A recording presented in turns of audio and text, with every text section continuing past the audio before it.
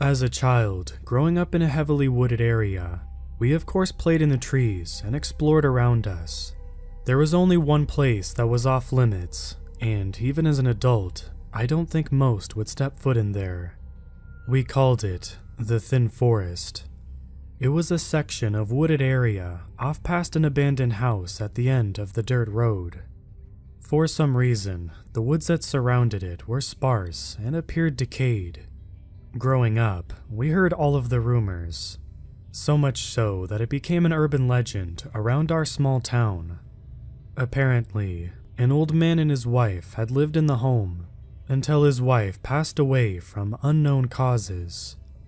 The thing is, no one knew she passed away for at least 3 months, or that's how the story goes. She was discovered by a neighbor dropping by to sell some eggs and milk from her farm. From the way I heard it, the old man wasn't home, and the neighbor left to get her husband so they could search for him.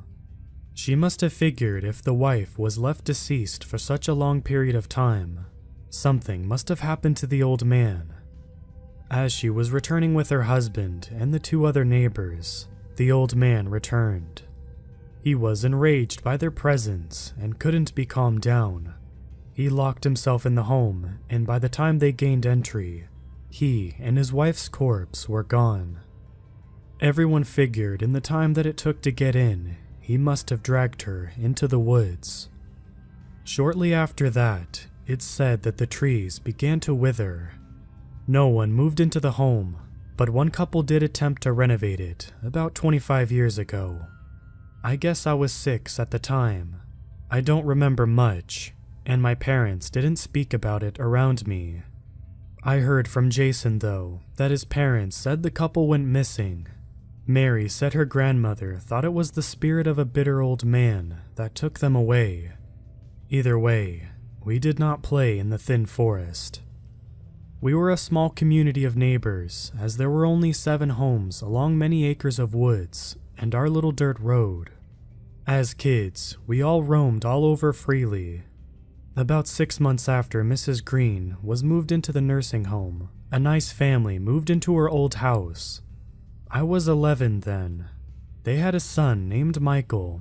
He was a goofy-looking boy with a narrow frame, a head a little too large for his body, and ears too large for his head. Despite being the smaller of us, he was the bravest. He always climbed higher than we did, and always went deeper into the woods than any of us dared. He even liked to play with snakes. Michael and I became friends and spent much of our time together. A lot of nights, we would go out and catch worms together. Sometimes we used soap water to lure them out, and others we just waited for a good rain. Mr. Miller would pay us a nickel for each worm that he would go on to use as bait. Sometimes we'd stay out until right before sunup. We'd chat about getting out of the small town and being somebodies when we grew up. Michael had big dreams to live in a city, have a fancy apartment, and nobody to answer to but himself. One night, after we concluded that we'd caught enough worms that we could for the night, Michael looked at me with a particular glow in his eye. "Want to do something crazy?" he asked me. I shrugged. "Like what?" I asked. "There's nothing really crazy to do around here," I said matter-of-factly. He grinned widely. "There's one thing," he said, trailing off. I watched his head turn in the direction of the Thin Forest. Before I understood his meaning, he spoke again. "I've heard the little stories you guys tell me, but I think they're just that. Stories. Don't you want to go in there and prove that there's nothing to be afraid of? We could scare the others." I didn't have a chance to answer before he started again. "Think about this. We go in, nothing happens. We say something happened, like we saw the old man or something. Mary and Jason would flip and basically bow down to us." I could hear him getting more excited as he went on. "I know it's not the craziest of things to do, but if we tell the story right, the other kids will seriously think it was." I swear I could hear my heart rate raising as I could feel my hands starting to sweat. Michael, no one goes in there, and for good reason. Something isn't right. He laughed. How do you know, Daniel? The last time something happened, you were 6. It probably didn't happen like you heard it anyhow. Deep in my gut, I knew he was wrong. But what if he wasn't? It would be cool to lord it over the other kids, especially Mary. She'd really think I was cool. So, stupidly, I agreed. I wanted to be brave like Michael, and I figured if you're going into the thin forest, he's the person you want to go with. The following weekend, we met up in Mr. Miller's yard near the tree line. Mr. Miller lived the closest to the thin forest, and his family had lived there far longer than any of ours. I felt sick and wanted to go back out. I could feel my stomach turning, and I remember feeling a little dizzy. I did my best to not let on though. I didn't want to appear chicken in front of Michael. He didn't look like I felt. In fact, he was positively glowing with excitement. Thinking back on it, I swear he probably could have lit the way through the thin forest with sheer excitement alone. He pulled a flashlight out of his backpack. You ready, Daniel? He asked with a big grin on his face. I nodded, though I didn't feel ready. I stirred through my bag and grabbed my flashlight as well, and we started toward the old man's property, cutting through the woods on Mr. Miller's land. Looking back, I can still remember how I felt as we neared the thin forest. I almost want to say it was just dread or anxiety, but it was something else. It was though invisible forces were carefully pulling me closer, while others tugged at me to go back. I need you to understand, this wasn't just a feeling in my head. I felt it on my body. Invisible hands carefully pulling at my shirt. I looked at Michael to see if he felt the same. I don't know what he felt as far as invisible forces, but he was smiling like a lunatic. Have you thought of a good tale to spin to the others? He asked me. I tried to answer him, but before I could open my mouth, I felt something else. The front half of my body was flushed with a sudden chill. I could feel it in my eyes, in my toes. The back of me felt warm, and I wanted to bolt away. Wow, it's cold, Michael said. I almost felt a relief that he was feeling it too. That's when I realized that we were standing on the edge of the thin forest. It's now or never, he said. I wanted to scream never and race home to be warm again, and I wish I had. Instead, I just nodded and mumbled a quiet, yeah.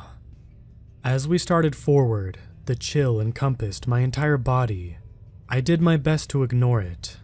Yeah, I've been thinking, what if we saw the old man? Michael asked. We could say he chased us out. Michael was getting louder as he went on. What if we find the wife's body, Daniel? Oh man, what if we did that? We'd be included in the stories then. He trailed off. Maybe because he was the braver of the two of us, but it didn't seem like he was affected by the changes as we went deeper into the thin forest. After the cold came a whisper. It was faint at first, but it began to get louder as we walked. Leave, it said. I could feel it as it made its way into my ears, like a warm breath sticking to my neck. I wanted to leave, and I spoke up for the first time that night. Michael, we've been in the thin forest now. Let's go home. We'll think of a story tomorrow. I'm cold. He laughed at me. Are you scared, Daniel? He turned to me and pointed his light under his chin, emphasizing his fantastical grin. Scared of the old man? He asked, laughing. He kept walking forward before I heard it again. Leave now, it said. Michael froze. I froze. He'd heard it too. It seemed as though he was about to turn back to speak to me until something else happened.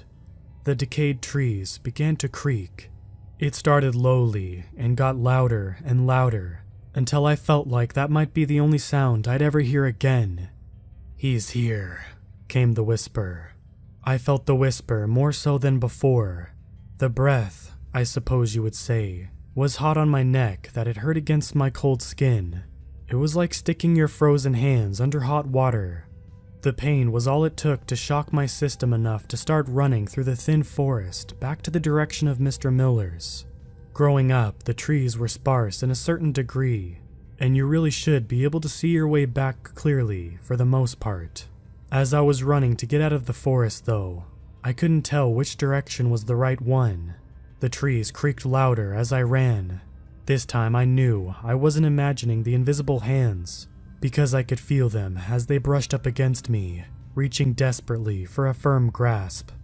I'd like to say that I knew Michael wasn't far behind me, but it wasn't until one of the hands latched onto my shoelace and I fell that I actually looked back. I didn't see Michael. I wanted to call out for him. I waited to hear him call out for me. I listened for footsteps, but I could only hear the trees. I felt the invisible hand sliding across my body, reaching for my face. As the hand touched my mouth went dry. So dry that my tongue could just shrivel up and roll down my throat if it also wasn't so dry. I closed my eyes, fighting back tears. The thin forest went quiet. The cold faded, and I shivered as warmth entered into my body once again. I laid there on the ground for what felt like hours, listening. All was silent. Eventually, I stood up to begin to walk again. This time I could see which direction I needed to go. I went back for my flashlight that rolled away after I'd been knocked to the ground. I pointed it in every direction, flashing it like Morse code. I was too afraid to call for Michael, but I hoped he would see my flashes and make his way to me. He didn't. I stood stuck in that spot for 2 hours before I relented and made my way back home. As I reached my house, I started hoping this was some sort of cruel prank played by Michael. I knew whatever had happened wasn't his doing, but I hoped he was home. He didn't answer me because he wanted me to be more afraid. Crawling into bed, I almost made myself believe it was a prank, and tomorrow Michael would come over howling in laughter. I thought about what to tell him once he revealed the prank. I even thought of hitting him for it. I didn't fall asleep quickly though, because I think I knew deep down that tomorrow Michael wouldn't be there. He never came back. I never told anyone what we had done. His parents split up 8 months later after his disappearance. His mom never left the house though. I heard my mom say that it was because she hoped that Michael would come home one day. Mary and Jason always seemed to know that I knew more than I let on, but they never pushed me for information. We grew up, and I since left that small town. I have a nice apartment in the city, and I've worked my way into a position where I almost only have to answer to just myself. Michael would have been proud, even though this is where he was meant to be instead. I never told anyone about what happened that night. I never planned to. I don't even know what happened myself. The only reason I'm sharing my story now is because I've heard from Jason recently. He and Mary, they got married. Apparently, they've been living a life of thrills, adrenaline rushes, and traveling since they moved away. Anyway, Jason told me that he and Mary decided they were going to go camping this weekend. They're going to set up in the thin forest and wondered if I wanted to come. I wanted to say no. I wanted to warn them not to. How could I? It's not like I told them what happened that night. It's not like I can convince two adults who regularly seek out thrills to avoid our childhood's scariest story. So for the second time in my life, I have stupidly agreed to set foot in the thin forest. I don't think I'm really ready to protect them, because I know there's nothing I can do. I think I really agreed because I've always wondered if maybe Michael is still there, wondering if maybe he's lost and waiting on me to find him. In any case, I'll find out this weekend.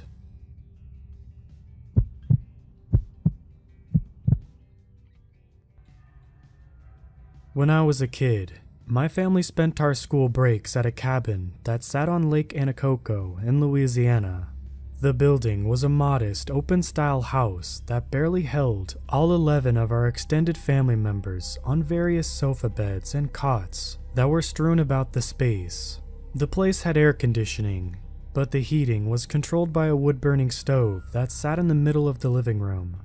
The house stands as a strange blend of modern and ancient in my mind, though I haven't been there in years. The house had nothing to fear on the inside. It was packed to the gills with goofy and sometimes profane cow-themed decorations, an old typewriter that probably weighed more than 100 pounds, and various country records that my grandmother would put on to dance with my grandfather. Nights where we weren't outside by the bonfires we'd stack at least 5 feet high were spent indoors playing Uno or dominoes while eating my grandmother's home-cooked meals. We'd dance and laugh along with silly songs or my uncle's colorful stories, and on special occasions, we'd fire up the Nintendo 64 on the big screen when my grandfather decided that he didn't want to watch his bass fishing specials. The entire lake house was a representation of my childhood, and woods that surrounded it were my playground. My brother, 3 cousins, and I would patrol the woods, fish off the decrepit pier, and swim in the swampy lake that shared a side with a military base, Fort Polk. Unfortunately, our merriment came to an abrupt halt when I was about 13. I remember the day I got the bad news.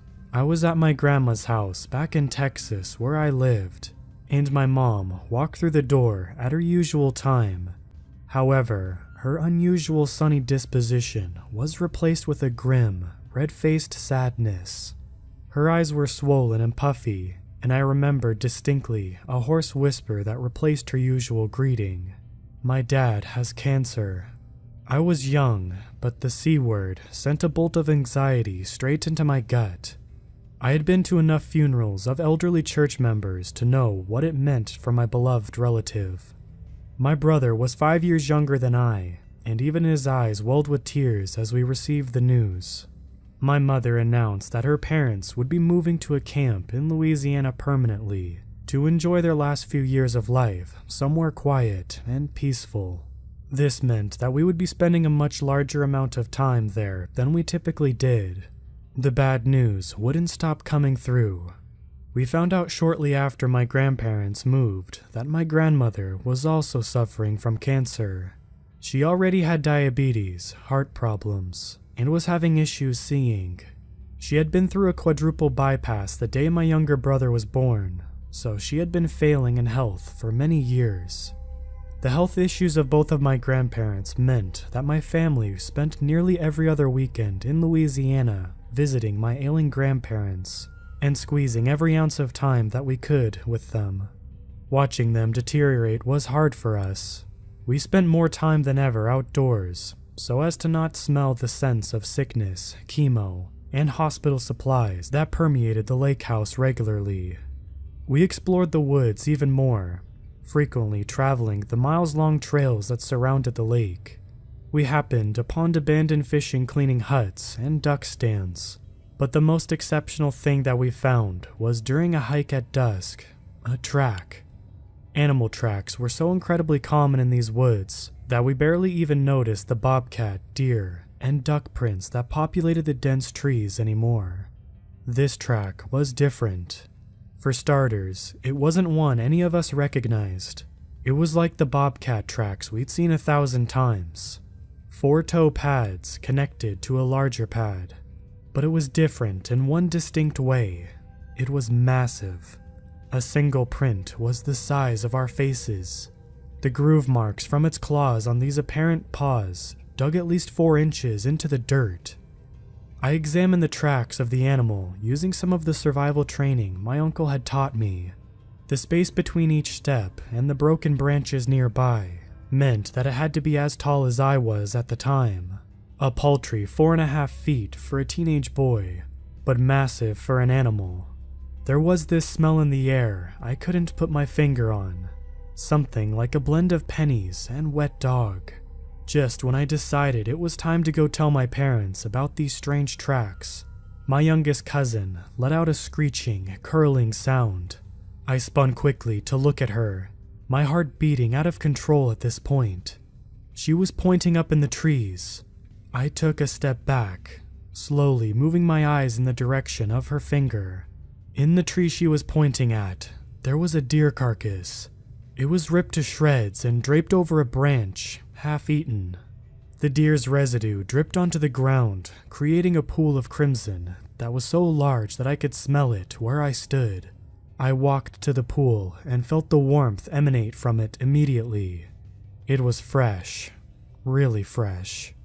I whispered to my cousins to run back to camp immediately.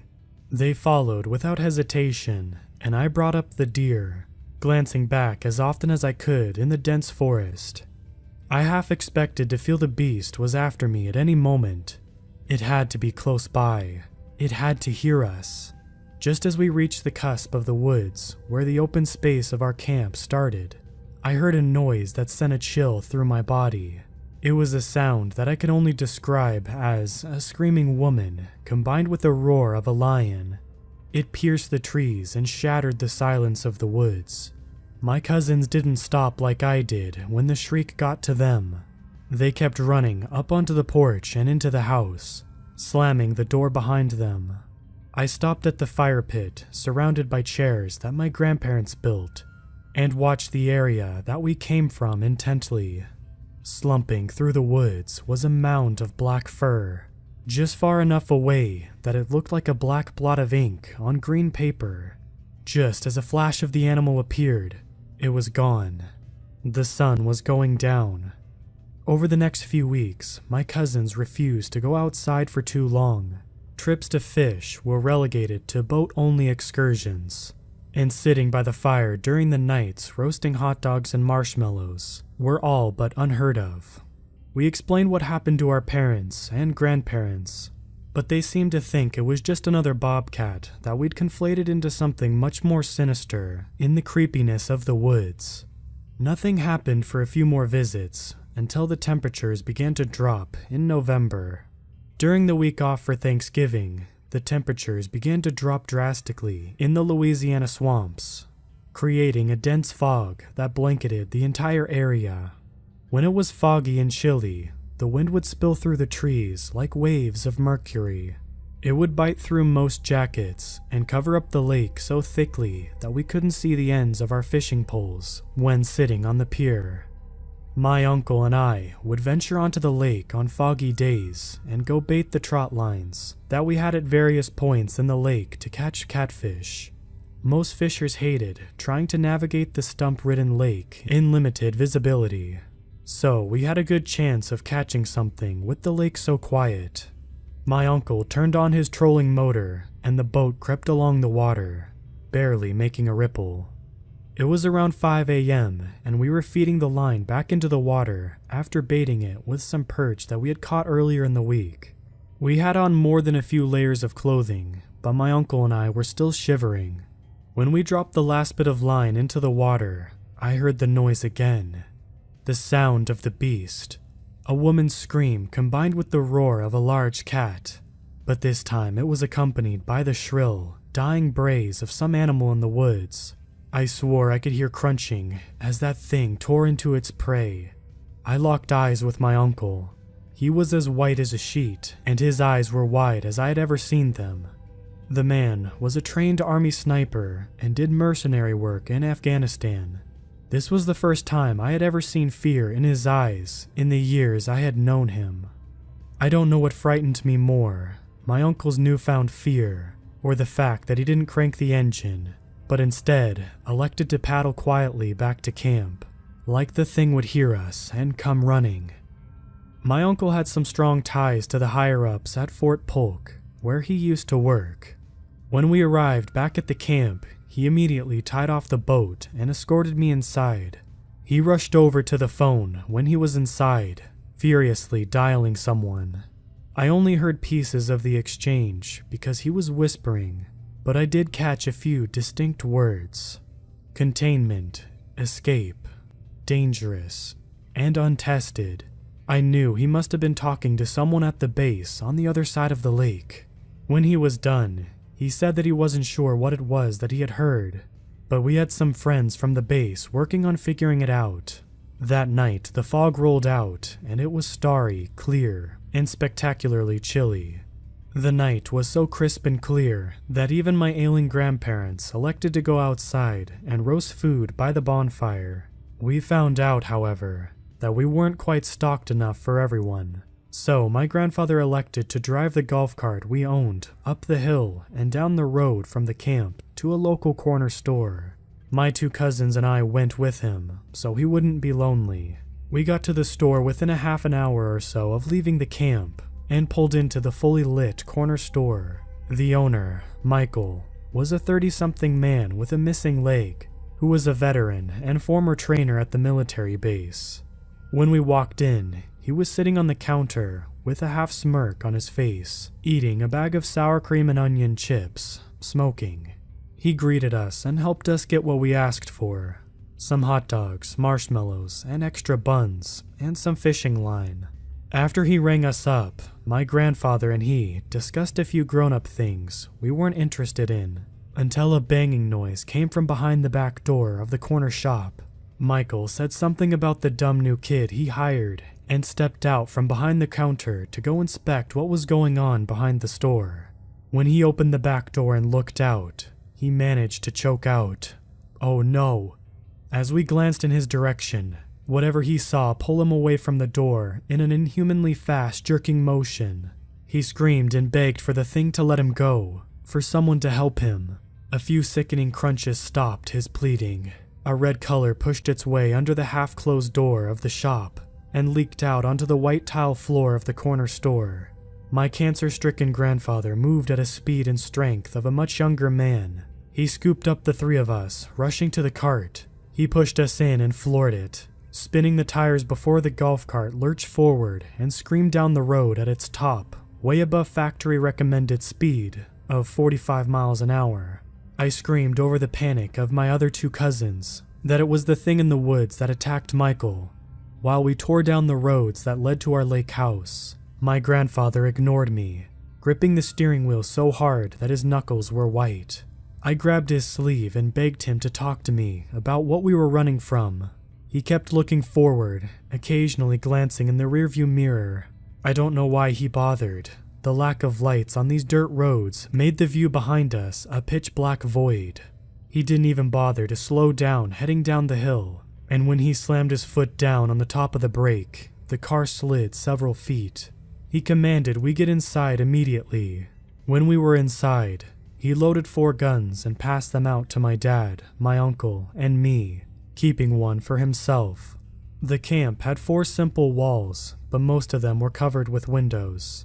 We couldn't see out of the camp on all 4 sides without fear of a blind spot, and it was well lit around the edges of the tree line, thanks to lights we had fixed to the trees a few years before. My grandfather put us all in different corners of the building, watching for the thing. No matter how many times I asked, nobody would explain to me exactly what that thing was. About an hour into our watch, we saw the thing coming down the hill, a lurking predator with yellow eyes, but indistinguishable otherwise. A blob moving in the darkness. Then, it did something I'd never seen a bobcat do before. Just as it arrived to the edge of where the lights lit the camp, it stopped, so that it remained nothing more than an inky spot, just out of view. It was only a few hundred feet away from it at this point, so I decided to take action. I slid the window open just an inch and prepped my shot when I felt my uncle's hand on my shoulder. He pulled the gun away from me and slid the window back down.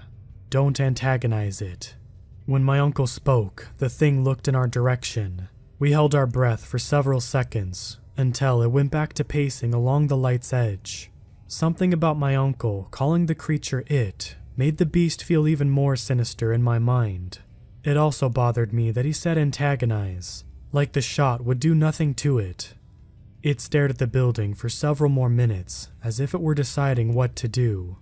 Then, just as soon as I thought it was going to step into the light, the beast turned and walked back into the deeper darkness. We watched as it limbered back into the woods and out of sight. That night, I fell asleep in the chair. When I woke up the next morning, my uncle was by me on the couch, snoring lightly. Everyone else but my grandfather was asleep. He stood leaning on the countertop with a cup of coffee in his hand, which quivered slightly, though from weakness or fear, I couldn't tell. He looked older than he normally did. He was holding a paper that was delivered earlier that morning. Detailed in that paper was a report of how the military base had allowed a live panther to escape after being subjected to heavy testing, making it extremely aggressive and stronger than cats usually were. It got 2 people and several pets and livestock that lived around the base before being sedated in the night and brought back to the base. I believed the report initially, but the longer time went on, the more it seemed that the initial news report was fiction. When the story hit national news, I truly no longer believed the reports of the paper. Gone were the stories of it being a panther. Now it was a Bengal tiger, and there was no mention of Michael and his horrible fate, or any of the other people for that matter. The worst revelation of it all was the beast was never captured in this particular report. I haven't been back to the camp in many years, but my cousins still visit it from time to time. They remember the sound of the woman screeching, combined with the roar of the beast in the night well, because now and again, they are reminded of it as it pierces the trees. It wakes them from their sleep. They use those nights to sit around the table and eat marshmallows toasted on the wood stove, playing Uno or maybe dominoes, until dawn.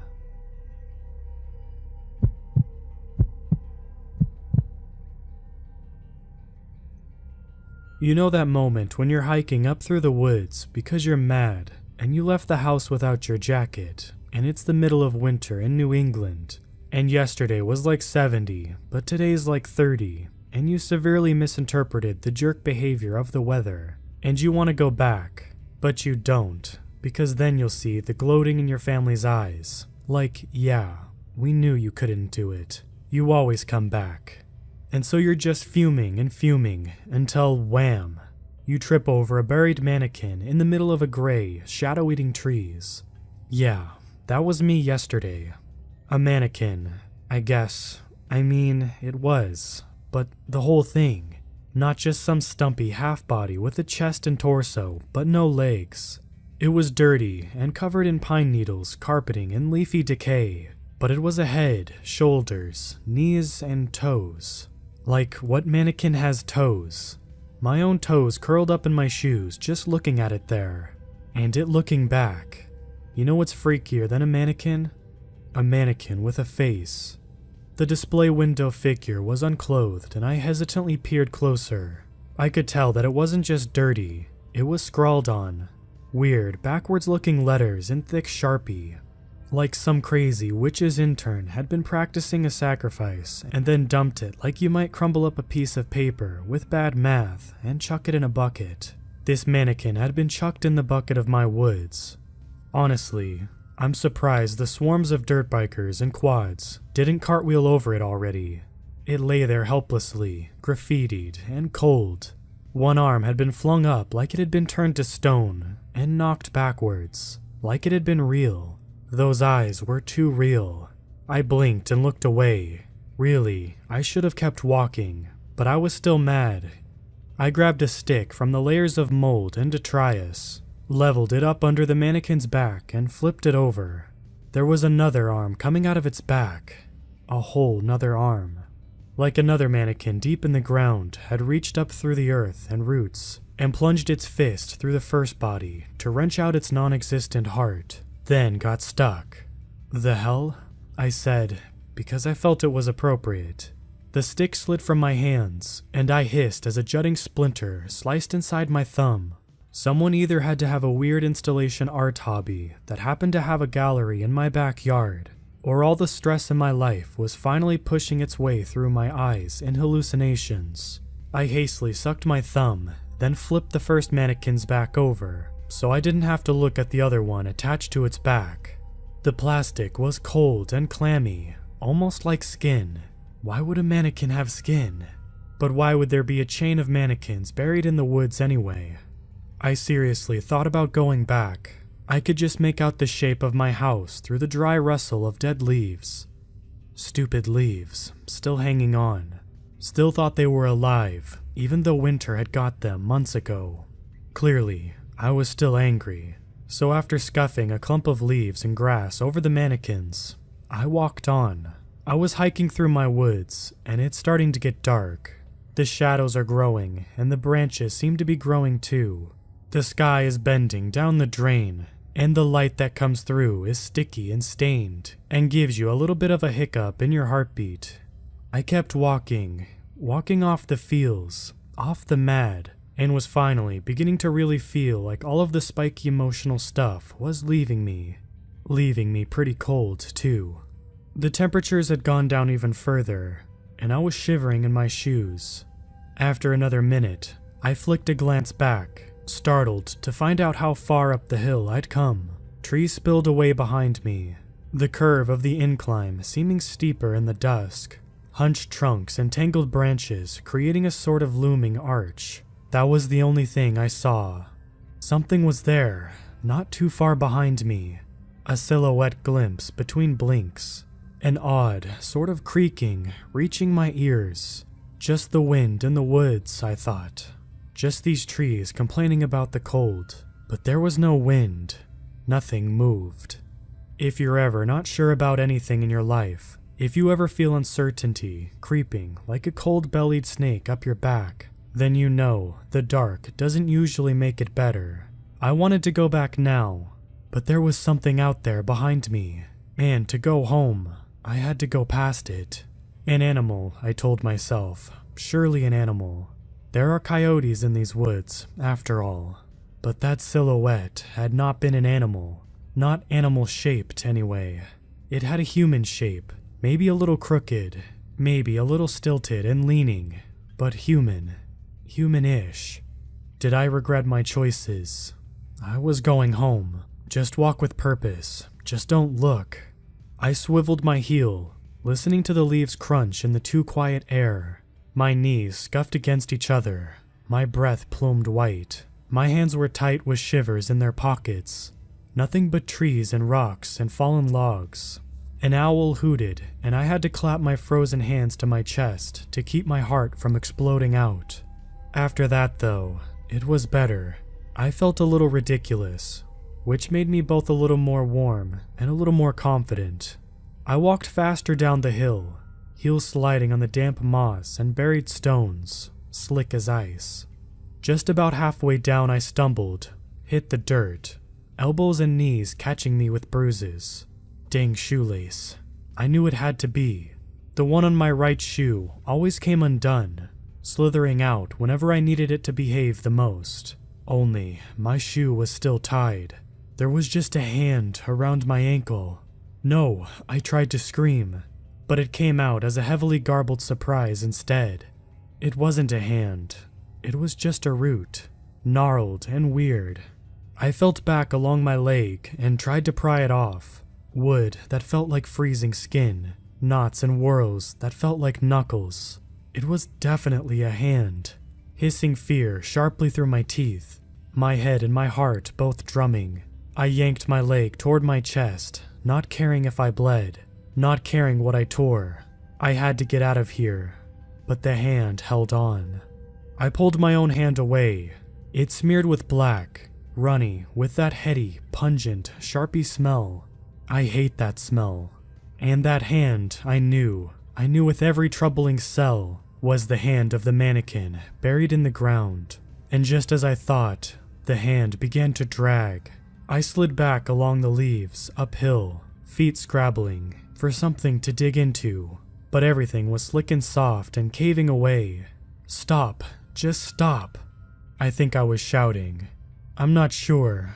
My ears were ringing too loud, and my own voice sounded muffled, packaged and boxed, like I was already underground, part of that not-human chain. Reaching up, who knew how far through the layers of years and leaves. I reached out wildly, hands sliding through the leaves and dirt until I grabbed something. It might have been the same stick I found earlier. I don't know. I just lifted it and started wailing it away at the thing that gripped me tight. Something cracked. A shot in the terrible quiet. My involuntary movement ceased. For a few seconds, I just sat there and breathed, and then carefully detached the hand from my leg. When I lifted it to my eyes, just enough to see, the hand was just a root, snaggly and twisted. but just a root. Just wood.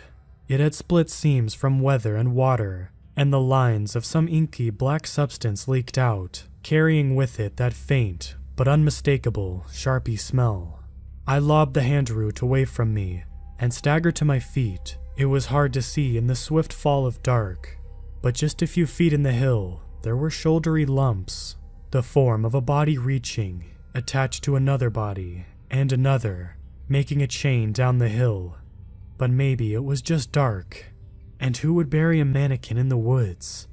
I went home and threw out all the Sharpies in my house.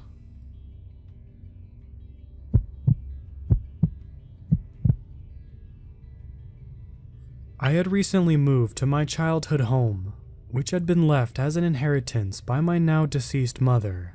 I was opposed to the idea of doing any renovations. However, I did purchase new furniture. In life, my mother enjoyed gardening a great deal. For her, it was a passion, not just a hobby. As I thought back, I felt nostalgic, envisioning her watering her flowers while telling me plants, just like people, needed care, compassion, and protection.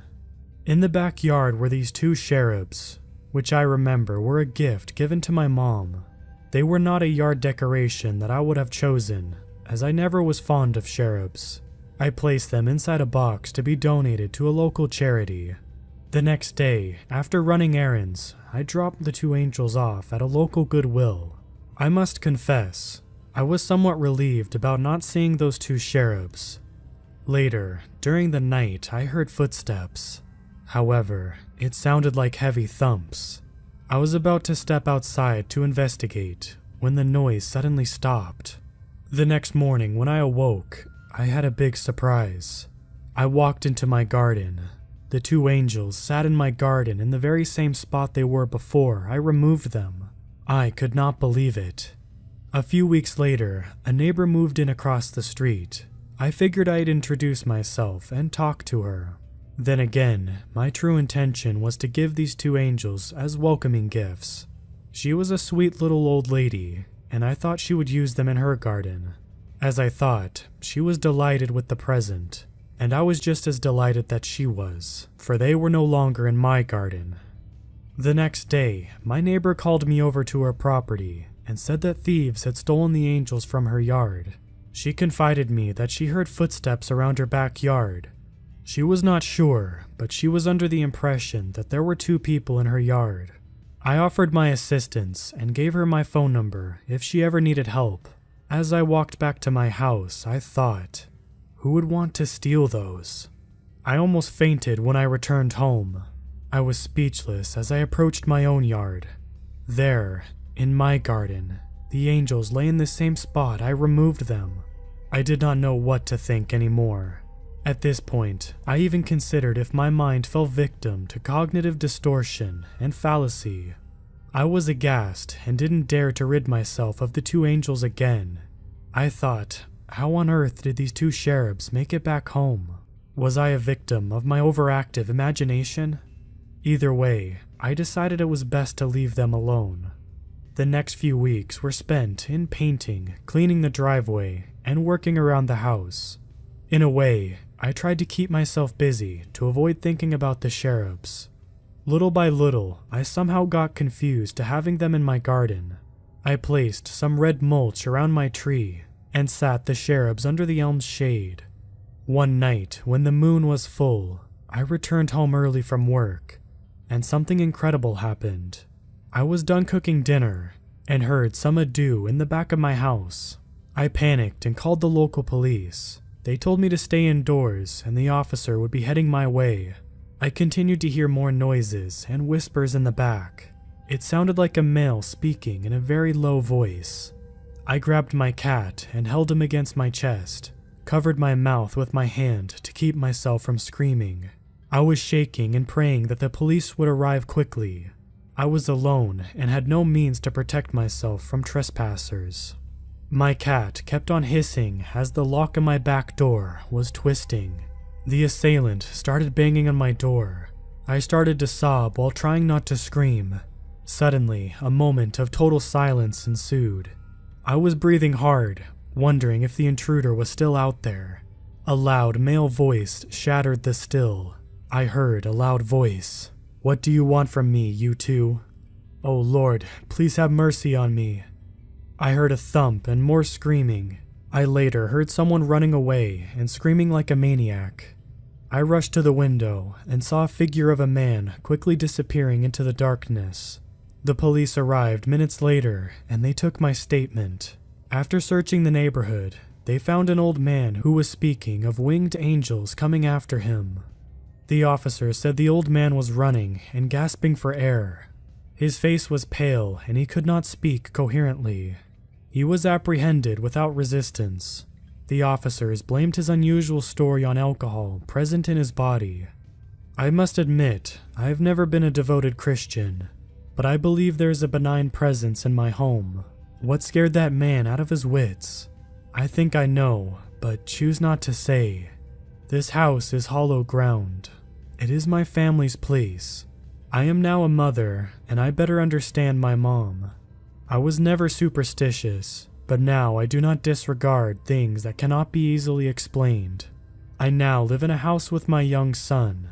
I do believe my mother left a guardian angels to watch over me and my child. I always had a dream of going to Paris, not to see the Eiffel Tower, the Louvre, or any of the typical tourist hotspots, but actually to see the Paris catacombs. I had been urban exploring in abandoned buildings and cemeteries in my hometown in New Orleans since I was 10, and even traveled to a couple of other states just to document my findings. Normally, the scariest thing I would see would be a homeless person or a creepy statue in a graveyard. Nothing to feel that threatened by. But in 2014, when my older sister told me that she would be traveling to Europe for vacation over the summer, I begged to come along. I was 18 then, and desperate to get away from the humdrum of everyday life, and finally fulfill my childhood dream of going to the catacombs to explore. I had been planning it out for years. I would enter through the tunnel that I had seen YouTubers enter through online, bring a fishing reel with hundreds of yards of fishing line, and attach the end of the line to the entrance. I would let out slack, attach the reel from my backpack, and basically get lost. When I was done, I would simply reel my way back. It had made perfect sense to my narrow-minded teenage self. I wanted to go to areas of the catacomb that people hadn't seen in hundreds of years. To go where no one else had been before was my dream as an urban explorer. And to me, there was nothing more exciting than going where you knew nobody else would be.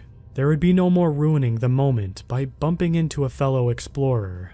So after weeks of convincing, my college-age sister agreed to take me with her. It took a lot of talking to get her to agree to bring her little brother along, but with the help of my parents, she decided she would make the best of it. First, we went to Dublin, then London, which to me was pretty boring. Then across the English Channel to our first trip in mainland Europe, Paris. I tried to get her to come with me, but she noped right out of it, insisting on seeing the beautiful city instead. And who could blame her? While she went to see the Eiffel Tower and all that other good stuff, I stayed in the hotel and waited for the evening when the weather cooled off a bit, and made my way to the entrance by myself, first by cab, then by foot. As I made my way towards the crevice that led into the infamous Paris catacombs, I felt eager, almost energized. I stood at the entrance and looked into the pitch black, and almost immediately crawled in. Once inside, I took the end of my fishing line and tied it to a big stone. No way I was getting lost. I turned on my dollar store LED flashlight. Cheap, right? Let out some reel and started my journey. At first, I snaked my way through what seemed like dozens of rooms, covered with graffiti and evidence of teenage parties that famously took place there. After what seemed like an hour of reading what were most likely French curse words all over the cave system, and ghoulish figures spray-painted on the ancient walls, there seemed to be what I was looking for. On the other side of a large room I was entering, I could see a bare wall, with no sign of human disturbance. Great, I thought to myself, now the work really begins. As I drew closer, there was a shallow tunnel to my left that seemed to go on for only 20 yards before a dead end, rubble strewn about. So, I looked to my right and saw a narrow tunnel leading directly away from the dusty room. It was so small that I would have to crouch just to walk through it, and somehow, no matter how much I shined my flashlight down it, I couldn't see anything in the darkness, a total absence of light. It was the first time I doubted the journey. Up until then, it seemed like fun and games, but now the feeling of aloneness dawned on me. If I encountered trouble, there would be no one to help, but I felt drawn to complete my lifelong quest, and with a gulp, I cautiously made my way in. Within 10 feet inside, I noticed the bottom of the medieval passage had begun to fill with water. At first, I thought my waterproof shoes would do the trick, but I soon found myself crouched over, drenched and drudging my way through the tunnel with the water to my knees. The tunnel aimed gradually downwards, even further into the underworld beneath the city of Paris. Too late to turn back now, though. I kept going, and after a minute, there was a fork in the passage. One got smaller, narrowing to 4 feet tall, and the other one got bigger, I'd say about 7. Not too hard to guess which one I took. I heard that the catacombs originally served as a mining system in the Middle Ages, but as I made my way further, the place seemed anything but an innocent miner's workplace. After about 100 feet further, the walls on either side widened into what seemed almost like a lobby, and small rooms lined either side of me. I was beginning to feel very uneasy at this point. I had seemed so brave at the entrance to the teenage party's paradise just over an hour earlier, but now I could not help but feel watched. I didn't want to know what was in these rooms, though I had a strong suspicion. My footsteps grew slower as they continued to kick up centuries-old dust. I knew I had to leave. I took the fishing reel I thought I brought with me into my hand and started to turn the crank, but there was no tension. After a couple of minutes of praying that the line would pull tight once again, the end of the line slipped through my hand. I took the flashlight and examined it. It looked gnawed through, like a dog had sharply chewed through it like a play toy. I'm screwed, I said to myself in desperation. All of a sudden, I heard a splash from the way I entered. At first, I thought maybe a rock had fallen into the water. I waited and turned off my flashlight.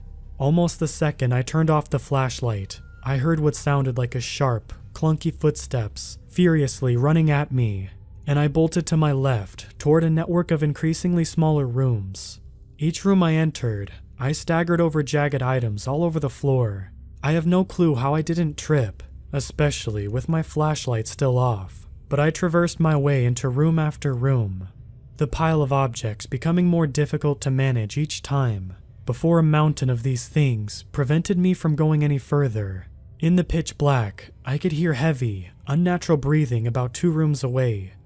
I bit my tongue and begrudgingly took my flashlight out and hit the button. Before stood a pile of human bones, femurs, ribs, and all stuff you learned about in school, just stacked in front of me like Jenga blocks.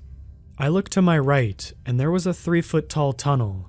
I got on all fours and furiously crawled my way through the murky, foul-smelling water, flashlight clenched between my teeth.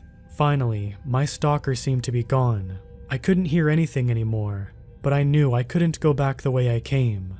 I was going to have to find another way out. With hundreds of miles of tunnels and passageways running below Paris, I knew this was a tall task, but I was not about to be caught by an unknown creature.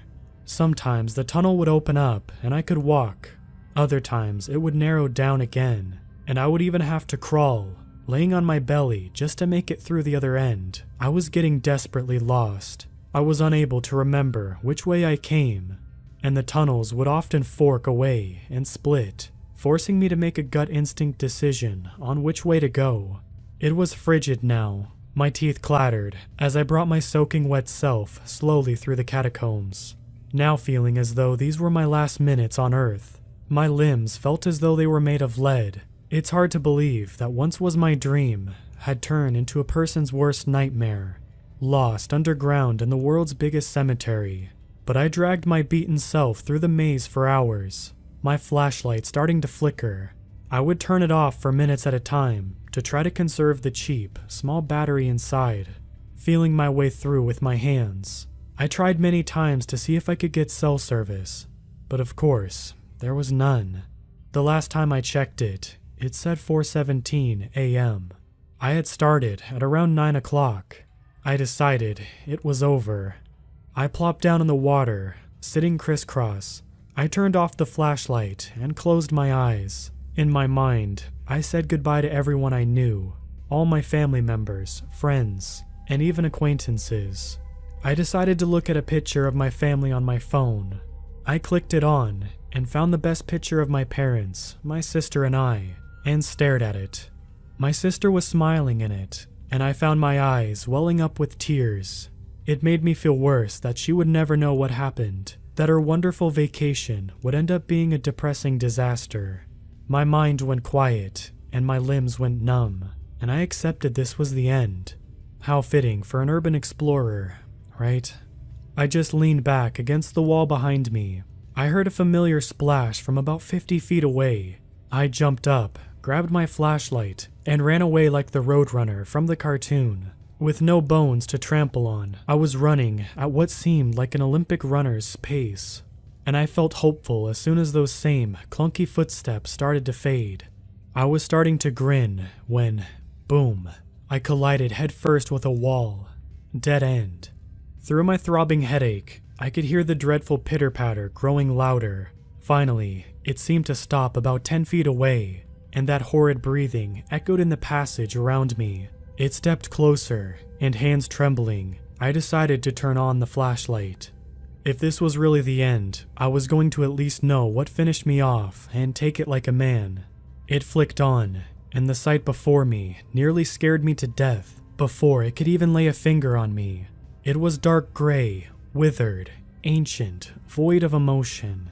What I saw before me was a disgustingly hunched, yet still 6-foot-tall skeleton, jawbone hanging down as though it was panting. Its empty sockets peered down at me, and though it had no eyes, I found myself in a staring contest with it.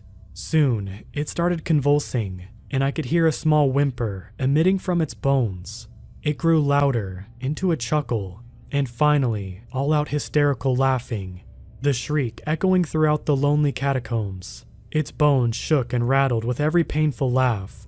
It didn't seem to come from its mouth. Rather, it seemed to be vibrating from the skeleton itself. It sounded almost like a demonic joker, until it grew silent. It bent down from its already stooped position. Unnaturally long arms stretched towards me and sprinted at me at full speed.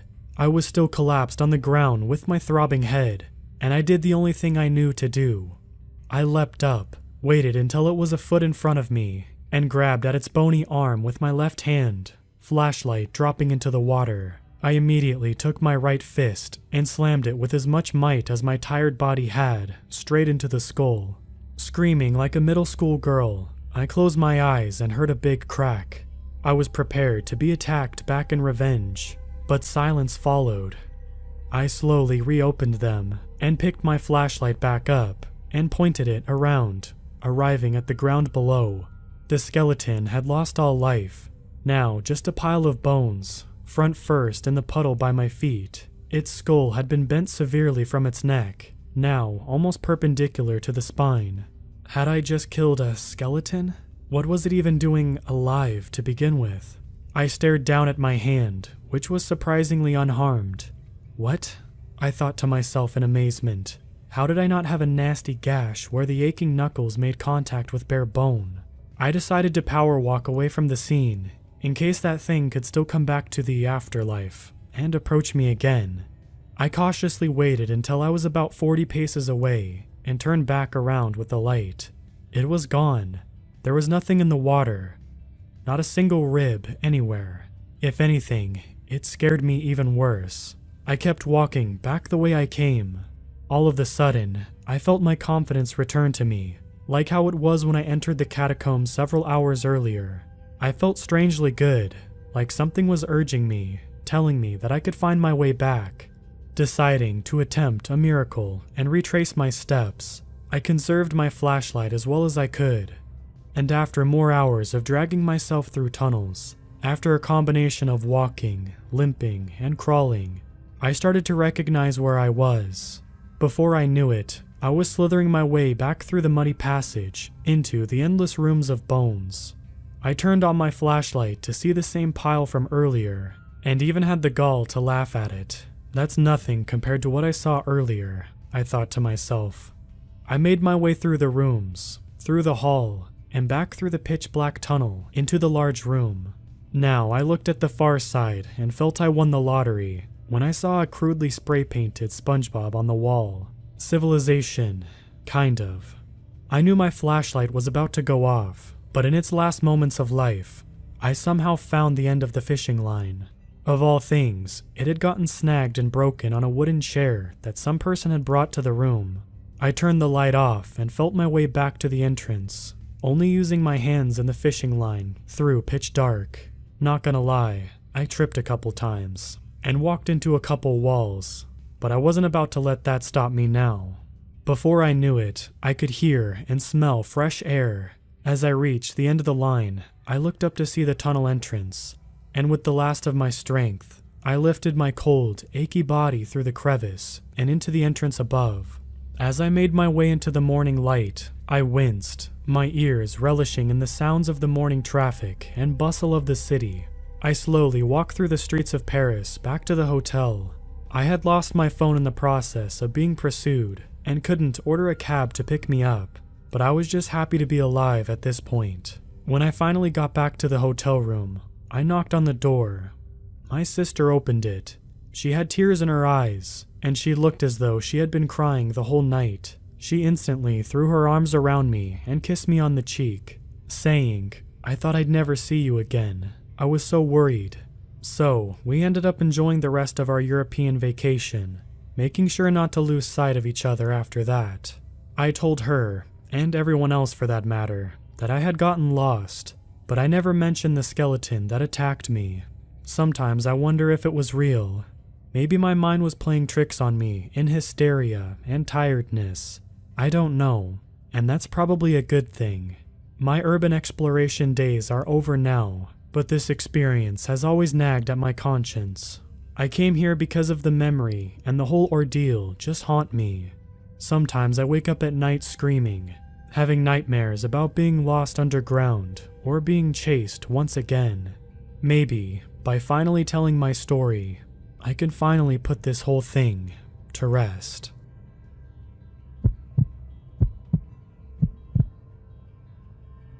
The story I'm about to share is a very personal one. After my family being terrified for 4 years on a daily basis, my view on the afterlife has changed forever. For context, I'm female, age 23. Sam, my boyfriend, is 27, and our little boy Toby is age 5, and we all live in the southwest UK. For a bit of backstory, 5 years ago, myself, Sam, and Toby, who was 3 months old back then, moved into our first family home. Because of certain situations in 2014, we were kind of forced into taking this property. Now, this building was decades old. Our landlord bought a huge Victorian house and converted each one of the 3 floors into units. While we lived in this property, there were no other tenants residing in the building at this time. To be honest, our unit was a little rough looking, but after a month of some serious TLC, our little place felt like a home. Now, onto the main story. After moving in, Sam wanted to buy a baby camera monitoring system. Toby had been diagnosed with autism at 3 months old, due to being severely delayed in all developmental areas. Because of this, Toby never cried, and he didn't even cry when he was hungry in the middle of the night. After we bought it, we ended up hanging the camera right above Toby's cot, giving us a good view of his whole room. After a few weeks of settling in, getting used to the house's sounds, and Toby sleeping throughout the night, Sam felt comfortable with going back to work. After a long day of looking after Toby, doing chores around the house, and doing some work, I was more than ready to have a peaceful night doing some R&R. Around 8 p.m., Sam had to leave for his night shift, and we said our goodbyes for the night, and he left. While on my own, I noticed how deathly quiet our home was with Sam gone and Toby sleeping. The house's dynamic changed. It just felt off, but I just put it down to being in a new home and being left by myself for the first time. After looking up and checking if Toby was still sleeping, I took a deep breath and flopped on the sofa. It was around 10 p.m. when I checked the monitor to see how Toby was doing. He was still sleeping soundly. So, smiling to myself, I went back to watching TV. No longer than an hour had passed when in the corner of my eye, I noticed the monitor lights flickering red and green, back and forth like a mini radar. I didn't hear any noise coming through, so I picked it up to get a better look. Everything seemed normal. After 20 seconds of staring at the uneventful screen, I went to put the monitor back down. While putting the monitor down, I was looking at the screen. I noticed a perfectly shaped circle of light, no bigger than a tennis ball, floating around Toby's room. Amused, wondering what it was, I kept watching. It went over towards the built-in cupboard to the left, and back to Toby's cot in the middle of the room. I thought it was just a moth or a fly just buzzing around, so I put the monitor down and ignored it. Unbeknown to me, this was the start of our paranormal experiences. I do believe in the supernatural and have for many years. I always remember thinking what it would be like to actually live with a ghost. I actually used to think that it would be fun, but never in my life did I expect it to be so terrifying. A few weeks went by, and Sam finally had a night off work, so we decided we should spend it snuggled up on the sofa, watching some movies while the little man was sleeping. We ended up watching How to Train Your Dragon 2, a guilty pleasure of mine. I was so engrossed in the film that I didn't hear Sam asking me a question. Finally, a nudge to the side caught my attention. "What is that?" Confused, I asked him. "What are you talking about?" Looking over towards Sam, I notice he's holding the monitor. "Look at the screen." So, peeling my eyes away from the TV, I looked at the screen and saw what Sam was on about. A large, human-shaped fog hovering over Toby's cot. Feeling a little wary, we kept watching. The fog moved around slowly, bobbing up and down. Then suddenly, it leaned over to Toby, as if a person would. Parental instincts kicked in. Sam and I sprang off the sofa to check what it was. We opened Toby's bedroom door. His bedroom was freezing cold. I checked the window for a draft, but it was shut tight. We made sure Toby wasn't cold. He was warm underneath his blanket. We had to put the heating on to warm up his room due to how frosty the air was. After fussing over Toby, we got comfy on the sofa again. Looking back at the monitor screen, the fog was gone, so we shrugged it off, putting it down to something on the camera lens. Around 1 a.m., we were both tired. Picking up the monitor, we both headed off to bed. The next thing I know, the two of us were suddenly woken up. But by what exactly, we didn't know. Dazed and our hearts racing, I checked the time, 3:45 a.m. Then, a loud crackling sound bellowed through the monitor. Crapping ourselves, we glanced at the monitor and saw the same dense, dark smog as before. In the space of a few seconds, the fog moved toward Toby's cot. As it did, we both heard another loud crack. It sounded as if it were solid. Freaking out, we ran into Toby's room. Toby was awake and visibly stressed. I swept him up into my arms, letting him know we were there, while Sam was inspecting the bedroom, trying to figure out what the cracking sound was, and where on earth this fog was coming from. There wasn't anything in Toby's room that could have possibly made the dense fog that we saw on the camera. No dust, cobwebs. The camera lens was clean, and the window was shut, so there wasn't a draft to blow anything around. Feeding Toby a bottle and making sure he was clean, I rocked him in my arms and sang him to sleep. Sam wanted Toby to spend the night in our bedroom. So after moving the rooms around to fit Toby's cot, it was now 5:30 a.m. We quickly passed out in bed after the night's events.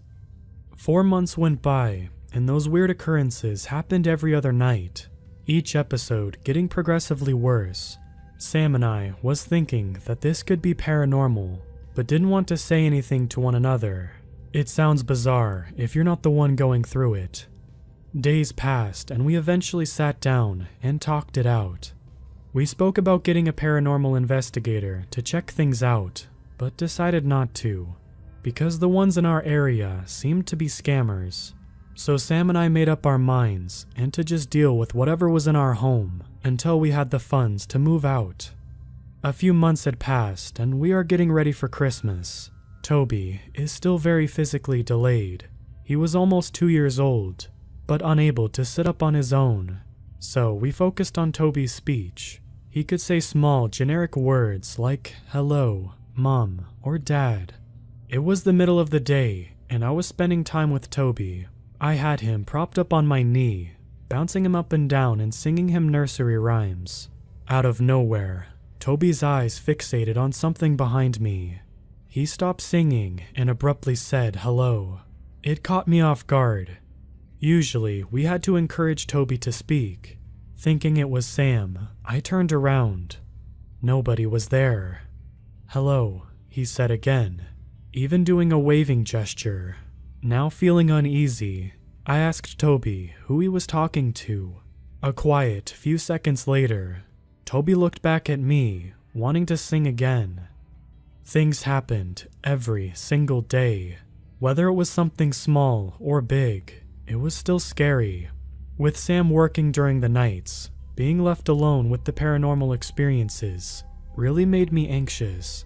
Sam and I almost always felt like someone was behind us. No matter where you were in the house, the feeling of something peering over your shoulder or standing right behind you never went away. We would always notice a tall figure in our peripheral vision, for it to just disappear when trying to see it. One morning, I remember being gradually woken up by this itching noise. I sat up to listen where it was coming from. I got up quietly and tiptoed around my room. I ended up standing next to the bedroom door. Everything went silent. Then, I heard a ferocious scratching on the other side of the door, just below the handle, as if something was trying to get in. I leapt back and scrambled onto my bed. It sounded like sharp nails. The sound went faster and faster. Then, nothing but silence. This morning event would occur 3 times throughout each week of being there. It would happen so often that I got used to it. I would still be frightened, but ended up staying firmly wrapped in my duvet on my bed and waiting for the scratching to be over. If the scratching wasn't bad enough, I would hear heavy footsteps walking up and down the hallway. The floorboards would creak and groan under pressure. At first, I thought it was Sam, because the footsteps would creep up and down the hallway, thumble around in one spot, go into the bedroom, and turn on the light. Our bedroom has a pull cord for the light switch. When pulled, the light and bathroom AC would switch on at the same time, creating a buzzing sound due to the fan being so old. I only realized it wasn't him when he came home at 7:30 a.m., looking really tired. So, after getting really confused, I asked him, "Where have you been? I already heard you come in because you left the light on in the bathroom." Sam looked at me as if I was crazy. It wasn't me. I have just finished work. After the new year, we installed security to the inside and outside of our home. At the end of each week, we would review the footage. If there wasn't anything to report, then we would delete the tape. Being curious, I would watch our in-home footage to see if anything would appear on the camera while we were out of the house. And there was. A black fog that roamed around our home. It moved around like it lived there, going from room to room, fading in and out. It was even appearing while we were there. We didn't notice it at the time. I was terrified. I couldn't believe what I was seeing. While we were asleep, Toby's toys would be set off throughout the night. His football would roll across the floor, then halt to a stop. The TV would flick on and off, and the lights in the other rooms would be switched on. We used to take so many photos of Toby while in the unit, but soon decided to stop because of the orbs and the dark figure that would appear on screen. Every time we spoke out loud about the experiences we had, more serious things would happen.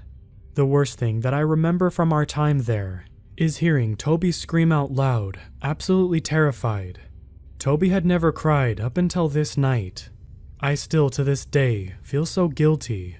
Toby still couldn't walk and was barely crawling around. We were asleep in bed, and we were suddenly awoken to hear Toby screaming his poor lungs out. Terrified myself and Sam sprinted into his room.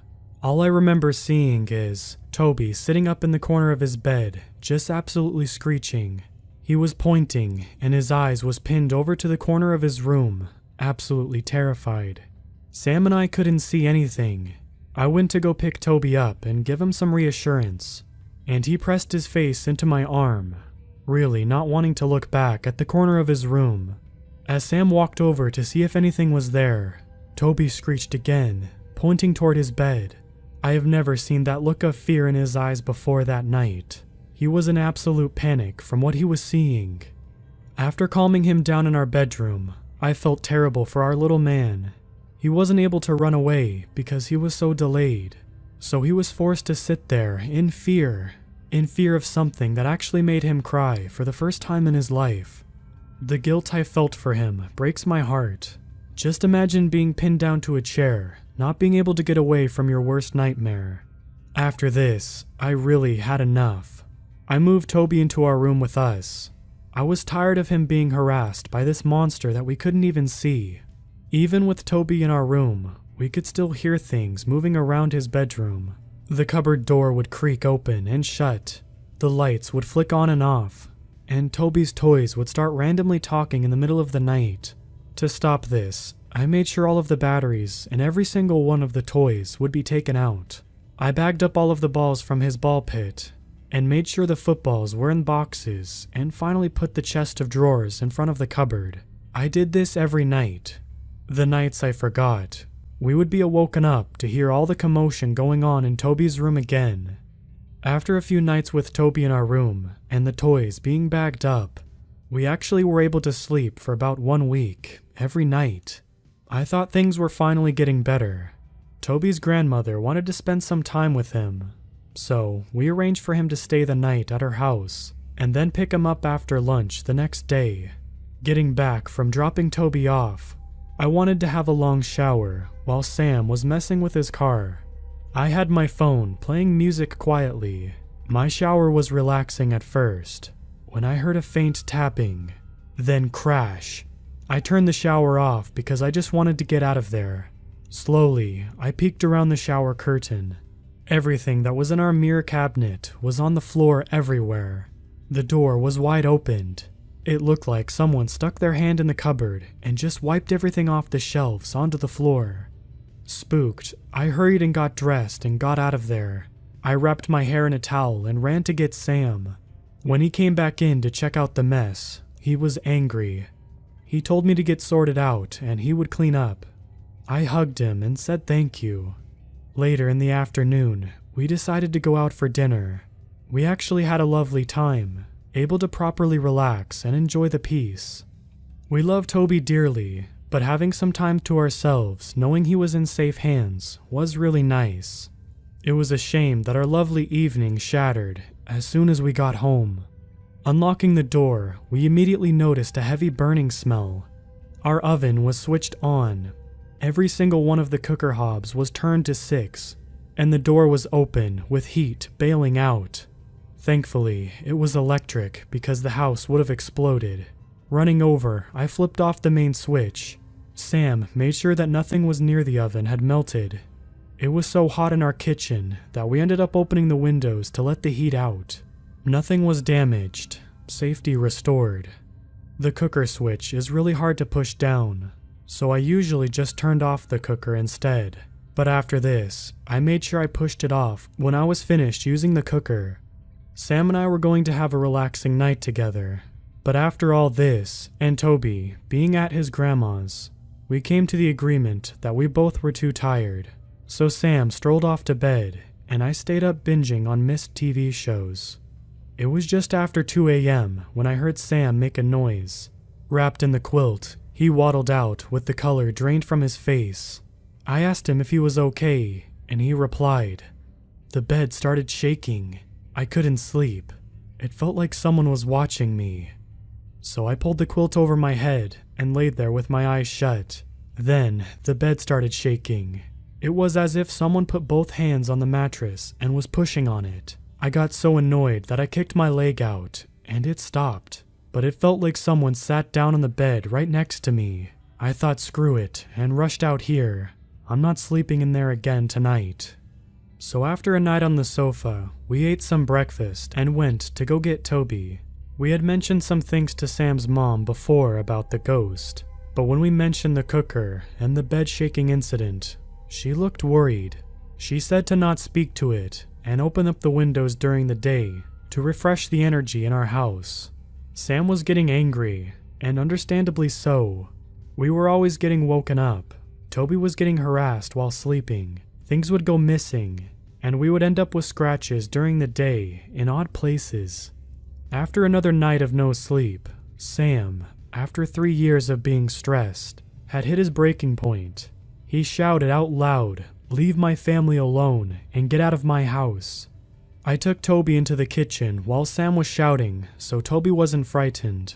2 minutes later, Sam came walking through the archway into our kitchen, and out of nowhere, I see something red and hear the sound of impact. A can of air freshener was launched at the back of Sam's head. It flew so fast, and it was clearly thrown with force. After this, even more things started to happen on a daily basis. Doors would slam shut.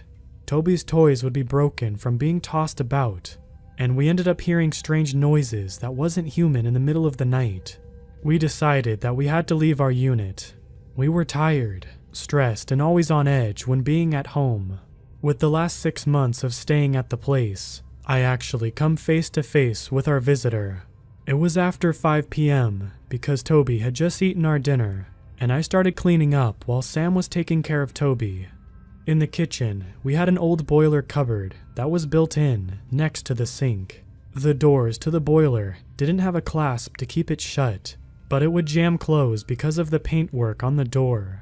There I was, doing the dishes, when I heard the all too familiar sound of the sticking doors being opened. I looked over, and there it was, a huge, totally pitch black figure with no face, peeking out of the cupboard. It was leaning to one side with its opaque hand wrapped around the door. The intense feeling of this thing glaring at me chilled me to my core. It was pitch black. I froze. I never knew what Toby was seeing up until now. Dropping the dishes where I stood, I ran past the figure to go find Sam. I screamed while running. It was there. I just seen that thing. Sam said my face was gray in color and comforted me until I was able to breathe again. Sam got a lock for the boiler door the next day, so it wouldn't open up unless you had the key. I still remember very clearly the day I finally called it quits in that house. It was around summertime, because at 5 a.m., the mornings were bright outside. I actually fell asleep on the sofa. After months of needing sleep, I just passed out.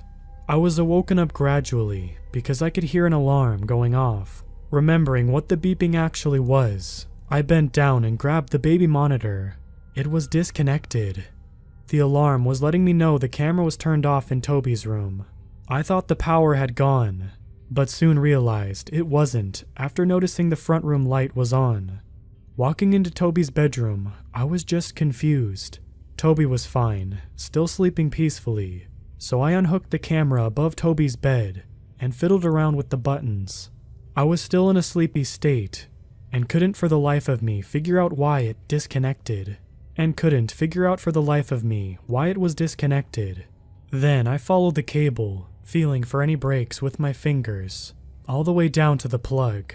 The outlet was switched on, but I put my hand out to the plug of the camera, and it was hot.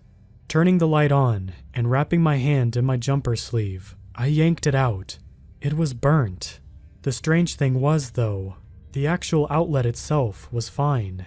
It was still bright white, but the plug was burnt and some of the wall black from heat. But there wasn't any fire. There was no electrical smell either. I was awake now and shaken up. If the monitor had not started beeping and woken me up, how far would this burning go? It was right next to Toby's bed. Waking up Toby, I picked him up and went into our room to wake Sam. He couldn't believe it either. So he called his mom and just told her everything. 30 minutes later, we packed up what we needed and left. We didn't spend another night sleeping in that unit again. After getting settled at Sam's mom's house, we called the landlord and broke our lease, losing out on our $650 deposit. Sam and I returned to the unit a few more times to grab our stuff. We left Toby with his grandma, so it would be faster. Upon returning, the unit just felt off. There was this really hateful aura about the place. Every move you made, it felt like someone was behind you, and they were really angry. Going into Toby's room was worse. As soon as you stepped a foot past the doorway, you felt like your life was in danger. We couldn't stay in there long, because you would start getting dizzy and shaky. And when you would walk out, your whole body would be buzzing like static was running through your veins. Since moving out of there, our lives have gotten back on track. Our moods have improved, and we can finally sleep in peace. Toby is still delayed, but is improving massively. He can now walk, but with a little limp, and can speak really well. I'm glad to be out of that place, and grateful Toby won't remember any of the trauma he endured while being there as he gets older. And I am so grateful for Sam's mom for letting the three of us stay at hers until we get up on our feet again. The message that I learned from all of this: I will never think that living with a ghost is fun, nor will I ever underestimate the power of the supernatural.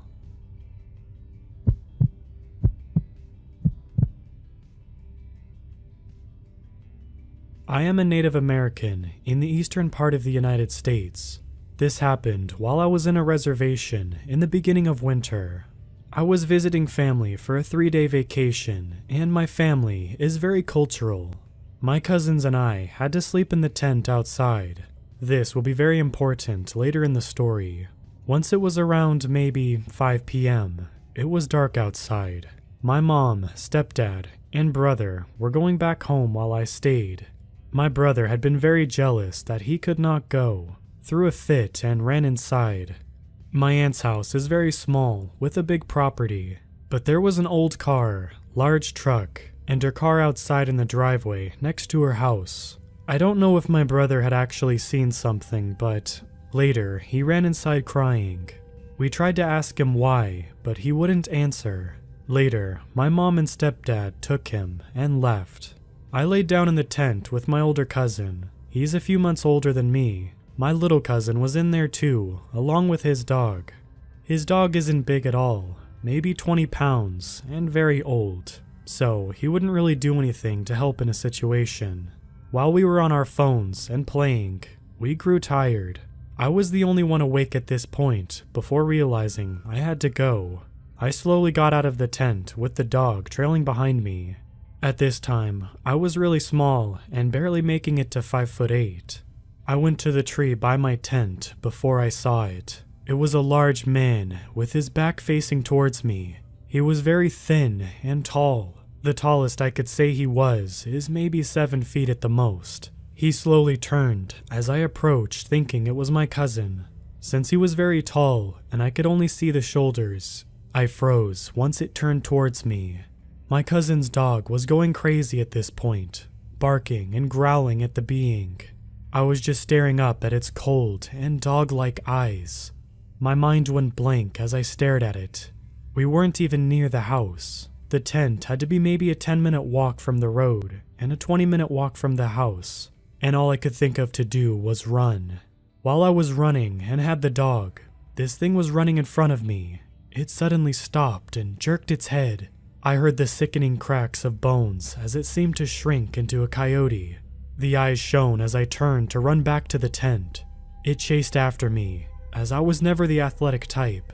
Suddenly, I just stopped and turned to face the thing. It stared back as I just let out a growl. I never knew I could do. The thing just stared at me, just standing there as I yelled at it to go away. It just sat there until it ran off. I was so confused, just sitting there until I ran back to my tent inside. I questioned if it was the thing that my brother had seen. This was a sleepless night, and I stayed up until my cousins awoke. I had told them everything, but they brushed it off. Everyone seemed to have taken it as a joke until my aunt called my mom and sent me back home in fear it would come back. But no, she never saw or heard anything. Neither have I. I am currently living farther away from that place, but I lived with my uncle when I was closer. I now live with my mom. I still don't know if this thing is looking for me, but I don't want to see it again.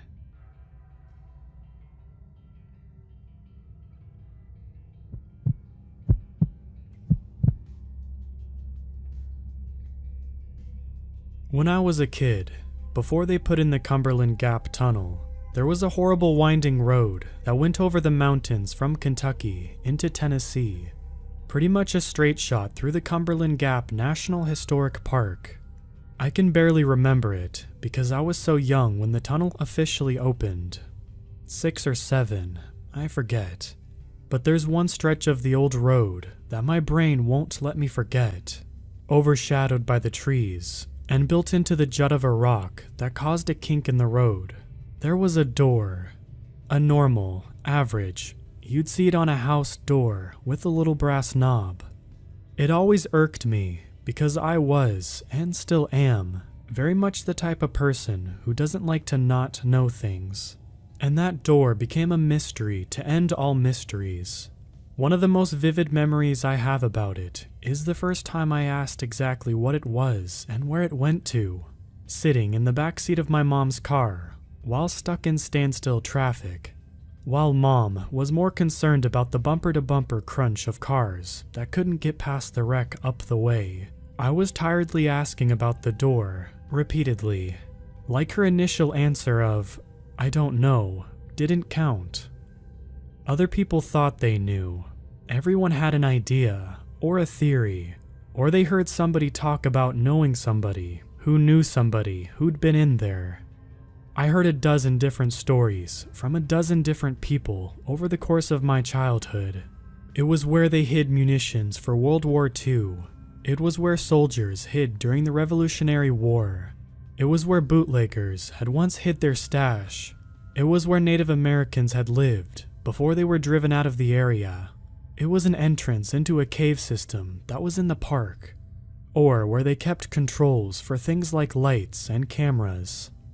I personally liked my own theory, that there were Neanderthals inside who stayed up late making cave paintings of horses, which made as much sense as anything else anyone told me. In time, though, the tunnel was finished and the old road was destroyed. The door was forgotten, like so many other childhood memories, and I became convinced that I dreamt up the whole thing. It happens. Kids having vivid imaginations and false memories are pretty common. That was until my best friend decided we were going to have a day of fun at the park. Kayla was my polar opposite, the definition of an early 2000s popular preteen girl. She liked makeup, boys, and Britney Spears, and wasn't much of an outdoorsy type. Meanwhile, I was obsessed with Digimon and dirt. We were an unlikely duo whose childhood was spent compromising in weird ways, and the trip to the park was her way of making it up to me for a marathon of teen chick flicks. She knew I wasn't thrilled about Mary-Kate and Ashley, so she'd take the drive and go catch tadpoles with me as sort of a concession. It was a double concession since, having hit the age where looks, friends, and social etiquette suddenly began to matter, it was pretty obvious that she was becoming more and more hesitant to be seen in public with me. This was probably the reason why, when we got to the park, she specifically asked to be dropped off at the not-so-popular entrance to the trail, rather than my favorite starting point on the Iron Furnace Trail. There was less of a chance that one of her crushes or school buddies would catch wind of us. Not that they'd be hanging out in the woods, anyway. Her grandpa wasn't the keenest on this, since he didn't like the idea of us being so far away from people, but she managed to convince him by citing that civilization was literally down the hill from us, if something happened. A big hill, sure, but you could technically see the roofs of the houses from the road, just off of the parking lot. It was close enough. He hesitantly agreed and drove away with a sigh, leaving us standing there with a couple of jars for tadpoles and some well wishes. No sooner than his car disappeared back onto the road did Kayla turn to me, sigh, and say, "What are we doing now?" I had some ideas. I wasn't as familiar with this stretch of trail than the tried and true route of the Iron Furnace, but I imagined myself as some kind of intrepid explorer and figured that, so long we stayed on the path, there wasn't anything that could go wrong. I also decided against heading in the direction that would have likely led me to familiar territory, based solely on the fact that I'd never been in the opposite direction and was curious what I'd find. I didn't say anything about this, of course, and just let Kayla think I knew where I was going, since she didn't seem too invested in our adventure or concerned about where we ended up. So, off we went. I think it was about 15 minutes in that Kayla started to get the case of heebie-jeebies. The woods were denser on the mystery trail I decided to take, and even in the bright spring sun, everything was dark and dreary. If you looked up, it was almost like walking in twilight. You could only barely make out the blue sky if the wind caught the trees in just the right way. She nervously tapped her nails together and shuffled after me, biting her lip occasionally, saying something snarky to mask the fact that she was terrified of every creak, crunch, and crash we heard. I was oblivious. I was just excited about a chipmunk I saw. 30 minutes in, and I started to get braver, while Kayla sat on the benches pockmarking the trail. I'd leave our jars with her and merrily go skipping off the beaten path. She'd nervously watch as I disappeared into the shrubs to look for anything interesting. Bird feathers, snail shells, cool rocks, and other things that I wasn't legally allowed to take, but would stuff in my pockets anyway. With every new venture into the woods, I gained more and more confidence and would venture further and further out. If I got too far, Kayla would yell for me, insults, usually about how I was a loser. I was crazy. She hated this, and she wanted to go home. I'd usually follow the sound back to where I began, and, given how far I was wandering, sometimes the sound of her voice was the only thing that guided me safely. It wasn't a perfect system, but it worked. And it worked right up until it didn't.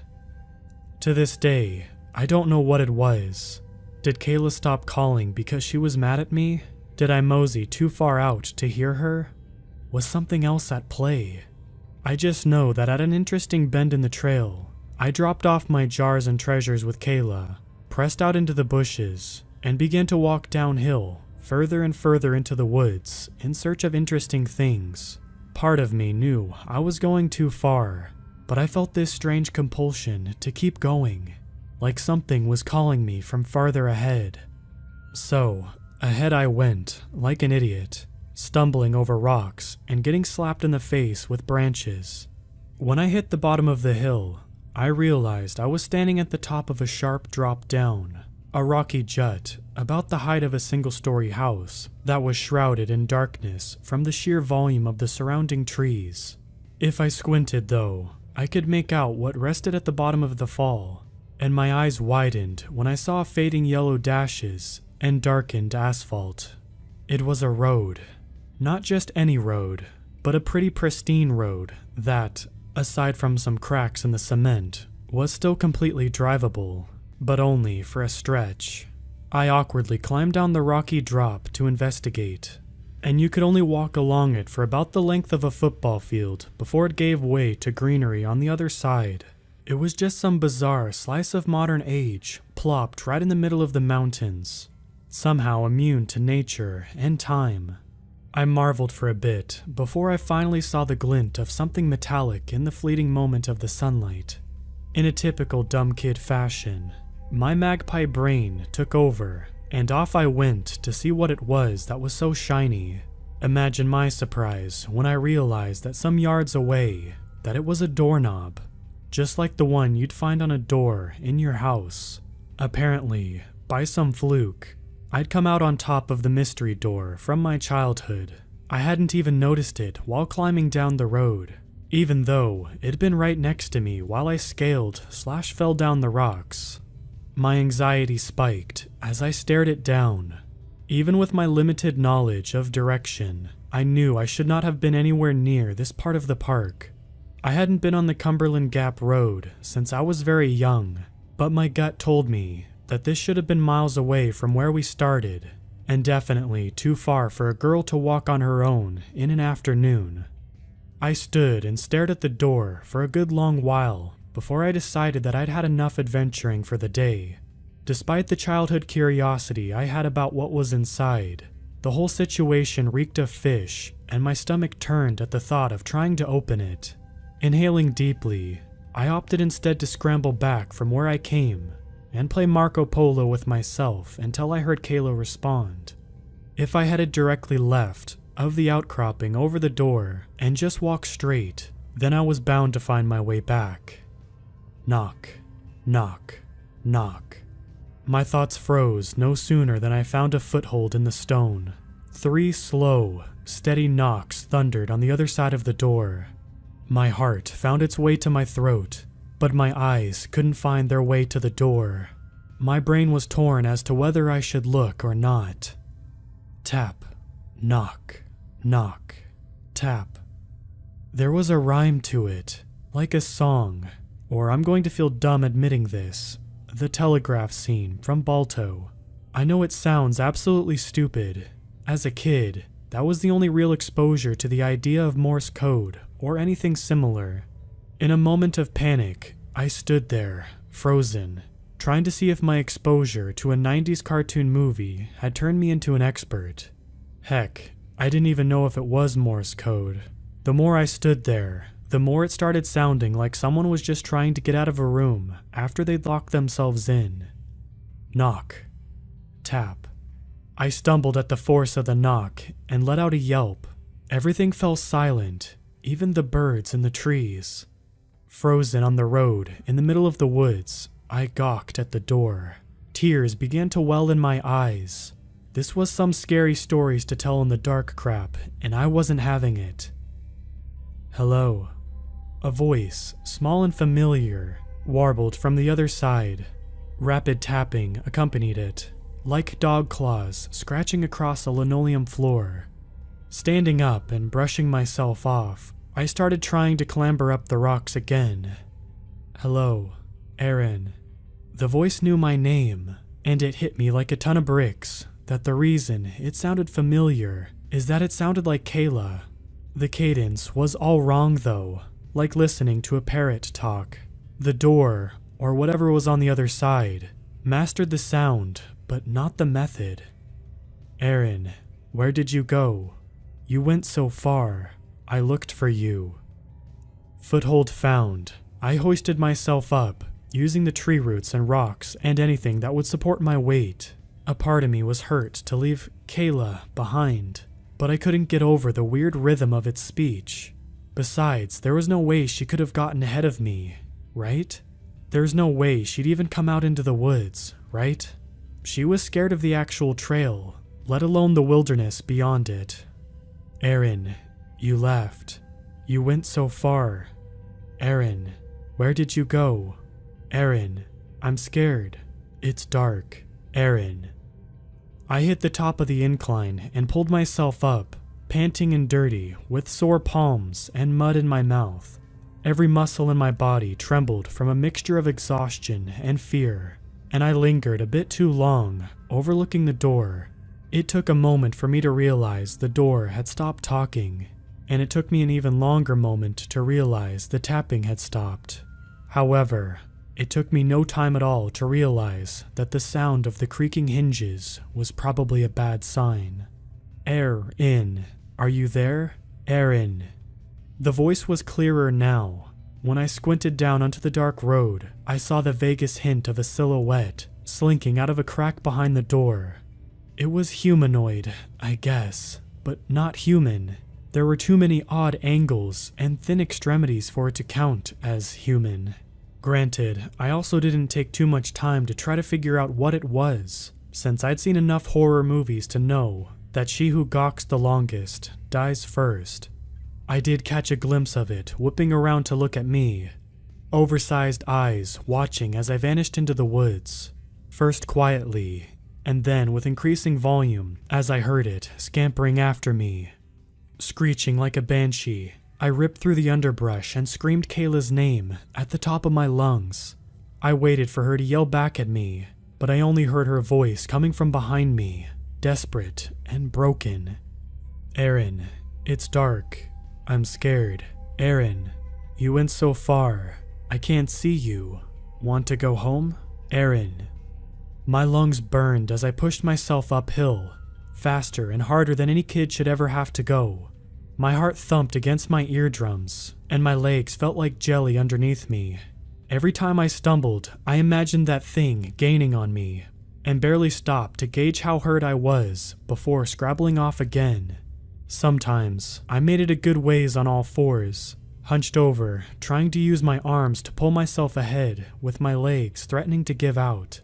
And the whole time, the chorus of "Aaron, Aaron" chimed behind me, besides me, above me. I kept screaming out for Kayla, hoping that she'd hear my panic and answer back. In my heart, I knew I could tell the difference between her and that thing, since she'd actually sound like a human being. At least, that's what I told myself as I recklessly tore my way ahead. As I crested the hill, I found myself going downhill again, and I let gravity carry me the rest of the way. The voice behind me became more distant the faster I moved, quieter and quieter, as if it was fading from existence itself, and I thought I would too, when my feet finally went completely numb and I fell, hard, over a tree root. I felt my nose pop and the world spin as I tumbled down, finally coming to rest with a grunt on soft dirt that was strangely devoid of leaves. I opened one eye and saw the edge of a wooden bench. On the top of it was a couple of jars of snail shells and bird feathers. Standing next to it, staring at me in horror, was Kayla.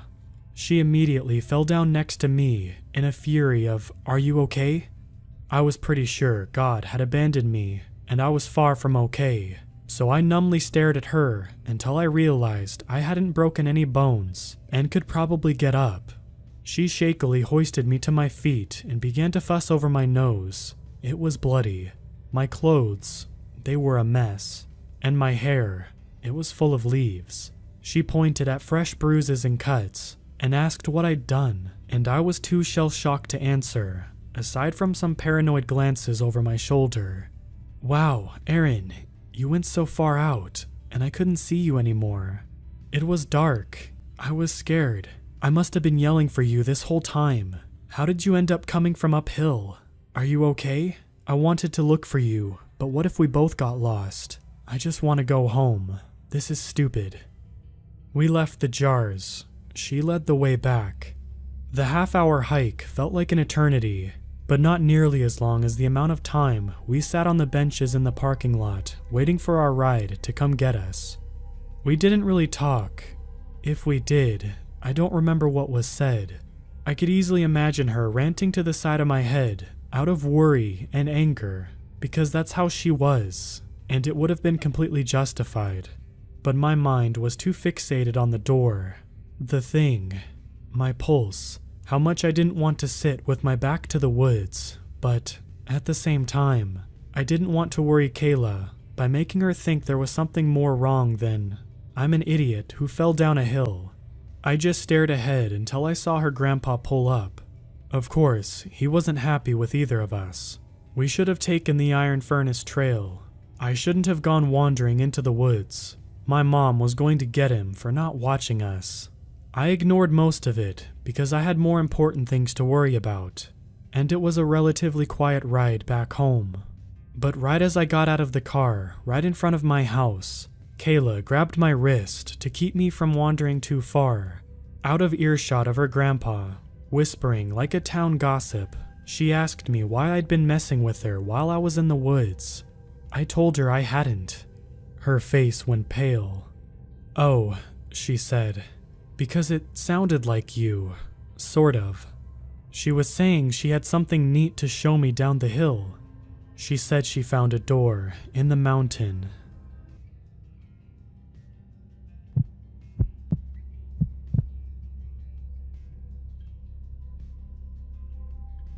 I used to live in the Outbacks in Cecilia, Kentucky. There's a lot of woods around and many wild animals, which gives me a pretty good feeling every day. Well, almost every day. Before I get into it, let me give you some pointers of my property, so you can better understand this situation. Where I live is rather secluded. The closest town is a good 30-minute drive away, making my old bus rides over an hour long in the mornings, and our neighboring houses are rather spaced out. The property is pretty nice, considering we built the house ourselves. We have a small garden, a chicken coop area, rabbit hutches, and a pig pen. My family's 2 dogs protected these animals, while mine stayed with the pigs since one of them was pregnant at the time. We only have about 6 acres of backwoods land before we reach a no hunting, private property sign with barbed wire fencing. Though it does no good, as I later found out, a tree had fallen and broken part of it. Now, although we hear coyotes all the time, we never actually see signs of them. Just raccoons, rabbits, squirrels, and possum prints, and a lot of deer tracks.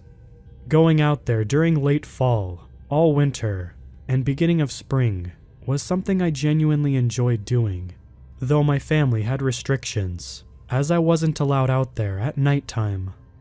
Now, while most would find it disturbing maybe, whenever an animal of ours died, I was required to take it out back and dump it near the fence to make sure no predators got too close to our property. The walk through the woods was usually fun, but I sometimes feel like I was being watched. Of course, Karma, my male German Shepherd mix, was always with me whenever I did the task. I never had him on a leash, something I deeply regret after that night. I brought him because I trust his senses more than my own. Whenever I get a sense I'm being watched, Karma would just stop walking. When I see the fur on his back rise, I'll toss the animal as far as possible and head back home. Can never be too careful, right? Now that I have explained some things, I'll get on to the point of the story. One of our prize roosters had died suddenly, and we hadn't noticed it in the chicken coop floor until it was time to put the chickens up for the night. When my older brother opened the back, we saw it.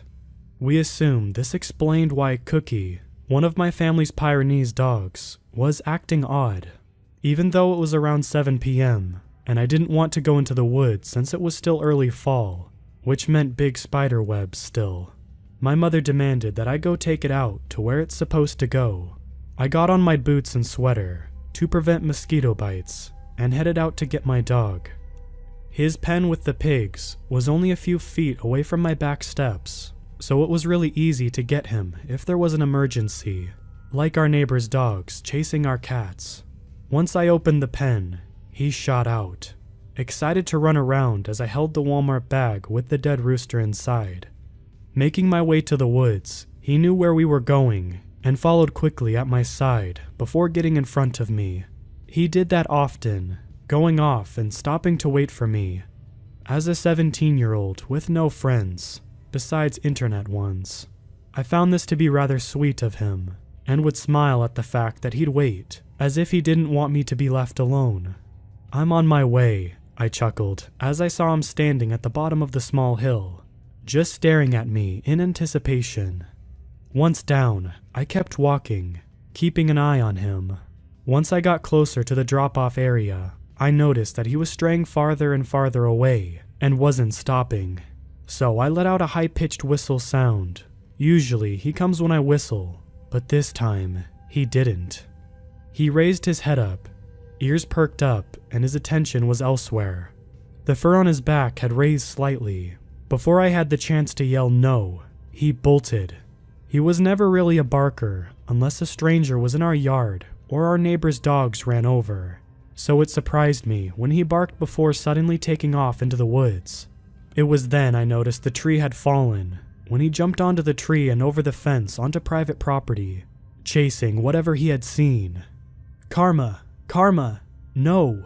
I yelled as I dropped the bag and chased after him, only stopping when I reached the fence. But he was nowhere to be seen, and his barking stopped. This scared me as it was getting dark out, and the day animals were falling silent, being replaced by crickets and frogs. I knew I wasn't allowed on the private property, so I stood at the fence and repeatedly called for him. "Here, boy," I called out, feeling frustrated. "Come here, now! Come back!" I yelled in hopes he would return, as tears began forming in my eyes, only for him not to return. I'm naturally a rational thinker, and assumed he had gotten too far away to hear me, so I bolted back towards home, feeling out of breath by the time I got to the small but steep hill. "Mother," I called as I rushed inside. "He took off and I don't know where he is. He jumped the fence back there. I told you to keep a leash on him when you're out there," she yelled as she got ready to help me find him, only to see the sun was basically down. It sets in our backyard, meaning it would be dark in the woods, since the trees would be blocking the sun. "I'm sure he'll come back," she assured me, while looking out the back door. Since it was too dark out back, I decided to walk down the street and call for him. My neighbor had noticed and asked if I was looking for someone, so I told him my dog had ran off into the woods. He nodded and seemed to glance around before disappearing in his backyard. I wasn't really sure if he was going to keep an eye out or not. It had been about 2 hours since he ran off, and he still wasn't back. I mentally cursed myself for not having him on a leash as I went outside to feed the livestock dogs. When scooping their food, I thought I heard a high-pitched whistle. My mind was too focused on the fact that Karma was still missing to really think about it as I walked around to the backyard. When I got to Cookie, I heard the faint sound of what sounded like someone in our backyard saying, "Here, boy," very quietly, like he was far away or something. I glanced over, but saw nothing besides what the moon showed. Our back porch light wasn't working currently, so it wasn't much I could see. We had just got new wood siding up in the backyard, so we had to remove the light. Deciding to ignore it, I walked over to Sarge and gave her her food when I heard it again. Only, it was louder this time. I looked over to the woods again, feeling uneasy before heading inside. I had 2 thoughts running through my mind, aside from Karma, of course. 1, there was someone in our woods, potentially a neighbor. And 2, he seemed to have lost a dog, like I did. Although a stranger, I still felt the urge to help, as I just lost my dog in those woods too. "Mom," I said as I went inside. "There's someone in the woods," I told her, ushering her to listen. She stopped doing the dishes and went out to listen as well, hearing it too. The man never called the dog's name, something I didn't notice at the time, and just proceeded to say, "Here, boy, come back, and come here, now." My mom gave me a wide-eyed look, as she looked just as scared as I did when I first heard it. "I think we should go help," I said as I grabbed my Winchester BB gun. The actual guns were in a locker I had no access to, so this would have to do for protection. "Should we?" she asked, before we heard a dog. My heart lifted as I hoped it was Karma, but it was a hound dog, it sounded like, and it was getting farther away. Mother's instincts seemed to kick in as she went out there with me. We both knew the dangers of the woods at night, and she began calling out for the dog. I also called out, but I was calling out for Karma, really. As we headed into the tree line, not wanting to go down too far, we noticed as we stopped just before the hill that things were way too quiet. Sure, we heard some nighttime insects, but as we heard the man call out again, he sounded closer. Even though the dog's barking was faint and clearly far away, the leaves on the ground were basically dead, Yet there were no crunching noises, as whoever was out there was getting closer and closer. There was no flashlight shining either. When our neighbor lost their cat, we saw their flashlights in the woods, so we became skeptical at the fact that the strange man we heard didn't have one, and we stopped calling out. Turning around, we headed back to the small path and into the safety of the yard. Our dogs wagged their tails at the sight of us, but it wasn't the same without my dog. We walked along the tree line, staying a few feet back as we looked for some form of light, but found none. It was then we heard it. "Come here, boy," in a deep, angry voice. It sounded like it was down some, to our right.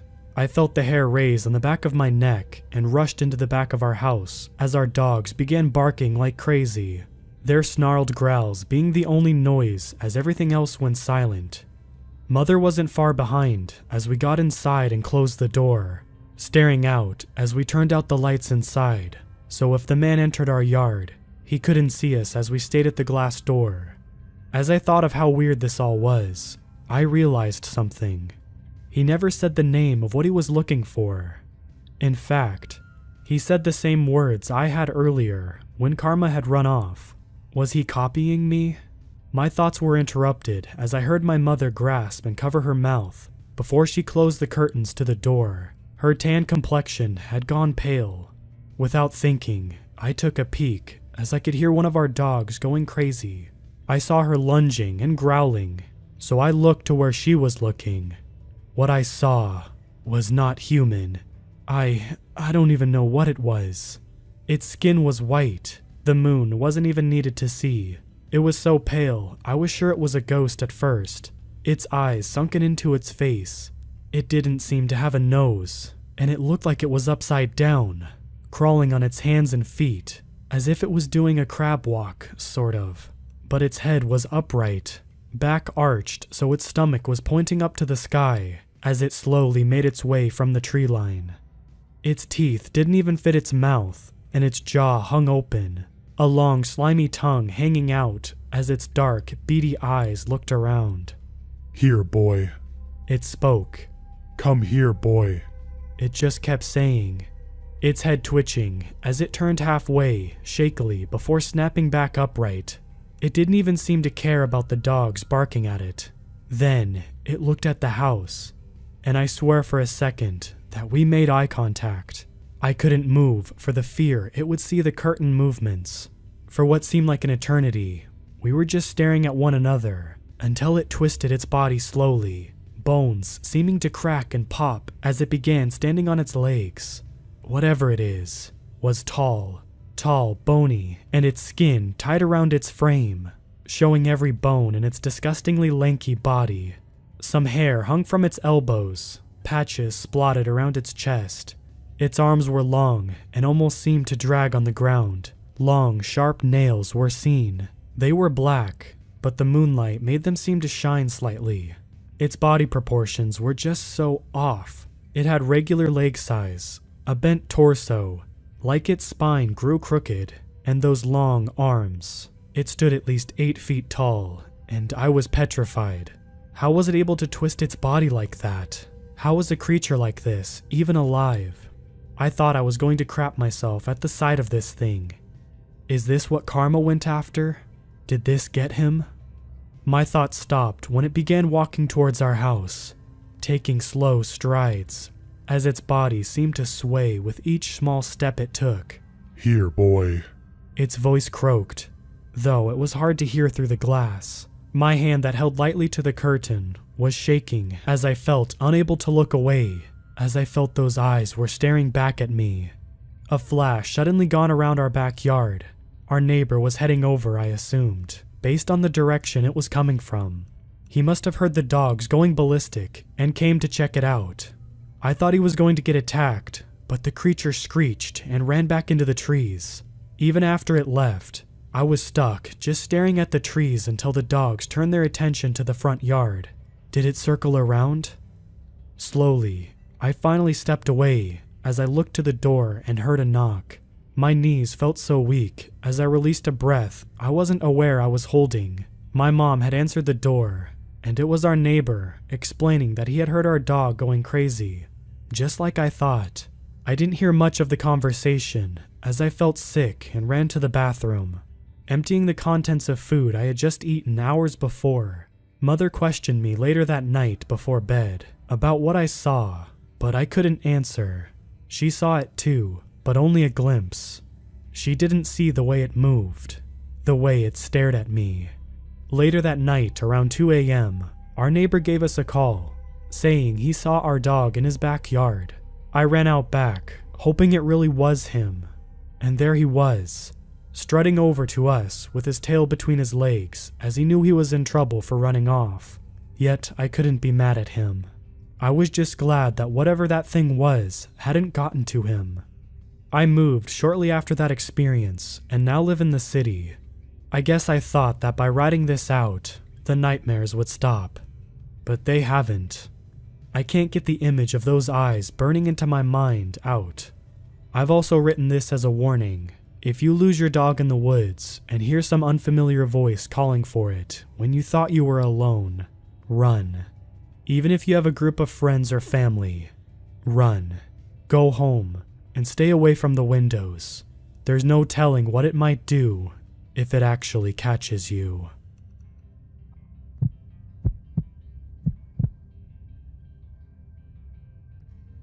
I have lived in Inverness, Scotland all of my life. The house which I live is essentially in the middle of nowhere and is surrounded by woods which go on for ages. The trail to get onto the main road is through the woods. There is no escaping them. I have gone into these woods every day since I was a little girl, and as I got older, started taking my dog in there for long walks and sometimes even a night out in the park. Never any reports of a dangerous animal in there, except your average fox, and one time a female wolf and her pups, but they were taken to an animal sanctuary. The fact is, it's never been a dangerous place. Not until recently. I live in the same house I lived in when I was a little girl, but now it's my fiancé and I that live there. My parents moved to a petite neighborhood in the town as they're getting older and it's more manageable, and I decided to keep the house for Josh and I. Recently, I've been getting home from work later than usual, so it's been well past dark, especially this time of year. When I get back, it's usually 7:30 p.m.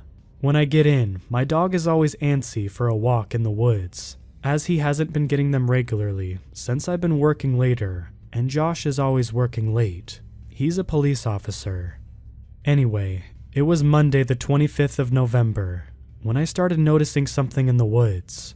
I got home around 7:30, and when I got in, my dog was ready to go out for a run in the woods. He was hysterical.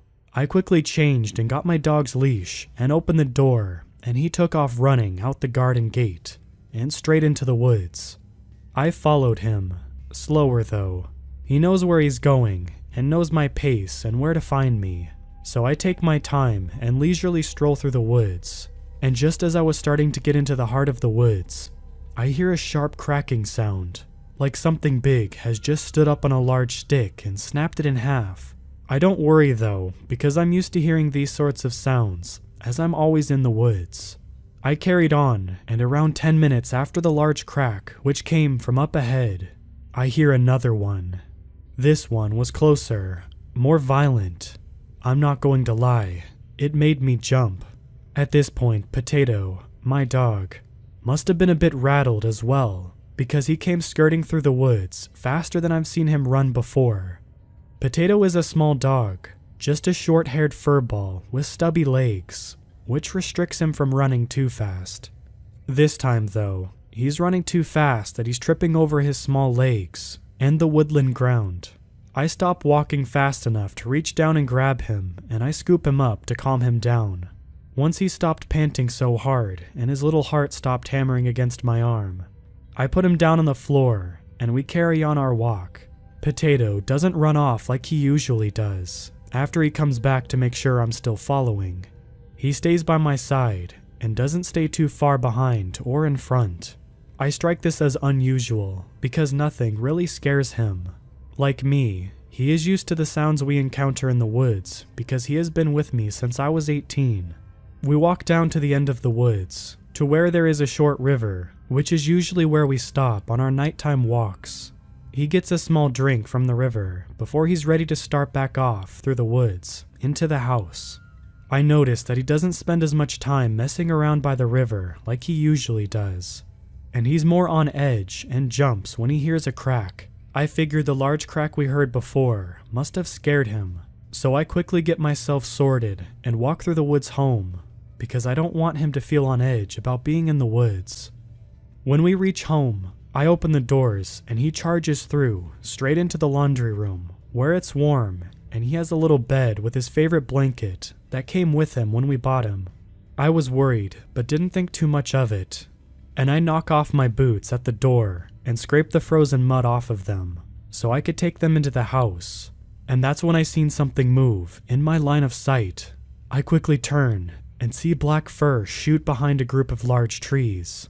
I put my boots back on and start off down the path and out of the garden gate, and I see something moving behind the trees again. I start forward, and I think it might be one of the dogs from the house just a little down the road from mine. As I went forward, Potato comes out and follows me. He walks just ahead of me before he notices movement and tenses up. He starts growling and baring his teeth, which he never does, not even when he sees a fox in the woods. The thing behind the trees starts moving forward, and when I first glance at it, I don't know what I was looking at. It looked like a big, deformed wolf, but wasn't walking like a wolf. It was walking on its hind legs, with its front legs in front of him for support. It moved like a gorilla. I was too stunned to move, and Potato was growling and snarling even worse now. When I realize it's staring at us, also baring its large set of teeth, I notice its large, yellow, glowing eyes.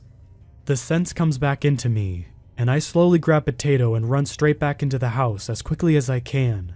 All the while, this thing was growling loudly at me, but didn't move.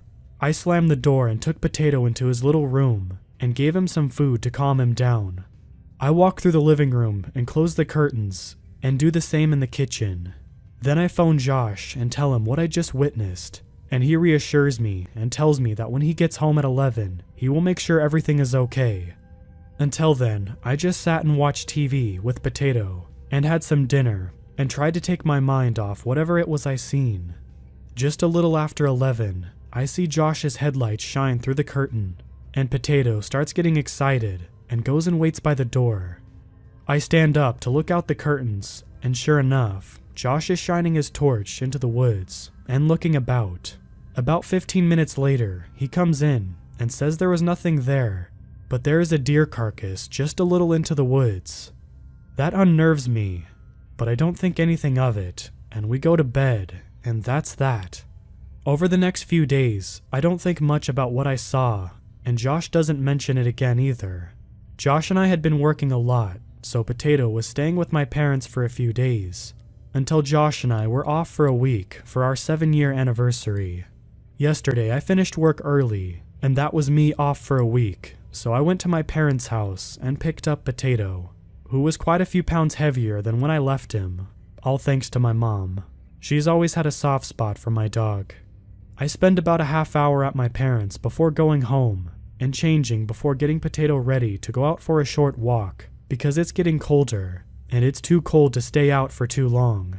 I put on my coat, scarf, hat, and gloves, and my walking boots, and I put on Potato's winter jacket, and we set off on our walk.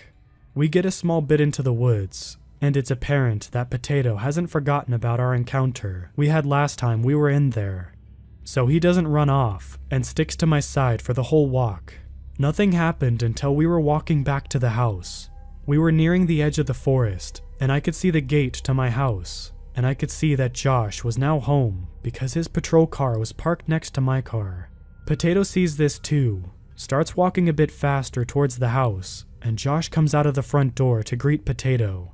But just as Potato walked out of the forest, he gets knocked to the floor by something that's large with black fur, and the rest is a blur. I don't know what to do, but my adrenaline starts kicking in when I realize my little Potato is getting attacked by a massive beast. Josh apparently feels the same because he runs back into the house and comes back out with a rifle. I run up to the creature, which wasn't a wise choice now that I look back, and kick it with as much force as I could, and it growls, and I do it again because I see that there are red spots all over the ground, and I knew it must have been Potatoes because the beast didn't have a single scratch. I'm trying to get it off of Potato, but it's massive. He turned to look at me with its piercing yellow eyes, and I was shocked at the sight of it. It had the face of a wolf, but it was so much bigger and fiercer, and didn't have fur in some places, but was just skin. It stood up on its hind legs and towered over me. It was bigger than I anticipated. I moved back from it because I realized it was off of Potato, and it followed me, and just as it was about to swipe at me, a shot rang through the air, and the beast-like creature howled so loud I had to cover my ears. I heard it running off, and I opened my eyes and stood in shock, but the sight of Josh running, and the sound of whimpering beside me, brought me back to reality, and ran to Potato, who was bleeding a lot. So much that I couldn't tell where it was coming from. Josh picked him up and we ran to the house, and I followed close behind, not looking back into the woods because I was too frightened with the idea of what I might see. I locked the door behind us, and Josh takes Potato into the laundry room and places him on top of the clean worktop and grabs one of his t-shirts that was folded in a pile on top of the washing machine. I stood stroking Potato's head and crying because I didn't have a clue what I was supposed to do. Potato was whimpering and twitching, so I tried to comfort him as much as possible. Josh started wiping the mess away, and that's when I noticed something that made my heart stop. Potato had 2 deep gashes, one on his neck and one close to his stomach. I remember crying out, and Josh runs and grabs the phone, not before telling me to keep pressure on both of the wounds, to hold it. I placed both my hands on the wounds and pressed down until Josh came back and told me that he was going to take Potato down the road to the nearest vet, and told me to stay home. I wasn't happy, but I didn't argue because Potato was injured, and I could hear it in his breathing and his little eyes. Josh left, and I sat crying in the living room for hours, until 3 a.m. Josh came into the house, and when I see he didn't have Potato, I cried harder. But anyway, I worry about Potato. He has to stay at the vet's for a few days, as they gave him stitches, but they had to see whether he would make it through the night, as the gashes were very deep, and they weren't sure whether or not he would succumb to the wounds. Just past 11 this morning, we got a call from the vets telling us that Potato made it through the night and is awake, looking for me and Josh. So we took his blanket and we sat with him for a few hours. He will be home on Wednesday if everything is okay, and I will visit him at the vet's. I haven't seen anything in the woods, but we never usually did after dark, and I'm not going in there hunting until I'm sure that my Potato is back home safe and sound. I know yesterday wasn't the last time I will see it.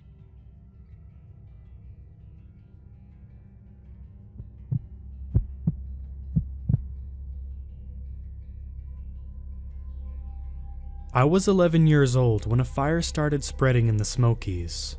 I remember watching the news and my parents getting more worried as parks closed and rental cabins were burned to their foundations, like matchsticks in the neighboring town. I remember Mom saying that the coal seam has burned for 40 years. Everyone said it would never reach the surface, that we were safe. No one seemed to know how it had reached the surface. Airtight water barriers, constant patrolling, and even dynamite in riverbeds to help flood the mines had kept the underground fire at bay all this time, and in recent years it was almost extinguished. Sabotage was suspected, but no one could get near the mines. They and the woods around them burned with a heat and fury never before seen in our normally humid climate. "We may have to take the girls and evacuate," Mom said. Nighttime in the living room felt different lately. I started to notice that the same huge white curtains behind and above the sofa that poured sunlight in during the daytime became a two-way mirror at night. With the lights on in the house and darkness outside, anyone could see through the curtains to us and what we were doing, but we couldn't see out. We only saw the curtains, looming and ghostly. The scene was around 10 p.m. on the third night of the fire, was familiar enough, if a bit more tense. Mom and Dad were watching the news and tracking the path of the fire before bed, and my 7-year-old sister Emma and I were in the living room working on a puzzle in the middle of the dark brown carpet that stretched wall to wall on that level. All the lights were on around us, but the house still seemed dim somehow. I cracked a window to let in some fresh air, now that the breeze had shifted. Emma finished the edge pieces before I could, and was gloating about it. And I was pulling all of the inside pieces away from her and laughing about it, when suddenly, a heavy gust blew the curtains in further towards us, and knocked a picture of me off of the end table. Emma and I were both startled, but laughed when we realized what had happened. My mood shifted after that moment. I wondered about the fire, if it would reach us. The darkness outside seemed infinite now, but I'd seen the unnatural red glow on the horizon. My heart pounded afterwards longer than I felt it should have, and I couldn't stop looking over at the window. Before long, I was starting to imagine I saw a shadow and heard sounds on the other side of the immense white curtain, and the night seemed to press around the room more closely than before. I got up and turned on the dining room and kitchen lights, trying to chase away that gloom that seemed to be trying to swallow us.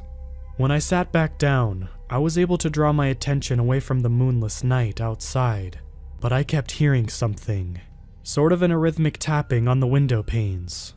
I knew I had to be imagining the sound, but if I ignored it, it grew louder, as though trying to pull my attention away from the safety of the light. Then Emma looked up and listened. "Is somebody out there?" she asked, as though I might know the answer. I looked back at the curtains, which were still now. Suddenly, fear washed over me like a cold sweat, and I grabbed her hand and bolted up the stairs. Out of breath, I told our parents there was something outside. Emma stayed with Mom, while Dad held my hand and went down the stairs. He leaned over the couch before I could ask him not to, and yanked open the curtain. Dimly visible outside were the neighbors' houses, a road to the left, and the woods to the right. All of it was dimly lit by a few streetlights and the eerie red glow. The night air under a new moon was thick and swirling, and the woods beyond were invisible and silent, but seemed endless. I moved closer to my dad. Moths flicked against the window, leaving dull spots of dust from their wings behind on the glass. Every time they hit, I heard the tapping that had sent Emma and I running up the stairs. Louder now that I could see them. They must have been attracted to the lights in the house, Dad explained. Maybe we should turn off some of them. He turned off the dining room, kitchen, and overhead lights. I felt relieved, but the night was closing in again. "Will you stay down here and watch some TV with me?" I asked him. "I don't feel like I'm ready to go to bed yet." "Sure, for a while," Dad agreed. I curled up on the couch, uncertainly, as he sat in the only chair, but eventually felt safer with him flipping through the channels nearby. Hours later, I woke up to the sound of rain. It was dark, and I was alone. I had once been happy to sleep down here with Emma, until she started sleepwalking, that is. I usually prefer having her with me, but when I woke up to find her one night, staring at me next to my bed, empty-eyed and whispering incoherently, it seemed like she wasn't there. It felt as though some part of the inexplainable fear I sometimes felt at night had possessed her body and was sending her drifting through the quiet house like a visiting spirit. Eventually, I started locking my bedroom door at night. 3:02 was the time I saw in green digital numbers on a clock across the room when I was stirred awake by the rising sound of rain. Rain, I thought. Thank goodness. I was in complete darkness, except for a dim glow from a distant streetlight refracting through the fog. All the lights in the house were off, and Dad had gone to bed. I thought I smelled smoke again, even though the windows were shut. I looked around and all was quiet, except for the rain outside, but I had the distinct feeling of being in a situation I needed to get out of immediately. Panic was already creeping up my chest when I looked up and saw the shadow behind the curtain above me. I blinked hard and froze. It was tall and still, and had the rough shape of a human figure, but much too tall. It was right up against the window. Sleep paralysis had taught me long ago to question my senses. I slowed my breathing and closed my eyes, waiting for the waking dream to end and wishing my dad had taken me with him when he turned out the lights and went to bed. I couldn't blame him because he knew I normally loved sleeping here on the couch. My eyes had been closed no more than a second when a noise in front of the fireplace behind me sent me bolting upright. It almost sounded like a mechanical scream. Soon as I recognized the sound as Emma's toy horse that whined when you squeezed its sides, I looked and saw the horse, blue with a green mane and saddle, on top of her other toys in the basket, but the room was empty. I was fully awake now, and all I could think about was how to get upstairs to my room without hurting myself in fright. I sat up more and looked back up at the window. The shadow remained. The fear that moved through me now was so swift and sickening. I couldn't move at all, even though I had flailed from the sounds behind me only seconds ago. I tried to run away or scream, but my body was going numb, and I couldn't make a sound. I looked helplessly up towards my parents' bedroom. I couldn't stand to lie still anymore. I had to shake free of this nightmare somehow. I decided that the only thing left to do was weakly reach behind me and pull the cord. I yanked open the curtains with all of my remaining strength. The window stood before me, and what I saw were moths. Hundreds of them, pelting the glass in a furious swarm, causing the sound I had awoken to and had mistaken for pouring rain. 2 streetlights flickered in the distance. In the middle of the swarm was a form that looked only vaguely human, but in much greater detail now. Its long hair hung black and gray in matted clumps, and its skin was the same 2 colors, shrunken stiffly against a hollow skull. Torn and filthy garments hung loosely around its body, exposing the hardened skin and bone. The thing looked as though it had been burnt alive and buried, and then crawled up out of the ground. The dull brown wings of the insects rolled in and out of the faint light around the black silhouette, like thick clusters of dust from an opened tomb. The eyes on the figure were black and sunken in, with a dark red rim, like that distant glow on the horizon, but the pupils were somehow darker than the rest of it, and darker than night itself. I could still see them, glimmering like black sapphires, even after the streetlights flickered out. I realized suddenly that the moths were drawn to the darkness of this ghastly figure as though it were light, and were endlessly spiraling towards it, as though being pulled towards the center of a black hole. My head swarmed, and I fell dizzy off of the couch, hitting my head on the coffee table. The eyes followed. I closed my eyes, but could still see those 2 onyx points, piercing their gaze through my eyelids. I opened them again, and couldn't bring myself to look away. I could only crawl backwards into the dining room until I hit a short wall in front of the kitchen counter. The eyes followed. I tried to believe it was a dream, but even as I was sinking into unconsciousness, I knew it was not. I was brought sharply back to reality by a loud squeak of the window being opened.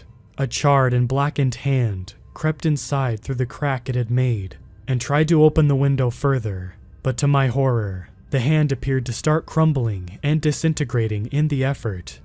As the char and ashes fell away, bright cinders were exposed, which fell to the carpet, catching on fire. The smell that entered the room was now both smoky and acidic. It had an aged earthiness that I only smelled hints of in the most long abandoned and moldy cellars. A sweet but foul note floated on the air with it. I was backed against the wall of the counter now, and my left hand was sliding down it behind me. It was then that my hand sunk down onto 2 deeply sharp nails beneath the visible surface of the carpet, puncturing it so deeply that my mom would have to worry about tetanus, and the scars would never disappear.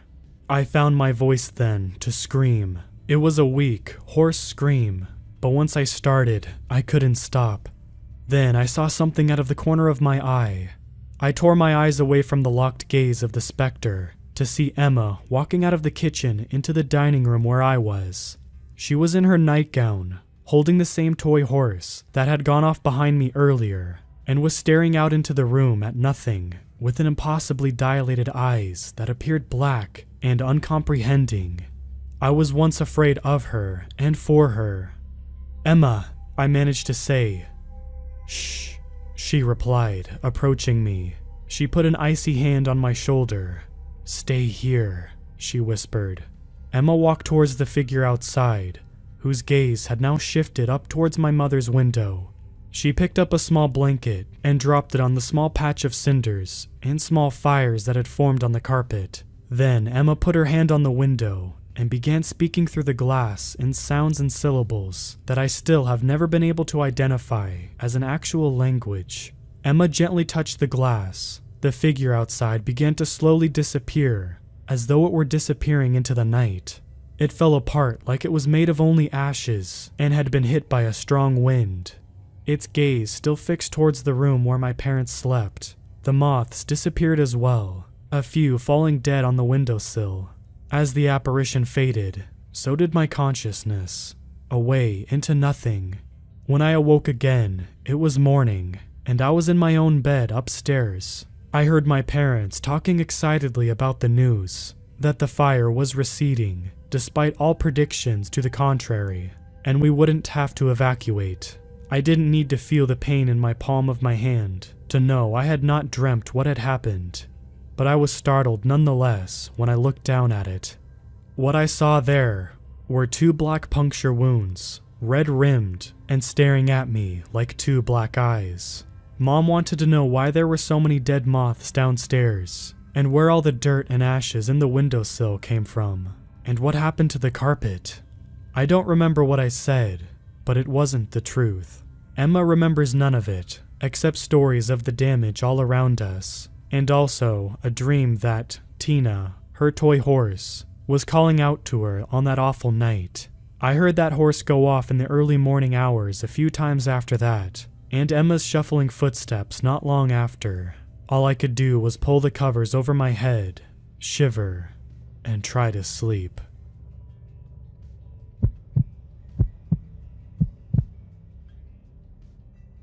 I could really use some help here, as I'm starting to get really worried.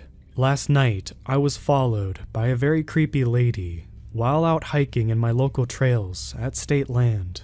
I've hiked and hunted these trails my whole life, and not once have I encountered anything quite like this.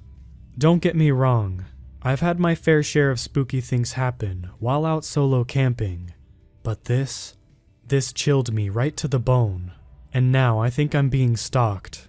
Let me explain what's going on, and hopefully, one of you may be able to help me out here. Christmas Eve, I had nothing to do, as I have no wife, no kids, and my parents live 3 hours away. So to get rid of my boredom, I had this genius idea of going on a solo hike through our local trails. Like I said, I've hiked these trails multiple times. This time, however, I'll never forget. I got out to the trailhead about 5 p.m. I had my headlamp on, and I knew these trails like the back of my hand, so I wasn't too concerned with the sunlight quickly fading. I don't know if any of you are from Michigan, but we are having a surprisingly sunny and warm December. However, it still gets dark around 5 to 5:30. The weather was beautiful and perfect for a nighttime walk. We don't have too many nice winter days like this, so I wanted to take full advantage and enjoy the warm night air. So I got out of my truck and started up the trailhead.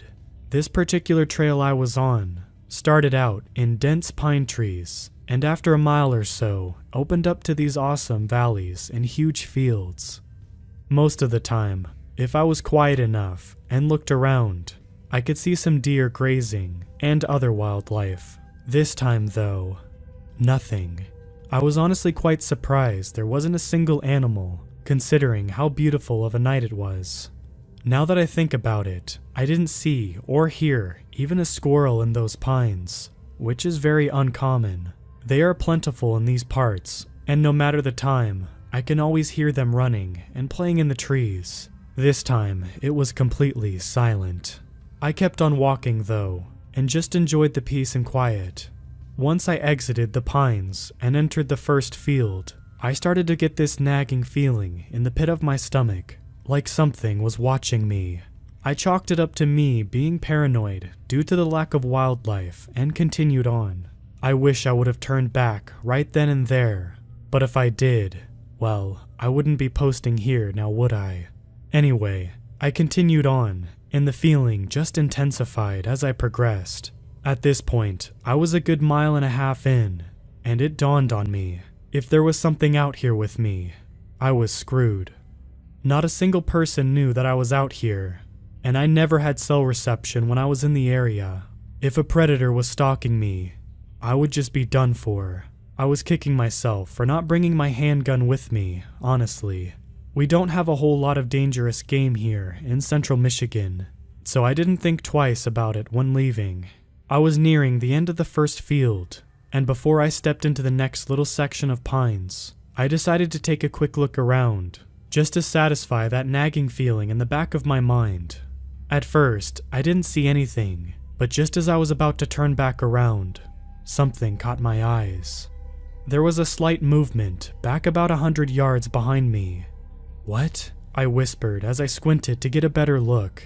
I wasn't sure, but it looked like a figure, half hidden behind a bush. I stared closely, and when I saw it shift slightly, my heart leapt into my throat.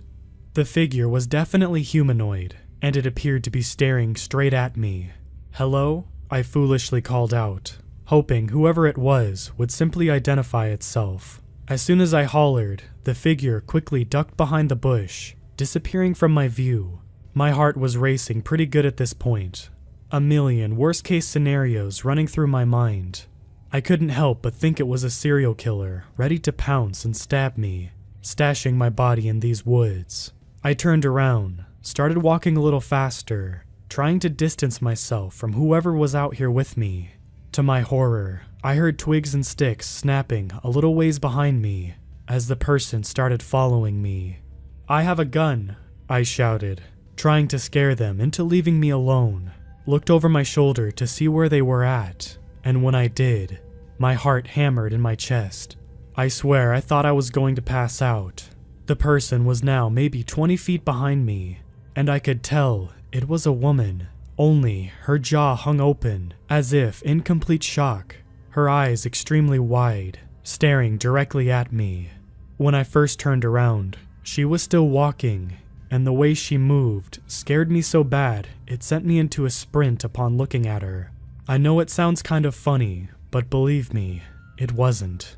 She was tiptoeing as quiet as she could, in the same way a cartoon character would, trying to be sneaky, her legs taking these huge, lanky steps. Everything about the way she looked and moved just sent me these shivers down my spine.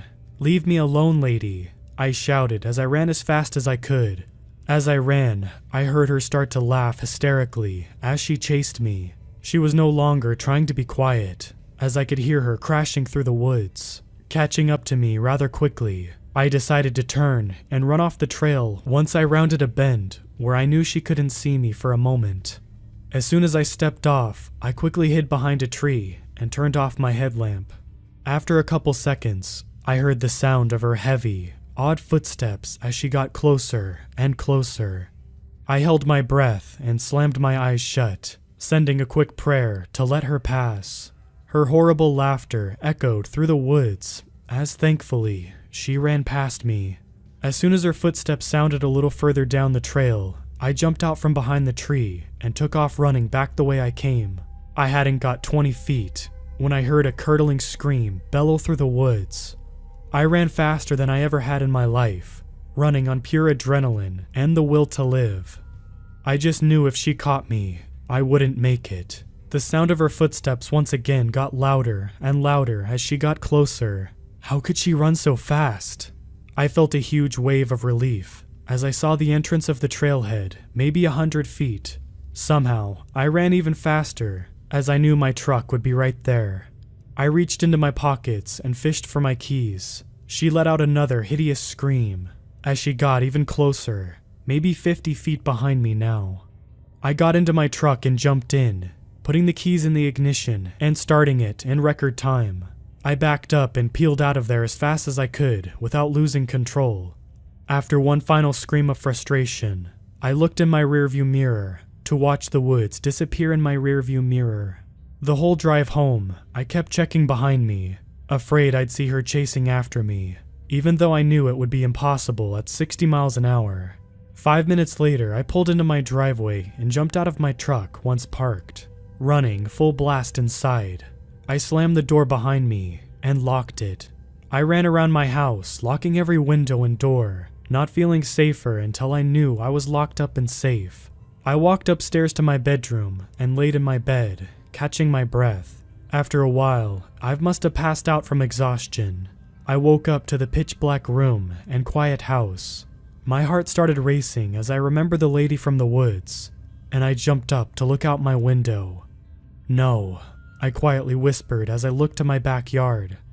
The lady from the woods was standing in my backyard, slack-jawed and staring right at me. My heart once again pounded so hard I thought I would faint. As soon as she noticed me, she smiled this huge, impossibly wide, ear-to-ear grin. She then shrieked that awful scream again and ran back into the woods. Needless to say, I didn't sleep after that.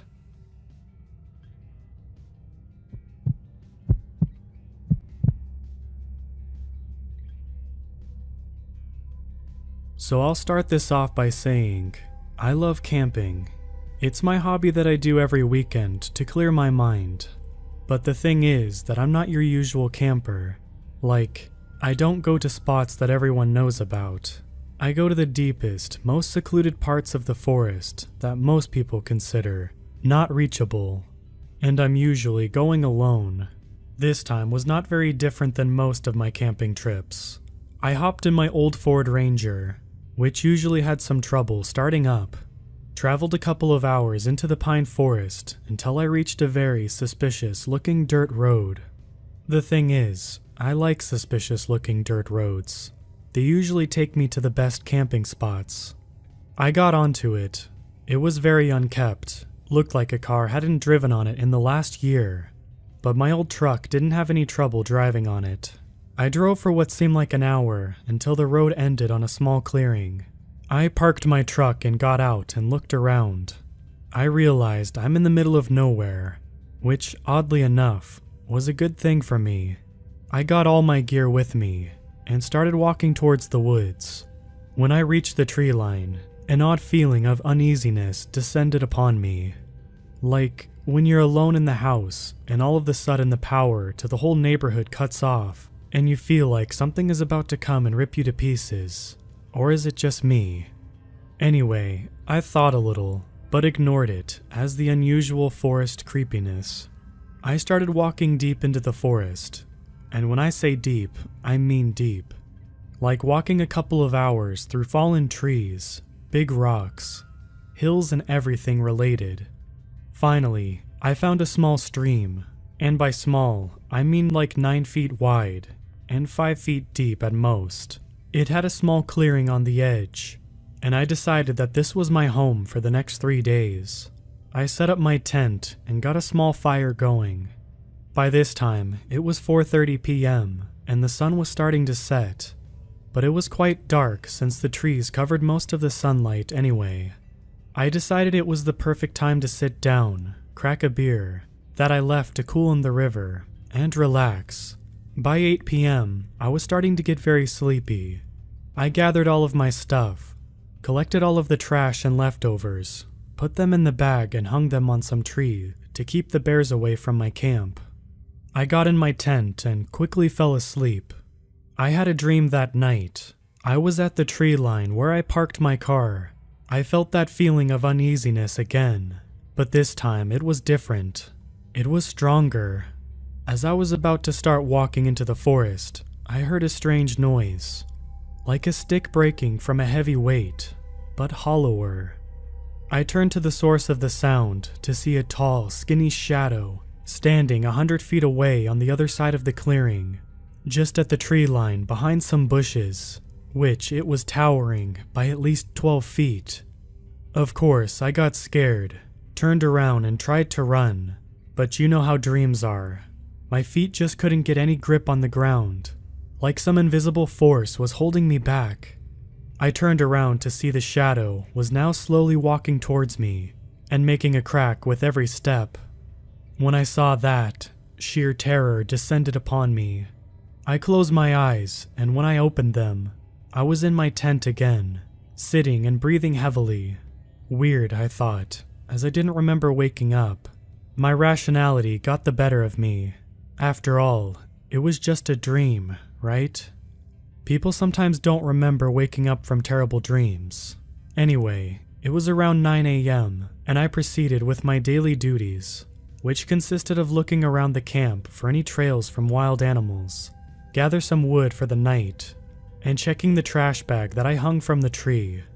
I started by collecting some wood from the surrounding forest, then checked for any trails, and didn't find any, until I headed for the trash bag. When I got to the tree it should have been hanging from, nothing. And by that I mean absolutely nothing. No bag, no trash. My first thought was bears, but no.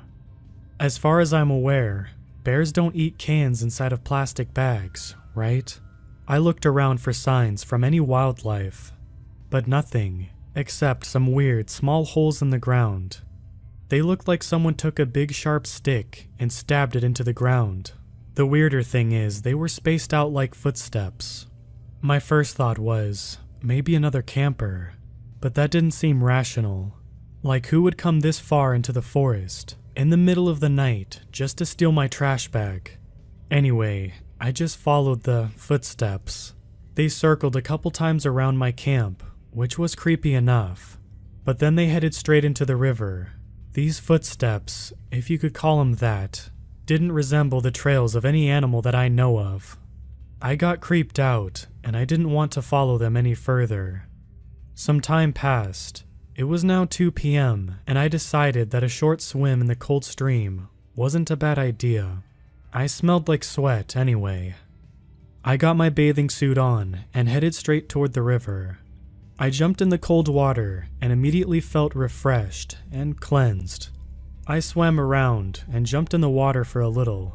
Then it hit me. The footsteps. Maybe I should go back and try to follow them again. I got to where they entered the river, checked around for where they should have exited the water, and after about 15 minutes of searching in the cold water, I started to feel quite cold, and right as I was about to head back for my camp, I saw them. There they were, the same weird holes in the ground, on the other side of the riverbed. I got out of the river and started following them again. About 50 feet in, I noticed that the footsteps suddenly come to a complete stop. I look around to find more, but no luck. It's like the person, or I should say, thing, that left them, suddenly disappeared into thin air. I got creeped out, and decided to leave whatever left those weird holes alone. I got back to my camp, dried myself off, ate some canned beans, got a decent fire going, and drank some beer while relaxing around a campfire. By this time, it was around 5 p.m., and the sun had already set, covered by the thick pine forest. Time for relaxation, I thought. 2 hours in, and I started feeling sleepy again, until I heard it. The hollow noise of a stick being broken that I heard in my dream last night. Shivers ran down my spine, and a sudden feeling of dread filled my whole body. A bear? I thought. But no. There was no trash bag that could attract him this time, and the sound was coming from the total opposite way, from where those footsteps ended. And then, crack, like someone was walking in a big hallway with cheaply made wooden heels that broke with every step. I turned around, and there it was, on the other side of the riverbed, that skinny and tall shadow illuminated by only the moonlight. It was just standing there, observing me. I just stared at it with horror as my mind was racing with thoughts of what it would do. Then it hit me. I always carry a gun on my camping trips. I jumped out of my resting spot, running straight for my tent to get my Winchester bolt-action rifle. As I reached the tent, I unzipped it, opened the little door, and the second I entered, everything got black for a part of a second. It was like when you suddenly stand up and your peripheral vision goes dark. And there I was, laying next to the campfire, which had already stopped burning. I noticed it was starting to get bright outside. I checked my clock and 7 a.m.? How was that possible? I was just in front of the tent. Did I fall asleep and not notice? Was I that sleepy last night? I had so many thoughts running through my head at that moment. A couple of minutes passed, and I shook it off as another dream. Weird, but very realistic and scary dream. But still just a dream, right? I started going for my daily duties, just like the previous day. I checked wildlife trails, gathered wood, checked the trash bag, and then... What? The trash bag.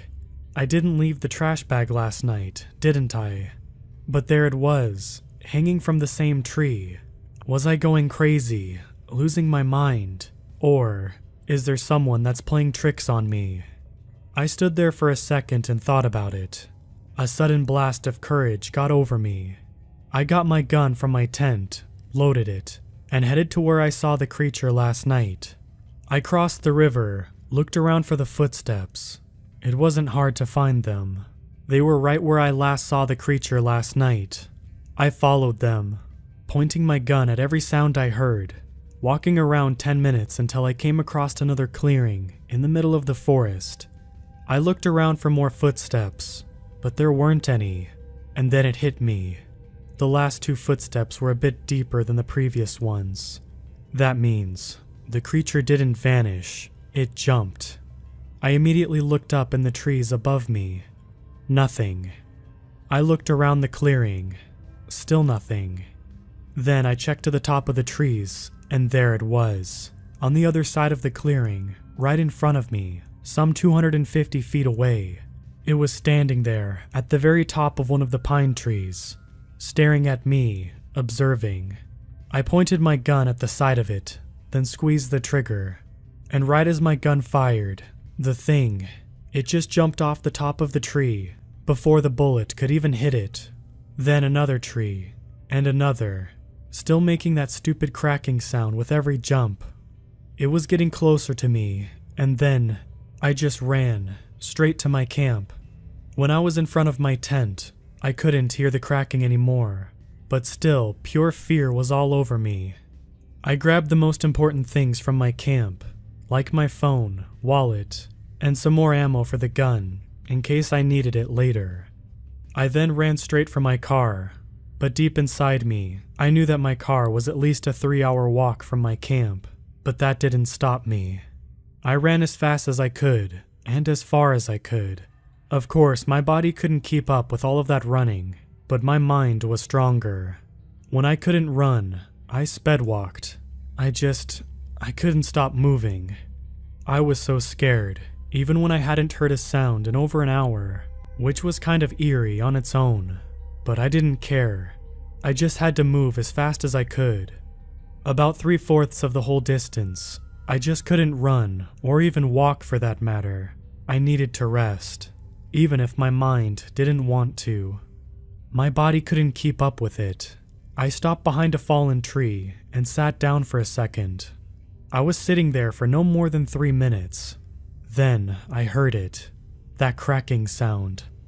I was filled with terror and immediately started running again, even if my body wasn't ready for it. Finally, after what felt like days of running, I saw the clearing where my car was parked in the distance. I felt relieved, but not for long. As I got closer to the car, I heard the cracking sound again. This time it was very close. I really thought this was the end for me. That thing, whatever it was about to get me.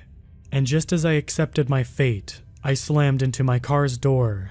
I was so buried in thoughts that I didn't even realize I was right in front of my car. Immediately, I unlocked my car and entered it. I tried to breathe for a second, but immediately got shoved back to reality. That thing was still cracking its way towards me. I put my keys into the ignition, then turned them, and nothing, not even a click. Battery. It used to disconnect very easily on bumpy roads, but that meant I had to get back out there, open the hood, and connect the battery.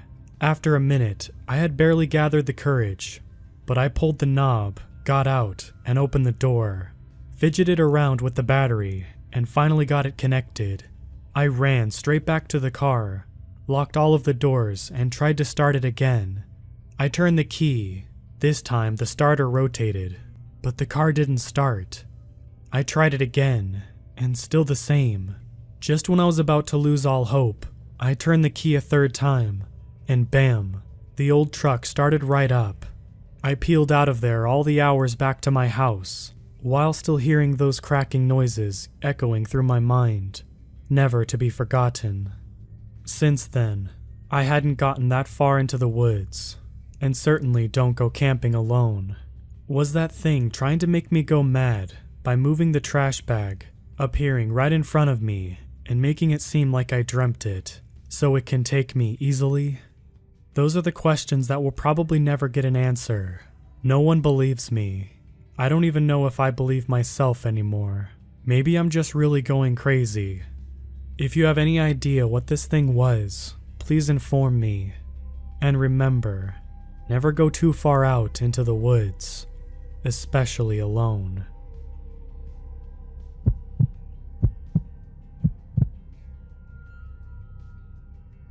I think every town has urban legends that float around. Although, even as a kid, I never believed them.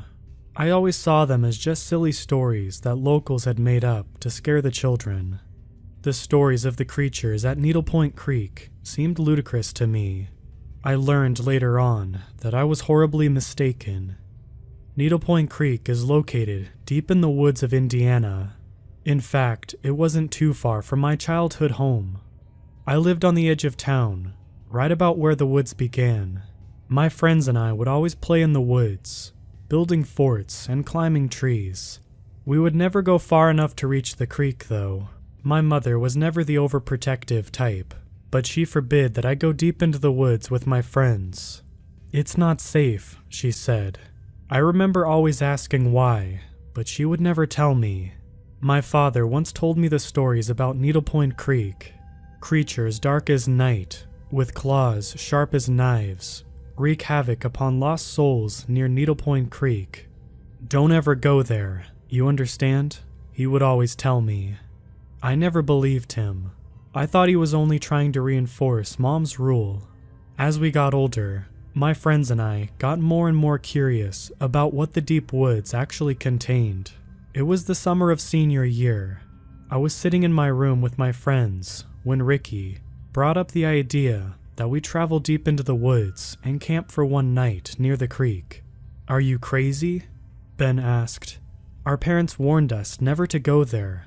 You just want to have a sleepover there, like it's no big deal?" "Oh, come on, Ben," I blurted out. "This could be our last summer here. Don't you want to find out if the rumors are true? Besides, maybe you'll finally find a girlfriend there," I teased. "Haha, you're so funny," he shot back.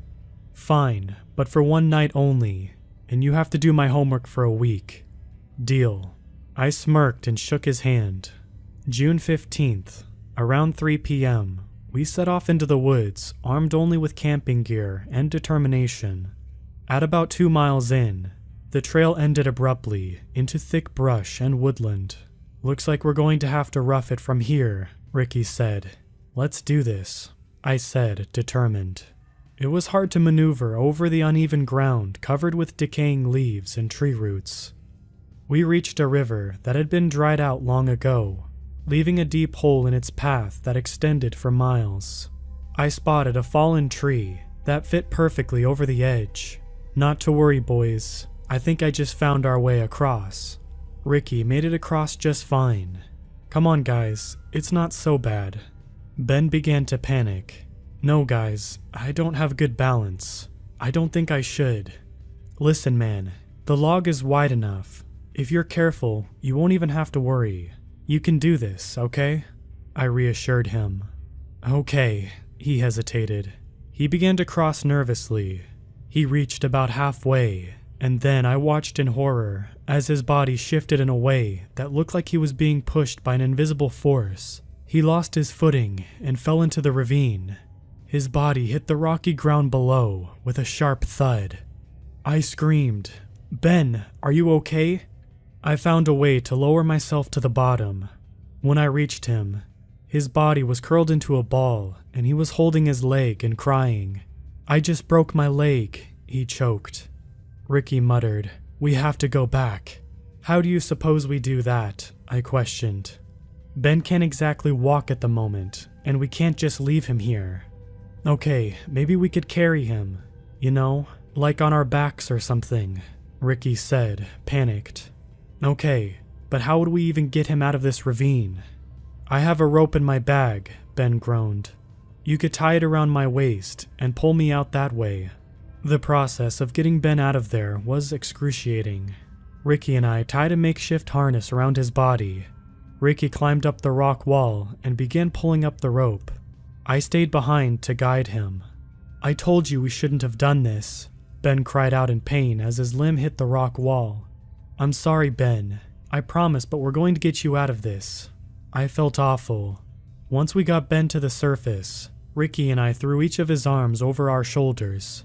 With the inevitable darkness of night looming over us, we began heading to the direction we came from. Ben yelped in pain with every step. We walked about a mile and then came across a stretch of bushes. "I'll go see what's on the other side before we drag Ben through there," Ricky said. He disappeared into the bushes for a moment. It went silent. "Ricky?" I called out. No response. "Come on, man, this isn't fun. You guys aren't going to believe this," he said as he appeared from the bushes. "What are you talking about?" "We must have circled back around or something," he said. "What do you mean?" I asked, alarmed. "I don't know. We're back at the ravine." "That's impossible. We went straight through," I almost shouted. "If you don't believe me, you can take a look for yourself." I pushed through the bushes, and sure enough, we were back at the ravine. Suddenly, everything was quiet. "Hey guys, are you back there?" No response. "Guys." Suddenly, I heard giggling, but there was something off about it. It almost didn't sound human. "Ben, Ricky, is that you?" The laughing turned to a low growl. I ran back through the other side. "Why do you look so scared?" Ben asked. "Yeah, why do you look so scared, Isaac?" Ricky smirked. "I don't know. I guess there's an animal back there or something." "I think you're just imagining things." "I didn't hear anything," Ricky said as he stared past me. We headed through the brush, yet again, trying to find our way out. About a half a mile later, we came into the same patch of bushes. "Okay, I know for sure we didn't circle around." "This isn't possible," Ben yelled. "I don't know what's happening." I began to panic. Ricky said something. "Stay here. I'm going to find a way out of here," I told them. I ran through the woodland, trying not to trip. I found myself back in front of the bushes. "What?" I shouted. I ran in a different direction. Back at the bushes. I ran again and found myself in those same bushes each time. "Guys, I think we're somehow stuck in a loop." I tried to catch my breath. "That's not possible," Ben said in disbelief. "I don't know, okay? All I know is I tried every direction, and every direction led me back here. I don't know what's going on, but for right now, there's no way out." I tried to come to terms with it, as the words left my mouth. "What are we going to do?" he cried. "I don't know, but for right now, our best bet is to try to stay calm and set up camp while we figure this out." Ricky and I set up the tent that we brought with us. I built a fire, then tried my best to stabilize Ben's wound with a first aid kit that I had taken from my parents' closet. "Hey Isaac," Ben said as I was wrapping his legs in gauze. "Yeah?" "What if our parents were right?" he said. "What do you mean?" I asked. "About the creatures. What if that's what's happening right now?" "That's not possible. Those are just silly kid stories," I tried to reassure him. but I had a feeling in the pit of my gut that I was wrong. Night fell over us in a blanket of darkness. We all sat around a fire to keep warm. Ricky stared off into the darkness. "We should just accept it," he said in a trance-like state. Accept what?" I said, concerned. "We're never getting out of here. They're coming for us. They're going to take us, and we should accept it." "Who's they?" I asked, frightened. "Them," he replied as he pointed into the darkness. "You know something, Isaac?" he continued, reaching into his bag. "What are you talking about?" I said, on edge. "The creatures really aren't that bad. In fact," he said calmly as he began to pull a fishing knife out of his bag. "Ricky, what are you doing with that?" I panicked. "I think we should embrace them." He laughed and I watched in shock as he lurched forward and got Ben in the stomach. I heard Ben scream. "No!" I screamed. The next few seconds passed by in slow motion. I ran toward him and tried to tackle him. With almost inhuman strength, Ricky threw me into a tree. I felt my skull hit the base of the tree, and everything went black. I woke up slumped against the tree. My eyes fluttered open as I saw Ricky crying next to Ben's body. "What have I done?" he sobbed. "They made me do this," he screamed. "Who made you do what?" I choked.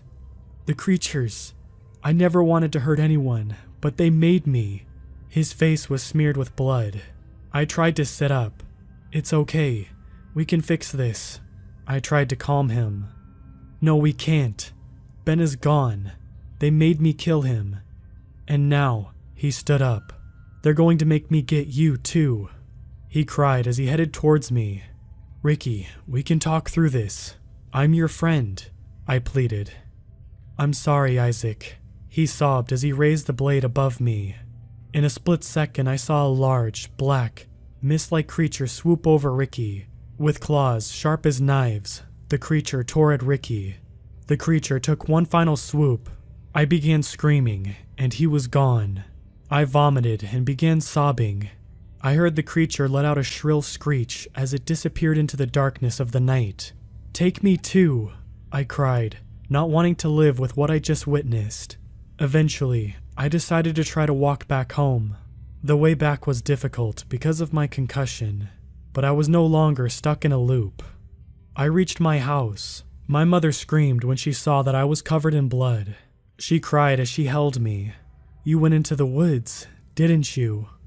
I just stared at the wall, in shock, trying to process everything.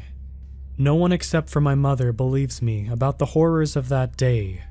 I write this from prison. I'm being held on 2 counts of first-degree murder. I don't know why the creature decided to let me live. It would have been kinder to take me too. I guess I'll never know. I'm an innocent man. You, dear reader, may not believe me, or maybe you do. Whatever you choose to believe, I ask that you please beware the creatures of Needle Point Creek.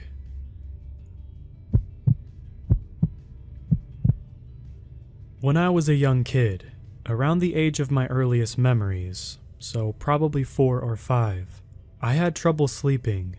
I don't have a great memory about most things, but I remember my sleep troubles probably better than anything else I do from that age. I was an only child. I'm adopted, and I lived in a small, older home with my parents. Living room, tiny kitchen, 2 small bedrooms, and 1 bathroom to share. Not exactly a mansion, but one of the upsides for a little kid of not being well off is that it meant my parents were never more than 10 feet away in our tiny little house. One of my first memories is running into my parents' room and telling them about the faces I saw while I was laying in bed. I still remember cuddling up with my favorite stuffed animal, a Care Bear of all things, for what felt like hours every night, trying and failing to go to sleep. I would just stare up at the ceiling, and while I did, it was like a parade of faces would slide in and out of my vision. The faces were a mix of contorted but normal people, and the typical scary things a kid might see in movies. vampires, werewolves, creepy old women. They would just start at the top of my field of vision and go sliding to the bottom, sort of like a weird 3D movie without the funny glasses. Obviously, this was terrifying to a little kid. Most of the time, I would hide under the blankets and hope to eventually fall asleep. But some nights were harder than the rest. The night I went running into their room, clutching my Care Bear, the first time I really fought the fear. I tried to desperately explain to them what was happening. Of course, they told me I was having a bad dream, and that I would be fine, and they tucked me back in my bed, and my mom sat with me for a little while. I slept with the TV static on that night, and before long, that was the only way I could go to bed at night. But even as a little kid, I knew I wasn't dreaming. I hadn't been asleep, and I hadn't woken up.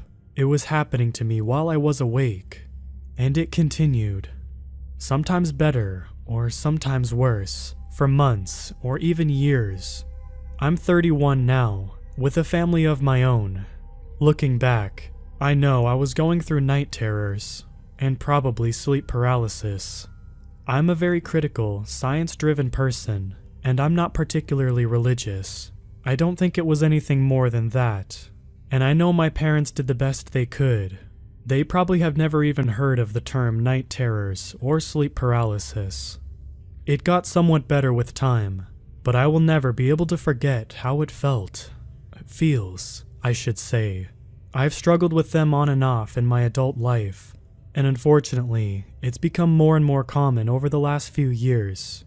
It's really hard to explain the differences between a night terror and a normal nightmare if you haven't experienced it. But you know how nightmares can be scary, and then you wake up and need a few seconds to settle yourself. I've had plenty of nightmares. Frankly, they don't bother me that much, and I feel fine as soon as I wake up from them.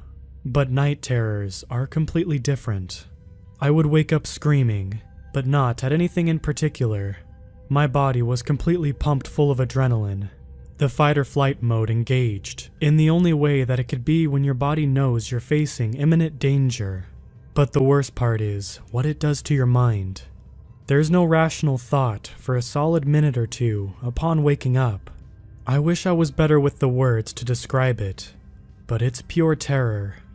I can't reason myself out of it. I can't take deep breaths to calm down.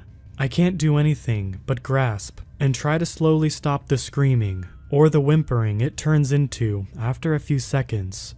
My muscles on fire like I've just finished a marathon. Anyway, I would suggest never having night terrors. For better or worse, I've gotten as used to it as possible. Like I said, I struggled with it a lot as a kid, but it's becoming much more rare as an adult. Until the last few years, when it's become a little more frequent. I would only have 1 or 2 episodes a year.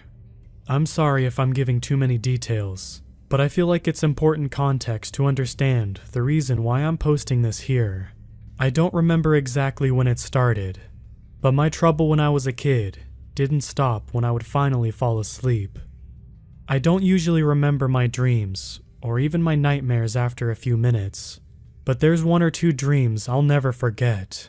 Much as I wish I could, or try to convince myself I have. Because I had the same nightmare almost every single night, for months. It always began the exact same way. I'd be sitting on the back porch of our little house. Like I said, the house was tiny, one of many small, some run down, houses in the neighborhood. Our back door had 3 wood steps leading down into the yard. Turn to the left, and a few feet away was the side of a house where my parents kept the trash cans, and where you could turn and walk back toward the front gate. To the right from the door was the driveway that came into the backyard and the outside garage. And if you looked straight out from the porch, there was maybe 10 feet of backyard.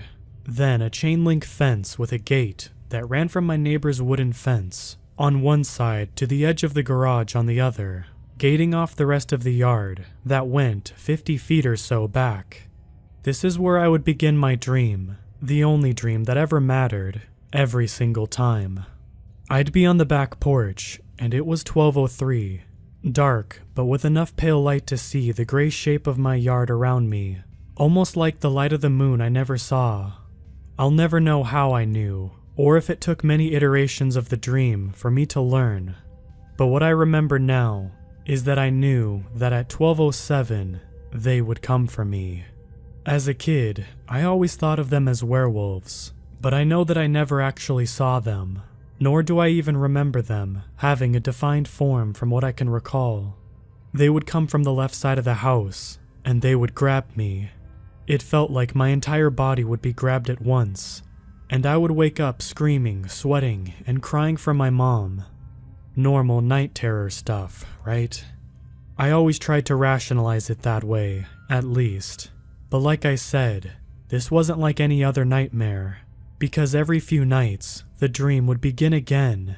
The back porch, 12:03, screen door locked behind me, the trash cans to the side of the house, the driveway where during the day I'd shoot hockey pucks at the garage door, and the red curtain. It's the red curtain that made all the difference in the world. Remember I said there was a fence that blocked off half of the backyard? In the dream, that fence was gone. In its place was a bright red curtain, the kind you'd find on stage or at a movie theater. The world around me shined silvery in a pale light of the moon. I now realize I never looked up to find, but the curtain was bright red. It had a slight part at the top, a few feet to my left if I was looking out from the porch. Through the few feet of open space at the top, but not at the bottom, I could see what looked like daylight, and the branches of the tree we had, behind where the fence/curtain stood. Staring at dark, scary images was my nightly ritual, followed by waking up on the back porch. That sliver of daylight felt familiar. It felt like home. I desperately wanted to reach it, but I never could, because when I walked to that curtain to try to find the seam that went to that part at the top, it didn't exist. Or maybe it did, and I just never found it. Instead, I would pull on the curtain and try to open it at the split. It would just keep billowing out. I'd pull and pull, and there was always more red curtain. It would eventually envelop me. In a panic, trying to reach that sliver of daylight that felt like home, I would always fail, and then they would be there, grabbing me and sending me back to my bed, screaming, clutching my bear. Reoccurring dreams are a known phenomenon, and if every night I woke up fighting the curtain, I could rationalize this a lot better as an adult. But I didn't have the same dream every night. I mean, I did. The porch, the light, the curtain, but it never felt the same. Because every night when I'd go back, that sliver of light at the top of the curtain would just be a little narrower, a little more unreachable, and eventually, I knew where I was. I don't know that I ever recognized I was in a dream. After all, I could have chosen to fly or whatever, had I been truly lucid. But I always knew I was back in the same place, at the same time, and I knew what would happen to me. I tried 100 different ways to go through the red curtain. I tried climbing it. I tried going at it from the other side. I tried going around, only to find myself thoroughly blocked by a wall of a fence on my left and the garage on my right. And every time I failed, that sliver of hope at the top would grow smaller, inch by inch. I couldn't tell you how long this lasted. For all I know, it was a couple of months, or a few dozen times, becoming aware of myself on the porch at 12:03. Or it could have been years. The dreams were more spaced out. Like I said, I don't have a great memory of when I was that young, but I remember when the dreams finally stopped. I don't remember how many times I tried that curtain, but I know it wasn't every time I entered that dream. Other times I would try to escape in a different direction, or even out the side where they came from. Nothing ever worked, and they all ended up the same way, with the sensation of being squeezed from all around and waking up in my bed in terror. I wish I had some heroic story of how I made it end, of how I stood up to the fear and declared it had no power of me. That's what always worked in the movies, but that's not what happened. Instead, I hid. Of course, I had tried before, by cowering under the boards of the porch, where by day I would dig up worms, and by night I would hunker down, wishing I could live under the dirt the way they did. But hiding there never worked. 12:07 would come. I'd hear footsteps coming from the side of the house, and a few seconds later, it would be over. It ended the night I threw myself into the trash can. I don't know if it was a coincidence, me finding something to overcome the mental hurdle, or something else, but I threw myself into the metal trash can and covered myself with all of the boxes inside. I remember staring up at the now tiny sliver of light at the top of the curtain as I pulled the lid over my head, and I remember the footsteps passing me by for the first time ever. I never had that dream again after that night, not once in my life. Most of the time I can pretend it never happened, and avoid the chill I have now from recalling all of it again. But as I said, earlier tonight, it all came rushing back. I had a normal night with my family, and I tucked my son to sleep at 7:30, as usual. Unfortunately, night terrors seem to have a genetic component to them, and my son may have inherited something I never wanted to give to him. He's almost 4 now, and has had a hard time sleeping his entire life. He wakes up at night in a sweat, screaming. When he was younger, he could never articulate what it was that scared him, and we chalked it up to nightmares, or possibly even night terrors. When my son was old enough to talk, he would say he doesn't like to sleep because it's scary, which is what he always says to try to get out of doing something he doesn't want to do. Anyway, we brought this up to the doctor, who said there aren't really any answers to what causes night terrors, nor are there really any treatments. So when my son woke up crying tonight, a few hours after going to sleep, as he does on way too many nights, I went in to soothe him back to sleep, feeling guilty as always, that it's probably due to me in some way he inherited this, but tonight was different. As I set him down, he said something that chilled me to the bone and brought back a wave of memories I wish I didn't have. "Dad, I'm scared of the red curtain."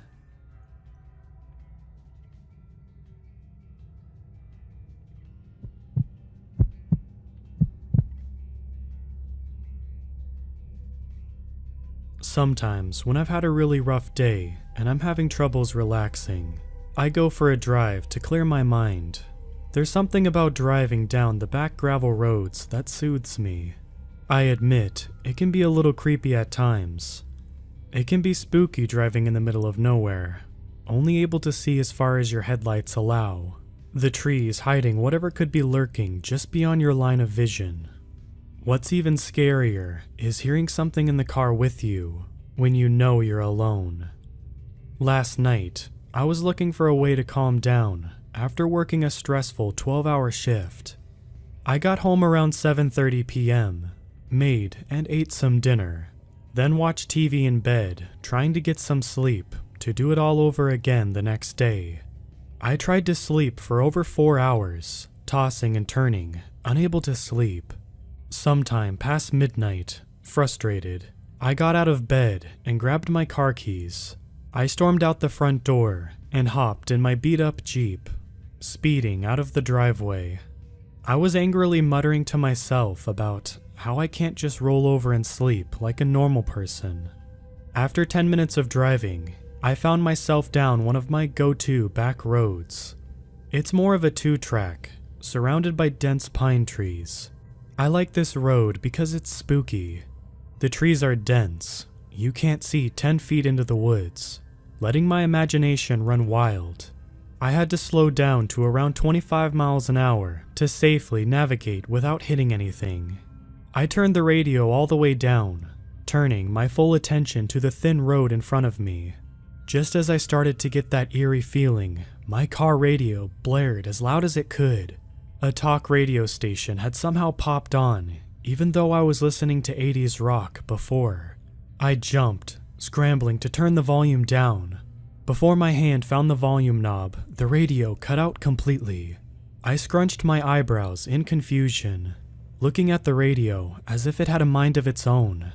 All of the sudden, a wave of dread hit me like a ton of bricks. The hair on my arms and neck stood on end, my heart beginning to race uncontrollably. It got so quiet I could hear my heartbeat thumping in my ears.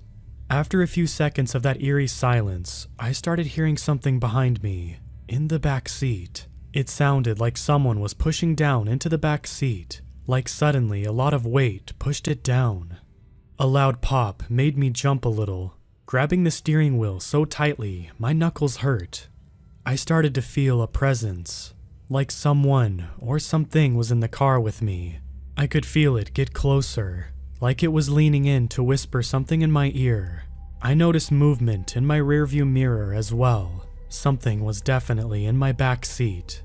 A deep breath exhaled, blowing its breath right in my ear. I was completely paralyzed in fear, not knowing how to react. I was still driving down the road, but maybe at 5 miles an hour. I was too afraid to turn around and see what was behind me. I had this gut feeling that if I turned around, something bad would happen. "Hello," a muffled voice called in my ear. Its voice sent shivers down my spine.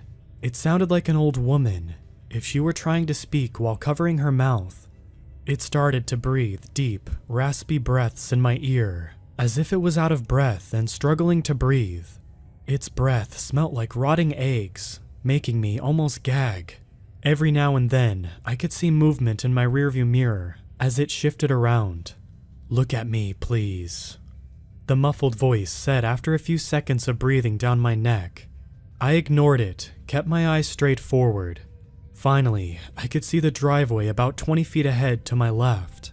Once I got to it, I pulled in and turned the car around as calmly as I could. "Look at me," it growled. My muscles tensed as it spoke. It was even scarier sounding when angry. I managed not to jerk the steering wheel and successfully turned around. I noticed I was driving a little too quickly for the road I was on, but I couldn't help it. I wanted to get back to the main road where there were other people, if I was lucky enough to make it that far. I felt pressure on my shoulder as it must have grabbed me. Its fingers felt incredibly bony and shaky. I stayed driving straight and tried not to let it affect me. There was now jerky movements that I could see in the reflection of the mirror, like it was having a seizure or something. The fingers dug into my shoulder, making me wince in pain. "Look at me," it growled in my ear again, taking deep breaths in between each word. I noticed my foot consistently pressing the gas pedal harder. I glanced at the speedometer and saw now I was going 50 miles an hour, speeding as I went around turns. I have never wanted out of the backwoods so badly in my life. Somehow, I was able to keep the car in control, avoiding the trees that were just feet from my front end. At one point, my tail end clipped a tree as I slid. I kept driving as fast as I could. Its fingers were digging so hard in my shoulder that it was getting harder to make the turns. Up ahead, I saw the stop sign, and I almost cried out in joy. The same cracking noise from earlier rang through the car. I could hear the pressure of my back seat leave, as well as the heavy feeling of dread that hung in the air. I didn't even notice I was holding my breath until then, taking a huge breath as I blew through the stop sign. I noticed a tear was rolling down my cheek as well. I could tell by the atmosphere in the air that whatever was in my back seat was now gone. I sped the whole way home, not stopping at any stop signs on the way. I'd never felt so much relief in my life as I did in that moment. I pulled in my driveway. I slammed the shifter in park and bolted inside, panting heavily. I checked the doors and windows twice before retreating to my room, making sure the whole house was locked up. Needless to say, I didn't get much sleep after that. I sat wondering what that was all night. The next day was a long, horrible 12-hour shift. I was more than thrilled when 7:30 came and I could clock out. I knew I'd struggle sleeping again, but one thing is for sure, I won't be taking a nighttime drive to help me relax. I don't know what that was, but I pray I never encounter it again.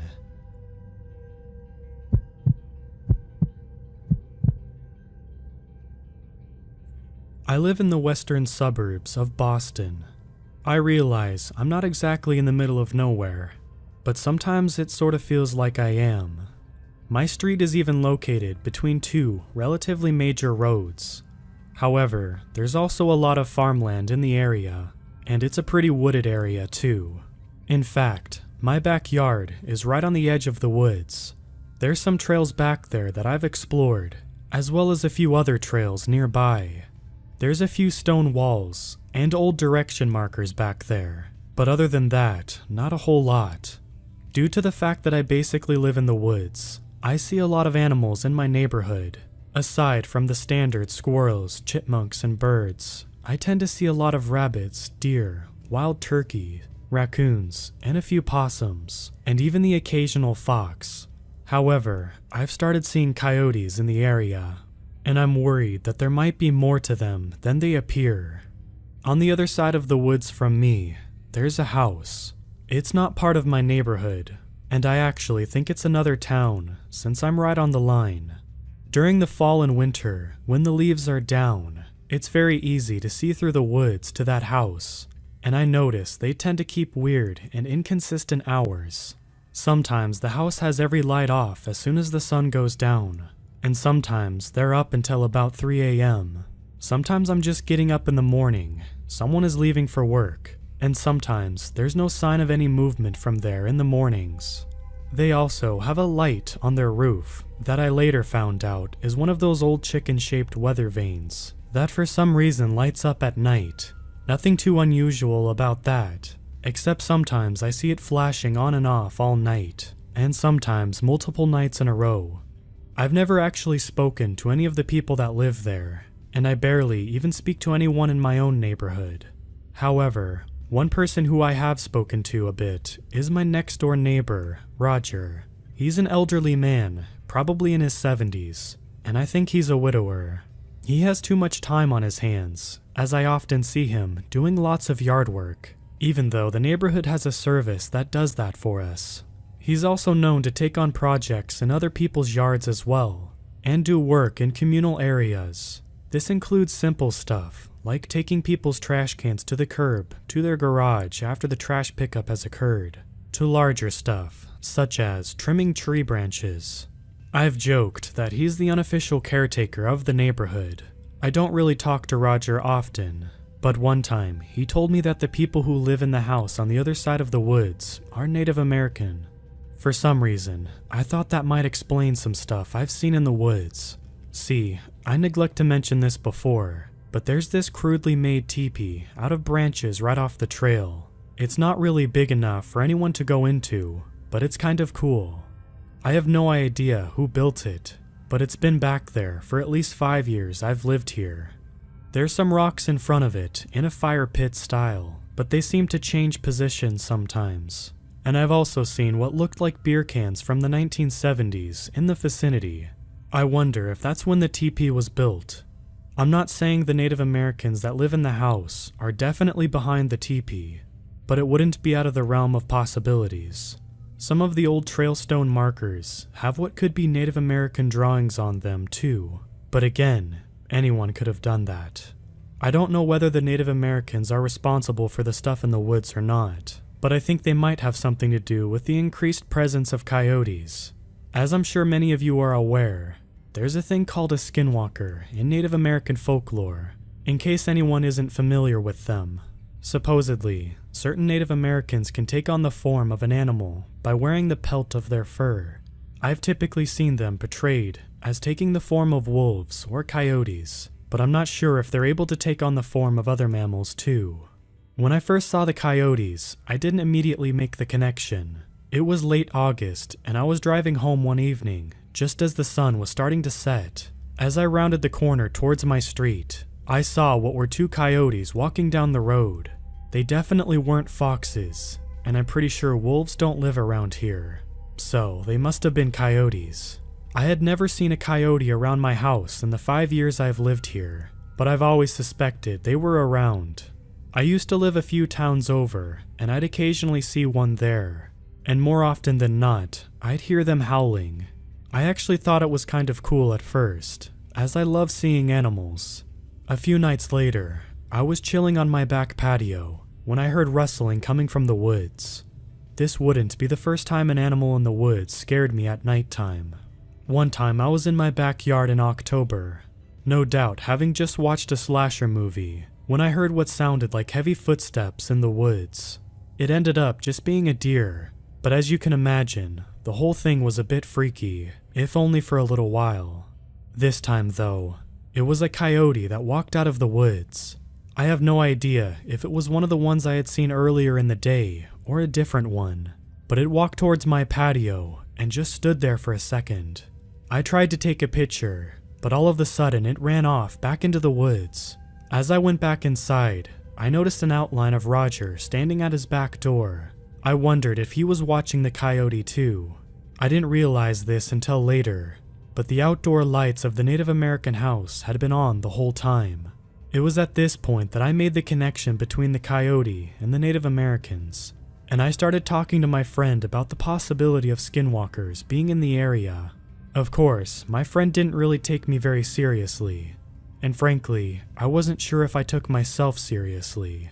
We both like to entertain the possibility of certain aspects of paranormal, including the existence of cryptozoology creatures, like skinwalkers, and related creatures such as fleshgates or the goat man, but lack any concrete evidence. The next day, I saw Roger working in his garden, and I asked him if he had ever seen coyotes in the area. He said not for several years, but he was noticing them coming back. He also warned me to be careful if I saw them and not to get too close as they're prone to attacking. He seemed almost worried as he told me this. That night, I was back on my patio when I started to hear rustling from the woods again. The sounds were coming from various spots in the woods, but I wasn't able to see anything. I then started to hear howling, some sort of noise that sounded like it was very close to me, while others sounded further away. I noticed every single light on at the Native American house on the other side of the woods too, and was wondering if they were behind this after all. Suddenly, I heard what sounded like a loud bang, almost like a gunshot, and the howling stopped, followed by every single light at the house going off at once. I sat there for a few seconds when I noticed Roger standing in his backyard. "Get back inside," he told me. "What's going on?" I asked him. "Get back inside," he repeated, offering no explanation. I gathered my things and went back in. I watched out the window for a while and saw Roger standing at the edge of the woods. I realized that he was staring down a coyote. After what felt like hours, but was probably only a few minutes, the coyote turned around and left. Roger stayed there a while longer before going back inside his house. The next day, I tried to get answers, but Roger wouldn't acknowledge what had happened. Several weeks had passed, and I hadn't seen any coyotes or any other odd things going on. By this point, it was early October, and the events in that night in August had become a distant memory. I was coming home from work one evening when I saw Roger out in his garden, like I often did. I waved hello to him, and noticed him waving me over. "I won't be able to take care of this neighborhood much longer," he told me. I didn't understand what Roger meant, but he went on to explain that he was planning on moving closer to his children, and he just didn't have the strength to take care of the neighborhood anymore. I told him that he could always take it easy, and he didn't have to always be out and doing stuff on the street. But he said that's not what he meant. Roger stuck around for the rest of the fall, but one day in early December, he was gone. I didn't even see any moving trucks. It was as if he had just packed up and left overnight. I did, however, find a note he left taped to my door. The note read, "I'm sorry for leaving so abruptly, but it's time for me to go now. I felt myself getting weaker this past summer, and I can't stay here much longer. If you see a coyote, don't engage it. If you can, get indoors immediately. Otherwise, remain perfectly still until it has walked away. Good luck." I thought back to the night in August when the coyotes were coming out of the woods and Roger seemingly scared them off. I know I had always joked about Roger being the unofficial caretaker of the neighborhood, but what if he was actually responsible for protecting it? What if the Native Americans that live in the house on the other side of the woods have some connection to the skinwalkers, or are skinwalkers themselves? They seem to have some sort of ancient connection to the woods. What if they have the same sort of connection to the land beyond the woods that is my street? What if Roger's physical presence was able to keep the skinwalkers out of the neighborhood? He mentioned he hadn't seen the coyotes in the area in years, and seemed worried when he told me about them showing up again. It was almost as if his power to keep the skinwalkers away was somehow weakening, which is why they were able to show up in the area again. I know he was still able to keep them away that night in August, but the fact that they were able to get so close was a bad sign. That must have been what he meant when he said he didn't have enough strength to take care of the neighborhood anymore, and that he's getting weaker. Maybe he knew that he'd soon be powerless to stop the skinwalkers, and left for his own safety. I've been tossing this theory around for over a month now, but this is the first time I had written it down and read it back to myself. I know it sounds really weird, but the more I think about it, the more I believe it. As much as I like to entertain the existence of the paranormal, I do tend to look for logical explanations for everything, but for this, I have none.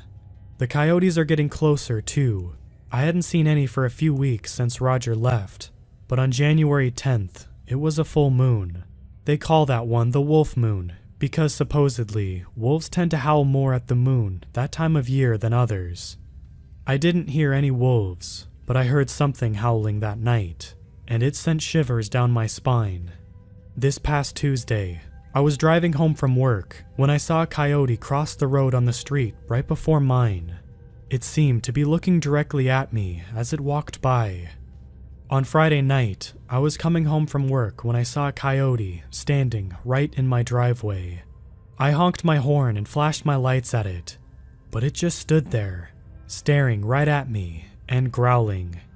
There was no way I was getting out of my car, and I sat there for about 10 minutes and even contemplated driving away. But eventually, the coyote walked off. Then last night, it was snowing a bit. I turned on the light in my backyard to see how much snow had fallen and how heavy it was snowing. When I saw a coyote standing in my backyard, I was able to see the outdoor lights were on at the Native American's house, and their weather vane was blinking like crazy again. I quickly turned off the lights and closed the shades. I took a look in my backyard this morning and saw there were paw prints in the snow leading towards the woods. The prints, however, stopped just in front of the entrance of the woods, and sets of human-looking footprints appeared ahead of them. I didn't dare follow them. With Roger, the neighborhood guardian, no longer living here, it seemed like there's nothing that will keep the skinwalkers out. I don't know what will happen, but it's dark out, and I hear howling coming from the woods again.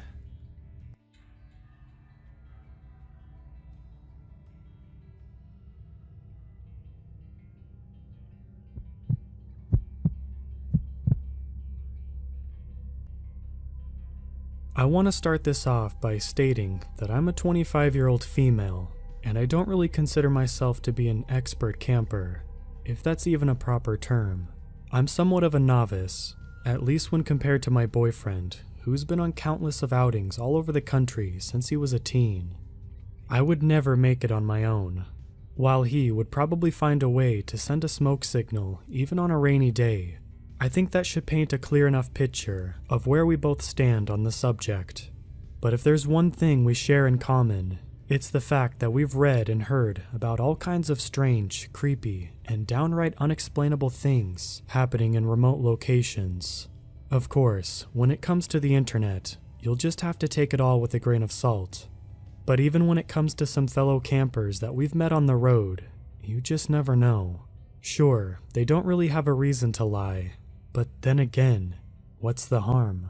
They tell some random nobodies a weird story that they came up with just for kicks, and in the process, they might even get them to scare themselves later on by overthinking it. Like I said, I'm not an experienced camper, but I'm no stranger to it either. Anyone that's ever gone camping will likely tell you that it's only natural to hear something weird every now and then. But hey, that's just nature for you. You eventually get over it, as my boyfriend said, but I'm pretty sure there's no getting over what happened to us. It happened on the second night of what was supposed to be a 4-day trip. The first thing I recall is suddenly waking up in the middle of the night with the weirdest sensation, almost as if I hadn't been sleeping at all before that, which is just weird to me. I heard some noise right outside our tent, and upon realizing my boyfriend wasn't next to me, I quickly came to the conclusion that the leaking sound outside was, well, him taking a leak. No big mystery there. No reason to freak out. He had gotten up to take a leak, and likely tried his best to make as little noise as possible. But because I have yet to get used to this sort of environment, I guess I can't help waking up due to the slightest thing, whether it's a sound, an itch, or whatever. It wasn't his fault, I thought, just as I was about to roll over and go back to sleep. But I couldn't roll over. I couldn't move. It didn't make sense to me, which was a good enough reason for me to start freaking out, if only fear hadn't gotten to me first. Just as soon as the words sleep paralysis popped in my head, I realized what was really going on.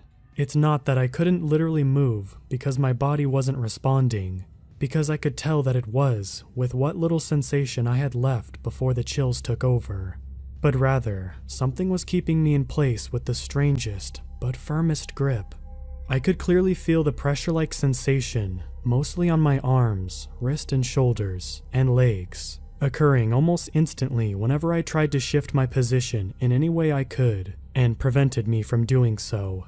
Just as I was about to call out to my boyfriend, however, a pressure manifested itself right in the back of my neck, almost as if a weight had been dropped on it.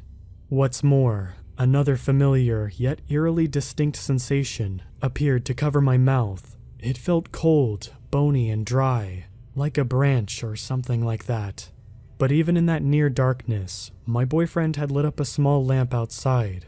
I could see that there wasn't anything on me, and yet I couldn't bring myself to utter a single word. I could barely make a sound in my desperate state, and the more I tried to fend off this invisible force, the harder its grasp got. I did whatever I could, but it wasn't until I heard the voice that I stopped completely, out of fear more than anything else. "Thank you," it said, almost like a raspy whisper traveling along with the night breeze. My eyes quickly shifted to where my boyfriend was, right outside the tent. It couldn't have been him. I knew it couldn't have been him. The voice didn't belong to him, but whose could it be? Even in my current state, I was able to tell there wasn't anyone else inside the tent with me, but all signs seemed to indicate the very different reality than the one I was experiencing. Warm. So warm. It continued. It took me a moment, but once I added the voice on top of all of the other weird things that happened since I woke up, I instantly realized that those pressure-like sensations that were keeping me put felt a lot like hands and fingers holding me down, same as the ones over my neck and mouth. Thank you for being warm. By this point, tears were already streaming down my face as hundreds of thoughts flashed before my mind, each one darker than the last.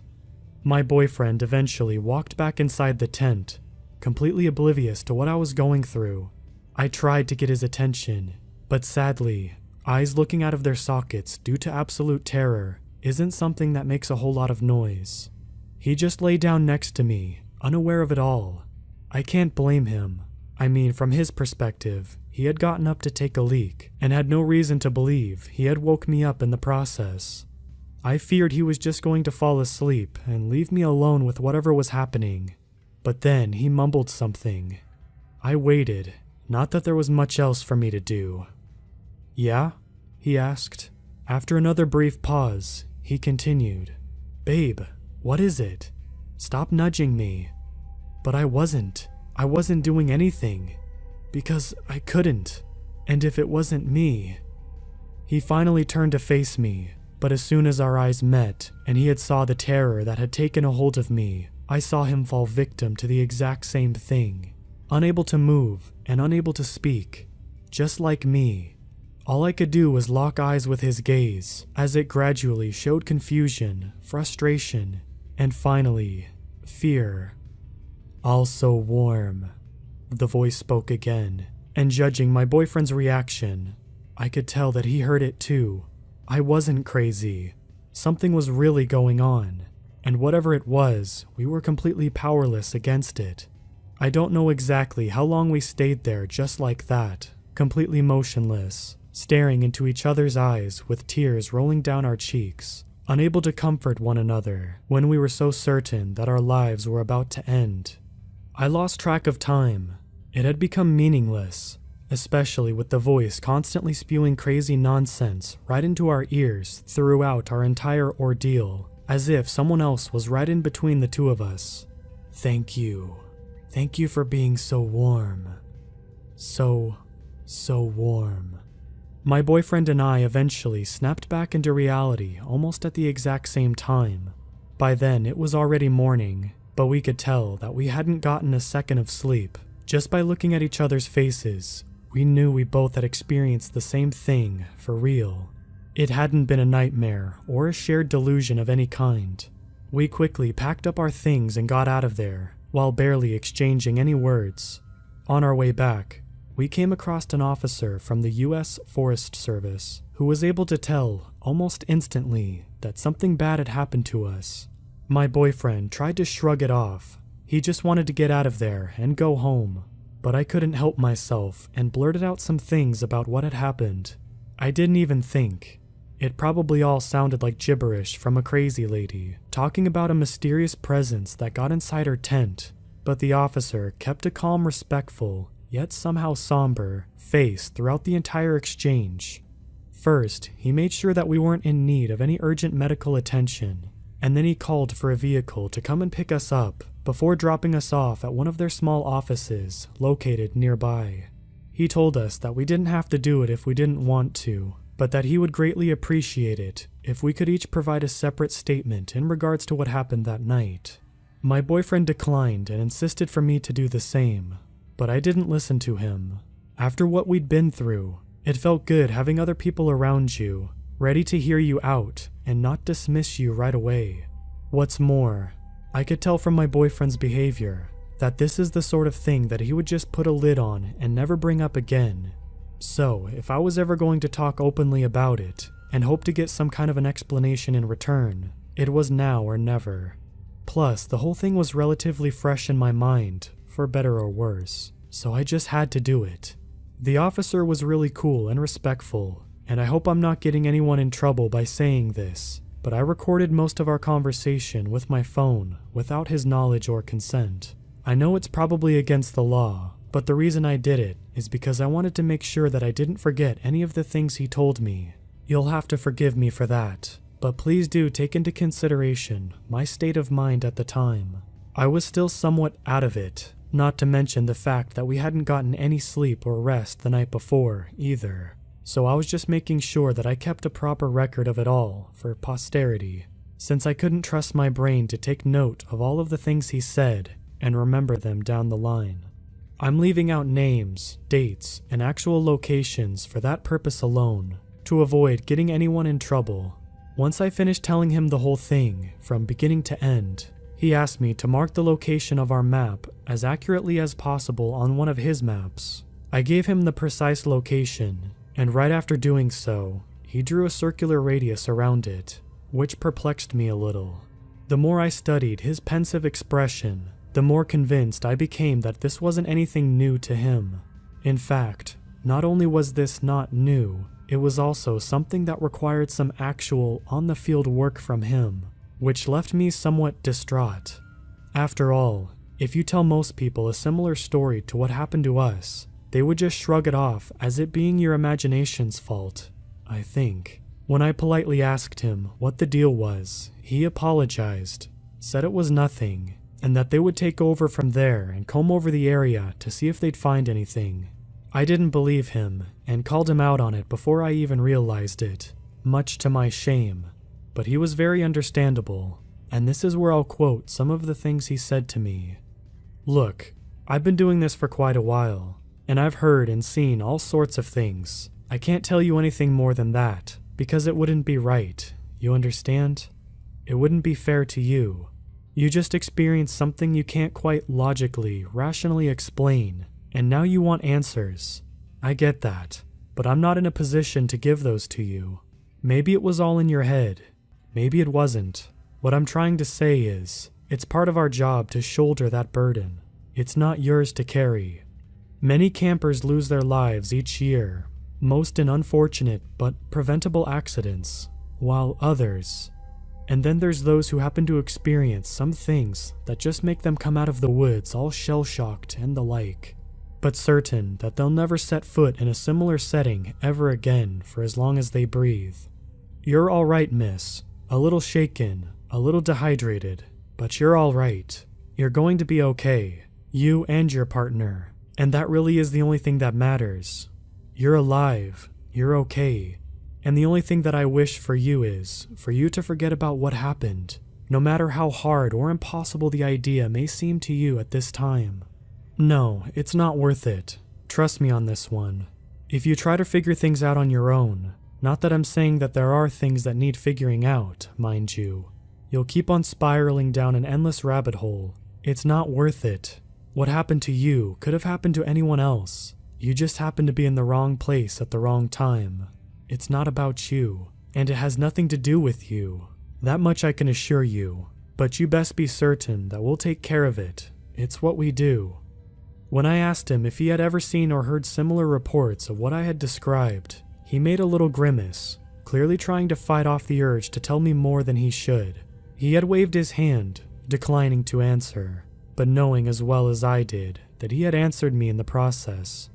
Finally, when I asked him if I could leave my contact number for him to call me at a later time, maybe once the issue was resolved, and he could tell me about it, his response was very swift and pointless to contest. No, I'm sorry, but no. You've done more than enough. In fact, you've helped us out tremendously. Thank you for your time. Afterwards, they drove us all the way out of the area and dropped us near the city, from where we eventually made our way back home. It's been a little weird ever since, with my boyfriend not wanting to discuss these events, as if he's pretending that nothing happened at all. I can't tell if this whole thing just scared him to his core, or if there's something more to it. Either way, it helps being back in the city and being surrounded by all of this noise and people, but I don't know what's next for me. Part of me wants to follow the officer's advice. I'll admit that I'm still as curious as ever, cautiously so. But I know the man was not only speaking truthfully, but from experience as well. I really want to let it go, because that's probably for the best. But it's not that easy, especially with the internet at your disposal just a couple of swipes away, and a whole world of information and people out there, ready to share their stories and knowledge with you. This incident might have put my boyfriend off from camping for a little while, maybe permanently for all I know, but I can't say the same for me, I think. Maybe someday I'll go back, on my own. I really don't know why I would, but that's just the me talking right now.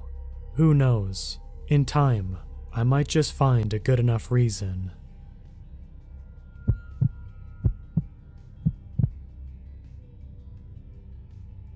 I'm a private guard in a European country. My job is mainly at night, as I usually patrol the streets with my car. Here, the law about guns are quite restricted compared to the US. Our job is to prevent and report crimes to the actual police.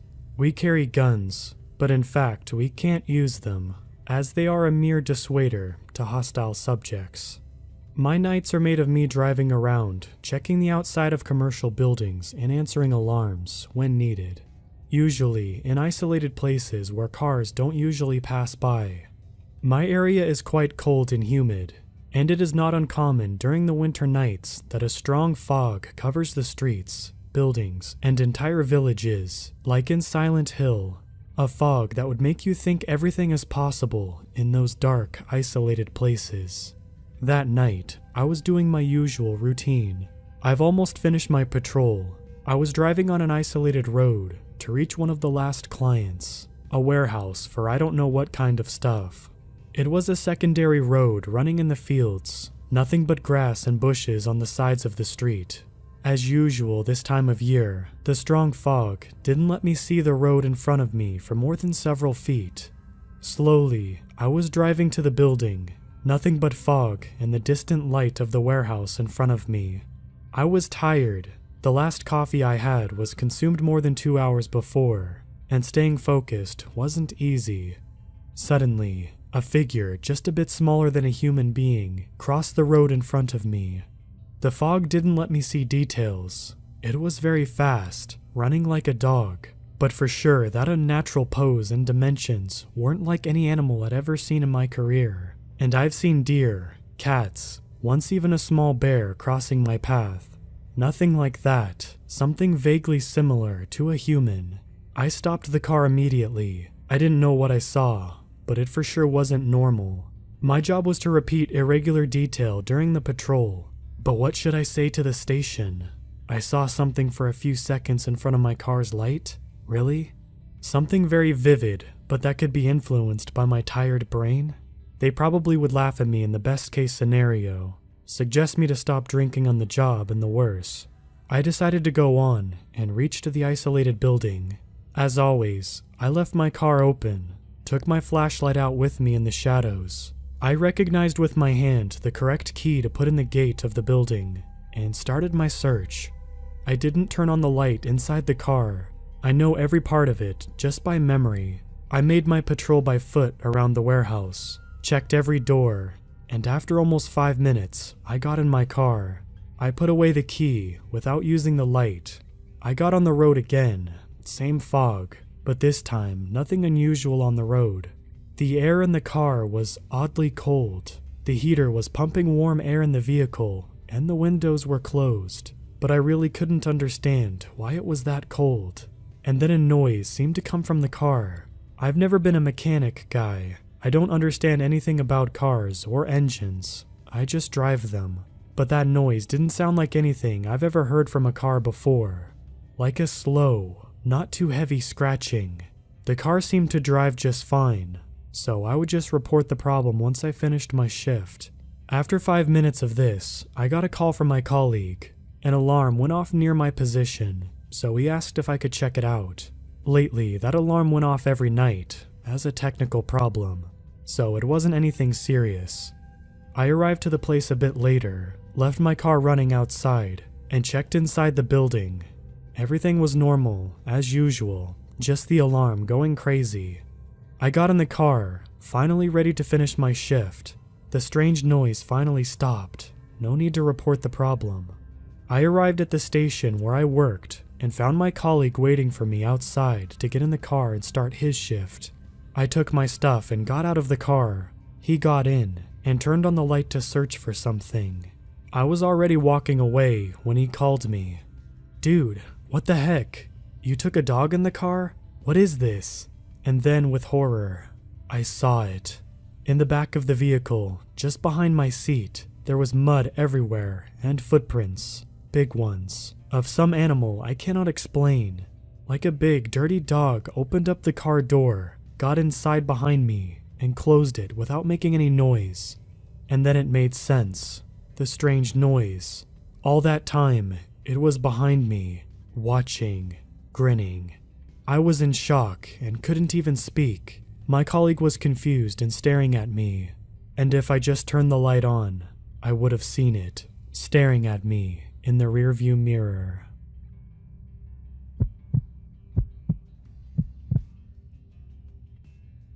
Pretty sure last night has ruined hunting for me for good. I don't know if I'll ever feel comfortable out in the woods after last night.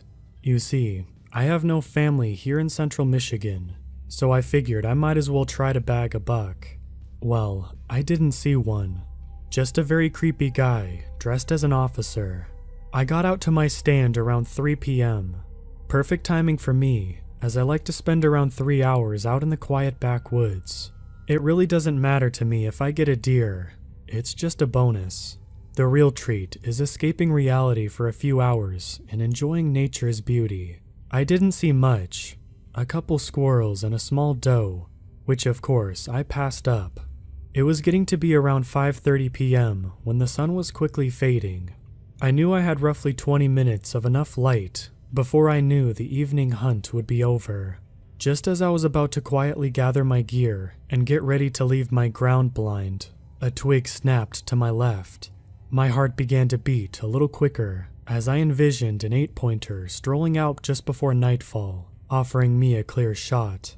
I slowly leaned my head forward so I could try to get a better look of the animal that was approaching. Something stopped me though. The forest was unusually quiet. The air began to fill with a very odd smell of what I could only describe as iron. I'd smelled it many times before, as I've shot plenty of deer throughout my 29 years of life. A bleat rang through the woods. Instantly I froze, and my heart was beating for a whole different reason: fear. This was no ordinary deer bleat. It sounded like a person was trying to mimic a deer. I sat as still as a stone as the crunching of my unwanted guest slowly walked closer and closer. It was almost pitch black now, and I was left feeling more terrified than ever. Something felt extremely off about the whole situation. Most people that called for deer used a deer call, which would have been hard to tell apart from an actual deer. This, however, sounded painfully obvious that it was someone using their own voice. It blasted through the forest again, this time maybe 10 feet away. My heart was beating uncontrollably at this point. Whoever was out here had to know I was there. It is rifle season, and it's incredibly stupid to be out here wandering in the woods, let alone trying to make yourself sound like a deer. The smell of iron was getting to be unbearable, as whatever was out here was getting closer. I decided to bring my .30-30 to my shoulder and prepare to defend myself if need be. That's when I finally saw movement through the flap of my blind. It was a tall, lanky man wearing an officer's uniform. For a second, relief washed over me, as the feeling of not being alone was much better than being by myself in the dark woods. Then, as he took another step, I noticed how off everything was about him. His arms were too long in contrast to his short legs. Now that he was within 10 to 15 feet of me, I could see just how tall he was. He had to be close to 7 feet tall. He stopped directly in front of me and threw his head back, making that awful bleeding noise again. That was when I got a good look at his face and almost threw up from the amount of fear that I was feeling. His mouth didn't move as he bleated, but I could see his cheekbones moving. His mouth drooped in a sad-looking expression. Blood dripped down the corner of his mouth. He bellowed again. Seeing it a second time was when I noticed what was wrong about him. His face wasn't his. He had the skin of someone's face pulled over his head, most likely the officer's face. My heart started to beat so loud, I actually feared he would hear it. I don't know how, but he still didn't notice me, only about 15 feet away, sitting in my blind. I prayed he wouldn't. I watched in horror as he took slow, staggered steps until he walked out of view. The sound of his footsteps slowly got quieter as it walked further and further away. The smell of rot. I heard one more final bleat ring through the woods before his footsteps were all out of range together. I waited another 20 minutes before slowly exiting my blind, too afraid he would hear me and come back. I moved as quickly and as quietly as I could back to my truck. Once I was about 30 yards away from my truck, I heard the bleat again, followed by heavy footsteps. He spotted me. I took off running full blast, knowing that I had a short distance to cover. Hearing him get closer with crazy speed, I made the mistake of glancing back as I reached back to my truck, and what I saw will still stick with me forever. He was running on all fours, making these huge galloping strides. He moved way faster than he should have been able to in that position. I jumped in my truck and started it with my shaky hands. Just as I started to pull away, I saw a flash, then a huge banging noise as it slammed into the side of my truck. I floored it and raced out of there as fast as I could without ditching it. He gave chase for a short while, but fell behind pretty quickly. I drove the 15 minutes home in silence, looking in my rearview mirror every 5 seconds expecting to see him chasing me. He never did though, thank goodness. Once I got home, I grabbed my stuff and raced inside, locking the door behind me. I tried to make sense of what I saw, but I just couldn't. I have no idea what that thing was. I was pretty exhausted after running and having my heart racing for such a long time, so I went straight to bed. I had a hard time falling asleep, as the memory of his scratched out, stolen face was burned into my brain. Just as I finally started to doze off, I froze again as I heard the same strange bleat out of my window in my backyard somewhere. This thing followed me home. It made sounds out there all night and I could hear its odd footsteps as it circled around the house. I made it through the night somehow, so I'm posting this in hopes that one of you might be able to help me identify what this thing is, maybe how to get rid of it. I don't want to call the police, because I know they will think I'm insane. So if anyone has any suggestions, I'd gladly take the advice.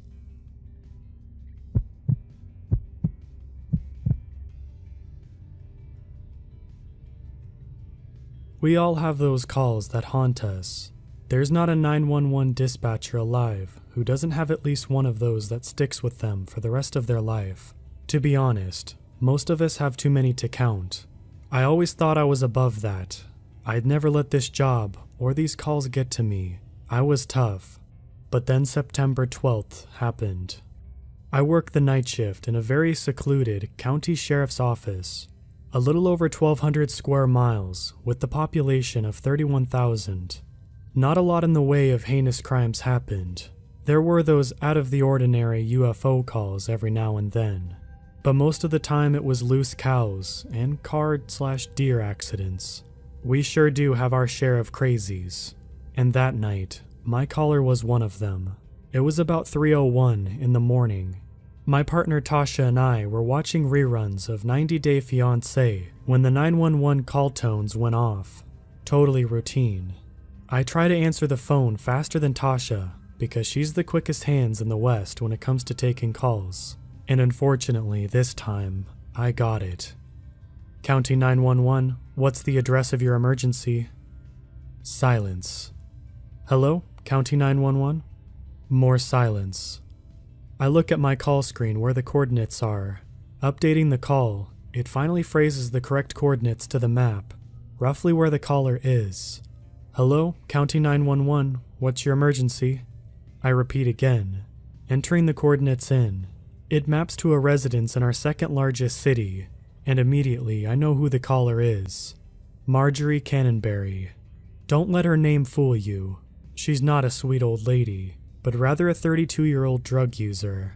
Extensive history in our in-house records, and I don't even need to look her up. In my 3 years of dispatching here, I can't recall just 1 week where I didn't have a call with Marjorie. Hello, Marge? Do you have an emergency? I ask again. We're on a first-name basis. Yes, I finally hear her whisper. Okay, what's going on? She pauses, her breathing trembling slightly. There's something in my closet. There's something in your closet? I asked, quickly typing into my call narrative. How do you know there's someone there? Do you see them?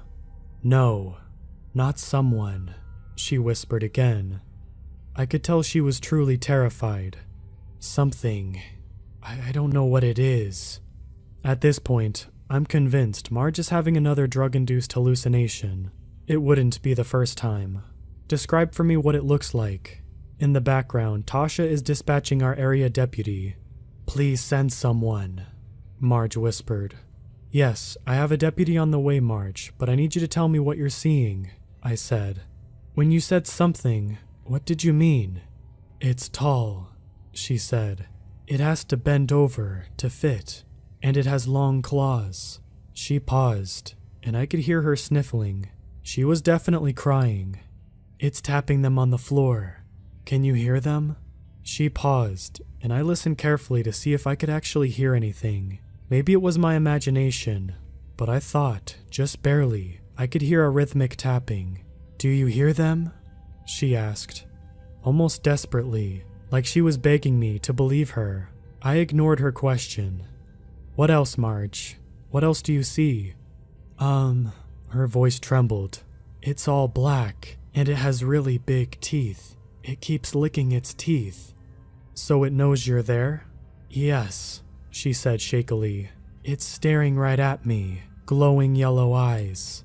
For the first time in my life, a shiver went down my spine from her words. Every horror movie I've ever seen came to mind. Though I knew better, my supernatural bone was piqued. Could there really be a demon in her closet? Are you able to leave the room, Marge? I asked, typing all of this into our dispatch narrative. Can you go outside until my deputy gets there to see what's in there? I don't think so, she sobbed. If I move, it'll get me. Have you been drinking tonight, Marjorie? I know how incriminating it sounded, but it was a legitimate clarifying question. Call me heartless if you want. No, she sobbed again. Please believe me. I know I've done stupid things before, but this is real. I haven't been drinking, and I haven't taken anything recently. I don't know what it is, but I'm so scared. It keeps tapping. It's claws. You have to hear them, don't you? The phone crackled as she held it out at an arm's length. There was no mistaking this time. I could hear something tapping. A pit formed in my stomach. What? It was like the sound of long acrylic fingernails. Okay, Marge, I'm going to stay on the phone with you until the deputy gets there. I look at our mapping software. He's not super far out and shouldn't be too much longer. Okay, thank you, she whispered. It's just staring at me. Does it have a face? I asked, against my better judgment. Did I actually believe that there was something there? Yeah, but it's all teeth, like it's smiling. And it hasn't moved since you saw it? No, it's just there, staring and tapping its claws. How long has it been there? I don't know. I woke up to the tapping noise and just saw it there, so I called you right away, Marge said. You don't believe me, do you? It's not that I don't believe you, Marge, I answered. I've never heard of this sort of thing before. What you're describing sounds like a demon from a scary film. I think it is. Another shiver. Her voice sounded so convinced. Real or not, she was legitimately seeing something, whether it was an actual demon or a hallucination. Part of me felt bad for her, being absolutely convinced something like what she was describing was staring at her. It would be terrifying. Marge suddenly gasped, and the phone rustled as it fell from her hands. What's going on, Marge? I asked quickly, my tone dropping in seriousness. It's coming towards me, she screamed. Oh no, it's claws. My deputy is almost there, Marge, I said loudly, over her screams, but I doubt she heard me. If I hadn't freaked out by then, I was now. Those screams were ones of pure and unfiltered terror. My pulse was flying as I was trying to type everything I heard into the call. Next to me, Tasha was relaying the info to our deputy. Come on, I thought. Get there already. The problem with a secluded country was that we didn't have as many deputies on as others, so our response time was significantly longer. This particular night, the city's officer had called in sick, so it was the county's job to cover if there were any calls. 333, be advised. She's screaming and not answering us anymore, Tasha said to our responding deputy. 333, 10-4, 2 minutes out. 332, to dispatch. It'll be 1076 as well. Our other unit in the area piped up. I had seen him making his way towards the area before, but now he was going emergent. I repeatedly tried to get Marge to come back on the phone, but all I could hear were her screams. I could also hear things being thrown around, like she was smashing into them with her body. And suddenly, as quick as it happened, everything went silent. Marge, I shouted. Marge, are you there? The phone crackled. He's going to get to me, Marge said monotonously. He knows who you are now. You're next. And then the line went silent. If I had a handset phone, it would have fallen out of my hand. How could anyone not get unnerved by something like that? The movie lover in me was terrified. You're next. 333 dispatch, I'm 1023. The first responding deputy advised he was on the scene. His name was Jason, our youngest deputy on the department. He's a super nice kid who was probably the best person that could have responded to help Marge. Tasha held radio traffic just for that call, and we waited for what seemed like an eternity as Jason went into the house. 333 dispatch. It nearly made me jump up out of my seat and my nerves on end. Get a med rolling. She tore up her arms pretty bad. Within 5 minutes, our med unit was rolling. Jason and Travis, his backup, ended up capturing Marge. They came up before Jason transferred her to the mental hospital. After getting medical clearance and explaining everything that had happened, Apparently, Marge was tripping out on drugs, my first suspicion, and decided to tear at her arms. She also trashed her apartment with her drug stupor, which would explain the crashing around I heard. But what about the tapping? I asked. I heard the tapping she was talking about. I don't know anything about that, Jason said with a shrug. But it was probably something she was doing that she didn't realize she was doing. Yeah, you're probably right, I said, but I still couldn't shake the bad feeling. It's sad, honestly, Jason said, retrieving the papers off the printer that was printing. She's so fried from the drugs, she's just crazy now. I glanced out the dispatch window to the lobby, where Travis was sitting with Marge. She sat with her head hanging down and her arms in bandages. Seeing someone hopped up on drugs was always a little disturbing to me. As if she knew I was looking at her, she lifted her head up and her eyes met mine. They grew wide, and she pointed at me, letting out another piercing cry. Travis stood up as she did, putting himself between her and me, inadvertently. I couldn't shake the feeling that she wasn't pointing at me, but rather, behind me. I told myself it was dumb, but why was it I couldn't look over my shoulder?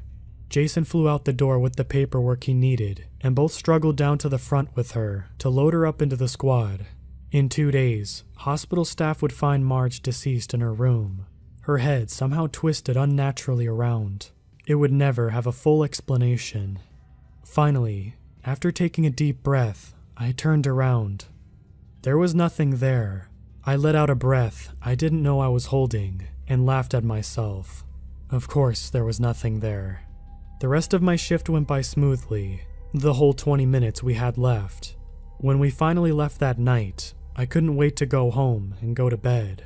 That call had really rattled me and left me with a headache. I got back to my little apartment, greeted by my little white cat. After giving her more food, I took off my uniform and hung it up in the closet, making sure to close the doors. Hurrying back to my bed, I jumped in and turned on the TV for some background noise. That night, I slept with all the lights on. Maybe it was just my imagination running wild, or the stress of a long week, but as I closed the door to my closet, I could have sworn I saw a pair of glowing yellow eyes staring back at me.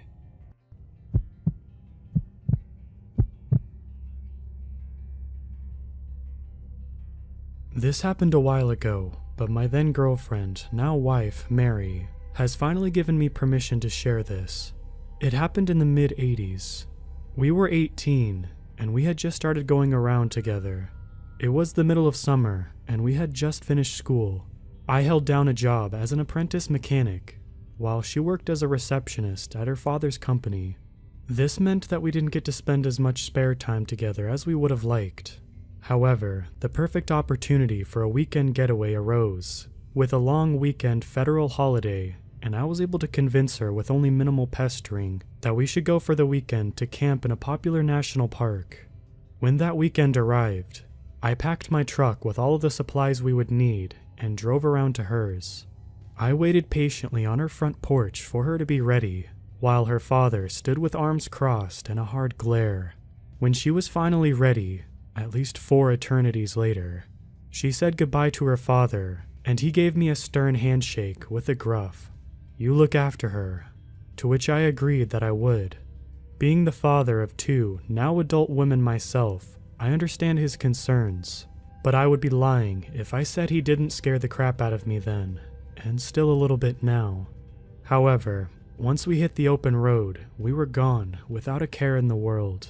Making our way through picturesque countrysides, we sang along to the radio with our windows down until we were good and windbeat, played monotonous travel games until we ran out of items to guess, and I let her nap when she fell asleep leaning against the passenger side window.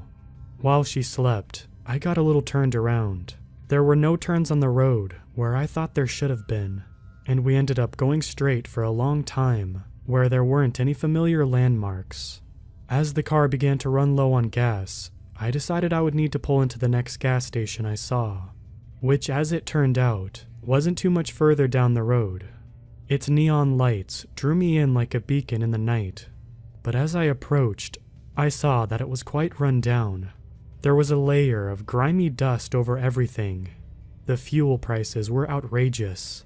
The neon light was missing a couple letters, and a single moth flew repeatedly into the light above the service attendant. Suffice to say, if my car wasn't dying for a drink, we wouldn't have stopped. I left Mary asleep in the car while I filled it up and locked the car out of paranoia when I went to pay and ask for directions. Inside, the attendant looked just as washed up as the gas station did. It was a guy around my age with an absent expression on his face, and our conversation went something like this. Pump 3, pack of Skittles. And can you tell me which direction the national park is? I asked direct, though not rudely. That'll be $50.90. He spoke in a heavy drawl of a country accent, and just pointed down the road in response to my question. Okay, thanks. Good evening to you. I said uncertainly, but decided to just go with it and reconsult my map if necessary. There was a long pause for a moment, and I was almost out of the store before he spoke up again. You be careful out there, in so-and-so forest. The way he said it was unsettling, and I hesitated a moment, unsure of how to respond.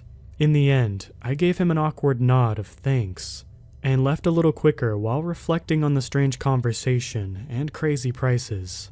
However, when I came out and looked to the car, my heart leapt into my throat. The passenger door was open, and Mary wasn't in the car. Mary!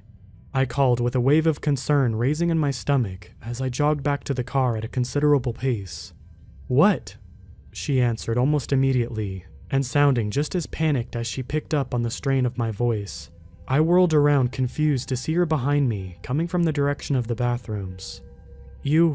Why did you leave the car door open? I demanded, worry giving way to hot embarrassment and uncertainty. She apologized for scaring me, and then explained that she hadn't left the door open. My initial thought at the time was that we had just been robbed, but upon searching the vehicle, saw nothing was out of place or otherwise missing. We assumed that she may have in fact just not closed the door as firmly as she thought, and that it had swung open after her. This was really the only rational explanation that would calm our nerves enough to get back on the road and keep driving. We traveled down the dark road until the asphalt gave way to gravel, and we passed signs pointing to our intended destination. The camp itself was actually pretty easy to find once we had an idea of where we were going, though setting up in the dark was a little spooky. Mary held the light while I pitched the tent and lit a fire. Overall, I'd say the first night ended up being pretty romantic. The mild state of fear put her into a clingy mood, and I was only happy to oblige. The only thing I could say might have been some indication of what was going to come is when I went to get the tent out of the back of my truck. The tarp canopy over the tray was loose, not entirely undone or anything, and there was obviously nothing in the back other than our supplies. But it's something that I look back on now and wonder about. It could have come loose from the travel, sure. Then again, I didn't check it at the gas station, so who really knows? The following day, we woke up early to welcoming sounds of morning songbirds, and we ate breakfast, which was a gourmet assortment of beans and toast, in the company of a field mouse. As it turned out, we'd chosen a pretty good campsite in the dark. Situated near the edge of a clearing, there was a decent patch around us, with a clear view across the river to the hillside with deer grazing and thick woods behind us. Activities for the day included frolicking in the river and hiking. We settled into the evening drinking around a campfire with neighboring campers and exchanged stories. Our new friends, a couple of guys named Joe and Patrick, were excited to share stories about their experiences the day prior. They had encountered the odd fellow at the gas station as well, but Joe told us in a more hushed tone that other strange things had happened to them since arriving. They had heard the footsteps crunching the leaves around their caravan late at night, and seen unidentifiable shapes moving between the trees at dusk. This was about the time that Mary added in that while we were out on our hike, she felt watched, or like we were being followed, and kept glancing behind just to make sure. As she spoke, I could tell she was genuinely spooked, though she kept her voice jovial. Patrick noticed too, and was quick to interject that it was probably nothing more than wildlife. Joe, however, was equally as eager to inform us that he had grown up in the area and that this forest had a reputation for missing campers. Of the campers that had been found, their bodies were always discovered beyond recognition. Some were found seemingly skewered at the top of impossibly tall trees, while others had been strung up by their feet and torn apart. All circumstances were mysterious, and while each case had an official explanation, many locals suspected the police department was covering something up, since most explanations were a stretch at best. The conversation died off pretty quickly with that information, and Mary and I returned to our campsite. She was understandably unsettled and even suggested that maybe we should leave. I reassured her the best I could, promising that if anything unusual started to happen, that we would leave, and my drunken charm somehow managed to convince her, since it was only one more night anyway. Under the guise of watching the stars, I laid down blankets and pillows in the back of the truck, and we lay down together to snuggle. Naturally, things went the way I hoped, and before long, we were getting pretty heated, when we heard a soft snap from the forest. At hearing the twig break, she stopped and started to sit up. I did my very best to convince her that it was nothing, but the sounds of bushes rustling was undeniable. There was something moving toward us from the brush. At this point, I sat up and gently pushed her to the side and half behind me. I was assuming that it was maybe Joe or Patrick, drunkenly wandering over to us, so I hurried and found the flashlight while she struggled to find her stuff. However, once I turned on the light and pointed it in the direction of the sound, the noises stopped. It was then that we realized it was dead silent. Not a single insect, bird, or otherwise mammalian creature dared to make a peep. This is what truly terrified me. One of the most basic human instincts we have is that utter silence is bad. I scanned the trees and bushes with the light slowly. I could hear Mary barely breathing behind me, and realized that I myself was holding my breath as a beam of light shone over empty leaves and branches. The moment it landed on something in the darkness is the moment I'll never forget. Set back between the trees was a pair of round eyes reflecting back at us. They were maybe 100 yards away, if that, and approximately the height you would expect a deer to be standing. Both Mary and I froze as we stared down this thing in the darkness, trying to determine what we thought it was. Then, it stood up. We saw the eyes elevate from deer height to what are we seeing height. This thing stood tall, 7 or 8 feet by my best estimation in the dark at a distance. Then it screamed. Now, when I say it screamed, I mean it let out the most unholy screech I had ever heard. It was simultaneously high-pitched and reverberatingly deep. It shook me to my core, and to this day, neither of us had heard anything even remotely similar, or have been able to accurately describe the harrowing sound it made. Mary and I sat terrified for a moment before we realized the creature was now running headlong at us, crashing through the undergrowth with fury. I only caught a glimpse of what it looked like. It was a mixture of bare skin and tattered patches of fur, gaping wide, loose-hanging jaw of a mouth, and sunken-in, oblong-shaped eyes with distinctive cheekbones. Sometimes at night, I still wake up in a cold sweat, imagining it coming for me, or sitting in the dark of my room just beyond the light of my phone screen. At the time, however, we scrambled ourselves out of the back of the truck and into the front. I fumbled frantically with the keys and pedals, trying not to stall the thing, while Mary chattering frantically about the impending creature getting closer. She told me later that it almost reached the tail of the truck before I put it into gear, and we tore off down the road at a dangerous speed.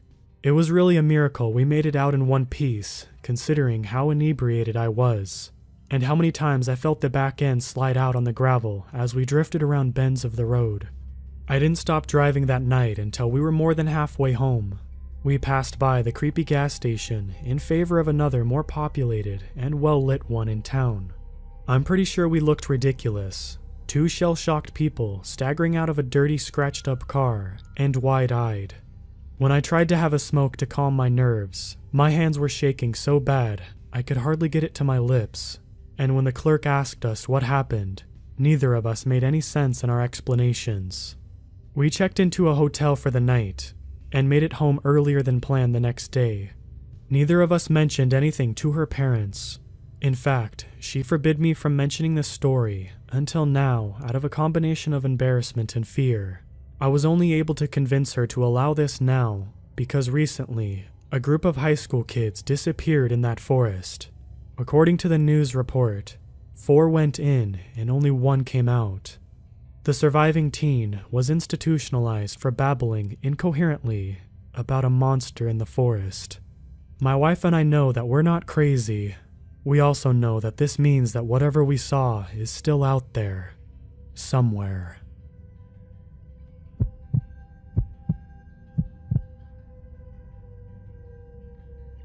Before I begin, there's something you have to understand about the woods, and I'm talking about the deep backcountry, 50+ miles out from any station or any signs of civilization. After a certain point, everything begins to blend. The longer you spend out there, the smaller and smaller you become, till you're just another part of the environment, a movement through valleys and peaks. It's depersonalizing and ego-killing. You forget things about yourself, and instincts guide you. It becomes natural, but it also makes you look like a lunatic. That's why we never spend more than 8 days alone in the backcountry at a time. That said, my first few months on the job were everything I wanted. Plenty of time outdoors, mostly upkeep on trails in the backcountry, along with checking up on some old stands that the Forest Service had acquired in the 50s. The pine beetle epidemic was especially bad in my region this year, so I had a lot of time marking the mortality rate in the area, amongst other details. For the most part, I loved my job. I'm a bit of an introvert, so time alone outdoors working is perfect for me. But there have been a few moments that still make me uncomfortable to think about. A couple weeks after I started, I woke up early and drove down a pretty rough, forested section of backcountry with lots of elevation. I was trying to check on a site that some backpackers, who had just returned from a week-long trek, had reported seeing bonfires a few nights ago. They said the fires seemed to be a few hundred yards off the trail, and that it looked like there were people around the flames. An aerial team couldn't find any signs of the fires, like the backpackers were describing, so they assumed it was falsely reported. Even so, we had a serious burn ban in effect, and I was sent out to double-check and make sure. I got about 20 miles in before I found the section of trail I needed to go down covered in earth, destroyed in some sort of landslide. It must have been recent. Neither the backpackers nor the aerial team noticed it, and someone would have. I definitely couldn't drive through, but I was only 2 miles from the site, so I grabbed my pack, checked my water, and radioed to the forest station from my ATV to let them know I was hiking the rest of the way in. I probably should have waited for a crew to come out and clear the road, but we were all really concerned about the fire, and I won't lie, I was mad at the thought of backpackers being so careless. You couldn't miss the signs coming into the forest, warning about forest fires and announcing the burn ban. There was no reason to be reckless. And so, I hiked out there. It was only about 10:30 a.m. when I set out. I expected it to take about 2 hours to get to the area where the fires were reported. The elevation increase was drastic, so I had to pause every so often to catch my breath. After hiking for a while, I paused for a moment and realized I wasn't on the trail anymore. This isn't that unusual. If you've ever backpacked or even gone on long hikes before, you know that it's easier than you think to stumble off the trail, even for someone experienced. I'm one of the newest and youngest rangers, but I've spent a lot of time outdoors backpacking and hiking, and normally would have a great sense of direction, so I wasn't too alarmed not to know exactly where I was. You get used to being lost. The thing that alarmed me was noticing a pink hue lighting up the forest. The sun was about to disappear behind the tree line that covered the mountain to the west. I didn't think I'd been hiking that long. I had gone maybe 1.5 miles in an hour, or so I thought. Nonetheless, it appeared to be almost 7 p.m. now. I quickly decided the safest thing would be to head back south towards my ATV, which stored all of my overnight gear, and come back tomorrow. It would be embarrassing to explain to the other rangers that I lost track of time, but it would be worse to get stuck out here all night. Without the right equipment, I might freeze. Besides, they'd start wondering why I hadn't checked back after so long.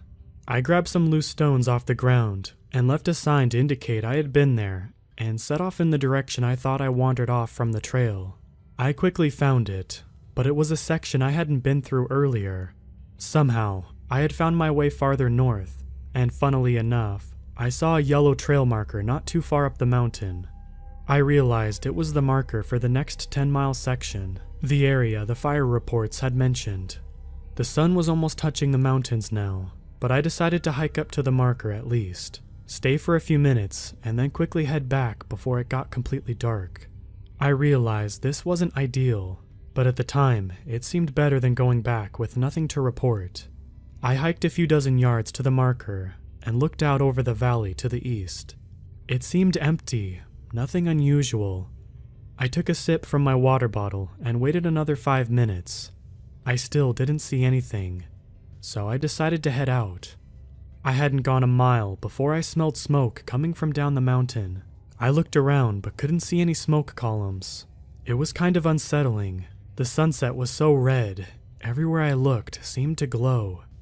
Getting worried, I stumbled the last mile back and immediately called it in. The night was darker now, and without any trace of the fire in the valley. Despite smelling the smoke earlier, I decided to spend the night on the trail, in case whatever caused it caught up again. I set up a temporary camp, with my one-man tent, and waited the night out. Nights in the backcountry are different than camping in other places. In the back of your head, you recognize that you are completely alone for dozens of miles. You end up listening to the night differently. Everything you hear suddenly becomes important, because now you're just another part of the forest, vulnerable. At some point, I woke up from a dream I can't remember now, but I recall feeling unsettled. I poked my head out of the tent and crawled out to take a leak and look around for a minute. I didn't see anything, but it's hard to explain exactly how I felt. It was almost like I was being observed, but very lightly, as a part of the background. It was kind of discerning, so I went back to sleep pretty quickly. Aerial recon flew over the next morning and still found nothing. About midday, the team arrived to clear the landslide, and the other rangers and I began searching the back country. At the end of the second day, we found it. A chunk of the forest had completely burned down. It was tucked into a valley in the northeast, only a few hundred yards away from where I camped the first night, but I missed it then. It was maybe 200 yards across and 300 running down the mountainside. You think this would be too large to escape notice, but it took us almost 2 days to find it. Even then, the aerial team missed it altogether. This was a strange fire, too. It burned in an almost clean line down the mountain's ridge, forming a recognizable rhombus, and normally forest fires around here aren't intense enough to completely take out fully grown pine trees. But this fire had been hot. Everything was scorched, total mortality. It almost seemed unnatural, but we couldn't find anything in the ashes to explain it.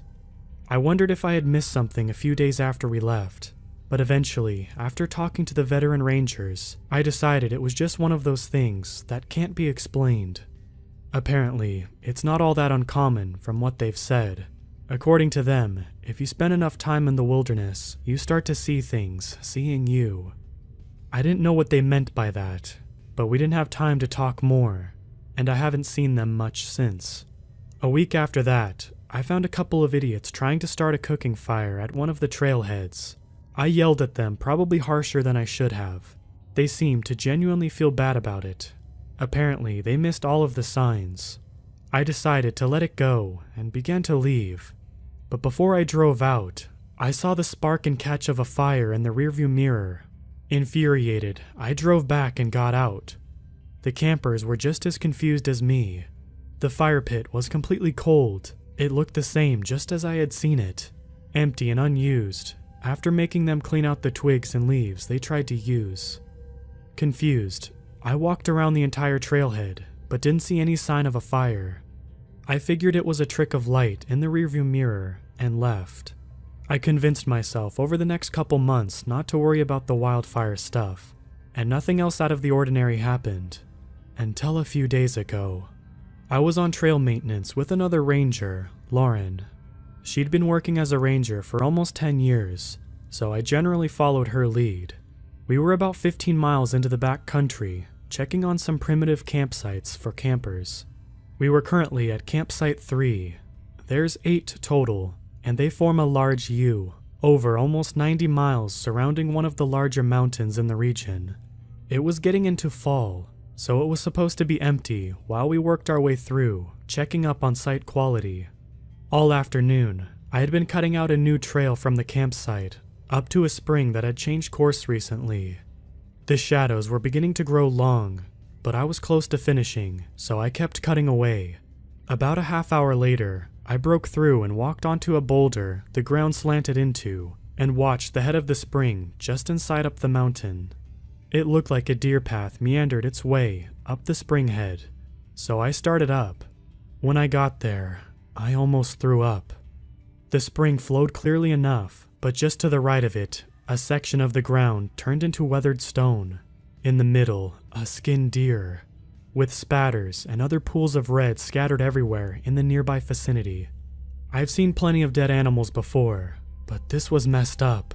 Something had skinned a deer, and very cleanly, and I couldn't find any other signs of damage, but its actual hide was nowhere to be seen. Flies were starting to circle the meat. It did not look like it had been there long. I quickly hiked back down the several hundred yards I cut out and found Lauren, who was back from working and making dinner. I paused to catch my breath and told her I had to show her something. She looked concerned, so we went back up to the spring. When we got there, the deer was gone, and I couldn't find a drop of anything. I had been gone maybe an hour at most. It didn't seem possible. Lauren assumed I was just messing with her, so I played it off and tried to forget about it. But I haven't forgotten about it, and apparently, Lauren told my supervisor, Jonathan. He asked me to come back to the forest station, so tomorrow I'm driving out of the back country. He sounded different though, almost like he didn't really want to call me in. I guess I'll see how this goes and update this when I can. Part 2. I don't think I should be alive. I met with my supervisor yesterday, and at first, it seemed like it might be just a formality. He didn't say anything about the deer. We made small talk for a while, but finally, he broke the safety of our conversation by pausing and saying, "You're probably wondering why I called you back a few days early this rotation." I nodded slowly, and he continued, "Well, we've all been really impressed by your performance, and I finally got approval from HQ, so congratulations. You passed your 3-month performance review, and are now a permanent ranger with us." This caught me off guard, but I quickly masked my relief, and thanked him.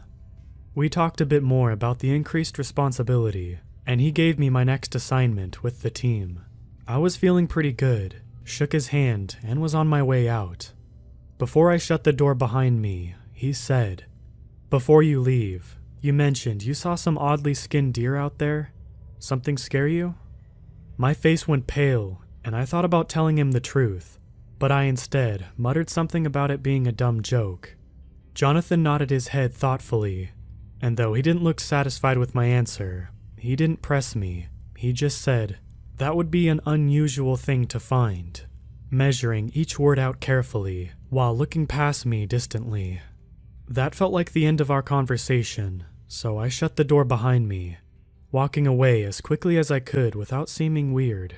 Something was off, and for some reason, I got the feeling the whole meeting had been to ask me that last question. I should have driven out of the mountains and back home after that meeting, but something held me back. On the drive back into the mountains, I got caught up in the beauty of the rising slopes, twisting valleys, and graceful, swaying pine trees. My whole life, I've come to the mountains with problems and ideas I need to think over, and they somehow make everything simple.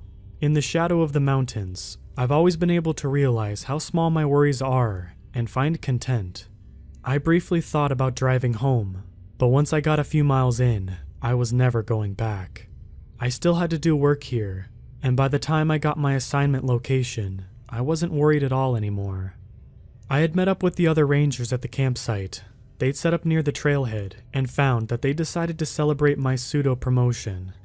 At first, I didn't think I was in the mood to party, but the atmosphere was so nice. I only had a few beers, and a few hours later, I was pretty drunk. I got to talking with Ryan, another ranger who had been on the job about as long as Lauren, on the tailgate of his truck away from the rest of the team. We were overlooking the valley that ran for miles north, where we'd be working for the next few weeks.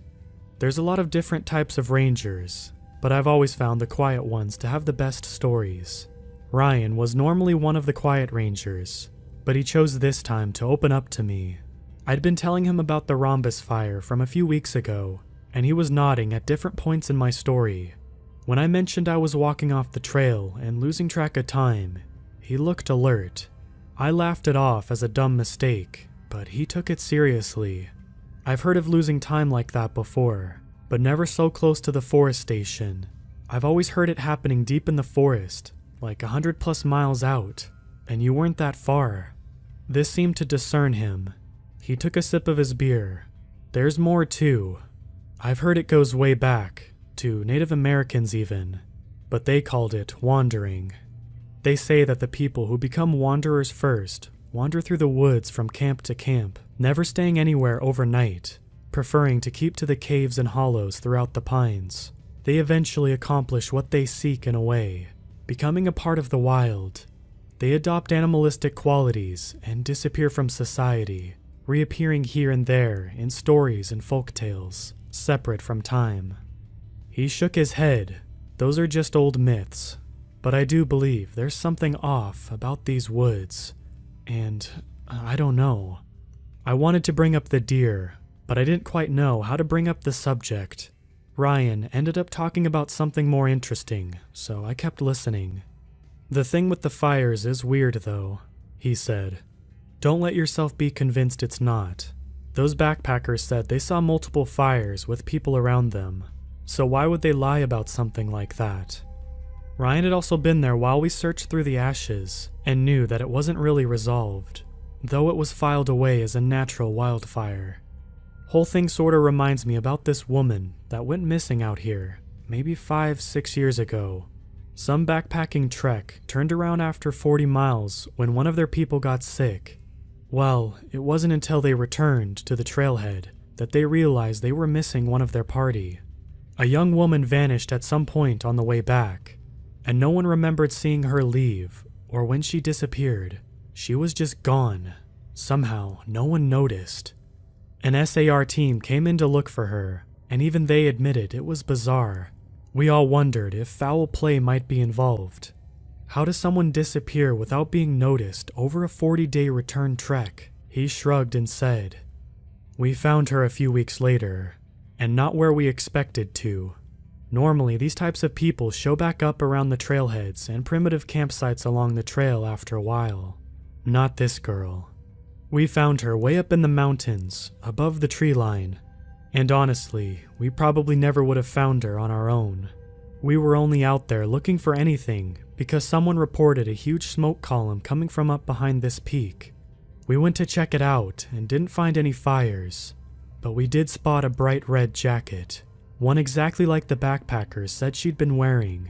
He leaned in. "Over the next couple days, we brought more people. Another SAR team eventually found what was left of her." Closing his eyes, he paused for a moment. "Someone had filleted her, as it looked like from the scratch marks gouged around her. She was already rotting. She had been there a while. She wandered so far, too, almost 70 miles from the trail she had been missing on. Sometimes people go in the wrong direction, but 70 miles wrong?" Her group was shocked. Police investigated, but it was obvious none of them had any part in it. I sat speechless. It couldn't be a coincidence. The deer was not the first. A family of owls began hooting down in the valley, and we both listened for a moment. That was a long time ago, though.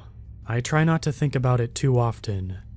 Suddenly, he looked nervous, like he'd said too much. "Anyways, I'm pretty tired. I'm gonna catch some sleep." He patted my back and walked away. There was no way I was sleeping now. so I decided to walk down into the valley to clear my head. It was late, but the moon was easily bright enough for me to follow the trail down. I walked maybe a half a mile before moving just off the trail to sit on a rock ledge that overlooked a high slope. Watching the stars, the pine trees swaying gently in the wind, I began to relax. I sat there for a while and closed my eyes, trying to empty my mind. But very gradually, an unnerving feeling began to wash over me. It was very slight at first, like the sense of being observed I felt before the forest fire, but it grew stronger until I was almost certain that I was being watched by something intelligent. I was still laying on the rock, scared to move and startle whatever this presence was. My science teacher in elementary school told my class about this when I was a young kid, but I never actually experienced the feeling myself. He told us about wild cats, apex predators, that stalk their prey so efficiently you can't see them, but you instinctively know they're there. Your brain subconsciously observes very small details that, on their own, are meaningless, but together are unsettling because they only mean one thing. Something is watching you, and you don't know what or why. I remember thinking it was cool at the time, but now it was terrifying. I tried to remain calm while I thought about what to do, but I realized I only had one option. I stood up and started sprinting back to the trail towards the trailhead. As soon as I hit the trail, I heard a distant thumping of some sort of running gait behind me that sent me up the trail faster, adrenaline allowing me to ignore my lungs, which were beginning to burn.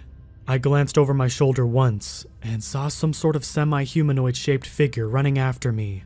It looked like it had the skin of a deer, but it seemed to conform to a different contour than that of any animal I've ever seen. Its back was painfully twisted forward, its skin ragged and pulled down to the hoofs, which it used to move unnaturally quick over the trail. I couldn't see its face in the moonlight, but I could see elegant antlers arching on both sides of its head. I ran harder and finally saw the campsite ahead. I burst into the clearing and crashed into someone in front of me. A high-pitched, breathless gasp told me it was Lauren. "I'm so sorry," I said, getting to my feet and giving her a hand. Her jaw dropped and she pushed past me to look down the trail into the valley. I followed her gaze and looked over my shoulder. A huge wall of fire cut the forest in half. The forest was burning. Part 3. Strange trails have appeared in the back country in areas that are supposed to be completely undeveloped. I first noticed one a few days ago, following them when they cropped up here and there, only identifiable by the cleared vegetation and worn topsoil paths. But these aren't normal trails. They loop around, run uphill, and distort sense of direction by winding back and forth through these steep valleys. I must have explored 20+ miles of these trails over a couple of days, but at times, I'd go back through an area and it would be different. At first, I thought it was just my memory failing, but then I started paying attention. Curves and other points of interest shifted in certain ways. They weren't completely different, just enough for me to notice. Yesterday, I swore a path had run on the other side of a stream I was going down. Then on my way back, I couldn't even remember which side it had been on to begin with. It was just to my right now. I'm scared to mention this, but I have to. Deer carcasses have become a normal sight out here. I see them almost daily. Sometimes they're days later, rotting away, but sometimes they disappear without any trace. After several days of finding deer carcasses, I had enough and pulled out of the valley the trails were in and hiked back to the start of the back country. I'm not sure I even want to report these to HQ, but I've been on an extended solo trek surveying and monitoring wildfire risk in the remote forest to the north. So I really could just say nothing, and I'd probably be the only person to ever find them before they become overgrown again. However the trails got here, I haven't seen anyone around to maintain them, so soon enough they'll be impassable and slip back into the wilderness and fade away with time. To quickly address my last post, the forest we were going to work in had some sort of spontaneous combustion event that rapidly lit a huge fire across the valley. Our team quickly moved out above the tree line and called it in. Over the next few hours and into the late morning, aerial teams dropped fire suppressants and eventually contained it in the valley. We walked through later that evening when just the smoldering ashes remained. This had also been an intense, total mortality fire. We never found the cause either. Beyond, natural circumstances created the perfect conditions for a fire. I didn't mention anything to anyone about the thing I saw the night before, but I kept an eye out for any charred, disfigured bodies.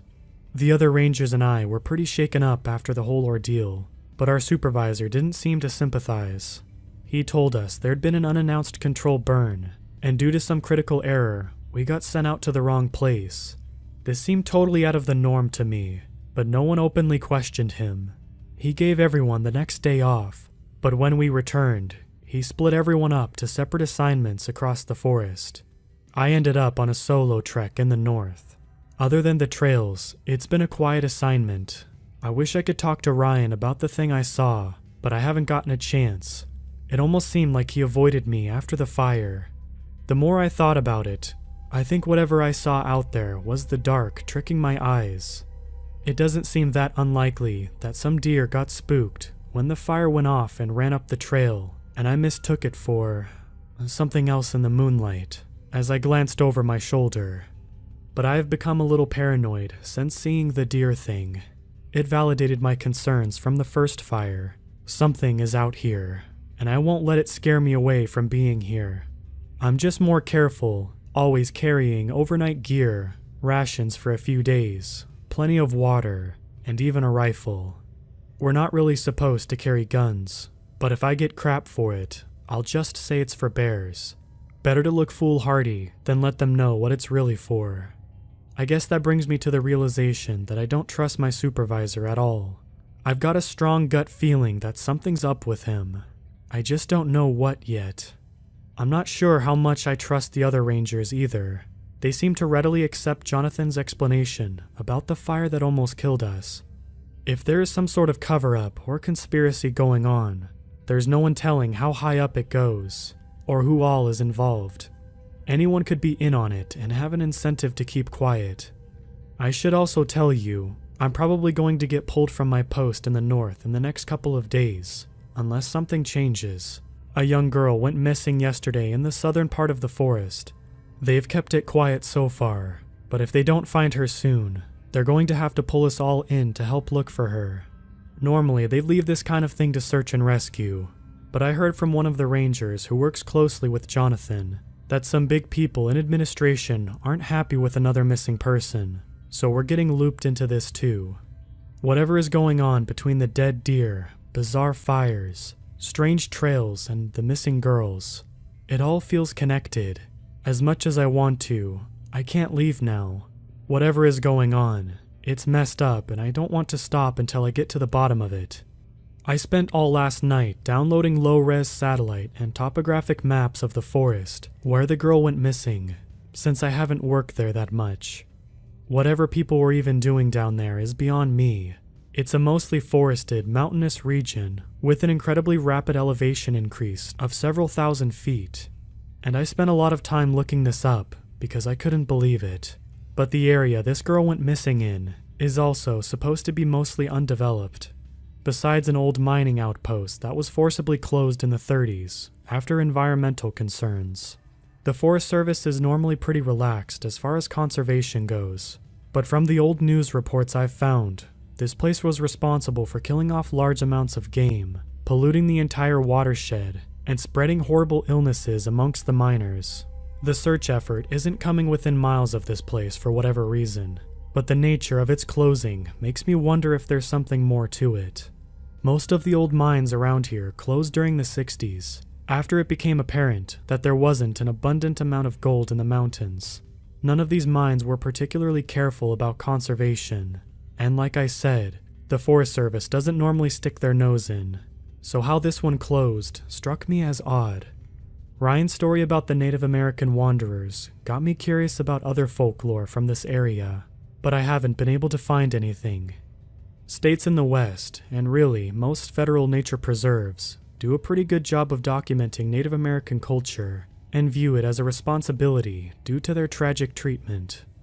but I couldn't find much besides a list of a few tribes that may have passed through here in the initial land migration thousands of years ago. I dug a little deeper and stumbled across an old nature-themed internet forum talking about weird stuff in the woods that mentioned strange tales. The poster was someone homesteading off cheap government land in the mountains who discovered a huge system of trails. They were a little larger than deer paths and led off the poster's property and through the forest for over 40 miles. These didn't sound like the trails I found, but they were similar enough to keep me interested. They specifically mentioned that these weren't documented in any map, so how could such an extensive system of trails remain undiscovered? I wanted to message the poster, but the account was deleted years ago, and this was written back when the internet was all anonymous, so they made sure there weren't any identifying details in the post that led back to them. The rest of the thread seemed like mostly speculation. One guy asked if there was a sizable deer population, claiming large herds break into smaller families that sometimes inadvertently create these types of trail systems. The original poster didn't think this was the case though, as they hadn't found any evidence of recent activity or a large deer population, both of which would have been necessary for something this extensive. The same went for the trails I found. Another user suggested that they stay as far away from these trails as possible, saying they've seen the same thing, and that they're time holes. If you go in, the trails may twist beyond you, trapping you in, and no matter how far you wander off the trail, you'll end up back on the same trail. Eventually, a trail will open with a pathway out again, but you may come out at a different place in time than you entered. I'm aware it's the internet, and there's no reason to take anything on here as truth, but this sounded eerily familiar. And the forest is just weird in that way. Truth is often stranger than fiction out here. Stories around the campfire are usually based on some distant truth, sometimes more disturbing. I promise not to tell too many campfire stories.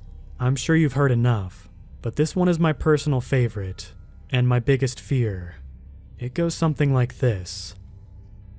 You're backpacking in the mountains one day, which are notorious for unpredictable weather. High-speed winds, storms, sleet, and rain can form around the peaks without any warning. All backpackers know this if they're even remotely experienced. So everyone always carries gear and equipment to safely survive any type of weather you might experience. This isn't such a big deal on a day hike, but if you're going on a multiple-day trek, it's essential. Today, you're backpacking on a familiar trail off the main path through the backcountry winding up the crest of the mountain. You didn't see it marked on the map anywhere, but you were curious, and it didn't look too intensive, so you decide to check it out for a few miles. After a while, you spot another backpacker in the distance. He's by himself, coming down the mountain towards you while you're hiking up. Nothing is alarming at first, but then he gets closer. He's wearing a white hat and a green rain jacket, and rain pants covering black hiking boots. You wave at him when he's about 100 yards away, but he doesn't seem to notice. He gets closer, and you realize that other than his clothes, he has no gear at all. No backpack, or even a water bottle. He walks by you with his head down, not saying anything, and speeds up once he passes you, almost trotting down the mountain. You briefly wonder if he's camped out somewhere, but you don't remember seeing a tent or supplies anywhere. You walk another mile, thinking his camp must be somewhere up ahead, but you find nothing. Then movement catches your eye, and you spot him crossing over the hill in front of you, coming down ahead of you again. Suddenly, everything about him feels wrong, and you take off down the trail back to the main path. You see him again an hour later, but this time halfway up the steep valley the trail crosses the top of. He's struggling to climb the rocky mountainside. You hear him loudly moaning, incoherent noises filling the valley, and you call out to him, but he stops making noise and goes quiet. Unnerved, you get back to the path and hike the rest of the trek faster than ever before, sleeping very little. You don't see him again. When you get back to civilization a few days later, you talk to local rangers about what you saw and the unmarked trail, but they have no record of any trail ever existing there, or anyone else who registered to hike in that particular backcountry trek, though it was a self-registration system. They tell you they'll send someone to check in on it, but you never hear back from them, and that's fine with you. That's pretty much it. There's a lot of variations of the story. Everyone who's been in the wilderness is afraid of meeting the impossible man. He shouldn't be there, but he is. The forest is overflowing with stories like that. Practically half the time rangers spend socializing. We just tell each other stories. In many cases outside the forest, I'd be inclined to say that word of mouth is unreliable, but spend some considerable time in the woods, and being alone will change your mind. People's experiences and gut feelings are different in nature. You trust stories, because the farther you get into the mountains and the forest, the less relevant time and truth become. What exists out there just is, and what you think should, or what is supposed to, doesn't pertain to the reality. Some of us like stories with conclusive endings, but I've always preferred the more ambiguous ones. However, somehow, they feel more plausible. Especially lately, I can't make sense of anything. Put back to what I do know. There are unusual things going on in the forest, and they're tied together. Hopefully, this girl shows up alive soon, but I somehow doubt it. Once I get reassigned down there, I'm going to see if I can sneak away and check out the old mining outposts. It seems like a good start. If you don't receive another update, assume the worst, and stay away from the strange trails in the forest.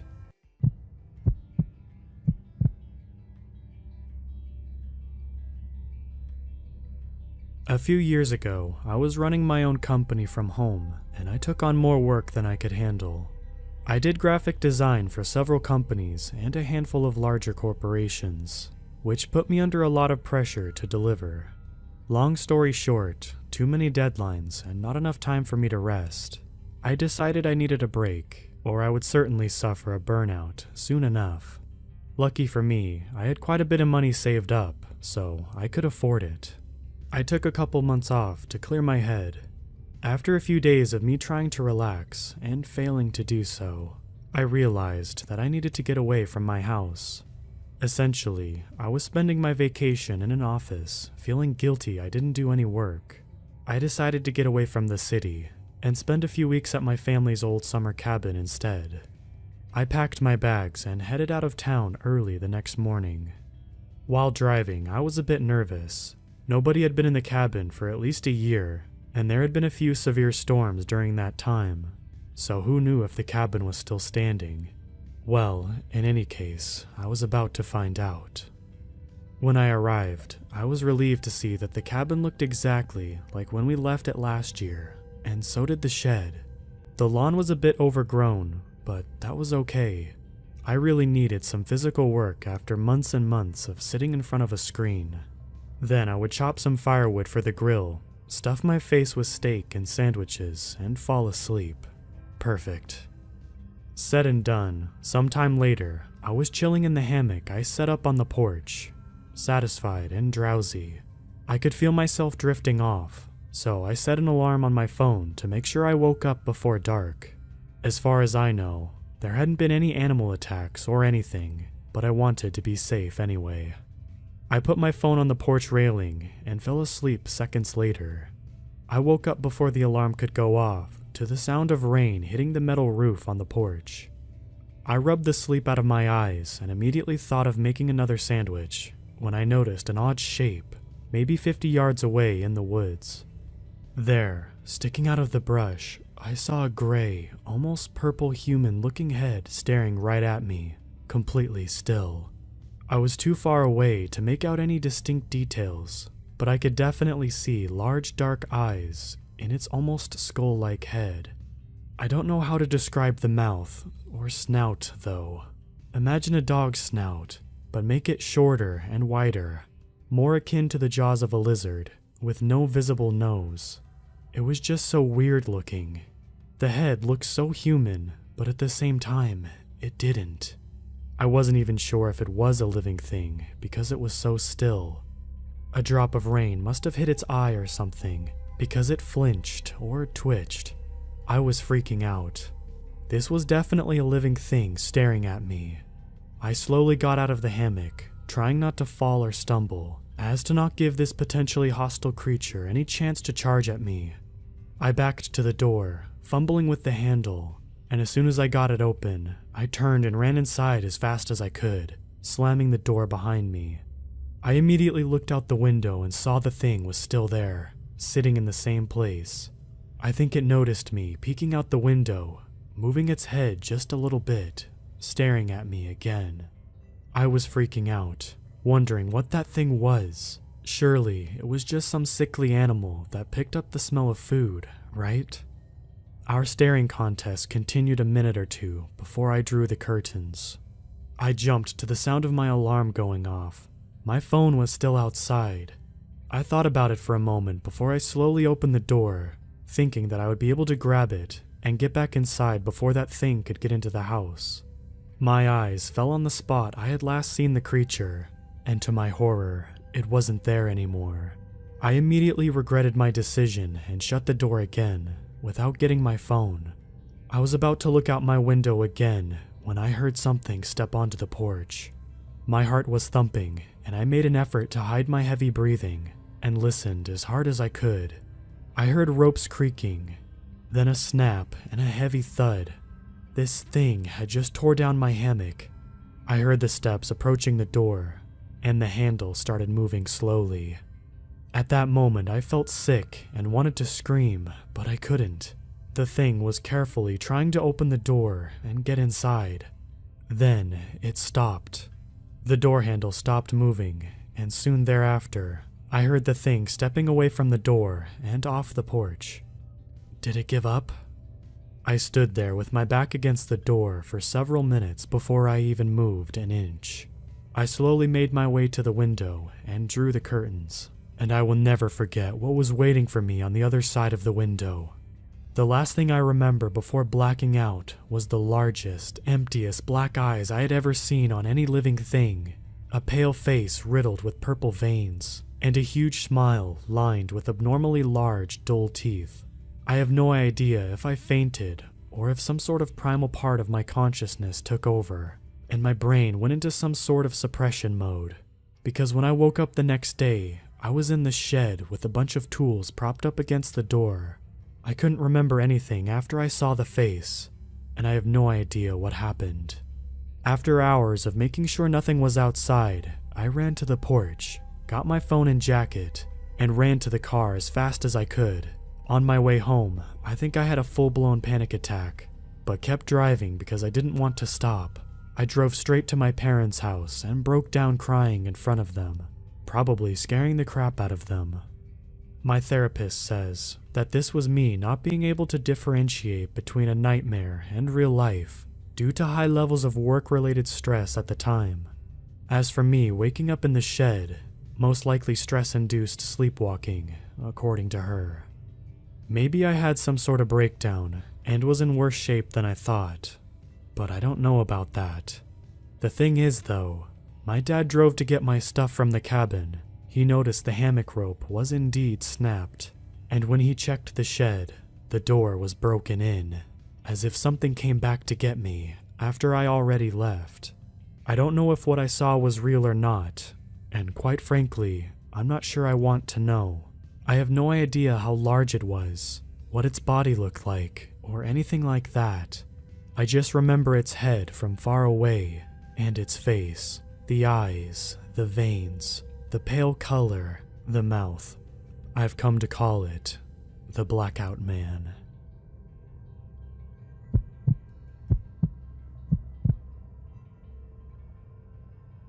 The outdoors isn't something I would consider myself acquainted with.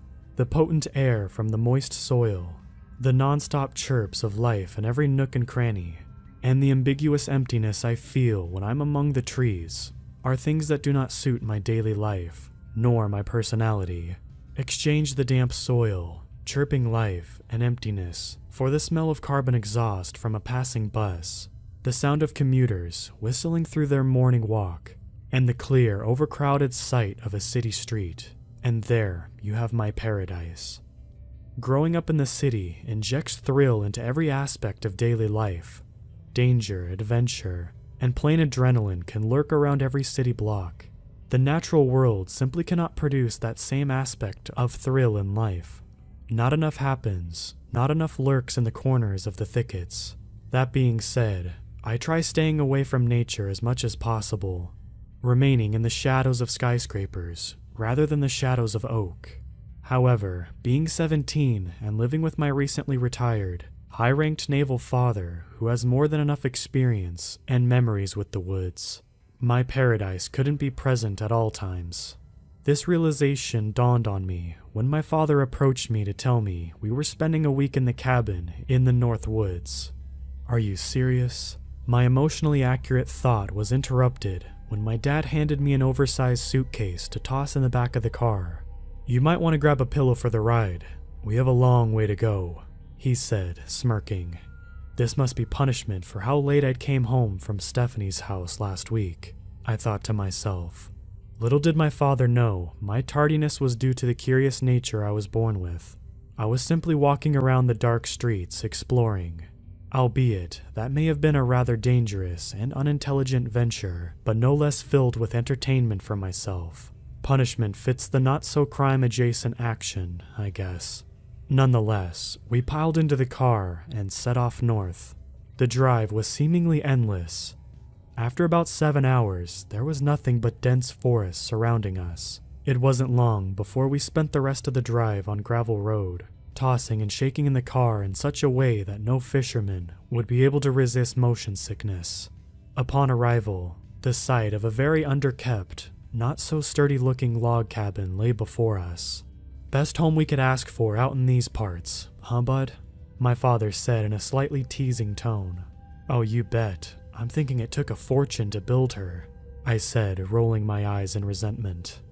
After quickly unpacking the car and moving into our temporary home, my dad suggested we take a walk in the sea of surrounding pine and oak, with nothing to do other than staring at some truly talentless art hanging from the cabin walls. I accepted his request willingly, but not happily. As we plummeted into an endless abyss of trees, my comfort hastily left my being.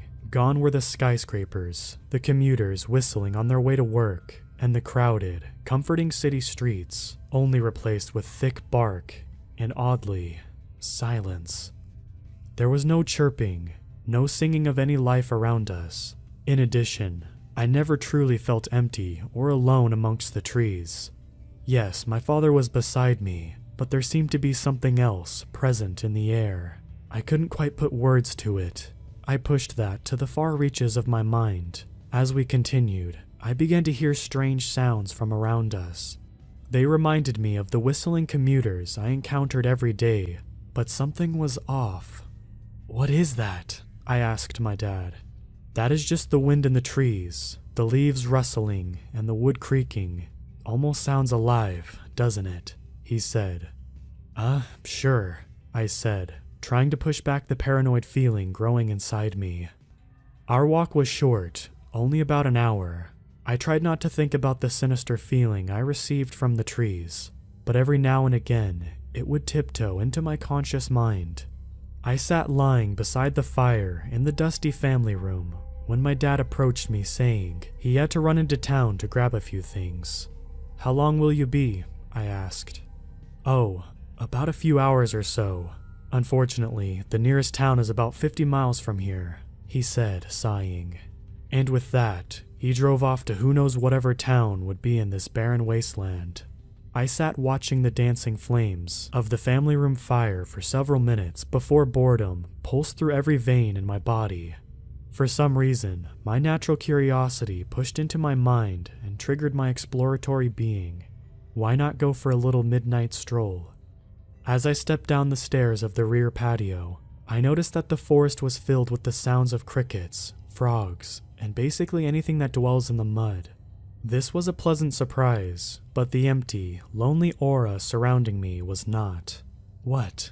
You're going to be lonely no matter what until Dad gets back. Might as well explore. And with that thought, I set off for a little moonlight adventure. I never noticed how beautiful the natural world was, honestly. Everything was just so primal.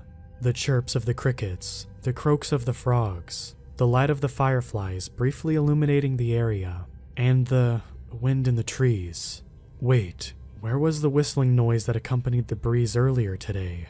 As if whatever higher power was out there was playing a sick joke on me, the orchestra of nature ceased. There was nothing but silence. Even the wind came to a halt, causing the leaves of the tree to sit motionless, hanging from their branches as if they were in the gallows. The only thing that remained were the fireflies, still blessing their surroundings with short bursts of light from their posterior. With the retreat of the sounds from the natural world came the approach of something more sinister. The approach of being accompanied by things that I simply could not lay my eyes on. As that feeling coursed through my body, the familiar sound of whistling filled my ears. I didn't know whether to act on my fight-or-flight instinct, so I merely stood still, waiting. The whistling grew louder and louder, coming from all directions, as it felt as if something was whistling directly into my ear. The fireflies shined on something. It was only for a second or two, but I could have sworn it was a person. Relief filled my body as I felt more safe with another person being around, but that ignorant feeling quickly faded. What would another person be doing so far out here, and why would they be following me? That thought died as soon as the fireflies illuminated once more. It was not a person. Whatever was standing a few feet away from me, in the shadows, didn't look like something God would have created. It had the figure of a humanoid being, but its limbs were elongated and bent at unnatural angles. Atop its disfigured, human-like body was a round head that housed two sunken, pale eyes, and a gaping maw filled with needle-pointed teeth. However, that was the only one that stood directly before me. There were others.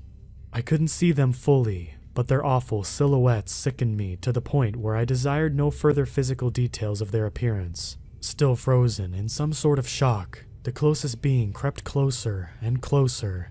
As it got a few inches away from my body, it let out a loud, familiar whistle through its open, grinning mouth. As if some sort of electrical shock pulsed through my body, I suddenly threw myself into an all-out sprint towards the cabin, with the whistlers in close proximity. I hadn't realized how far I walked out into these woods, but the approximately 15-minute sprint gave me an idea. As the cabin lights filled my vision, I looked back to see my pursuers were about 50 feet behind me, and there were too many of them to count. They ran in such unnatural ways that the mere sight of it made me nauseous. I practically broke down the back door of the cabin. After bursting through, I managed to close the door and lock it behind me. I quickly did so with each door and window throughout the cabin, then barricaded myself in the upstairs closet, waiting for my dad to get home, and hopefully get me out of this hell he put me into. All I could do is sit and try to keep quiet. I heard thumps and scratches coming from the ceiling, most likely from those things crawling on the roof. The whistling never stopped. It was a constant reminder of the creature's presence.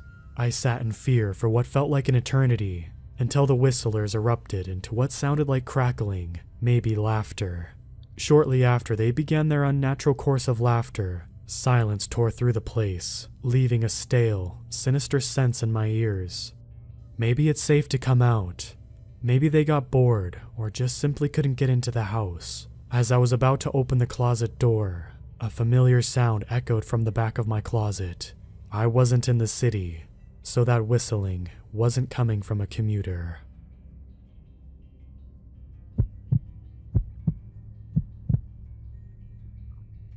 My family has owned a log cabin on the edge of a lake for generations. Well, I shouldn't say they owned the log cabin, since the actual building has been torn down and rebuilt from scratch several times since the original owners built it, well over a century ago. No, my family has owned a large, beautiful plot of land in one of the only clearings around the lake, would be a more appropriate way to put it. The current iteration of the family cabin was built from the ground up in the 80s by my father, who left it vacant for a while after its completion, for reasons I've never actually learned. When he started the moving process into the rather small building, about 15 years after I moved out on my own, and about 3 decades after he'd actually built it, he told me he had no reason to stay in his current house, seeing as I was long gone and my mother had passed away several months before. He said he could manage the move by himself and that I shouldn't worry about him. I felt bad about leaving all the work to him, but given his persistence, I knew that I wouldn't have a choice in the matter. That was roughly 9 years ago, and I hadn't heard from my father at all since he moved away. I won't delve into specifics about my life, so as to keep it as anonymous as possible, but I'll tell you what I can about my family and myself. At the time of writing this, I am in my 40s, with 2 children, both of which live on their own, one in a dorm, and one in an apartment with his girlfriend. Earlier this year, I lost my wife when she was on her way home from work, after hitting a patch of black ice and going off the road into a tree. The first paramedics to arrive told me she died on impact, the only solace I'd been able to receive for the whole event. After the funeral, my sons and I became more distant, and I haven't heard a word from them in over 5 months. I can hardly blame them. They loved her very much, and they were still more than likely recovering. I was living alone in our house for about a month after the accident, still struggling to cope with her loss, when I received a letter telling me that my father had also passed away a few weeks before, and that he'd left me several things in his will. The 2 standout items had been a sum of money that I could easily live comfortably on for the rest of my life and never have to work again, and the deed to the land on the edge of the lake. Not having any reason to do otherwise, I decided to pack up what few things I thought I would need, and within a week, I was on my way to my new cabin. When I first arrived, I wasn't sure of what to make of the location. A small cabin comprised of a kitchen, master bedroom, living room, and bathroom that was only accessible through a 10-minute drive down a dirt path didn't seem all that appealing, and had me considering turning around and heading home almost immediately. However, despite my initial feelings, I decided to give it a shot, at least spend a night there to give the place a fair chance. After settling in, I decided to cook up a simple meal with some groceries I'd picked up on the way, grabbed a book from the rather generously stocked bookshelf, and sat in an old recliner by the window with a perfect view of the lake. Time flew by, and before I knew it, I looked at the wall-mounted clock, only to find out it was 11 at night. Surprised, I placed the bookmarker between 2 pages, set the book down on a nearby table, and went to bed for the night. The sound of nature at night proved to be a fantastic lullaby, and I ended up having the best night's sleep I've ever had. Officially sold on the idea of calling this place my own home when I woke up the following morning. The next month or so went by peacefully. I spent most of my time either reading or fishing down at the handmade dock at the edge of the property, while deviating every now and again for a canoe ride around the lake or a walk through the woods. I was only just getting used to my new, pleasant life when suddenly, things started to happen around the property that I thought were only my imagination at first. Late at night, when falling asleep to the gentle breeze pushing through the trees, and the sound of crickets that proved to be a lull for me, I began to hear what sounded like faint humming, mixed with the unusual nightly sounds. It was faint at first, making me think it was only my mind playing tricks on me, but over the course of several weeks, the sound had become more pervasive, becoming louder than simply a quiet instrument of the night's orchestra, but not so loud as to sound more than a whisper. The hums did not come every night. In fact, there wasn't much consistency when it came to most of the chilling things that I'd experienced in my time there. Shortly after the humming began at night, things started to happen during my daily routines that I couldn't explain. On my occasional trips around the lake in the canoe, I'd look over the tree line and swear that I saw something that looked like a person, and even though at first I tried calling out to them, only to be met with silence, I assumed it was my mind playing tricks on me for spending most of my time away from civilization, except for my occasional grocery run. On my walks around the woods, I would hear twigs snapping, as well as crunching leaves from pretty much everywhere that wasn't in line of sight. On one venture, I even came across a rabbit that looked like it had snapped its neck, which seemed almost impossible for it to do, seeing it was in a small, flat clearing. After that encounter, I stopped my walks through the woods, sticking only to the property and never venturing into the trees. It was around the end of my 3rd month there, where I found myself hardly able to tolerate all the strange things happening around the cabin, and thought about leaving it, until the night that put all of the other oddities to shame.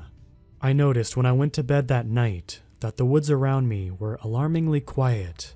Not a single insect made a noise, no wind blew at all, and the only sound that kept me company was my slow breathing as I attempted to sleep. Right when I was about to nod off, however, I nearly jumped out of my skin when I heard the screen door to the cabin start to be widely opened and slammed shut, as though someone was trying to tear it off its hinges. Terrified, I still had to figure out what was going on, so cautiously, I got out of bed and tiptoed to my bedroom's doorway, with a clear sight on the cabin's door. The blinds on the windows on either side of the door were pulled shut, only allowing the bright moonlight to shine through the crack at the bottom, and the door was still being slammed shut with brutal force. Despite everything, I couldn't help but thank myself internally for never getting over my need to lock the doors at night, even though nobody lived around me anymore. After about 10 minutes of slamming, as quickly as it started, it subsided, leaving me shaken as I stood there in silence, anticipating for whatever was about to come next. It was only when the humming began again, filling the silent air, that I felt the need to further investigate. As I got closer to the door, the humming grew louder. Despite my skin crawling, however, it was far enough away that I felt opening the door was a safe move. Unbolting the door and pulling it open, the first thing that came into sight was the screen door, now bent and hanging from its hinges. It was only when I looked over the field surrounding the cabin, illuminated by the nearly blinding light of the full moon, that I saw somebody standing by the docks. This figure not only appeared to be a slender woman, but also looked like the same person I'd seen around the lake on my canoe outings. Pushing past the remnants of the screen door, I stepped into the moon's light and started my cautious approach. With every step, the hum grew louder, even more eerie.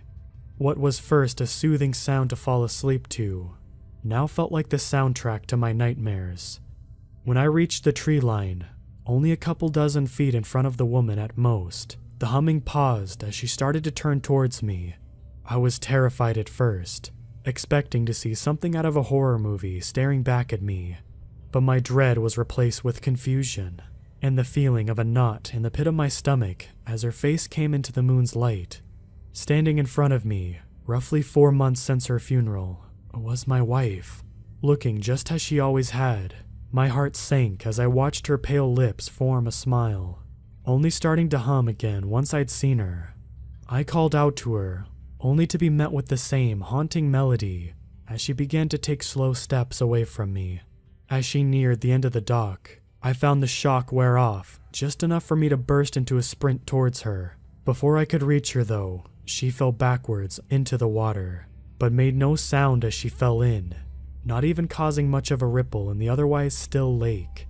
I knelt down on the edge of the dock and reached into the water with one hand, calling her name frantically as I searched for her.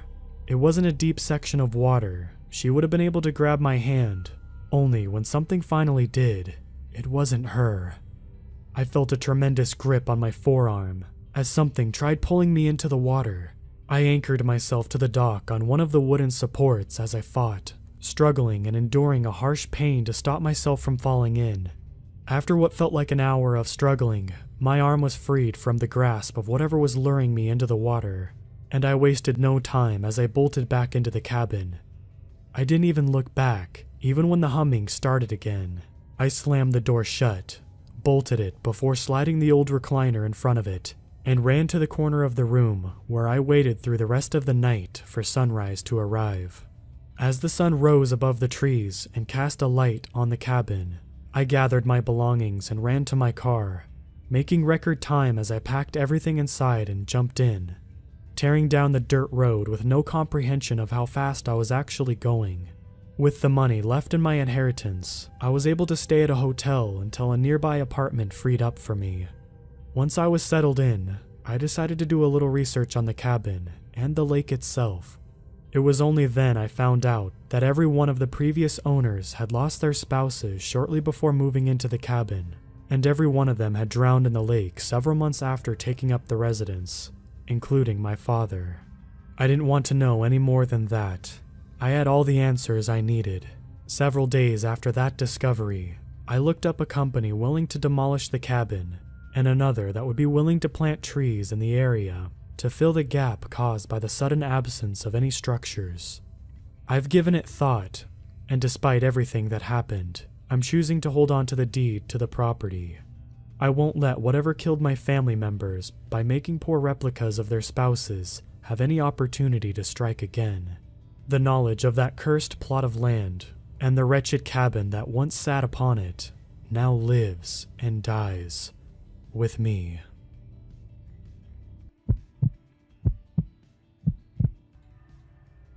Here in central Michigan, almost everyone hunts, whether it's deer, rabbit, squirrel, turkey, or quail. We all hunt, so it's pretty common while I'm hunting on state land to run into a few other hunters. Normally, it's just frustrating. You pick your spot, settle in quietly for an hour, only to have some idiot go wandering 20 yards in front of your tree stand, right at prime time. This evening was one of those times when my hunt was interrupted, only instead of getting angry at first, I was concerned, followed quickly by being terrified out of my mind. I got out to my stand around 4:30 p.m., got all settled in, sat freezing for the next hour and a half, just watching the snow come down. It was starting to get dark pretty quickly, when to my left, I heard the sound every hunter loves hearing: footsteps. My heart immediately started to pump faster as my adrenaline started to kick in. Very slowly, I turned my head to the left so I wouldn't alert the animal coming in that I was waiting 20 feet up in a tree. Instead of seeing a deer walking up though, it was a man. Instantly, my adrenaline turned into anger as yet again, my hunt was ruined. I stared him down, hoping he would back up and notice me in the tree, then turn around and go back the way he came. That way, there'd be a slight chance I could still see some deer. Once he got about 20 feet away from my stand, I noticed something was off about him. His body was completely stiff, his arms glued to his side, and he stared straight forward with a stone expression on his face. His legs, however, were taking these huge, high-knee steps, like he was sort of marching or exercising. I was a little creeped out at his odd behavior, but not really scared yet.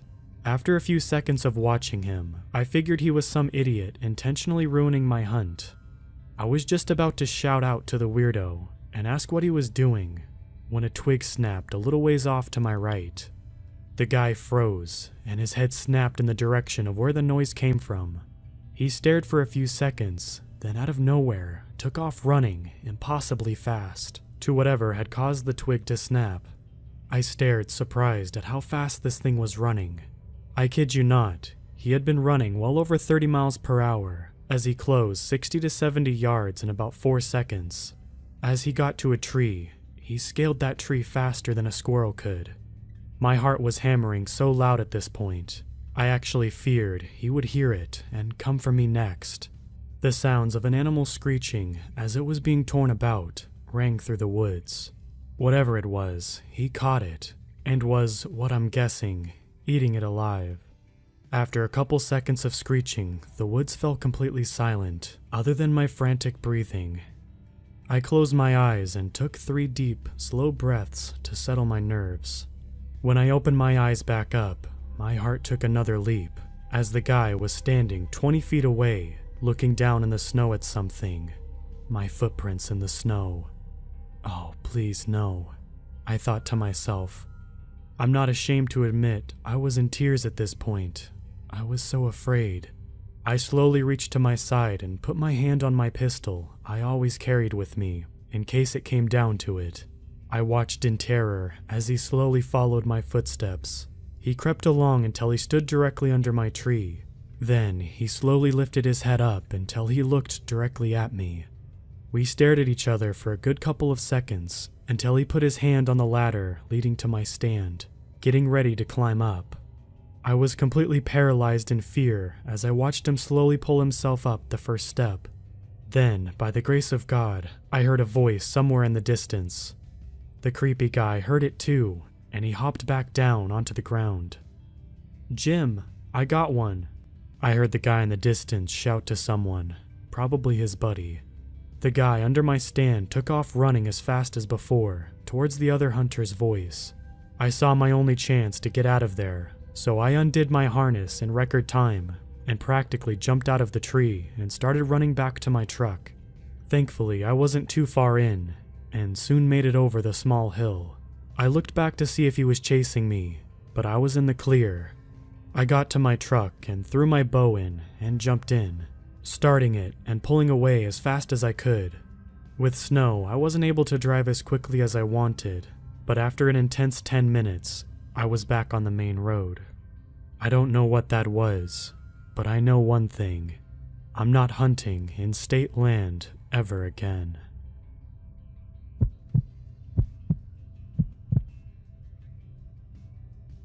Once, my uncle told me of a story about how he had seen skinwalkers by Shiprock, New Mexico. My uncle was a long-haul truck driver. He was coming back from Colorado and had pulled over by the Shiprock to stretch his legs and let his dog pee. We are Navajo, so he knew better than to be walking around after sundown. But he was always mischievous and curious. His dog Moose got out and peed right away and wanted right back in the truck. No matter what my uncle did, he couldn't convince Moose to take a walk with him, even though they'd been in the truck for over 10 hours. So, my uncle takes a walk toward the actual Shiprock, and it's almost sundown. He continues to climb the rock. See, his friend told him a story about a secret cave up on top, and he wanted to see if it was true. He continued to climb and circle the mountain. Soon, he felt the hairs on the back of his neck stand up. He felt wrong in the pit of his stomach, but he had to see what was going on up there. Soon, he began to feel a weird vibration in his feet, but before he could process what was happening, he heard chanting. He began to climb again. The higher he went, the louder the chants got. It was almost as if they were calling to him. Soon, he began to see a glow on the rocks. The closer he got, the more he could see the fire dancing against the rock walls. He carefully slid up a rock, and he was shocked to see 4 men dancing in animal skins. They circled the fire, always dancing, always chanting. Soon they began to change right before my uncle's eyes. My uncle was hidden low, but unable to move. The men's legs began to change as they danced. They were throwing some sort of herb into the fire and danced round and round. My uncle watched as their hands began to turn into paws, but they still danced. Soon their faces began to morph and blur. My uncle felt a sickness take place in his chest and stomach, but what could he do now? He had to stay hidden. Their coyote faces still chanting, and their long coyote legs still danced. Soon their melodic chanting turned into howling. They danced with 2 legs. The night was dark. There was no moon, no light except the light that came from the fire. My uncle wanted to run, but he knew if he ran, it would be sure death. While he was thinking, all of a sudden the skinwalkers took off in a blink of an eye. They ran down the mountain as if it was nothing. My uncle watched as they all went in different directions. He knew this was his only chance to escape. He tore down the mountain like he had a rocket strapped to his back. He finally made it to his truck. His hair was still standing on his arms. He jumped up to open the door, and there by the handle was a giant coyote print. It was red. He dared not to touch it. He opened up the door and started up his truck and got out of there as fast as he could. He started to head towards Gallup, New Mexico. He was doing 70 down the highway, trying to get as far away as he could. When he looked out his passenger side window, he saw a giant coyote keeping pace with him. My uncle said it was almost like it smiled at him. It then ran off into the desert, and he never saw it again. He got the courage to go back up the mountain in the daytime a couple years later. He couldn't find the cave, and there was no evidence anything had ever happened there. He was sure some sort of bad medicine made it possible for them to do what they did. He also told me that he was wearing his cedar berry necklace my grandma had made him. It had shielded and protected him. He died about a decade later, having bad luck the rest of his life. respect the old ways. Don't be going out at night looking for evil, because it just might find you.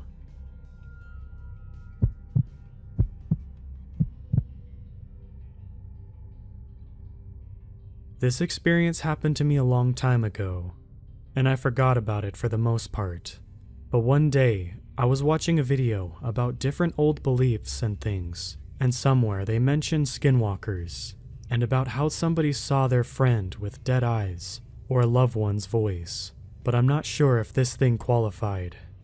When I was in the 5th grade, I went camping with my cousins, uncle, aunt, and her boyfriend. I remember this day specifically, because it was the first time I ever went camping. We stayed at a lake in upstate New York.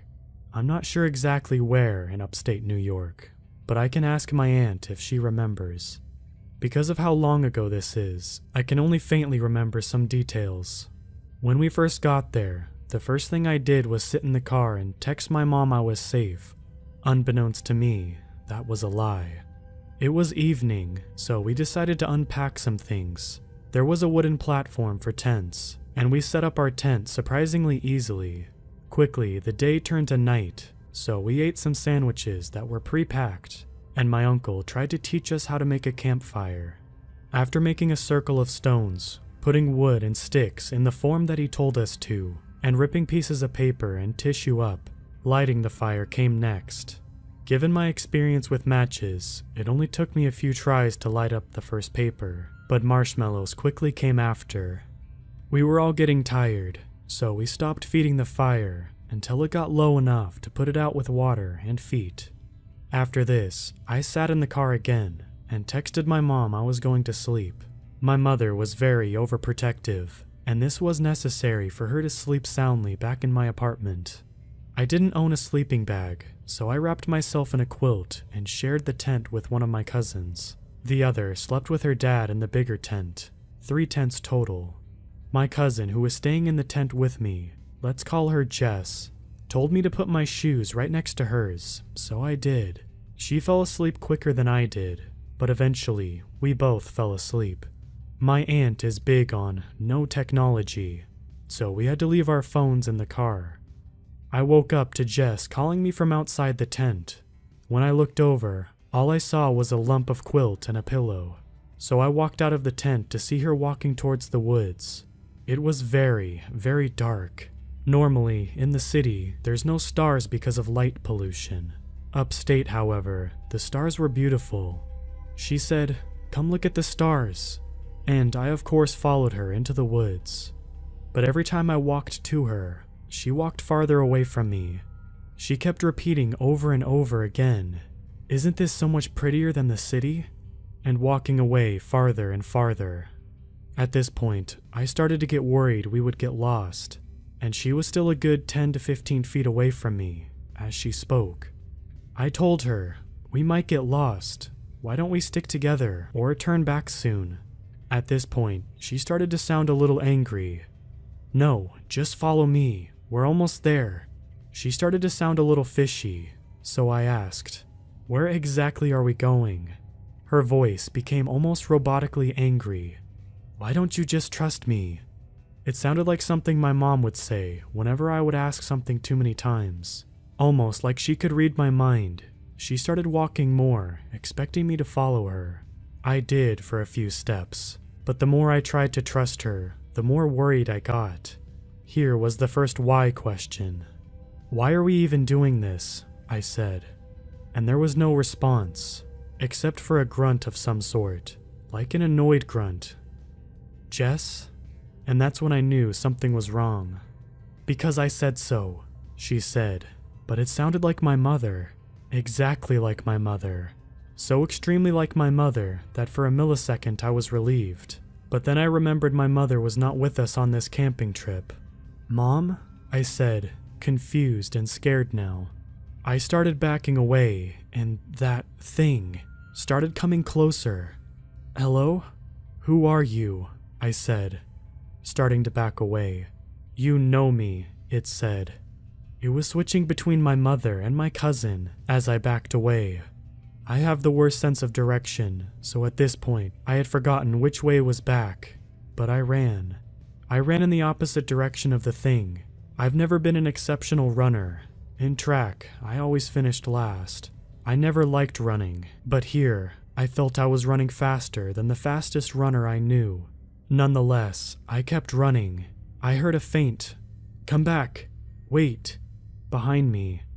But I didn't hesitate. I was like a scared dog, eyes ahead, full speed. The run back felt a lot longer than the walk to wherever we were. But soon, I saw some trees that I pulled dried leaves and sticks from earlier. I ran so fast to my tent and looked behind me. There was what either looked like two yellow eyes or a tiny car's headlights is the best I could describe it. It seemed to be standing still though. Almost tripping on the wooden platform, I went straight back into the tent and kicked off my shoes faster than ever before. When I looked back at what I previously mistook to be a lump of quilt, Jess was sleeping there the entire time. I was breathing extremely heavy, but I laid down closer to Jess than before, shivering. I remembered we were told strictly to not go outside our tents during the night, so I didn't tell her about what happened to avoid getting into trouble. Multiple times during the night, I heard different noises. At one point, I heard our car driving away, and even faintly, running somewhere in the distance. I chose not to pay attention to those noises though. In the morning, I was the last one to wake up. I woke up not thinking about the night prior, but thinking it was a nightmare or something. When I walked outside the tent though, my cousin's flashlight was on the floor near where I had entered the woods. Also, my thrown shoes were not next to my cousin's, but where I threw them.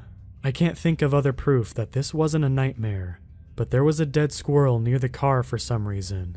Besides the horrible adventure that had happened throughout the night, the day went on as normal. I heard no noises or voices, but I did ask my cousin if she got up during the night. She said no, but I did wake her up a bit when I moved a bit close to her. She tried to forget about what happened, and soon, my thoughts were mostly about the lake we were swimming in. There was nothing sketchy about the lake. It was meant to be swam in, with beaches and lifeguards. After the beach, we got ice cream, ate at the picnic bench, and my other cousin taught me how to play a card game. Another strange thing though, my phone mysteriously disappeared during the night. It was not in the car when I checked, and it wasn't in the trunk after we pulled everything out. I was in 5th grade though, and it was just a small free phone my mother gave me to contact her. She wasn't too upset about the loss of this phone. After arriving back to the city, I didn't tell anybody about the experience until school started again. I told a friend or two in my class, but it wasn't mentioned again. The surreal, horrific experience was truly scary.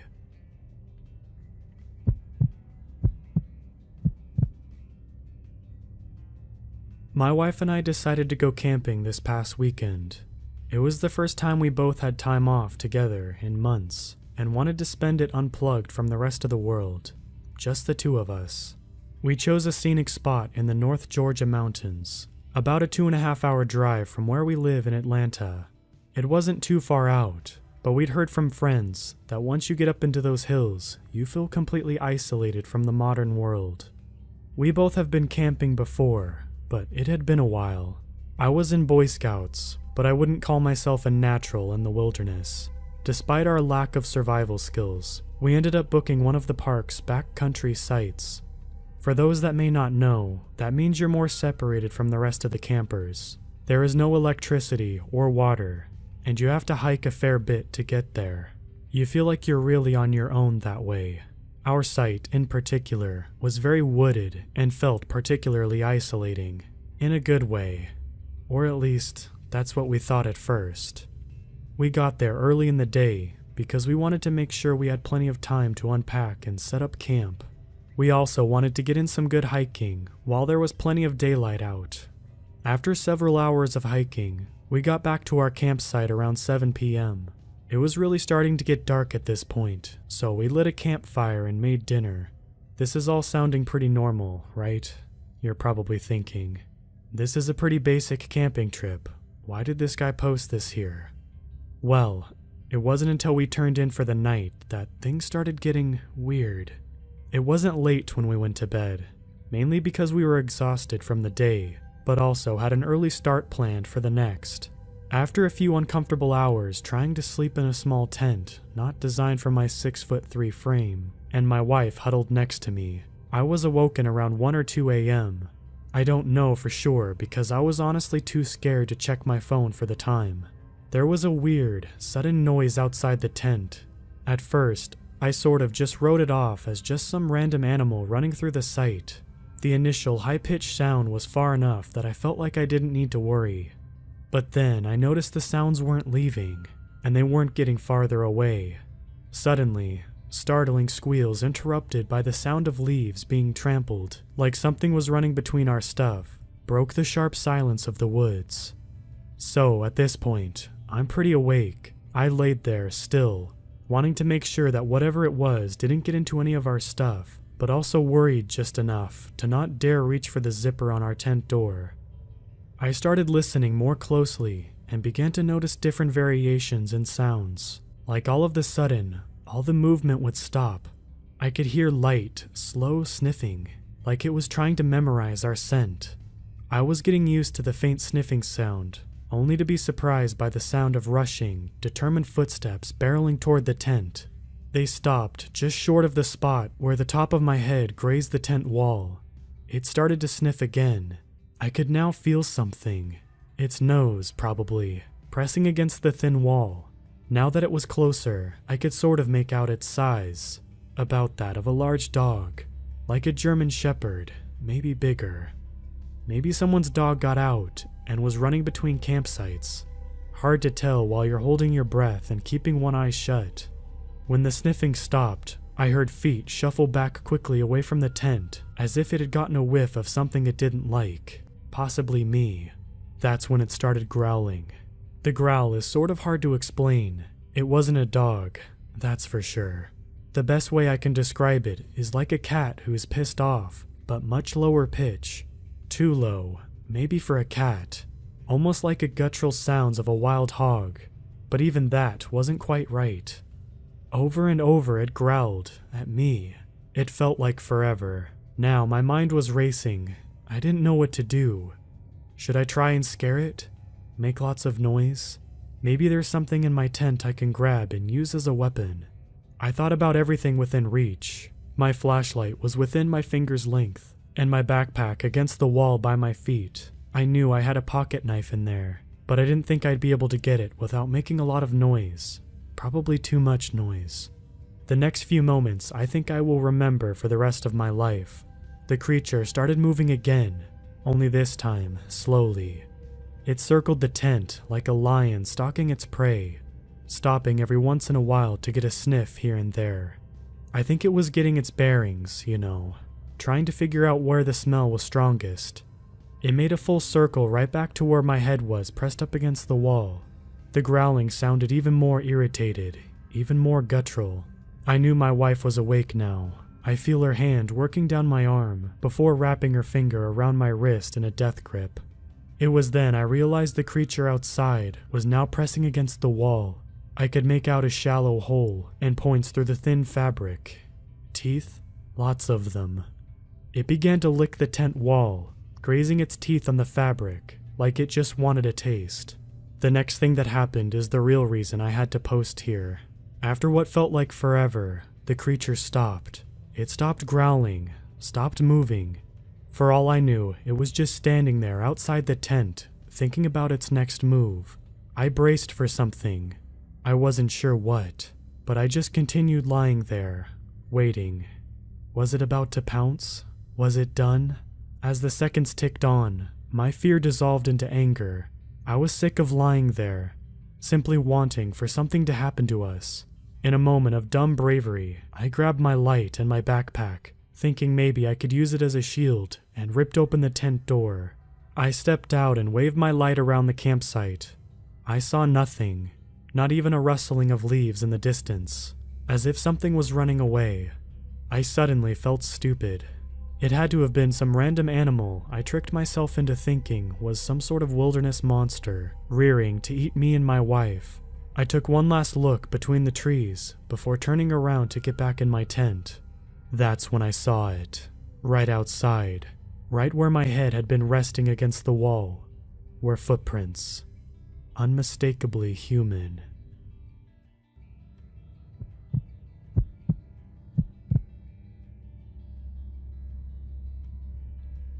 I grew up in the South. Tons of beautiful places to see that haven't been taken over by concrete yet. It's nice, but along with that, it's pretty boring. Being a teenager and wanting to go out and have fun led to mostly improvising with your buddies and hoping some good will come out of the night. There wasn't really a local spot to go hang out, like a club or a cool bar, and the places that were close to this was often boring because you did them so many times. I'm sure if you've ever lived in a rural area, you can understand that feeling completely. Something that I found a ton of enjoyment in as a teenager was cruising around super late at night, listening to music. I would fill my gas tank up, grab something to drink, and I would just take off driving until the sun came up. It was a way for me to clear my mind and relax. Those country back roads were always fun to drive down at 2 a.m., and was also just the right amount of spooky. Well, one night, I absolutely got more than I bargained for. I can't remember what month it was exactly, but I know for a fact it was in the summertime because I was out of school, and I also remember it being a comfortable, chilly night. So if I was to guess, it had just been around July or August. I was cruising around like I always did, and was completely worry-free. I had music blaring, and I was in my zone. I decided to head down to a park, just out of pure boredom. This particular park is at the very end of a long stretch of a desolate country road, but it's a really pretty drive because of that. When I say desolate country road, I don't mean it's one of those dirt roads that go through the woods or anything crazy like that. It's a normal paved road, but there is really nothing on it after a certain point. The entire road takes about 20 minutes to drive down to and get to the park. And after about 10 minutes into the drive, the houses start getting spread out further and further, to becoming no houses and just road leading to the park. I think a lot of the reason I like this drive at night is because of how creepy it was, and I looked at it as some sort of an adventure or whatever. The park isn't open for camping or anything. It's mostly just a lot of land, with walking trails and biking trails set up through miles of woods. So obviously, at around 3 in the morning, it's pretty quiet. I made it there, and just did a slow, normal little loop around drive of the park. The night before, it stormed very badly. So badly, I remember my parents and I had to take shelter because of the threat of a tornado touchdown. There ended up being no tornado, but the storms were pretty rough. Because of this, I came up on a fallen tree in the road that looped around to the exit of the park. That must have happened because of the storm. It wasn't some massive tree or anything, but I knew for a fact that there was no way I could have gotten over it in my car. It was pitch black everywhere besides the front of my car because of my headlights, and because of that, I immediately ruled out backing up the entire way I just drove when I entered the park. I knew that was super dangerous, and there was no way. At this point on the road, there was flat land on each side of me. I figured that it would make the most sense to just back out on the grass beside me, just a little, and drive back the way I came. It was a one-way loop around the park, but I wasn't really worried about going out the wrong way since it was so late. So I started to back up off the road so I could get my car turned around. All was good until when I went to pull back up on the road, I totally didn't take into account how wet the grass was and the amount of mud. My car went absolutely nowhere. My back tires were completely stuck and were spinning in place as I was trying to floor the gas pedal. I started to become pretty scared at this point. Not the most ideal situation to be in. I immediately take my cell phone out of my pocket and saw that I had service. Super huge feeling of relief. I called my parents and told them what happened and where I was. They were pretty mad at me, but said they will pay for a tow truck to come out and get me. My parents both drive small 4-door sedans, and they would have been absolutely zero help in the situation. I was about 45 minutes away from my house, and the rest of most human civilization, so I realized that I would be stuck out here for at least an hour before someone was able to get to me. Freaky feeling, but I tried to get out of my head, and I just continued to listen to music and be on my phone in the car while I waited. Not really much more I could do. After I kind of calmed down from the initial anger I had, I started to check out my surroundings. I didn't even notice at first because of everything going on, but in front of my car's placement was a field that was full of the most amount of deer I think I'd ever seen at once. There legitimately must have been 40 deer in that field, just walking around and eating the grass. The field wasn't directly in front of my car, but if I was to get out and throw a rock in the direction, I would have easily been able to hit one of them. So if I was to guess, they were about 30 yards out. This didn't really help with the creepy level going on. Looking out the front of my car and seeing 80 eye reflections staring back at you is a bit of an alarming feeling overall, but I was relieved it was just a field of deer. I watched them for a little bit, but I was quickly over it and started to just browse through my social media apps while waiting. They seemed to have been over it quicker than I was because they all went back to walking around and eating once they figured out I wasn't going to attack them or anything. After browsing my phone for about 15 minutes, I finally get a call back from my parents letting me know that a tow truck guy is on the way and about an hour and a half away from my location. Still to this day, I remember hearing that and having the thought, you gotta be kidding me. I understood that me, and only me, was the reason I was in the situation I was in, so I couldn't really be mad at anyone else. But that was very obviously not what I wanted to hear. I decided that the smartest thing for me to do was just make sure the doors were all locked, lay back in my seat, and take a nap to pass time more quickly. So that's what I did. So I wake up about 45 minutes later to the feeling of being watched. I'm not sure if anyone has ever experienced that feeling before, because I don't know how common it is. But there was a sixth sense alarm going off in my head, telling me that I needed to wake up. Waking up to that feeling, in the situation I was in, and the surrounding I was in, is probably the worst case scenario. I sit up and immediately check my surroundings, and see nothing. I look through my car very quickly for any sort of weapon, and found my pocket knife. I was very scared. Even though I saw and heard absolutely nothing, that feeling is terrifying. I was shocked to see the field of deer in front of me was still full of deer. I don't know anything about the animal, but I guess I always just assume that they don't hang around in the same place for long. Not sure why I thought that, but I was surprised to see them nonetheless. I called my parents back to see if they heard any kind of update from the tow truck dude. I decided not to mention the feeling I was having because I didn't want them to worry more. And I also knew that it was literally nothing more than a feeling I had, and had nothing to back up why I was feeling that way, other than just being spooked out in general. No update from the tow truck guy, so we assumed everything was still the same on his end. The call lasted just a few minutes because I felt like a jerk. They both had to wake up for work in a few hours, now have to spend a random $100+. And on top of all of that, they were worried about me. I could tell they were annoyed at the situation, but worried. I told them I'll make sure to tell them when the guy arrives, and I'm sorry. We hang up and I look up from the phone and immediately went from 0 to 100 in panic mode. The deer in front of me were all completely perked up, staring in the same direction. Let me remind you, there are around 40 deer in this field. Every single one of them were stopped dead in their tracks, standing completely still, looking at something. I put my high beams on and started waiting for absolutely anything to happen at all. Nothing. I tapped my horn real quick. They didn't even budge or look my way. They were all completely glued to what was by them. The way the tree line was, I couldn't see that far over the field. I know they were looking into the woods by them, but where I was at, I was only able to see them. I could hear my heartbeat. I grabbed that stupid pocket knife and just waited for something to happen. I would say it was about a minute after I honked. Every single one of them, in unison, started to run the opposite way. They were all running at full speed, and within 20 to 30 seconds the field was completely empty. I was petrified in fear. I knew that staying in my car is what would be the safest thing to do, but it's the worst feeling in the world when you feel like a sitting duck. My head was on a swivel.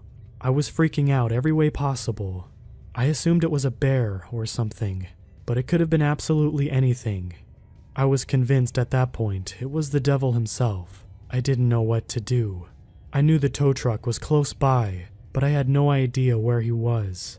I began to shake because of nervousness and just looked around to make sure nothing was by me and focusing on the field in front of me. I did this for what felt like an eternity, sitting in complete silence and darkness in the middle of nowhere. I was waiting for something to jump out and attack me. 15 of the longest minutes of my life go by, and I start to see lights break through the tree line on the road.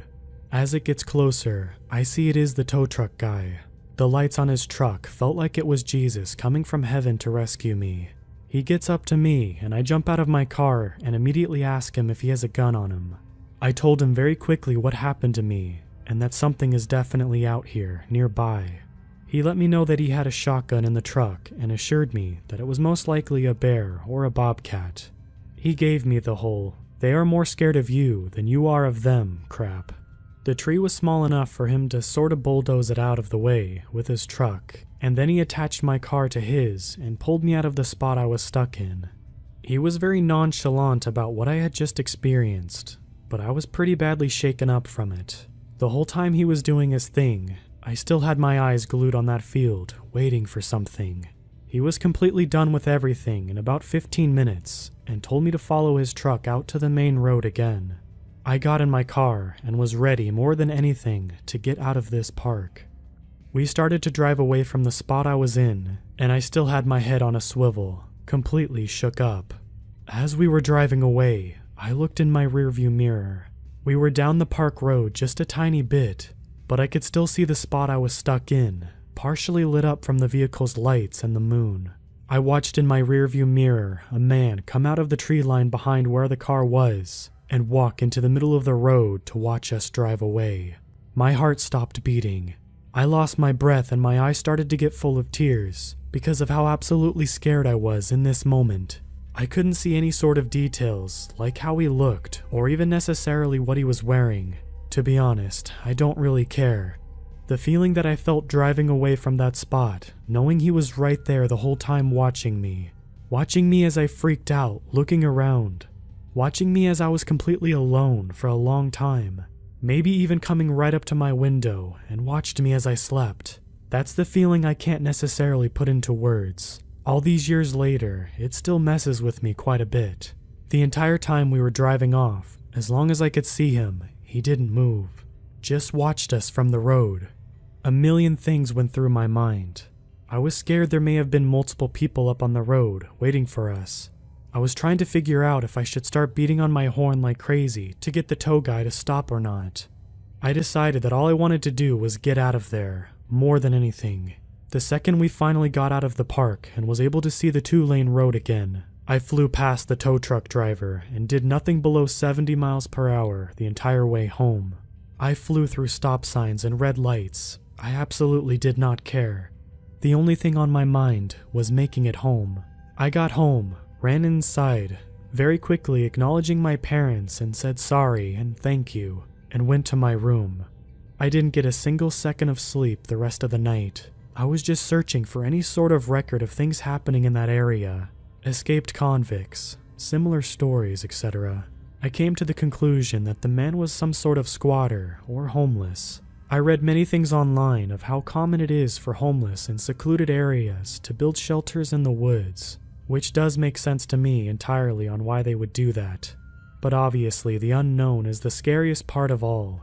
What if he wasn't homeless? What if he was going to hurt me? What if? There's so many possibilities of what could have happened, but the outcome that did happen is what I am most grateful for. I never told my parents this story until many years after it happened, and I was already an adult and moved out. It freaked them out too when I told them.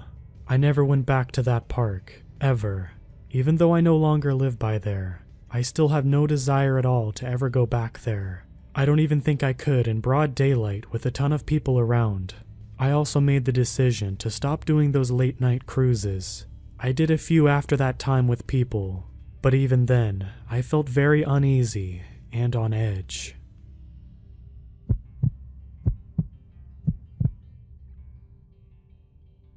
It was a Sunday, early in the morning. I live in the suburbs, but my parents own a farm that I enjoy going to, because I get to see my dog. Her name is Molly. She's a mutt, but she's not a tiny dog by any means. At that time, I felt very safe around her and would often take her for walks in the forest that was nearby. The day started out like any other.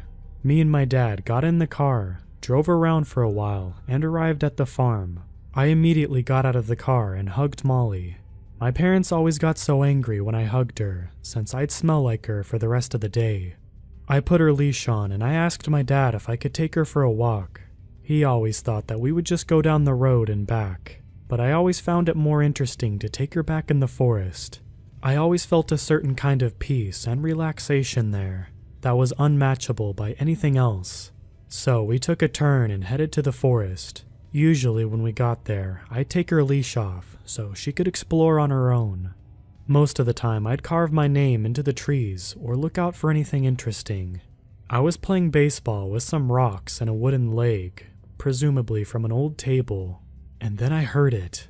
Molly was barking at something. That wasn't unusual when we were out there in the forest. I thought it was a fox or some other animal, so I quickly grabbed the wooden leg as a weapon. I knew that if it was a fox, I wouldn't attack it, but I had a sense of security while I was holding it. I called out to my dog, but she just kept barking. This was very strange for me, since she always came to me when I called her. I followed the sound of her barks and stumbled across a scene I'll never forget.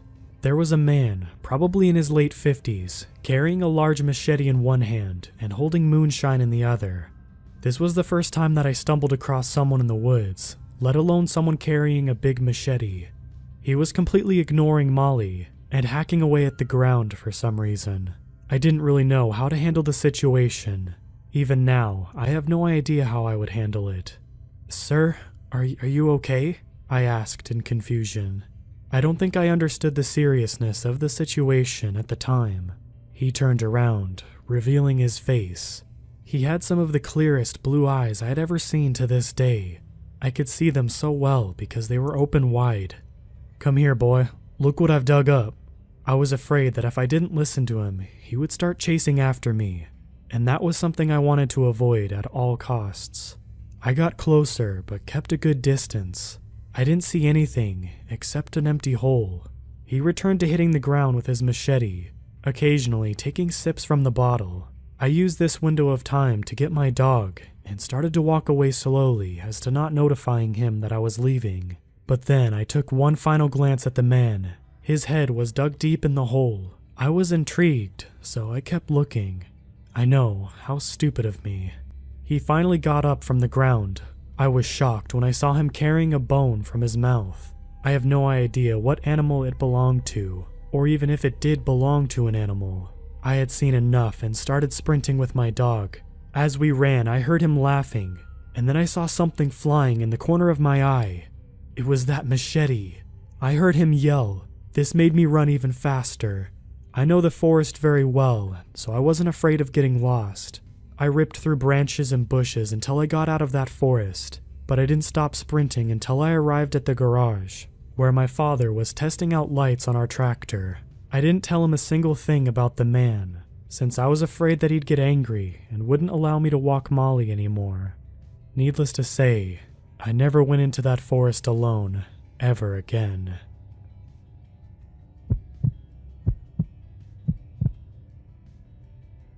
I'd like to begin by describing myself, because I believe it's relevant to the story. I'm 25, male, and a bit above average height. I have been doing sports 5 to 6 times a week since I've graduated high school. My favorite hobbies are mountaineering, hiking, and bouldering. I've just recently purchased a new pair of high-altitude mountaineering boots because it's near the end of summer season and they were on sale. The plan is to wear them in the Alps next summer on a few ascents. I live in a European capital, one that's surrounded by wonderful nature with many trails and opportunities for hiking. I decided to break in the boots last Saturday, more specifically because it would have been my granddad's birthday, and he also loved hiking before he died. These boots are overkill for these woods, but I needed to try them. I selected a nice route that's about 25 kilometers and set off about 9 in the morning. It just rained the day before, so I expected a fair amount of mud and not so many people, as they are usually scared off by bad weather. Since the summer was excruciatingly hot, it was a nice change of temperature, especially between trees and such, where it's a few degrees cooler than in the city. In the not-so-distant past, my dog would have definitely joined me on this hike, but she's turning 14 this year, and she doesn't enjoy long-distance walks anymore. My girlfriend had something to do for work on short notice, so I knew from the moment I woke up, I would be doing this hike alone. The first half of the hike was perfect. The altitude difference along with the trail is minimal. I barely broke a sweat, and I misjudged how many people would be out due to the storm the day before. I met at most 6 or 7 people during the first 2 to 3 hours, and most of them were cross-country runners. It's worth mentioning that I wasn't walking quickly. I stopped on many occasions to take pictures or study some animals' tracks. There are deer and wild boars in these woods, nothing more menacing. Not animals anyway, but I won't get ahead of myself. Between 12 and 1, the path ran into an actual road, one where cars can go. The road is asphalt, but deep in the forest and can only be used to reach certain landmarks that are there, so cars seldom go here. My trail required me to take the road for a few hundred meters. As I was walking along the road, I heard a car approach from behind me. It went past me, not too quickly or too slowly. It was an older, green SUV with fresh registration. You can tell by the license plate. Probably an import. Anyway, I thought nothing of it at the time. Then I heard it come back. It drove past me for a second time, now very slowly, and I could clearly see 2 men sitting in the front seats, wearing baseball caps and sunglasses. Both had stubble going on as well. I assumed they were gamekeepers, even though those cars have a crest on the hood and both front doors. As I hike a fair amount, I know these things. I see them around quite a bit. They would also not be driving a car like this. They would have Jeeps, which are more suitable for the forest. Still, I felt no discomfort, and again, I thought nothing of it. Then, my trail left the asphalt road and began snaking in the woods again. I walked ahead serenely, gazing at the trees and whatnot. Then, I suddenly had a strange sensation that something, or someone, was behind me. An engine sound was becoming more and more clear as well. At this point, the trail was quite narrow, but if, for whatever reason, you'd want to drive a car on it, you could. Just about. Now, when I turned around, the aforementioned SUV was basically in my face. It was an arm's length away from me, and it stopped just as I did. I looked at the driver, who was staring back, as I could only assume he was wearing sunglasses. I calmly asked him, "What's wrong? Shall I let you go?"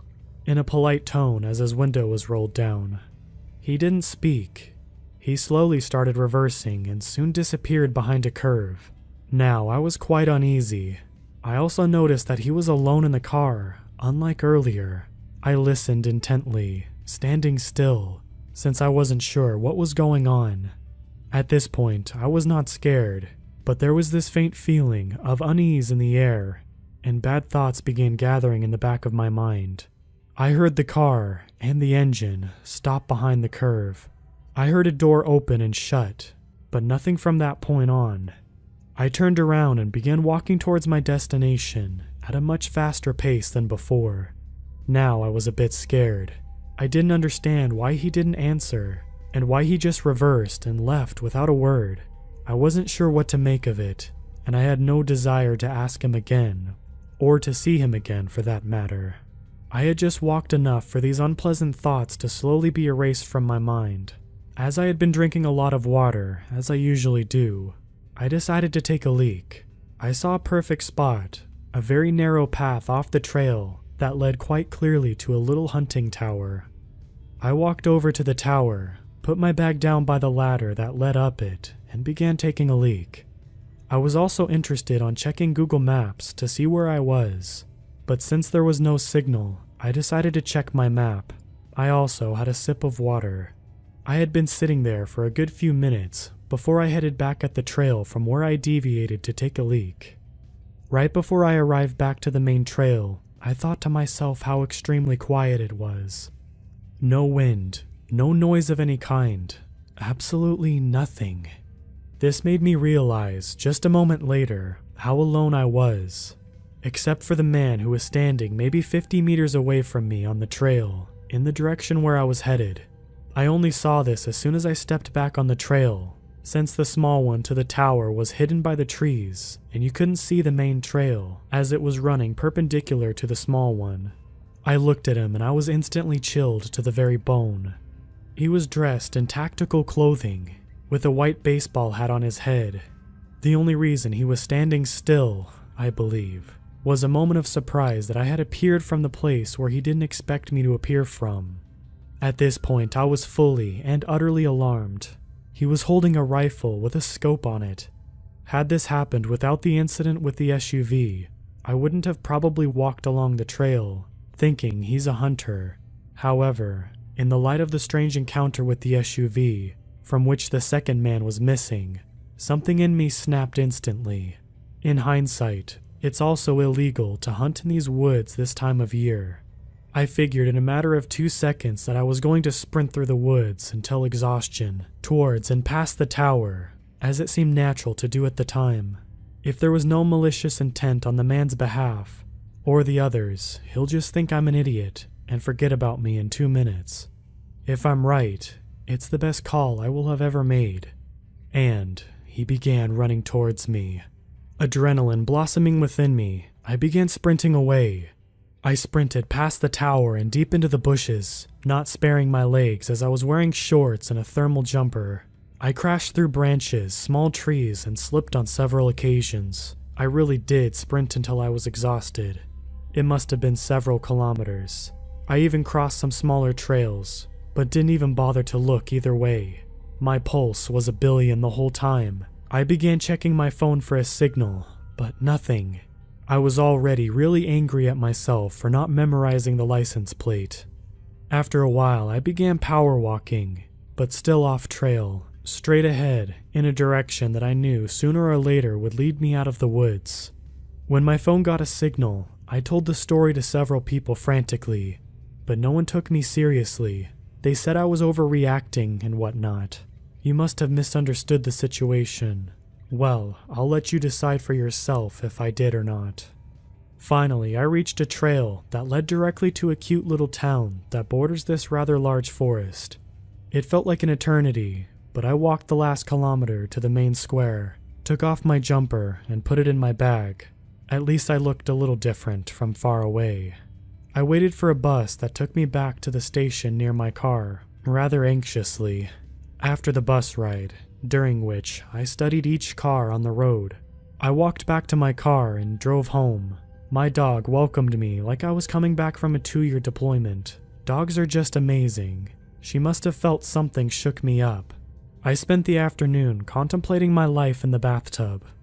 The boots destroyed my feet, but they aren't meant to be sprinted in for long periods of time. I called the forest's gamekeeper's office. I inquired about whether or not they have such cars in the service as the one I came across. They do not. Their gamekeepers don't actually work in pairs. Like 99% of the time, they are alone. I told them my story, and they took me a lot more seriously than my friends, but they assured me that the police wouldn't. No one could have been legally hunting in that area during the summer either. I've been reading some local news, but nothing extraordinary has been reported yet. I really hope nothing will be reported either.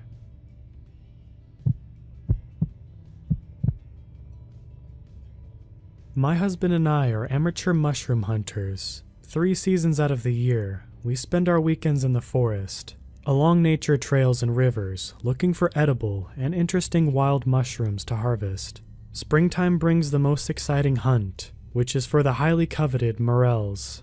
We know of a special stretch of shoreline along the river that has a few dozen morels each year. It's difficult to get to as it's off the proper path, and you have to do quite a bit of ducking and climbing and maneuvering to get through. One day, 2 years ago, we were doing just that, making our way slowly and searching carefully for mushrooms hiding in plain sight. We were so preoccupied with our task that we don't know how long we were being watched or followed. But at one point, we saw a man up ahead of us, looking at us and not saying anything or moving, almost like he's waiting to be noticed. My husband saw him first and turned to shoot me a look, because we never encountered anyone in that spot before. It was besides a small and fairly busy park, but people didn't stray away from the paved walk paths much. There was a weird energy about that man that can best be described as vaguely menacing. We were near the end of where we wanted to look anyway, so we turned around and started working our way back. When we looked behind us a few moments later, the man was gone. We just wrote it off as some weirdo, maybe a homeless guy whose territory we wandered into. We continued looking over the spots we had already covered in case we missed any morels, with me in front and my husband right behind me, looking back every few paces as we were feeling more paranoid as we went. All of a sudden, I look up from the ground, and the man is blocking our path up ahead, maybe 30 feet. He had to have left the riverbank and crept alongside us on the path, getting ahead of us in order to cut us off at the pass like that. I whip around with huge eyes at my husband, who looks over my shoulder, sees him, and starts moving up the hill on our right, grabbing my hand to pull me with him. Adrenaline shot us out of the thick brush and into the paved path. In the open park moments later, without speaking, we broke into a sprint towards the direction of our car, several blocks away. When we were far enough away from the riverbank to risk a backward glance, we saw the man emerge from the brush. He just stood there, watching us leave, motionless. We speculated the entire ride home what he wanted from us, knowing it was nothing innocent. To this day, it still bothers me, and I wonder what would have happened if we had been spread apart further while we hunted, or if either of us had been alone.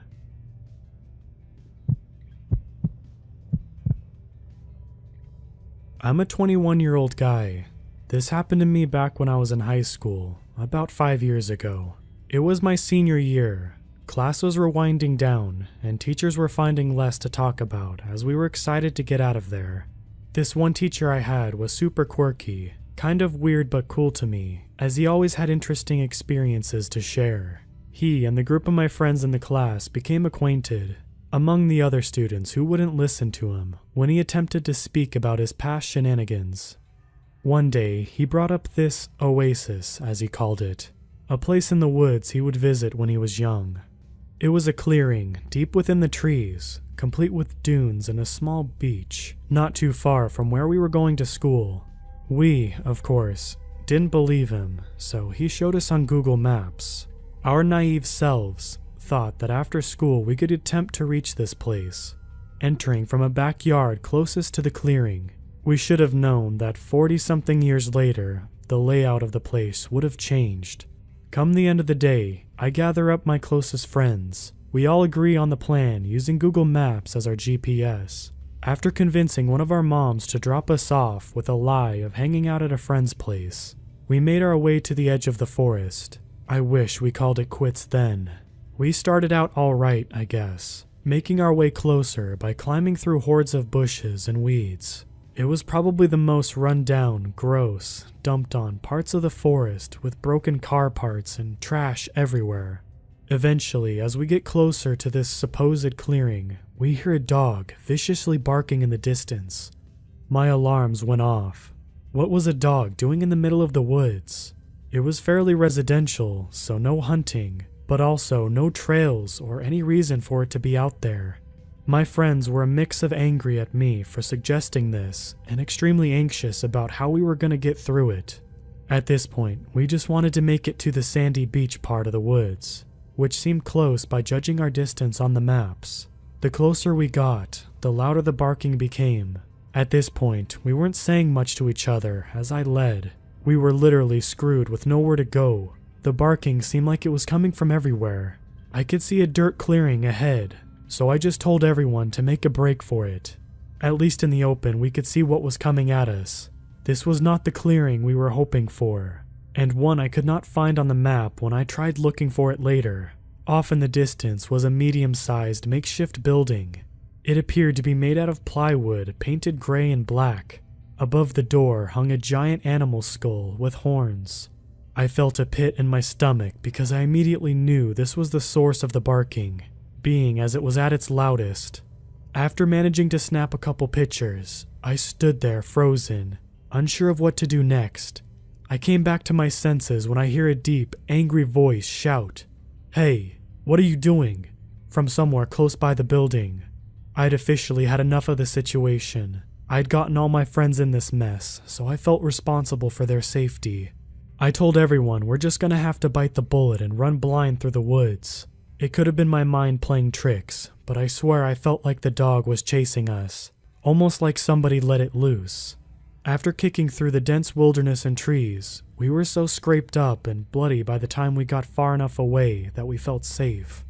Huddled together and practically crying, I called my mother and told her the mess that we were in. I gave her the street closest to the side of the woods we were on, and she gladly came and picked us up. She said that when she saw us on the side of the road, it looked like we had been through hell and back. After that day, we barely spoke about it. We didn't even tell the teacher who started the whole thing, in fear of somehow getting him in trouble. Creeper with the skull hut. Let's not meet.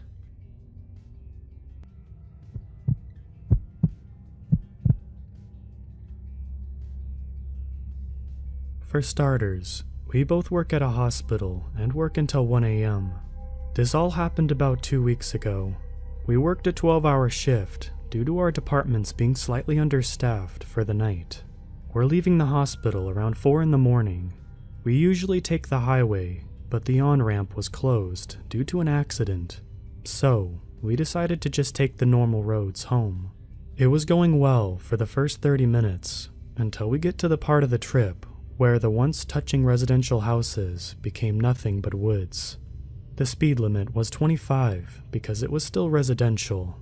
There was probably one house every 2 miles. My girlfriend and I were talking about new music and having a nice time when I got this awful feeling I'm being watched.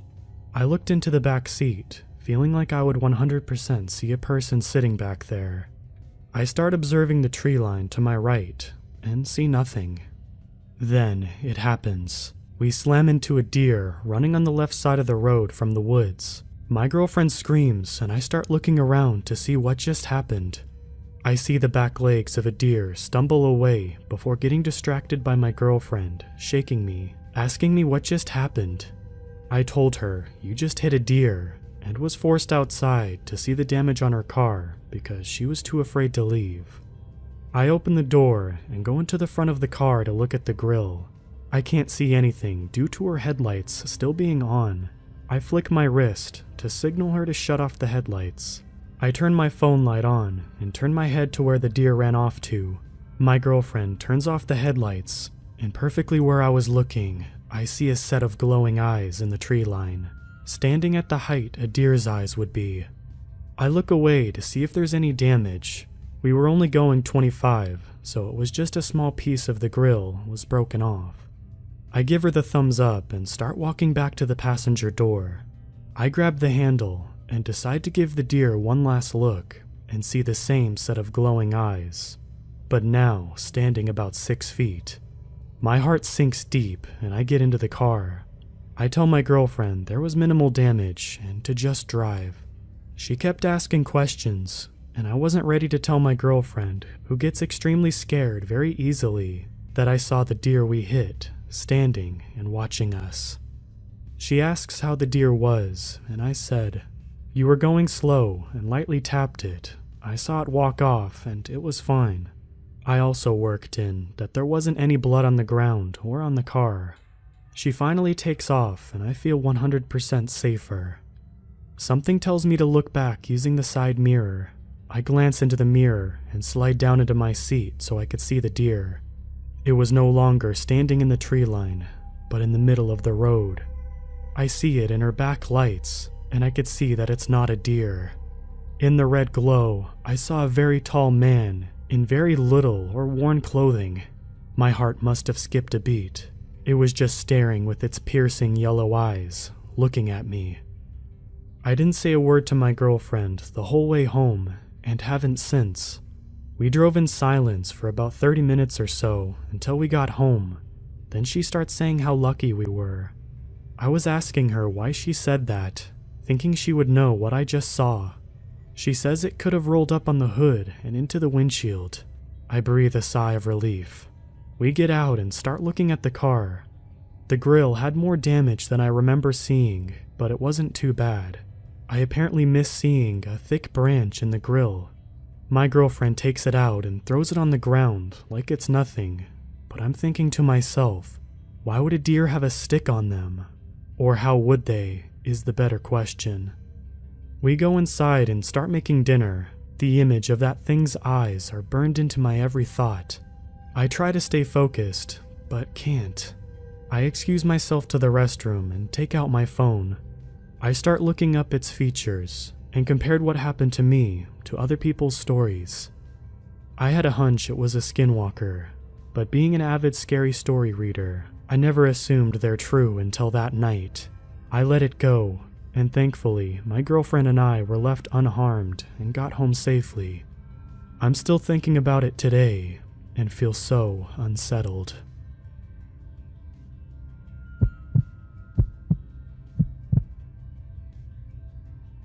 First, some backstory. I live in a part of New Jersey most people don't even know exist. It's in the northwestern corner of the state, right in the Appalachian Mountains. I live in an extremely secluded area, and my town is surprisingly large. Not only does the Appalachian Trail run straight through town, but there's a large park that has been built over Native American burial ground. This is legitimately a fact, with the land marked with a sign explaining the grounds and events that occurred there. This makes me believe that a far larger part of the town is on burial grounds of some sort. Not to mention, the Appalachian Trail has been known to be fairly creepy, and possibly even carry some paranormal energy, so that could be a factor in this story as well. So, this event happened my freshman year of high school, so 4 years ago. My older brother was a senior, and both of us were in marching band. Towns are very spread out in this area, so we would often get home from football games and competitions very late. On this night, it was one of those times where we got back super late. I followed my brother around. He was saying goodbye to everyone, including one of the drum majors, who also was my big buddy, so I knew her a decent amount. Naturally, the drum majors always stayed super late, just because they have a lot of responsibilities to cover before they can leave. So when we said goodbye to her, she was still donned in full drum major uniform, cape and all. It wasn't anything weird to see, so we said our goodbyes and my brother and I left. My brother drove us through the secluded expanse of the town, and I had noticed that it seemed like absolutely no one was out on the roads. I figured it was just late, and once again, it wasn't something that I really made note of. My brother and I, both tuckered out from the long day, drove in silence, and I watched as the forest and farms passed by. There is a very popular portion of the trail known as the Stairway to Heaven.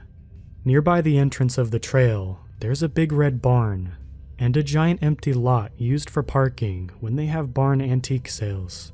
As we began to get closer, we could see a bright, flashing headlights coming from the lot. My brother slowed down a bit, and when we passed it by, I saw something that still chills me to this day. In the lot was a car. It had the lights within it on, and the hood was open. Getting out of the Jeep-like car, and standing beside it, was no other than my drum major donned in her full uniform, cape and all. I couldn't believe what I was seeing. No one would ever leave the high school in their uniform, and she looked visually in distress. It was definitely my drum major. I could see her blonde hair coming out from her hat, and it was the same body shape and all. I thought I was just tired and I was seeing things, but after we passed by, my brother finally spoke up. Was that Kate? Yeah, that was definitely her. We were silent for a moment. Should we turn around to see if she's okay? No. We drove back the rest of the way home, the air now tense. When we got home, we tried to assess the scene. My brother knew her better than I did, and I knew that wasn't her car, nor did she live anywhere near where we lived. Again, the town is very spread apart, and she lived on the other side of town. She was in her full uniform, It was completely clear it was the drum major uniform, and it was the spitting image of her, but she looked like she was legitimately in distress. No one else was around on the road, seemingly, as if this was something we were meant to see. She was the last person we had said goodbye to, and now here she was, looking as if she was in trouble. Plus, my brother is not the person with an interest in the supernatural. He honestly just tries to avoid the topic of it. I, on the other hand, am very into the paranormal, and have had a pretty big share of experiences. The females in my family tend to be very sensitive to weird paranormal things, but nothing ever like this. I tried to look up what it could possibly be. It seemed like it was an entity that was using some sort of mirage of something we had both seen, and making it look as if the individual was in some pretty deep distress, as if it was luring us in. The fact that my brother spoke up first confirmed that he had seen the exact same thing also was jarring, especially with him being less interested and sensitive to this kind of thing. From what I've been researching, it's possible that it was a skinwalker or something. It was near the trails and the burial grounds, and seemed like it fits well with these Native American folklore creatures. I don't know if this is important to add, but I recently found out that a great-grandfather was married to a Native American female, so I do have some Native American in me, but it's not a huge percentage. I don't want to be that white person who has like 2% of Native American in the gene pool and equating it to being super in tune with that side and proclaiming that I'm Native American, but I decided I'd mention this just in case it maybe lends a hand in figuring out what this thing may have been. If anyone has any clue to what my brother and I have encountered, I would really appreciate some feedback. I'm still chilled by this experience. Whenever I try to talk about it with my friends, it scares them too much for me to even fully explain what happened. What's most unnerving is the fact that it was deliberately showing us an image of a friend in distress to lure us in. The thing is, I'm so lucky I had my brother with me, because I was considering turning back, and I'm still haunted by the thought of what could have happened if we had.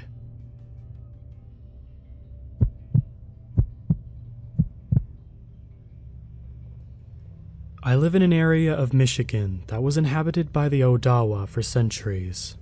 I live in a really secluded area, and even within my property backs up to a nature preserve. I'm the last house on my street, and the next closest is a solid 3/4 of a mile away. I'm a smoker and an insomniac, so I end up outside smoking at like 3 in the morning pretty often. Note, I'm not a writer and I suck at creating suspense, so I'll try to just tell it like it happened. I think I should also mention that I'm a staunch atheist and generally don't believe in any gods, demons, spirits, fairies, or any of that other stuff. So some random night, I'm out smoking. This is maybe a decade ago. It's after midnight, maybe before 2 a.m. I'm on my deck and I hear a woman scream from the woods. Now I know many of you are thinking it was either a coyote mating call, or maybe a bobcat, or maybe some smaller animal getting killed, all of which do sound like a woman screaming. But I've heard all of those plenty of times, and have learned how they sound. And besides, this one was screaming a combination of help and the most guttural, desperate sounds I have ever heard. It was a woman. My body ran cold. I had never experienced this before. I'd read it in books and heard it described when people freeze up in movies, but I'm telling you, I felt the cold go from my heart and spread throughout my torso and limbs. Some long asleep lizard part of my brain had just woken up. I felt like I was prey, and I'm a 6-foot, 200-pound guy who long ago was a college linebacker, so I don't scare easily. I was frozen for what seemed like an hour as this woman's screams persisted, and then were cut off abruptly, but it was probably 20 to 30 seconds tops. At this point, I kind of regain my senses and decide a couple of things. Firstly, I'm going to go investigate because I need to know what happened, no matter how afraid I am. And at the time, I figured somebody just got murdered. Secondly, I need a weapon. I've got an old 30-40 Krag I inherited from my dad, who had got it from his dad, who had carried it in World War I. I don't use this gun for hunting because it leaves too much damage, but it seemed to be appropriate for this. So I loaded it with 4 rounds, chambered the first one, grabbed the mag and went out the door. There's a hiking trail that runs by my house and comes to a T about a half a mile off, and led in the direction of where I'd heard the woman, so it seemed to be the best bet. I set off down that trail, going quickly, but as quietly as possible. In a couple minutes, I'm to the T. The screams came from north of here. I turn left, shine the light, and there, maybe 150 yards down the trail, is the biggest buck I had ever seen. Or so I thought. I'm actually pretty scared now, because a hunter will tell you the most realistically dangerous thing in those woods is a buck in the rut. And I decided to slowly move up just to see if I can get close and then spook it away. I've probably closed the gap to about 30 yards when this buck stands up on its hind legs, looks me right in the face, and says, Hey. I know it's a bit anticlimactic, but that's what the thing said. It absolutely was not a buck snort, and it was a clearly male and human voice that said, Hey. What I have since determined to be a skinwalker, I had no idea at the time, then slowly takes a few steps toward me. I leveled a 30-40 at it and held my ground, not saying a word. It closes the gap another few steps and I let out the loudest scream I could muster. Rather than run, it breaks into a sprint towards me, and bam, I fire off a round. I'm working the bolt, trying to get the next one chambered, when the thing takes a hard left and loops into the forest. Now on all fours, running like a white-tailed deer. I would have liked to search for the woman, but frankly, I was scared out of my wits. I pretty much walked backwards the mile to my house, all of the while shining my flashlight around in panic, trying to spot the thing.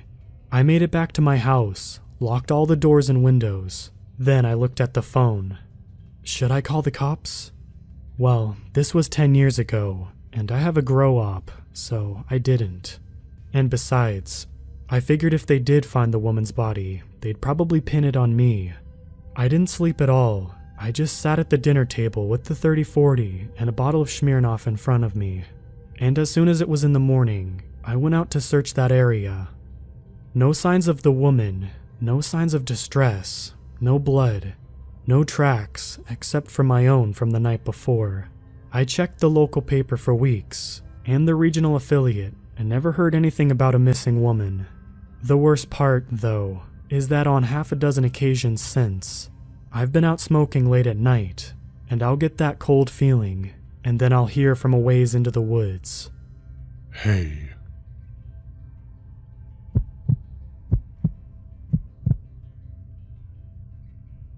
I'm currently hiding in my closet, shaking in fear.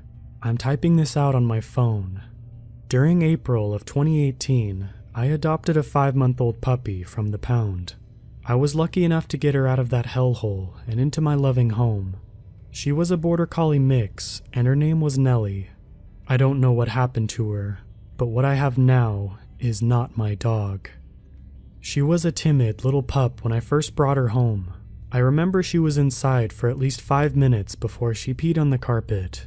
I could only laugh and kiss her because I was so happy. She slept in my bed that night, and for many more nights to come. She only weighed about 10 or 11 pounds when I first picked her up. The months that followed were amazing. For the first time since I graduated high school, I was over the moon. Every day when I got home from work, she would rush to greet me with her tongue dangling from her mouth, her tail wagging wildly. She absolutely loved to grab the newspaper from the mailbox with me. She was also an awesome chick magnet, but that's besides the point. She loved my neighbor, a nice man named Paul, whose wife recently passed away from breast cancer. He was an older gentleman, well into his 50s, but never looked a day over 40. He liked to throw a barbecue for a few neighbors we had in our little rural community. He always made an effort, so we all returned the favor with bringing food. Things began to change in December of 2018, when in the early hours of the morning on the 5th, Nellie woke me up. I grabbed my glasses from the bedside table and flicked on the lamp. She stood about a meter from the door, pointing right at it. I could hear a low growl emanating from her. Curious, I got out of bed and opened the door. To her surprise, there was nothing there. I thought that would have been the end of it. A few more days pass, and on the 9th, it happened again. Early hours of the morning, and pointing at the door. This continued for the next week. I believe this is when Nellie disappeared. At 2 a.m. on the 21st, Nellie woke up and wanted to go outside. She would do this once every few weeks, so it was nothing out of the ordinary. She would wake me up by licking my face, and then sulk and lay down in front of the door if I wouldn't get up. Behind my backyard is a forest that extends for miles. Sometimes Nellie likes to hunt down rabbits and possums when we would go for a walk through the woods. When I let her out that night, she walked about 5 meters before the tree line. I watched her and she started her way back to the house. That is, when things didn't go exactly as planned. She must have heard something because she whipped around and pointed at the trees and growled. I thought it might have been a rabbit, but thinking back on it now, it was probably something much worse. She barked and then made a beeline for the trees. She disappeared into the thickness before I heard more barking. Then nothing. Absolute silence. I was about to grab a flashlight and put on my red bands, but then the trees started rustling. There was no wind. It was distressing, to say the least. Then they stopped. I called out her name and waited. About a half a minute later, she wandered out of the trees and back inside. I thought nothing of it and promptly went back to sleep. I should have thought about it. As the months continued, things got weird. She stopped wanting to go on walks. She cut back on her food and began to get skinnier. I decided to change up her diet from dog biscuits to meat. She liked that. She really liked that. Sometimes she would run off into the woods and go hunting for rabbits or anything she could get her paws on. I also noticed she began to get bigger. Not fat bigger, because as she got bigger, it looked like she got skinnier. Then she stopped playing with her toys. That weirded me out the most, because she loved her squeaky duck toy I got for her the day she came home. Now it lay gathering dust in the corner of my room. But she began to show a liking to the barbecue get-together Paul would throw. A little too much. Honestly, that should have been a warning sign. That day was the 26th of February, 2019. In the following weeks, people unfortunately died. It was small to begin with. That makes it sound better than it was. Old people died first. As sad as it sounded, we all thought it was because of old age. Then we got the details. Horrific details. They were murders. We were absolutely scared then. Paul and I started communicating a lot more than we used to. A text every hour or so just to check in, or maybe a phone call or two. He told me I should keep the key from my gun safe in the lock in case of an emergency. I listened. I listened because I trusted him. I listened because he was one of my only friends. That brings us to tonight, the 24th of March. I awoke to the sound of gunfire. I rushed over to my curtains and yanked them open. Paul's house was on fire. I immediately rushed to put on some thick clothes and grabbed a flashlight and my phone, ready to dial 911 for a fire truck. At the time, I didn't even notice my bedroom door was open, when I clearly remember closing it before I went to bed that night. Nor did I notice Nellie was missing. I yanked open my back door and I froze. It was illuminated by the bright fire of Paul's house. It stood on its hind legs, tall and lanky, completely black with white highlights over its body. Its eyes were almost glowing yellow. Its claws were massive, and sadly, one set was clearly protruding through Paul's chest. I actually don't know. It felt like so long ago, even though it was only an hour. I couldn't feel a thing.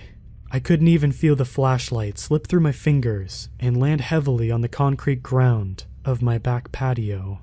I instantly realized my mistake and saw it look at me. It looked at me deep in the eye and I saw her. My sweet girl. My Nellie. Or more rather, what was pretending to be Nellie. It dropped Paul to the ground and terrifyingly reared its head up in the air and howled deeply. It sounded like a mix between the sound of absolute pain and what I could only describe as Lupin's howl from The Prisoner of Azkaban. That was the only motivation I needed to run. I hauled it into my bedroom and dived into my closet and shut the door. I covered myself in dirty clothes and stayed still. It felt like I laid there for a few million years. It walked, or skulked more rather, into my room. I heard its claws clatter across the hard floor before stopping, but I heard it howl once again before it sounded like it tore my bed to bits. I heard glass smash and hard objects collide with the wall. Then nothing. Complete silence once again, before I heard it sulk off and leave the house, probably to finish eating my friend. Now it's 7 a.m. I hear sirens outside, but I'm too afraid to leave, lest that thing is waiting for me on the other side of the door. The inky thing I could do for the last few hours was type this out and do research, but it didn't make sense. I googled everything I remembered about the thing. I got a result that I'm fairly certain is what it is. It didn't make sense.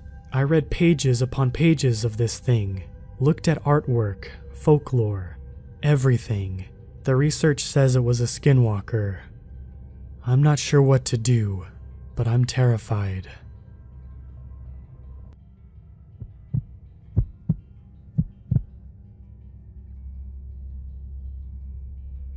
This was 3 years ago, and I started college down in the country. I was 18, female, and on Tinder. I never actually met anyone off it, but I would swipe through guys just to be nosy and see who was on it. I was swiping right on some, and about an hour after, got a message from a guy who, according to his account, was about 20 kilometers away. We made some small talk. It was awkward, and I stopped replying. A day later, I got a friend request of him on Facebook. Mind you, I have a common enough name, so it would have taken him ages for him to find me. We have no mutual friends, and my Tinder photos is not on my Facebook page. The only thing that I had on it was the university I was attending, so maybe that's how he found me, but I don't know. I then quickly got a follow request on Instagram, and he somehow found my Snapchat username. I don't have it on any of my social media, and it's a variation of my full name with extra added in vowels and an underscore. I was freaking out at this point. I messaged him asking how he found out my full name, and he just replied with, "I think we have a connection. I really want to get to know you better." I unmatched him, deleted my Tinder, and blocked all of the accounts he tried to add me on. After that, it was quiet for a few months. I was staying in digs, and was knuckling down as I had a lot of assignments from the get-go. This was towards the end of November. I had no assignments due for 2 weeks, so I decided to go out with some friends. One of my friends stayed in the student accommodation, and the other was commuting, so she was staying with the other friend. I decided to walk back to my digs, as my landlady would probably freak out if I wasn't home that morning, and I really wish I got a taxi instead. My walk back was about 15 minutes from the local nightclub we were at. It was about 3 a.m. at this point. I was at the front door of the house, opening it up. The door was annoying, as it had 2 different locks, and I had to pull the handle towards myself to open it up. It's also tough when you're tipsy and trying not to wake up the family you're staying with. Anyway, I finally unlocked the door. A dark car pulls into the housing estate I'm staying in. It's quite big and has a big green area in the middle for children or people to play in with their dogs. The car comes toward me, so I quickly get inside and lock the door. The car pulls into the driveway of the house I'm staying in and just sits there with the headlights on. I'm there shaking and too afraid to move up from below the door, as there's frosted glass about halfway up. As I get the courage to go upstairs to look out my bedroom window to see who it is, the car pulls out of the driveway and speeds away. A few days later, I get a new friend request of the creepy Tinder guy on a new Facebook profile, as there was no photos on this account, just the same name. Blocked. It was enough that it caused me to transfer universities the following year. Thankfully, I haven't heard anything since. I don't know if it was just bad timing, or if it was that creep on Tinder that sat in the driveway, but it was terrifying. If you take anything from this, be careful who you let in on social media or dating apps, and what information you give up. You never know what someone's intention is. Stay safe.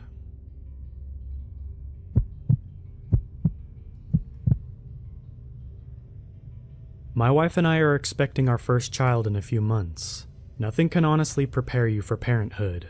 You can read books, get advice from others, or ask God to make things easy for you. But nothing really works. It's just a try this kind of scenario, and it's frightening. Doubly so if you've never been able to keep a plant alive. But you do your best.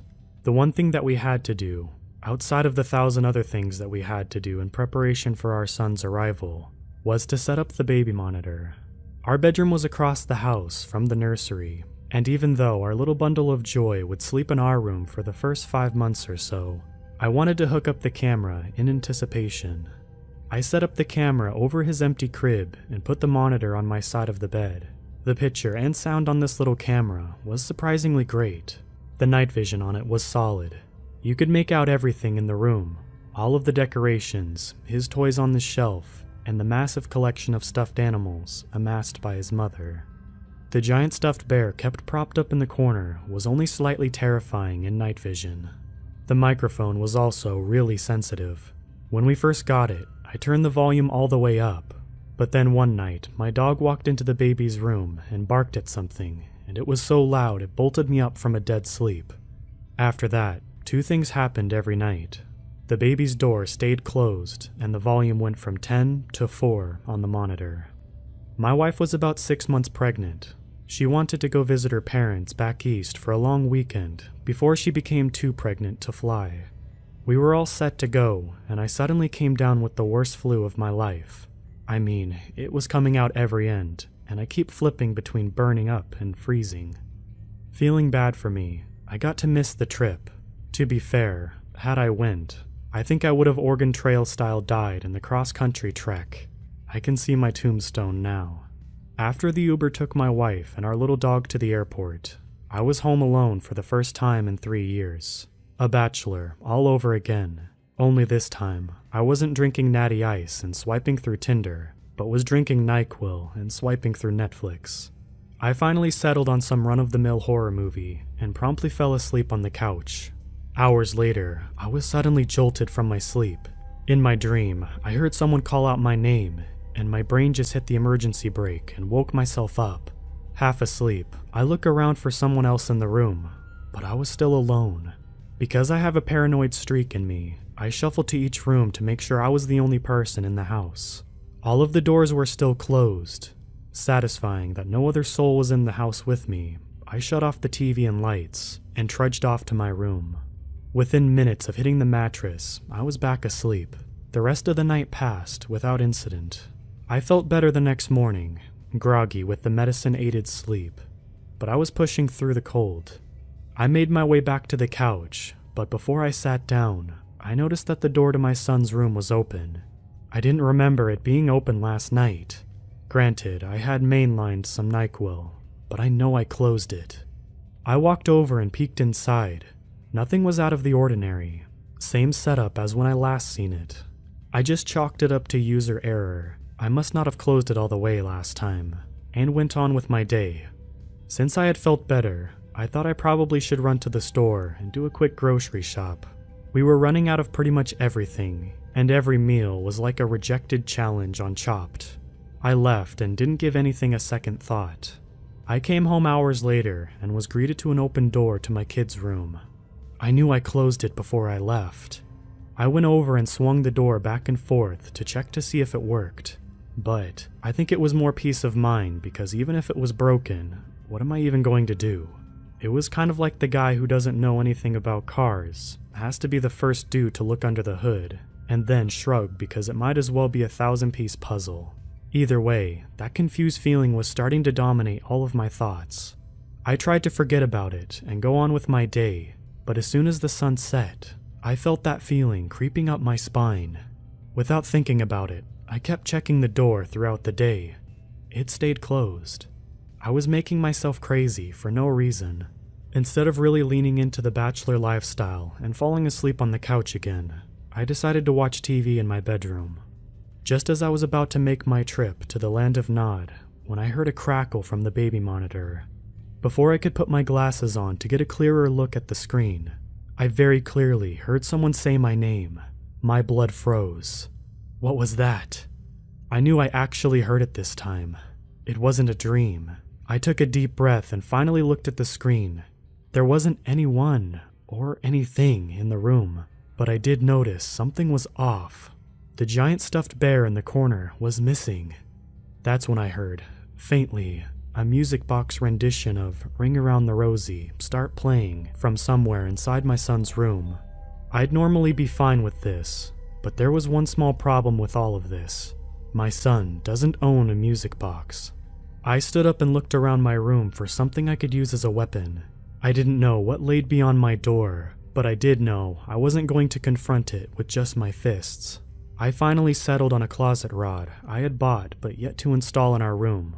Logically, I knew the damage I could inflict was minimal, unless I was going to be dealing with a monster made out of hangers, but it was peace of mind. I opened the door and walked out. I crossed my dark house as quietly as I could. My eyes adjusted to the dark. I noticed the door to my son's room was open again. Whatever was in there was now out here with me, or worse yet, wanted me to think they were out here. When I was just outside the hallway of my son's room, I could hear the music box playing. It was slowing down. Each note was a distorted, metallic ping. I swallowed hard and reached over for the hallway light switch. I counted to 3, and then darted my hand out and flipped on the light switch. The music box stopped, but I heard the running of footsteps in the room. I pushed open the door and flipped on the light as the closet door slammed shut. Someone was in the room. I could feel myself get lightheaded. I never really assumed that I would find anything, but now the only thing that separated me from whatever horrible imagination could conjure up was a thin, wooden sliding door. I said a quick prayer and then ripped open the slider. There was nothing there except a few hangers. I don't know why, but I laughed when I saw those hangers. I was holding a closet rod, the perfect defense against my foe, baby hangers. I poked my head in the closet and didn't see anyone. I checked every corner of the room and didn't see anything. The windows were locked. Everything seemed to be in place, except the giant stuffed bear was missing. It would have been easy to spot in the kid's bedroom, and it was nowhere to be seen. I closed my son's room and went on a bear hunt in the rest of the house. I checked every square inch of the house and didn't see anything. It was like it vanished into thin air. I contemplated texting my wife and telling her, but I didn't want to freak her out. I was doing enough freaking out for the two of us. I went back to my bedroom and crashed onto my bed. I wanted to sleep, but I could feel the excitement pulsing through my body. What was going on? Was I losing it? Was the fear of becoming a dad warping my brain? I didn't have a lot of time to think about it though, because, out of the corner of my eye, I saw a figure move on the baby monitor. I grabbed it and looked close, but the figure wasn't in frame anymore. I opened the camera controls and started moving the camera to the left. It slowly shifted over, and my palms started to sweat. I didn't know if I wanted to see someone or not. The camera stopped panning, and there wasn't anything in frame, just empty space where the bear used to be. Then, my door squeaked open. I nearly jumped out of my skin. The door swung open and hit the wall, and I heard footsteps running away from the room and back across the house. I glanced at the baby monitor and saw a figure blur past the camera in my son's room and head out of frame. I hopped off my bed and ran into the room, fueled more by curiosity than cowed fear. The door was open again. I ran in and stopped immediately. The closet door was open, and I noticed the lid to the crawl space inside was popped open. Someone was under the house. Why didn't I think to look there before? Oh, right, because how would someone get under my house from the outside without me noticing? The hatch outside was screwed shut, and we had all of the openings animal-proofed a few months ago. I scanned the room to make sure someone wasn't hiding in the curtains or a pile of stuffed animals. There was nothing. They had to be under the house. I walked out of the room and closed the door behind me. I wedged a kitchen chair under the handle to keep whoever inside. I wanted to go outside and investigate. If someone crawled under my house, I wanted to trap them in and call the police. The night air was cold, and my skin instantly goosebumped. At least, I told myself it was because of the cold. I pulled out my phone and turned on the flashlight. The beam cut through the darkness, and I began to walk around the foundation, looking for any entry point. If my neighbors had looked out their window, they would have thought I was crazy. Here I was, a grown man, dressed in nothing but boxers and a t-shirt, holding a closet rod and scanning the sides of his house with a cell phone flashlight. Even I thought I was crazy. I started at the furthest point from my son's room and walked clockwise. Every time I passed an opening to the crawl space, I expected to see eyes staring back at me, but there wasn't anything. As I rounded the house, I started thinking that maybe I was overreacting. But then, I saw footprints in the dirt leading around the corner of the house. I gripped my closet rod hard and turned the corner. The footprints were small and left faint impressions, but they were there. I shined my beam in front of me and followed them as they made their way along the side of my house. I came to a stop at the opening of my outdoor crawl space hatch. The footprints turned to under the house, but the hatch was still screwed shut. It had never been removed.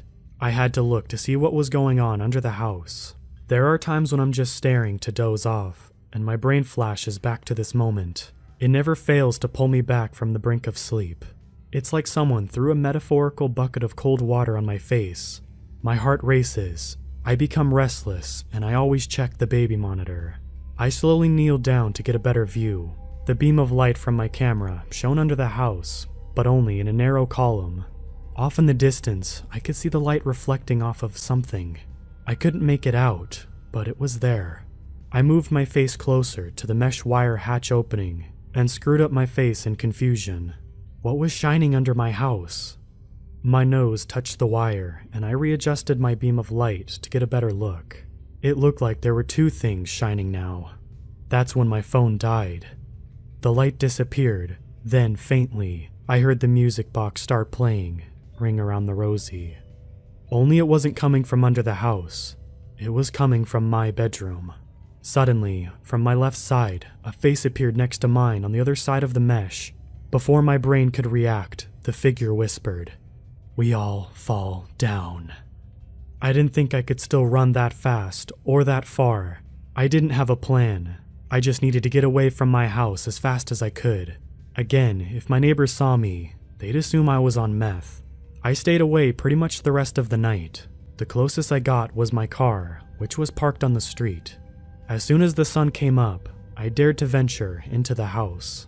It was still, almost foreign. I walked towards my son's room, still clutching the rod. The door was, not surprisingly, opened. I made my way into the room and looked over at the closet. The crawlspace lid was back on. Everything else in the room looked normal, except one thing. All of the stuffed animals were gone. I looked all over, but never found them. It's like they just vanished. I even went back outside to the crawlspace hatch and looked in. Didn't see anything out of the ordinary. I felt my blood pressure come back down to earth. Whatever happened seemed to be over. I went back into my room with every intention of sleeping for 1,000 hours. My body and brain were burnt out from the adrenaline. I opened the door and froze. On my bed was a small, open music box. Ring Around the Rosie slowly started playing. I grabbed my wallet and went to a hotel. My wife came back the next day and asked if I was feeling better because I looked worse than before. Tired was the word she used, but that's because she's unfailingly polite. I said I was okay, but seemed to still be fighting something. When she got home, she went into our son's room and instantly noticed all of the stuffed animals missing. She asked what happened to them. I hesitated and told her what happened to me the night before. She laughed at first, but then stopped as I showed her the music box. We tore the place apart looking for those stuffed animals. I mean, we went everywhere. I was in the attic, in the crawl space, all of the rooms, the closets, the nooks, the crannies. We didn't find one hair of any of those stuffed animals. They were just gone. That day, we called over a priest to bless the house. He said that things were fine, but how would he know? It was just a peace of mind thing, and it mostly worked. In the days that followed, nothing too strange happened. I swore I heard footsteps on the camera and had some buzzy feelings like I was being watched, but nothing weird. My wife loved the music box. It reminded her of one she had as a kid, so she placed it in my son's room. I thought it was horrific, and it was inviting our visitor to stick around. But when nothing happened, my mind was set at ease. Months later, my son was born. I was really hesitant to bring him home, but my wife said I was just being crazy. He would be with us for the first few months, and nothing would happen. Every once in a while, I would hear footsteps in the house at night, or the music box would randomly appear in the room, or I would hear it going off on the baby monitor. There was nothing mean-spirited, but more reassuring. After a while, you just kind of forget someone else was there. As weird as it all was, the weirdest thing came almost a year later. Late one night, my wife and I heard scurrying underneath the house. This was unlike anything we'd ever heard before, and that's because rats had made their way in. They chewed right through the outdoor metal hatch. I had been underneath my house enough for 5 lifetimes, so we hired an exterminator to come over and get rid of our rats for us. He was under our house for about 10 minutes before he came crawling back out with a quizzical look on his face. "You shouldn't store things under the house." "What are you talking about?" "The stuffed animals. There are like 30 or so, including a big bear. The rats are ripping into them." "We didn't put anything under the house." "Well, someone did. I can show you." Underneath the house in the corner, near my son's room, were all the missing stuffed animals. I know they weren't there because I went looking for them, and there was nothing. We took them all out, and they were all dirty and rat-infected at this point, and threw them away.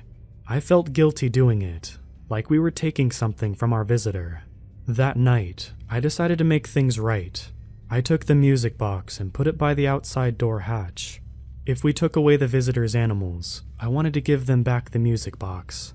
My wife thought I was nuts and planned on bringing the music box back into the house in the morning. Later that night, I woke up around 2 in the morning. I assumed my son was making noise and was hoping he'd put himself back to sleep. However, when I looked at the monitor, he was asleep.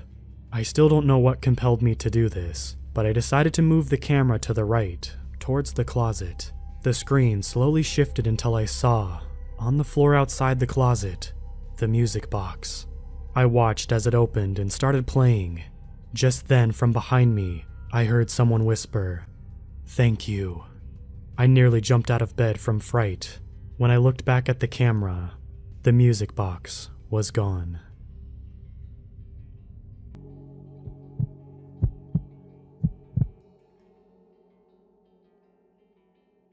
When I was a kid, both of my parents had to constantly work overtime at dead-end jobs just to keep the lights on and food on the table. This meant that not only did we have to live very frugally, but I also didn't get to spend time with them nearly as often as a kid should. It wasn't all bad. At the very least, I knew my mom and dad cared about me and would do anything to make my life a little easier, even if they were barely ever around to show it. We were also lucky enough to live in a neighborhood that, while relatively poor, was full of neighbors who looked out for each other. But our biggest saving grace was my uncle, Chris. He was, to put it lightly, loaded. Though I never found out the specifics of what he did for a living, I knew that he had some sort of position at NASA. Even with his busy lifestyle, he still found time to visit us at least once a month to help us pay bills, and sometimes to bring a little something special for me. Despite Chris's frequent visits to our house, however, I have to admit I never really felt like he was part of our family. Sure, he was nice and all, but every time I looked at him, he had an unreadable look on his face, like his mind was somewhere far away from our shabby home. He never felt like he belonged, even at larger family get-togethers, when all manner of wacky characters showed up at our house. This wasn't helped by the presents he gave me. They were always from his work. They were given to me with little to no explanation, and always weird. One time during the holidays, he handed me a glowing rock. Yep, a straight-up glowing rock, without saying what it was or why it was glowing. It stopped glowing after a week and just became a normal rock, but still. Another time on my birthday, he gave me a handful of what he called special eggs, and told me to put them in water. I assumed at the time that they'd hatch into sea monkeys or something like that. But instead, they turned the water black and made the house smell like sulfur, leading me to dump the whole thing into a storm drain. As I got older, the frequency of Chris's visits and of the presents gradually began to decrease. My parents always expressed their sympathies, as they themselves couldn't afford much for me on special occasions. But I think secretly they were glad not to have to put up with whatever Chris decided to bring into our house next. Nevertheless, Chris continued to support us financially, and as selfish as it sounds, I think we were content to accept his money without actually having to interact with him. Then one day, when I was on winter break and around 15 years old, he showed up unannounced. It had been snowing all evening, and my mother had finished preparing a meager meal of chicken soup on the gas stove. We were all just sitting down to eat when the knock on the door came, and he was standing there, tall, broad-shouldered, and covered in white powder, looking like an oversized snowman. My mom expressed her surprise and excitement. He was still her brother, after all, and pulled him into a hug in the doorway. He simply patted her on the back, his eyes as far away as always. After sitting down with us, Chris had explained that he had been working very hard at his department at NASA for the last few years, but he had recently accomplished something very big, allowing him to take some time off to rest. Of course, he couldn't say what he had accomplished. He had always been secretive about his job like that, but we didn't want to get him into trouble for revealing classified information or anything like that, so we never pressed for details. "Oh, Eli," he said, turning to me. This startled me enough to spill a little bit of soup on my lap, lightly singeing my legs through my pants. Chris rarely called me by my name, and almost never expressed any actual interest in talking to me as he did now. Yeah? What is it, Uncle Chris?" I answered, trying my best to sound polite. "I brought a little something for you at work. After dinner, how about you come help me try it out?" I saw my parents exchange tired, knowing looks, not only at the return of Chris's infamous presence, but at the fact that this was one that apparently needed to be tried out. Still, he had been paying our bills for all 3 years. The least we could do was let him stay with us for a bit, and to entertain whatever it was he had planned for me. Chris got up from the table early, telling me to stay put while walking out the front door. From the window, I saw him rummaging around the trunk of his car before lifting out a sizable cardboard box and disappearing from view as he carried it around the back of our house. A few minutes later, I heard the back door open again and Chris's voice calling for me to come outside. I looked at my mom, who simply nodded, as if to say, "Go out there and humor the guy." After putting on my ratty coat and water-damaged boots, I stepped into the snow-covered yard, mentally preparing myself to see whatever knick-knack he had stolen from Area 51. It had stopped snowing at that point, and as my eyes adjusted to the dying light, I was surprised to see it was just a telescope. No fancy levers or buttons attached. It looked about as ordinary as telescopes come. He smiled when he saw me, or at least attempted to do what he thought a smile looked like. "Sorry, I couldn't get something cooler, kiddo." "Oh, no, this is great," I replied, quickly realizing that the relief in my voice could easily be mistaken for insincerity. Maybe it was better that way. Maybe it was better that he didn't know a normal present was all I ever really wanted. "Well," he said, "might as well show you the ropes." He proceeded to show me how to work the telescope, how to adjust the focus, and when that was done, enough stars had come out for him to show me how to find a few famous constellations. I was having so much fun, I had barely noticed how late it was.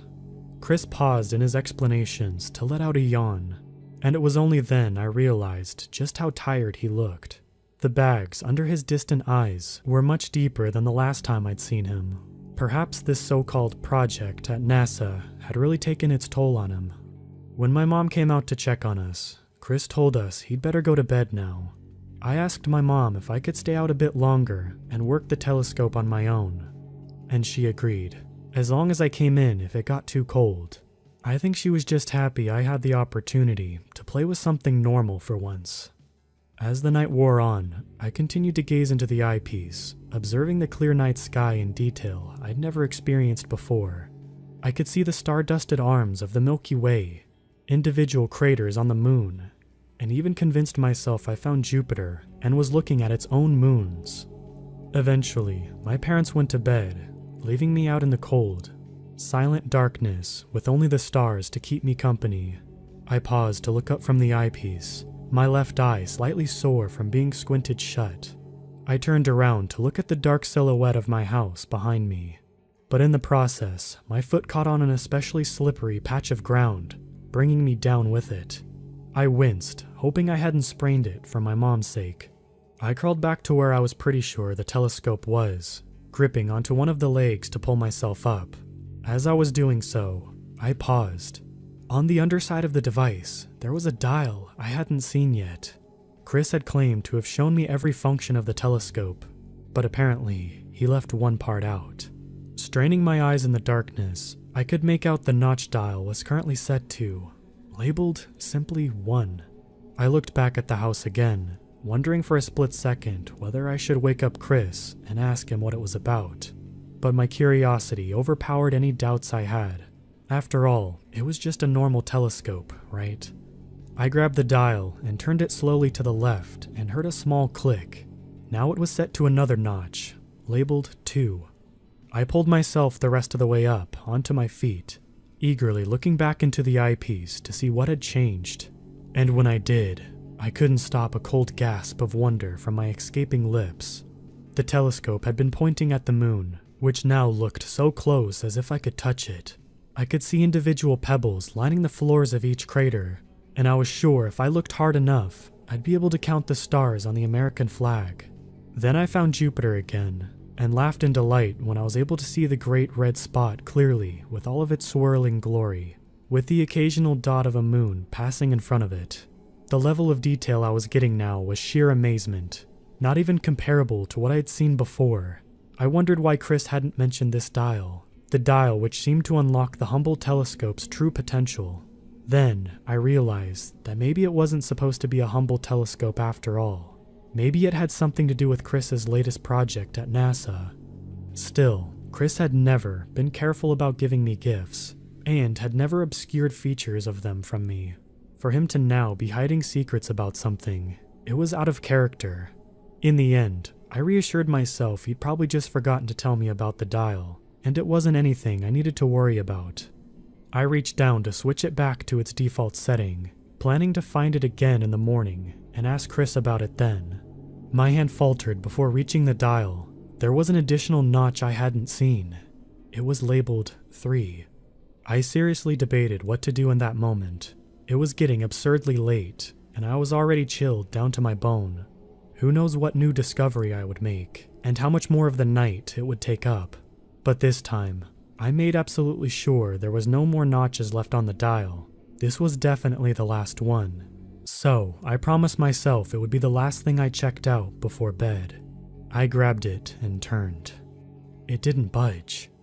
I looked closer at the tiny, printed number 3. There appeared to be a minuscule keyhole under the 3rd notch, and it was my best guess that it was some sort of mechanism that was preventing the dial from turning any further. Well, that was that. If I needed a key to get to the 3rd notch, it clearly wasn't something I needed to be messing around with without Chris. I turned the dial back to 1, yawned, and walked back inside. The inside of our house was just as dark and silent as the outside now. My parents had retreated to their tiny bedroom upstairs, and I was about to do the same thing to my own bed in the loft before I caught the sight of Chris sleeping on the old couch in the living room. It was where he used to sleep, back when he made regular house calls, and hearing his light snores then gave me an odd flash of nostalgia for the days when he would regularly visit us during festivities and hand me something probably illegal. Tonight was a bit different from those days though. For one thing, Chris had his briefcase next to him, on the floor beside the couch, the mysterious briefcase I'd seen him handle many times, but that he always kept in his car. Perhaps in his exhaustion, he had forgotten to leave it there. If that was true, then he'd also forgotten to close it. The white pseudo-glow of the manila folders caught my eye in the dim room. Confidential papers spilling out of the briefcase I'd always wondered about. I felt my feet taking steps towards it, knowing they shouldn't, but being unable to resist the pull of what else might lie within. I was close enough now that if Chris woke up, there would be no excuse for me to be standing here.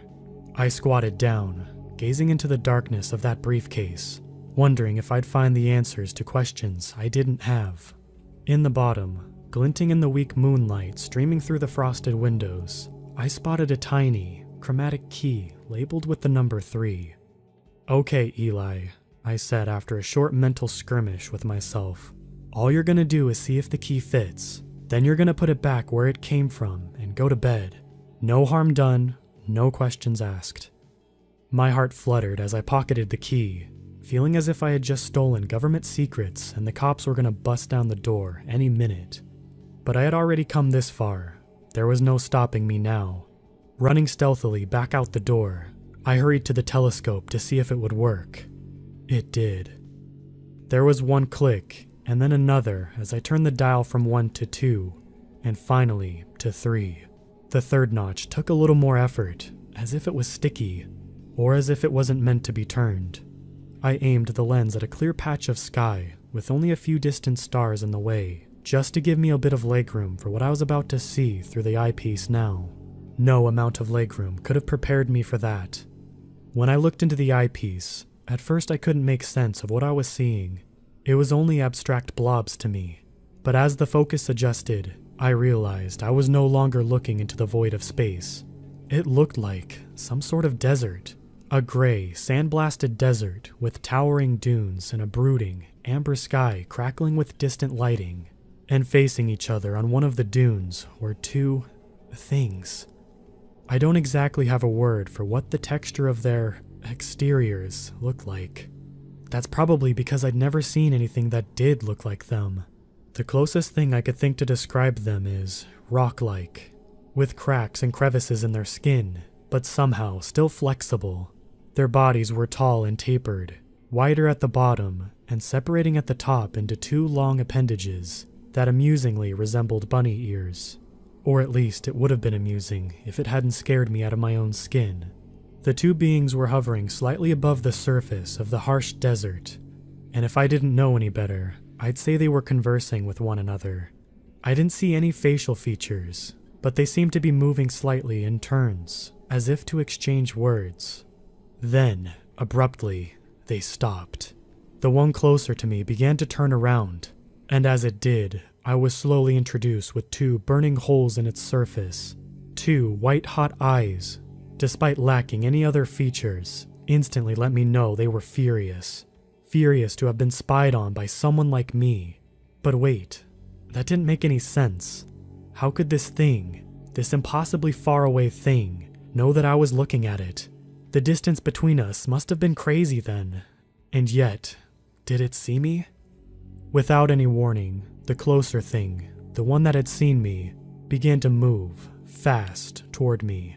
The charcoal sand of the desert below was whipped up into a frenzy as it whirled closer and closer, until all that took up my field of vision was the gray of its skin. I yelped, wrenching myself away from the eyepiece and falling backwards onto my butt.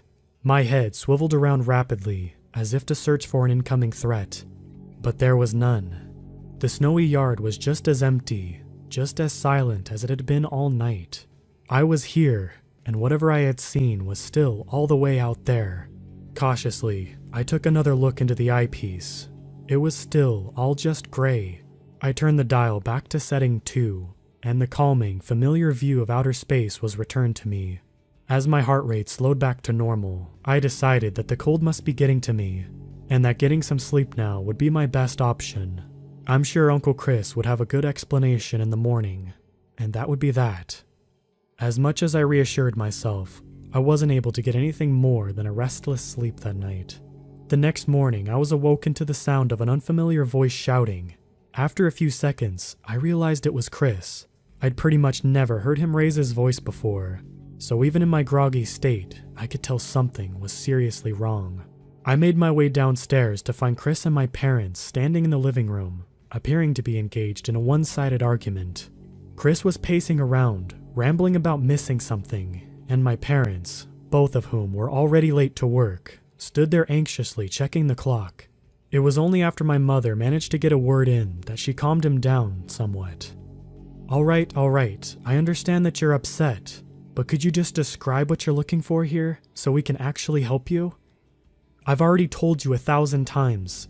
It's a tiny silver key. It was in my case last night, and now it isn't. Got that? I felt my heart sink. I never put it back. There was no point of hiding it from him. I came clean, right then and there. I told Chris I took the key, and what I'd used it for last night. I wasn't expecting to get off completely for stealing it, but at least I expected him to calm down now that he knew where it was. Quite the opposite happened. His already pale face was drained of what little color it had left. "You two can go to work," he barked toward my parents. An unusually assertive comment from him. They were already late though, and were gladly to be free of his shenanigans. Once they were out the door, he turned to me with his frenzied eyes. "Show me exactly where you put it." I led Chris outside to where the telescope stood in the snow. A fresh dusting lightly covered its shiny black surface. I pointed to the tiny key, still in the slot where I had placed it to unlock the third notch. Chris urgently bent down, turning the dial from 1 to 3 again. After a moment, he looked back at me. His eyes were finally here and not somewhere else, and said only one thing: "You need to leave." And that's the story of how my family got set up in a new luxury modern home on a secluded rural property. Chris never explained why he bought a new home for us, nor why it was so far away from our old one. But of course, my parents were ecstatic about it. They were a little sad to leave our old friends of the rundown neighborhood in the past, but that was a small price to pay for a better life. I never told my parents what happened that night either. I didn't want them to worry about me. Chris still sent an occasional check, but now we were so well off thanks to him, we didn't need much of his help anymore. Eventually, he stopped sending us anything, stopped coming to our house, stopped talking with us altogether. We forgot about him, and I forgot about what I had seen in the telescope.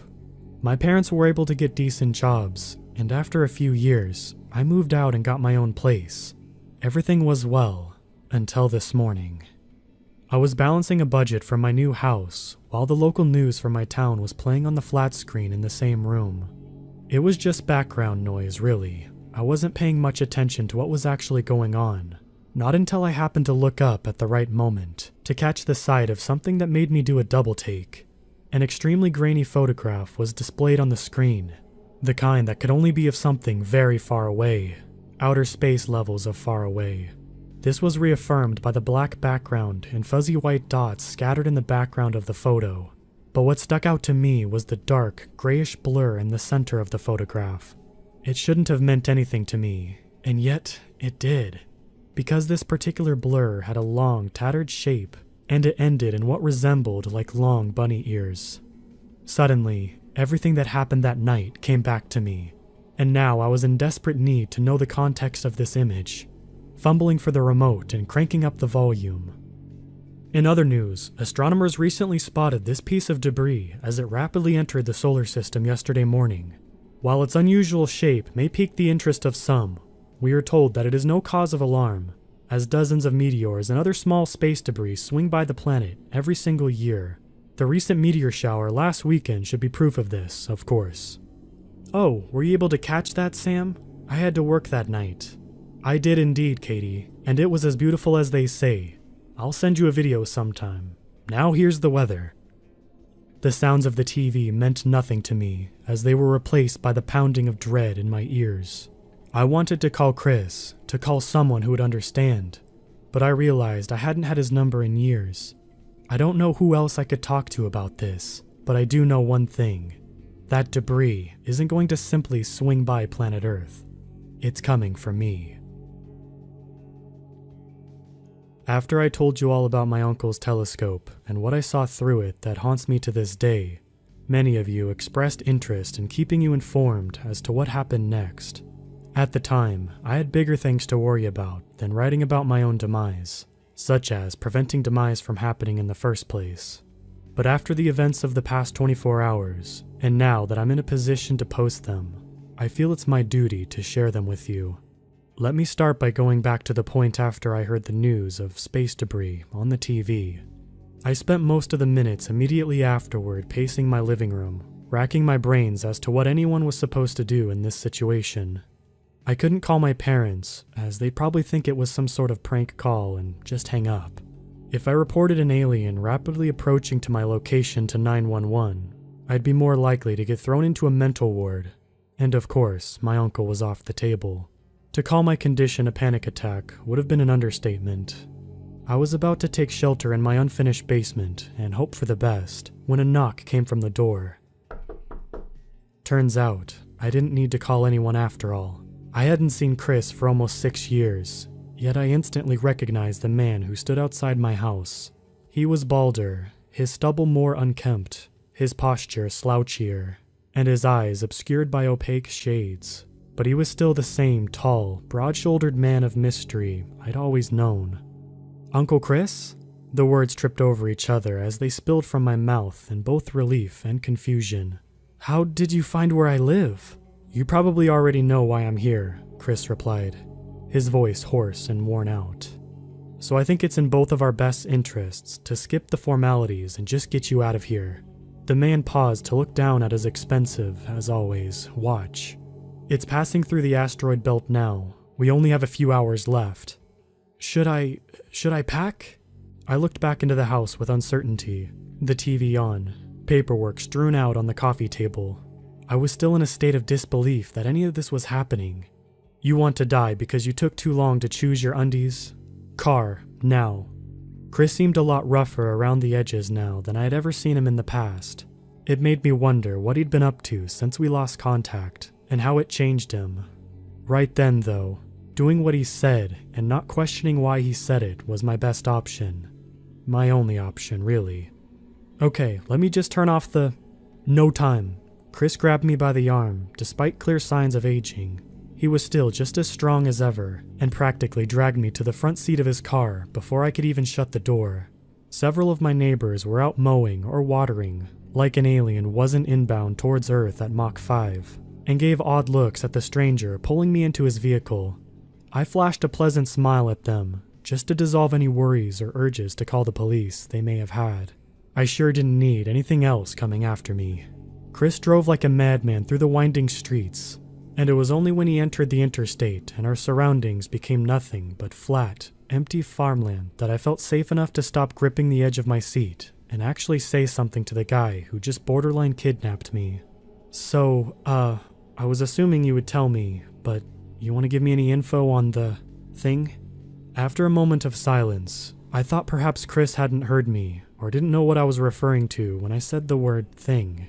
I was about to clarify, but the emergence of a long, harrowed sigh from the man's mouth signaled he knew exactly what I meant, and clearly didn't enjoy talking about it. A small, unknown terrestrial planet orbiting a star around 500 light-years from Earth. That's the point of origin, as you probably figured out. It's been coming after you for the past 6 years, which means at its peak velocity, it somehow was able to greatly exceed light speed. Like any moving object though, it needs to slow down when approaching its destination, which means it reduced its speed exponentially the moment it entered our system. Of course, that buys us a little time to get you somewhere safe, but not much, and it's less and less time for every second I spend explaining this to you. For the sake of my own life, I respected Chris's requests, not asking him anything else throughout the drive and not even attempting to turn on the radio. Instead, I watched the cloudless sky out the window, wondering if the creature was somewhere above Earth's orbit right now. After what seemed like hours of deserted farmland, Chris turned onto a small country road, and then onto an even smaller gravel path, at last approaching what looked more like a prison than something related to NASA, a stark, unmarked concrete building with no windows, surrounded by a chain-link fence topped with barbed wire. I wanted to desperately ask what this place was, but I remained silent up until the point he stopped the car in front of the facility, turning towards me to speak. "Eli, I was careless. I will admit that now. I shouldn't have given you something that even I was barely trusted to have. It's my fault you're in this mess to begin with. I'm sorry." I was stunned for a brief moment, both because he was capable of apologizing for being such a weird uncle, and also because he would choose now of all times to do so, before quickly formulating my own reply. "It's okay, Uncle Chris. It's partly my fault anyway. I was a stupid kid, and I shouldn't have stolen your key. Either way, I forgive you. Good, now let's get out of this car. We ran across the gravel and into the entrance of the compound, guarded by what appeared to be 2 armed soldiers. Since when does NASA need guards? It's a blur in my memory what happened next, but I know we ran past many armed guards and people in white coats and unfamiliar machinery before entering an elevator and going down for what felt like an eternity. Though we were alone again in said elevator, I still refrained from speaking. What was I supposed to say at that point? Luckily, when the doors finally opened, there was someone waiting there to break the silence. A stout, bespectacled man in one of those white coats stood in a long, dim, concrete tunnel into which we emerged. When he caught the sight of us, his face lit up. "Christopher, long time no see." He approached my uncle, giving him an enthusiastic handshake that was only half-heartedly returned, before grabbing my own hand. "You must be Elijah. You can call me Dr. Roth. I've heard a lot about you, you know." "Oh, that's good, I guess." I forced a smile out of common courtesy, my hand aching from his death grip. "We've been tracking your location for the past 6 years, Eli," Chris explained. "Not in a creepy way. We still gave you your privacy. We just needed to know where you were so we could get to you safely when this time came. The bunker you're standing in was designed by Dr. Roth himself, and it should be able to resist the presence of any and all extraterrestrial beings." Dr. Roth nodded in admiration of himself. "That's right. No way, no how, Benicula's standing up to human ingenuity." "Benicula?" I saw Chris roll his eyes. "It's nickname for the thing. Pay no mind to it. He's always coming up with stuff like that." "Well, it is accurate," I pointed out, doing a figurative faceplant of an attempt to interject some humor into the conversation. "You're safe now," Dr. Roth said, "but we still got a bit of time before Benicula pays us a visit. In the meantime, there's something I'd like to show you. Shall we?" He beckoned further into the tunnel. I looked at Chris, who nodded begrudgingly, and we both began to follow the doctor into the bunker. For a bunker, it seemed to go on a lot longer than it needed to, especially if it was only meant to protect one person. It seemed like an entire new floor to the compound, with various doors in the curved metal walls leading off to who knows what. At last, Dr. Roth stopped in front of one particular door at the far end of the tunnel, turning to face us. "I should mention, everything you've seen here is highly confidential. Not even high-level personnel at NASA know about it, so I'm gonna need to take your phone and have you promise not to leak any of this to anyone." "Oh, of course," I replied, handing him my phone. It was a small sacrifice in return for being somewhere Benicula couldn't get to me. The doctor gave me a gracious smile as he pocketed my device. "Your parents have been notified of your absence as well, of course. They've been told that you're on a faraway business trip to limit any chances of them attempting to contact. Now, without further ado," Dr. Roth punched a code into the metal door, and it opened with a loud screech resonating through the tunnel. He flourished his arms in a welcoming motion, ushering us in, before following suit and shutting the door behind him. The room behind had a strangely high ceiling and seemed to stretch far beyond the bunker, exceeding the boundaries of what would be able to protect me. But that didn't faze me, because my focus was on what occupied all that space. Stacked high to the ceiling were dozens and dozens of cardboard boxes. "What's in them?" I wondered out loud, my voice echoing throughout the chamber. Dr. Roth strolled past me until he reached the base of the cardboard mountain, reaching for one of the boxes that stood by itself on the floor. With surprising strength, he tore back the cardboard flaps until the contents of the destroyed box stood fully exposed. "Look familiar?" My eyes widened in recognition. It was disassembled, but I still recognized the parts of the telescope. Well, not the telescope, but the same model. An exact replica of the one Chris had given me all those years ago. Could all of the boxes in this room really contain one? Chris stepped further into the room behind me, his hands stuffed in his pockets. Dr. Roth was a partner of mine for a good number of years. He and I worked together to design a scope that would be able to see closely to observe worlds light years away from our own. I mostly handled manufacturing of components, but Roth's the real mastermind behind the project. In fact, he's the only person that actually knows how it works.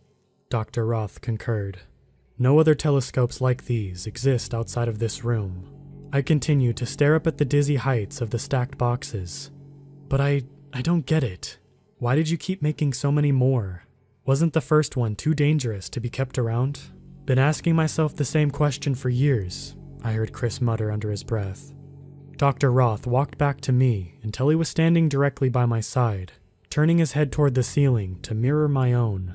Oh, well, the answer is very simple, Elijah. You see, your uncle thought your experience with the telescope was a sign that we should abandon the project completely. I, on the other hand, saw it for what it really was, an incredible opportunity.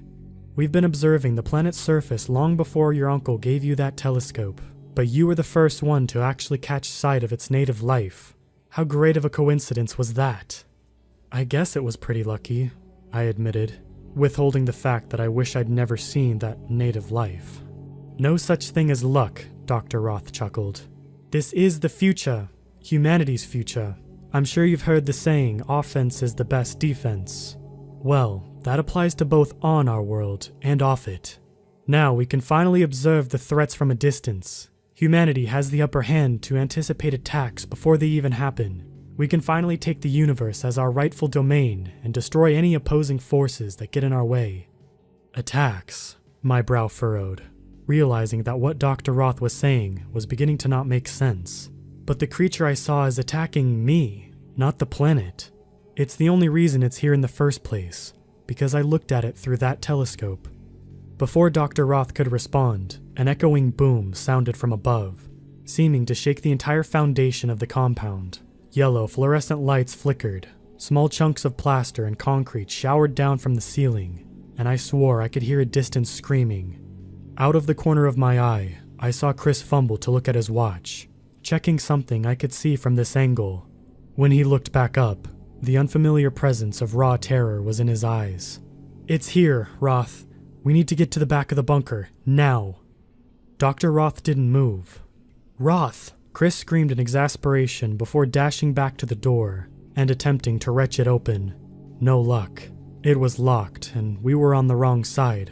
My heart began to race as I realized we were in an atrium, a perfect environment for something to crash down from several levels above. Had Dr. Roth planned this? Why would he possibly want this thing to find us, to be in the same room as us, as me? I began to hear it, a sound that turns my blood to ice when I think about it. The sound of multiple layers of steel and concrete being crushed to powder as an unimaginable force forged its path directly down to where we were standing. It was headed right for me. Eli, help me get the door open, I heard Chris cry out in a final act of desperation. I ran to help him, preparing to give it my all, and catching sight of Dr. Roth's face as I did. He was wearing a sickening smile. I never reached the door. The upper layer of the ceiling was penetrated instantly, sending shockwaves through the chamber and knocking me off of my feet. I caught sight of something, a blur that was enormous, and yet fast enough to appear almost graceful, shoot down to the floor. The tower of telescopes collapsed, glass flying everywhere. I raised my arm to protect myself, and when the barrage had stopped, I cautiously lowered it to the sight I hoped I'd never see. It was here. It was about 10 feet tall, and its stone-like skin was heaving, a steam-like substance radiating from its body. It hovered just above the collapsed heap of glass and metal, its bunny ear appendages twitching, observing us just as I had observed it.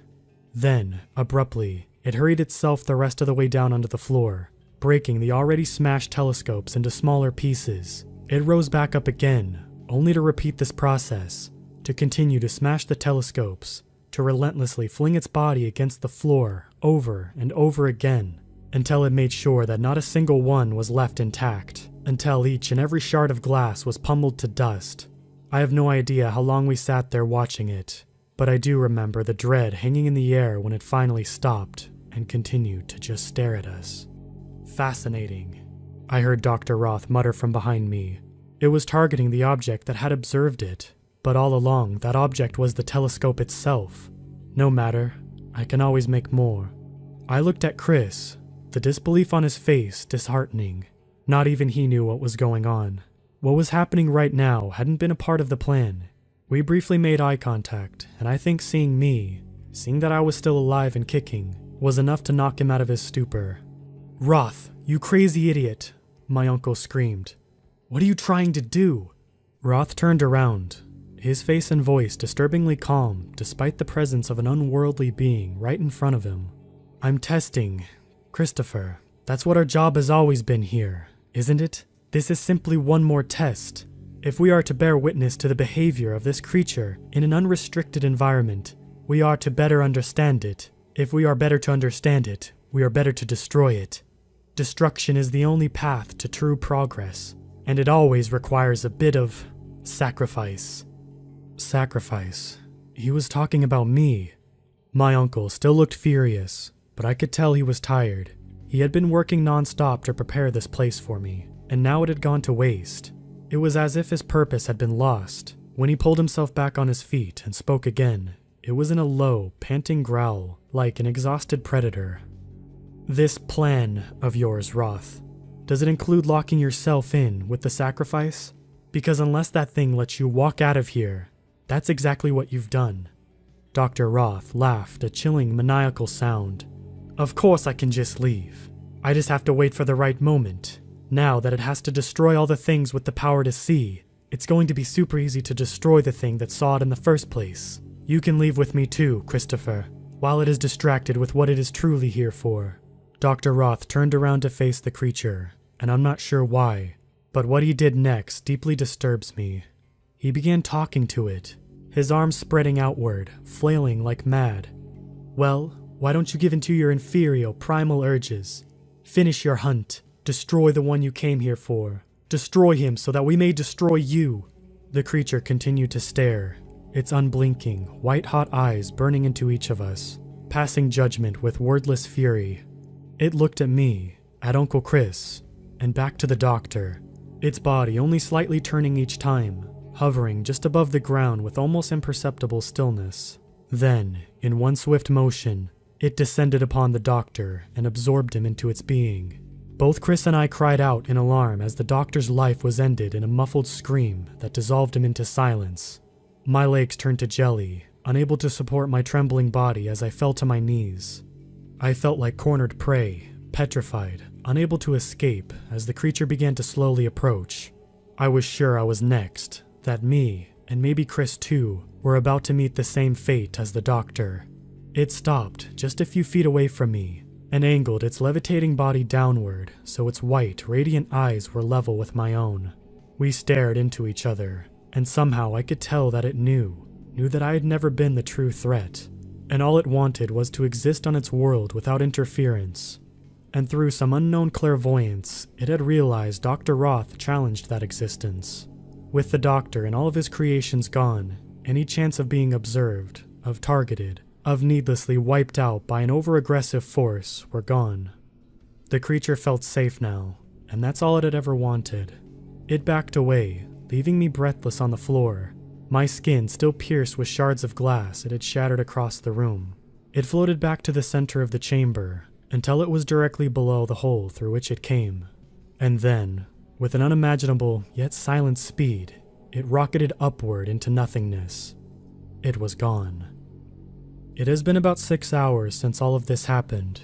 Chris and I got our cuts treated, and we drove back to my house. I know I promised that I wouldn't post any information about the compound online, and I know that if it's seen by anyone from Chris's department, whatever it is, it might get taken down. But I know that no harm will come to me. I don't know when I'll see Chris again, but I do know that if he's willing to protect me from aliens and crazy scientists, a few government hitmen should be no problem. The last thing that Chris told me before he left was that besides the gaping hole in the NASA facility, there was no evidence left behind of the creature ever being on Earth. It had been so fast that there wasn't any evidence of it entering the atmosphere in the first place. And if I'm being honest, that's probably for the best, and not just because I don't want to be on the news. If there's one thing I learned, it's that there are some things in this universe that simply want to be left to their own devices, and as long as you let them be, no harm will ever come to you or your world. But if you decide to interfere, you have been warned. This is Elijah, signing off.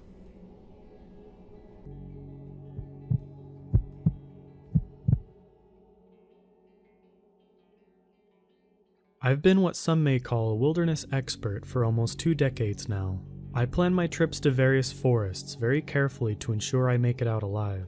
I bring all of the supplies necessary to survive for a couple weeks in case I get lost, and I also bring a satellite phone, GPS, and a weapon as a last resort.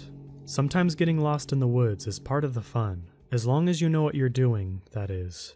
The story I'm sharing with you today is of a young man who didn't take all the precautions I would recommend for a journey into an unknown forest.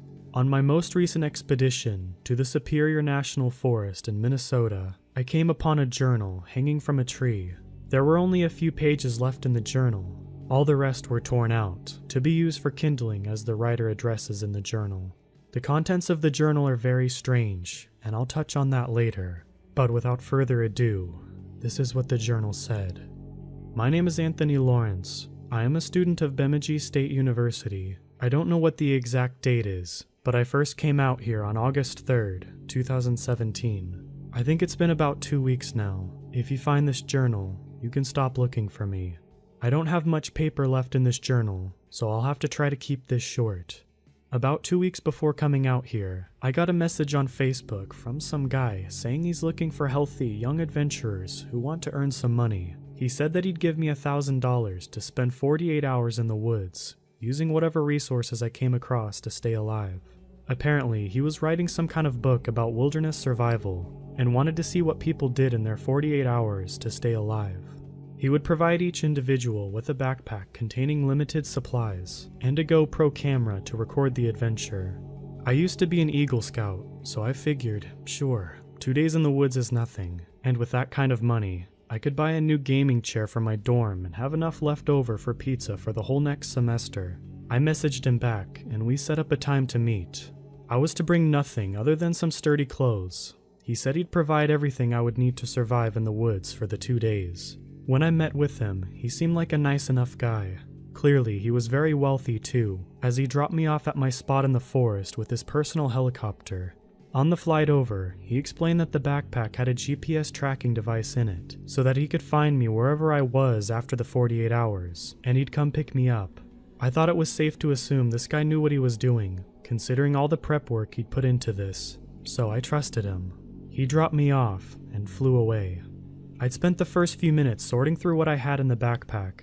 There was a simple pocket knife, which I stuffed into my front cargo pocket on my pants for quick access. I was given a small journal, which I also put in my cargo pants. The rest of the contents were a matchbook with 2 matches, a full water bottle, one of those silver thermal blankets, some rope, and various other supplies you'd expect to see in a survival kit that I doubted I'd be using.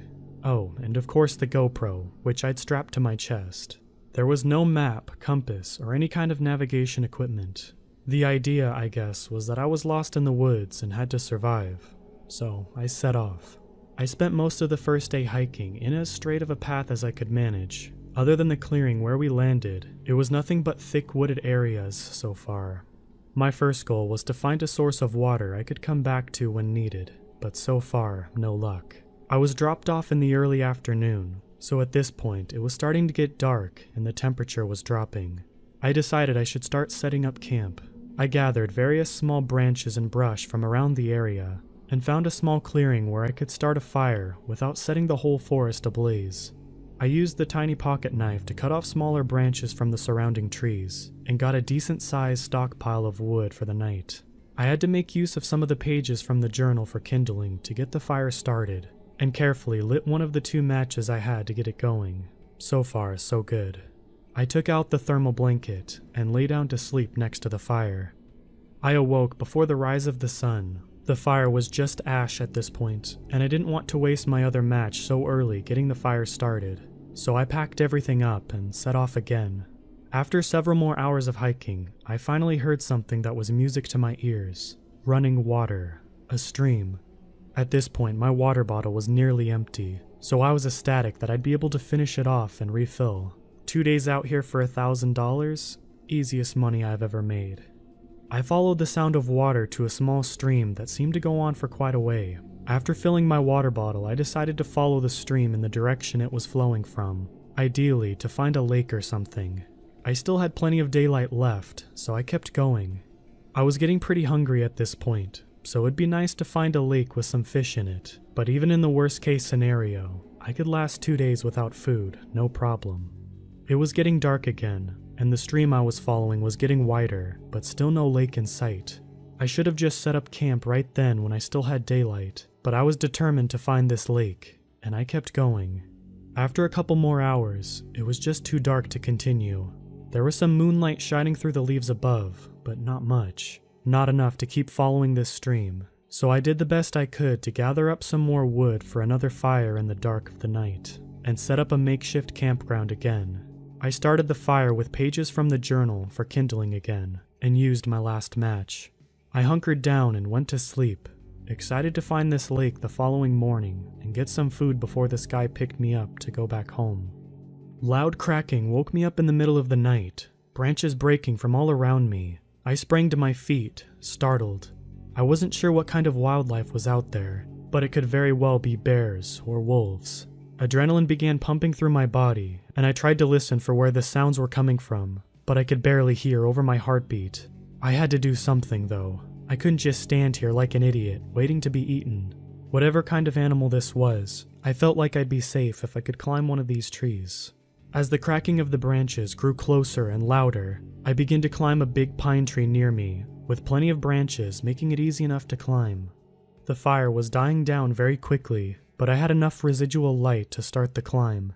I got up a few branches, probably about 6 feet off of the ground, when the noises stopped. So I stopped too. I strained my ears to listen, but again, it was difficult to hear over my heartbeat. I sat there for what seemed like an eternity, 2 of my hands gripping adjacent branches above, one of my feet supporting me, and the other foot hanging freely. Nothing but silence around me now. I had thought maybe whatever it was had gone now, and that I was safe. I adjusted my grip on the tree when the branch my foot was on broke off, and I lost my grip on the branches above. I fell backwards and hit my head on the hard ground below, knocking me unconscious. I don't know how long I was out, but when I awoke, it was still dark. Even darker than before, it seemed. I wasn't on the ground where I had landed though. I was on a flat surface, like a table. I tried to sit up and look around, but I couldn't move. I realized then that my hands and feet were bound to this table. I panicked, flexing every muscle in my body, trying to get free of this trap. I screamed over and over again. As I struggled, I heard what sounded like voices all around me, but could not discern what the voices were saying. I thought I was alone out there. I was literally in the middle of nowhere. Who is out here? Who is trapping people down in the middle of the forest? I continued to convulse my body, feeling the bindings that were holding me down loosen ever so slightly. That's when it got really scary though. I don't know if I was drugged or what, but really crazy stuff started to happen. I heard a loud thumping noise. I heard branches breaking. No. Trees. Entire trees being snapped in half from the sound of it. Something was getting closer to me. The voices around me got louder, sounding like some kind of chanting. I quickly realized that I was some kind of sacrifice. Maybe this was all in my head. I don't really know. The absurdity of it all makes it difficult for me to believe that whatever was happening was real. The thumping and cracking of the woods grew louder and louder, until I could make out some kind of silhouette against the backdrop of the woods in front of me, barely illuminated by the moonlight. Whatever it was impossibly huge. I was freaking out like I never freaked out before. I screamed as I continued to try to get free of the bindings holding me down. As I watched the forest being torn down in front of me, the chanting from the voices grew louder and louder. The beast was probably 100 yards away from me when I got one of my hands loose. My face was a mess of tears and snot from crying, which I hadn't realized I'd been doing until now. I broke my hand free and quickly wiped away at my face before getting to work on the other bindings. Once I had that one hand free, I was able to make quick work of the other bindings. I got my other hand free, and the creature let out a deafening roar. The chanting voices around me stopped. I hastened my pace, and shakingly got to work on the other bindings on my feet. After a mere couple of seconds, I was free from these as well. I sprang up from the table and began to run. I fell over almost immediately. I was incredibly dizzy. They had to have drugged me. I got back up and continued running away from the beast. I could still hear the forest being torn down behind me, but I did not turn around to look. I just kept running, struggling to overcome the dizziness and keep upright. Whatever this thing was, it was either very slow or just didn't care enough to pursue me. After a few minutes of running, I could no longer hear the creature, the breaking of the trees, or the chanting voices. But I did not stop. I could not stop. Even if the creature didn't continue in my pursuit, chances are the source of those voices would not let their sacrifice get away that easily. Eventually, I saw the sun rising on the horizon, and I figured I'd been running for long enough. I stopped, leaning my back against a tree, and slouched to the ground. I was so scared and in so much pain from the fall from the tree, the binding on my hands and feet, the tumble to the ground when I got free, and all those thorns I ran through during my escape. I put my head between my legs and sobbed uncontrollably. Once I was done with my episode, I wiped my face off with my shirt and assessed my situation. I no longer had the backpack or the GoPro. In my cargo pockets, I still had the small pocket knife. I wish I'd realized sooner that I still had this, and the journal, but that was all. I almost had a psychotic break when I realized that without that backpack, the guy who brought me here would have no way of finding me. I had to get myself together and figure out what I was going to do. The stream I was following the previous night was nowhere near. I had no idea where I was in relation to the stream, my starting point, or even the area that I had just run from. I was lost to begin with, but now I was really lost.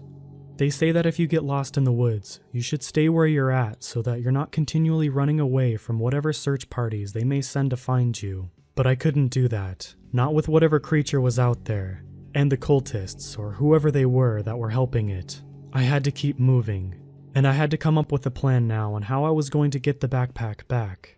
After a few minutes of collecting myself, I stood up and began to walk. I didn't know where I was going, but I figured I had like a 50% chance of finding my starting point, the cultist area, or the stream I was following if I just kept walking. It was a few hours yet to the 48-hour mark, so he'd have to come looking for me soon.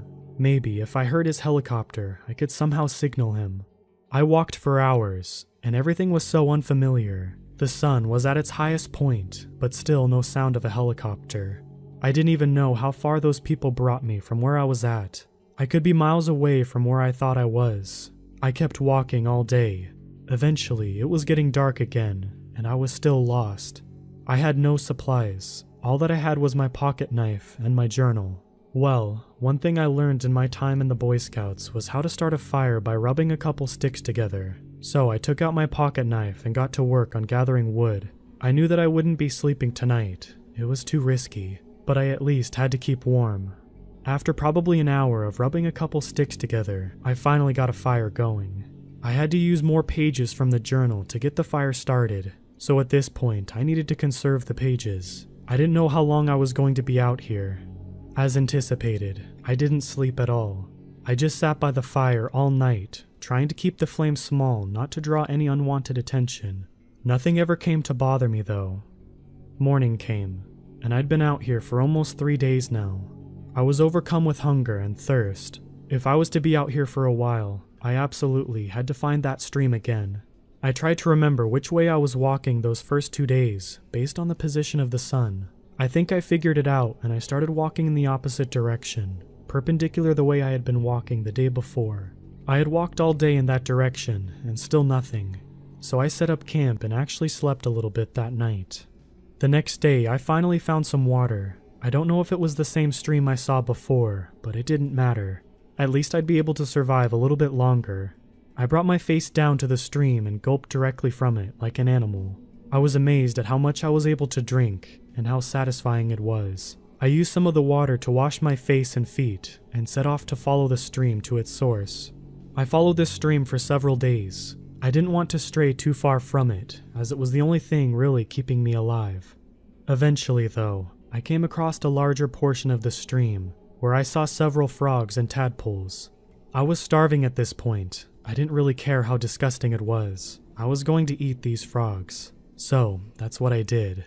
I started a fire using the same technique that I was starting to get pretty good at, and I cooked some frogs and ate them. People say it tastes like chicken, and, well, they're not wrong. I continued this routine of following the stream for the next couple of days, and it was getting wider. I was starting to think that I had found my way again, and the theory was confirmed when I saw ashes from my fire from the second night. Luckily, I had daylight to work with this time. This is where I fell from the tree, and they took me away somewhere. I'm not an expert tracker by any means, but there were definite signs of broken branches that I was able to follow, hopefully to where they brought me to. I followed this trail for a long, long time, and when I was starting to think I wasn't going to find what I was looking for, I saw it. I saw an opening in the forest where the beast had come through, and I saw the table where they strapped me down. I kept my distance, assessing the area. I didn't see any signs of human or animal life, but if they took my backpack, it had to be near here. That brings me to now. I'm writing this all down just in case I fail and I don't get the backpack. I'm going to hang this journal from a nearby tree. If I don't come back for it, that probably means that whatever is in these woods has got me. And like I said, you can stop looking. Whatever that thing was, if it wasn't in my imagination, I have no doubt that it could kill me without much trouble. If you are reading this, I am definitely gone. And that's all there was. There was no more blank pages to write on if he wanted to. He had used up the rest of these pages for kindling, I guess. I searched around the area. I found the journal to see if I could find any evidence of his encounters, but I don't see any cavities in the forest from a large creature, and I don't see any kind of table that he might have been bound to. There's no sign that any of this actually happened from what I can tell. The date he wrote down was 2 years ago, so I did some research. As I mentioned earlier, there was something really strange about all of this, and I'm not talking about the creature he described. It's likely that the knock on his head had him confused, and his mind was filling in the blanks for something that didn't really happen. I looked him up on Google first, and found a missing persons report from August 2017, so he definitely existed. And this wasn't just some prank journal left in the woods. Then I looked him up on Facebook. His last Facebook post just said, "Going camping for a couple days, won't have phone service, talk to you all soon." So he didn't really tell people what he was doing. I got a hold of the boy's family and gave them this journal and tried to get more information from them. Obviously, this was very hard for them to take in, but curiosity got the better of me, and I had to know more. I convinced them to sign into their son's Facebook account, which they were able to get into as his password was saved on his home computer, and look for the message he talked about in the journal. We found the message he described in his journal from the guy offering $1,000. Only thing is, the guy was a ghost. He never existed. His name doesn't turn up in any results, and if it was truly a wilderness survival guide author, I would for sure have found something. But no, it all seemed to be some kind of scam. Whoever this guy was, he actually convinced this kid to go into the woods by himself, promising to pick him up after 2 days, likely with no intention to actually follow through. How many people did he do this to? Was there actually some kind of cult out there he was working with, bringing them sacrifices? Well, hopefully the police will be able to find something out. I doubt I'll ever hear the results of their findings, but I just really hope they find this guy. I'll leave you with a little piece of advice. Never go out into the woods alone, especially without any kind of communication or navigation equipment. And please, let someone know where you're going.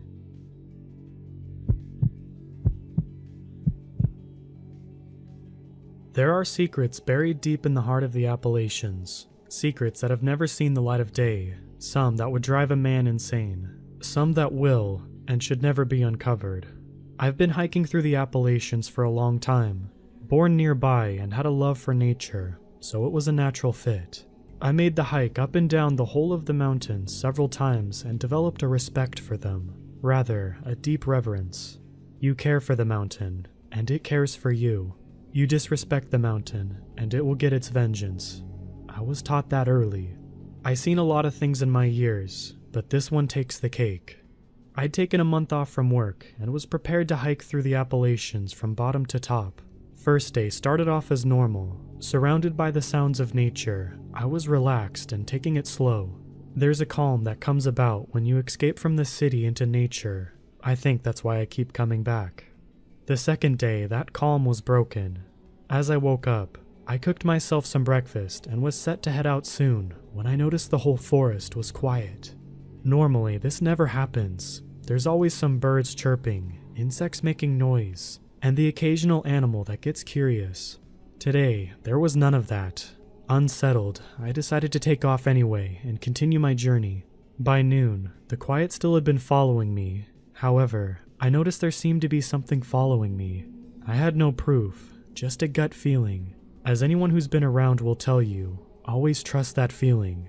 That's how I've made it through many of the journeys I've made. I've come across many animals, but for some reason, it didn't feel like it was a bear or a mountain lion on my tail. Whatever it was, I made sure to stay well out of sight. I continued on until evening time, when I started to set up camp. The sounds gradually started coming back, but the feeling was still there.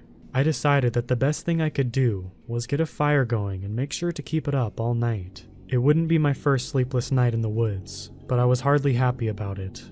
I ate my dinner and brewed up some coffee and settled in with a book. Around 1 or 2 in the morning, I woke up. I must have dozed off while reading, I thought. Fire's still going well and good, thankfully. The forest sounds were back and my unease had settled. I took some more of the coffee that I had left on and sat back, trying to think of what could have been following me earlier. It didn't take long before I realized there was a pair of eyes watching me from out in the dark. Nothing is more terrifying than knowing you're being watched by something out in the dark, in the middle of nowhere. The mountains always keep you at their mercy. Sometimes they're kind, sometimes less so. I'd like to think this was one of those times where I was lucky, that some sort of karma came back to me and saved me. I don't know if it was a good thing or a bad thing. However, those eyes started to come out of the woods, forming a mountain lion behind them. A gunshot rang through the night and caught it right between the eyes. I turned around and looked behind me. There stood a man, taller than anyone I'd ever seen before, bigger too. He looked rough, beard unkempt and long, hair that hit his shoulders that looked equally as rough, and with a voice that sounded of the deep rumbling of the earth itself. He spoke to me. "Lucky you." "I'm sorry," I stammered, not quite hearing him at first. "Lucky you. The mountain. She saved you," he said, moving toward his kill. "What do you mean? You were the one that saved me. Thank you, by the way. Would you care for some coffee?" I managed to get out. My feeling of uneasiness came back, my anxiety skyrocketing as everything in me told me to run. He was quiet for a second, looking surprised by the offer. "Sure, it ain't often I see good folk up here, mostly just bad that need punishing," he said with a thick accent. I poured him a cup, trying to make sense of what he was saying. "I'm sorry, I don't have any cream or sugar with me." He chuckled a deep laugh that seemed to come from the very ground beneath us. "Black's fine. That's how I like it anyway." "I see that you know to take care of her," he said, pointing to my bag full of trash. I handed him a mug of coffee and took a deep gulp of my own before replying. "Of course. No sense to soil the beauty of the mountain. It just wouldn't be right to leave all of this laying around for the animals to get into. I see why she told me to come to you. I was watching you earlier to make sure I didn't need to take care of you." I stopped. "You were following me? When?" I barely got out, all aware of his rifle around his shoulders. "Course, most of the day. Don't get many folk around this part, and I had to make sure. It's my job and my home. I gotta take care of the mountains. She's kind to me when I'm kind to her, just like how she sent me here to save you. She don't like to see the good ones die on her," he said with all seriousness. "What do you mean by she? I don't understand." I trailed off as he stared at me, eyes an unnatural shade of yellow, almost akin to cat eyes, seeming to stare deep into my soul, seeing me for who I was and not who I appeared to be. "The mountain, or the spirit of the mountains. Me and my kin are her protectors. I can see you're not quite following, but that's alright. Just know that you're lucky it's me that found you. Some of my kin don't take kindly to any strangers, much less humans in their neck of the woods. I'm alright with you if you're alright with the mountain." The silence drowned between us as I didn't know what to say, not fully understanding what was going on. "Thanks for the kindness, stranger, but she needs me again. It ain't gonna be pretty." As he got up, he moved on out of the camp, and as he moved beyond the firelight, he seemed to just disappear. I thought I caught a glimpse of a large animal where he had been, but surely I was just tired. After the adrenaline wore off and exhaustion set in, I felt myself drifting off. I woke up in the morning, not quite believing what had happened last night. I wouldn't have believed it to be a dream, but the cup was still there, and so was the mountain lion. I'm not one to back down from the journey. I decided to press onward. Everything seemed to have returned to normal. That is until about lunchtime. I started to smell something wrong. I made my way forward. Recognizing the smell of blood, I made my way into what seemed like a mess of a camp. There were 3 tents, but not a single sign of anyone nearby. Trash was thrown everywhere, and the stench was heavy. I took it upon myself and made my way to the nearest town, about half a day away, to report it, but I knew they were gone, whoever they were.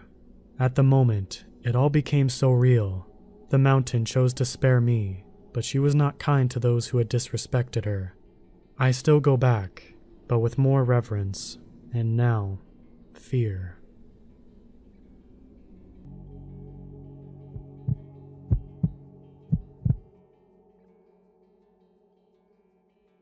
This happened to me a few years back when I was in my early 20s. I'm a 4'10", 140-pound female. At the time, I worked in a department store at the makeup counter. This job relies heavily on good customer service and building relationships because you want people to come back and spend money on your products. We are given personalized business cards so that we can build up our own client base. Very important for a commission department. It's not uncommon to be familiar with the people who frequently shop in the store. As workers, our training is focused on being friendly and accommodating. One day while I was working, I had to move to a makeup counter that wasn't my own to cover someone's lunch break.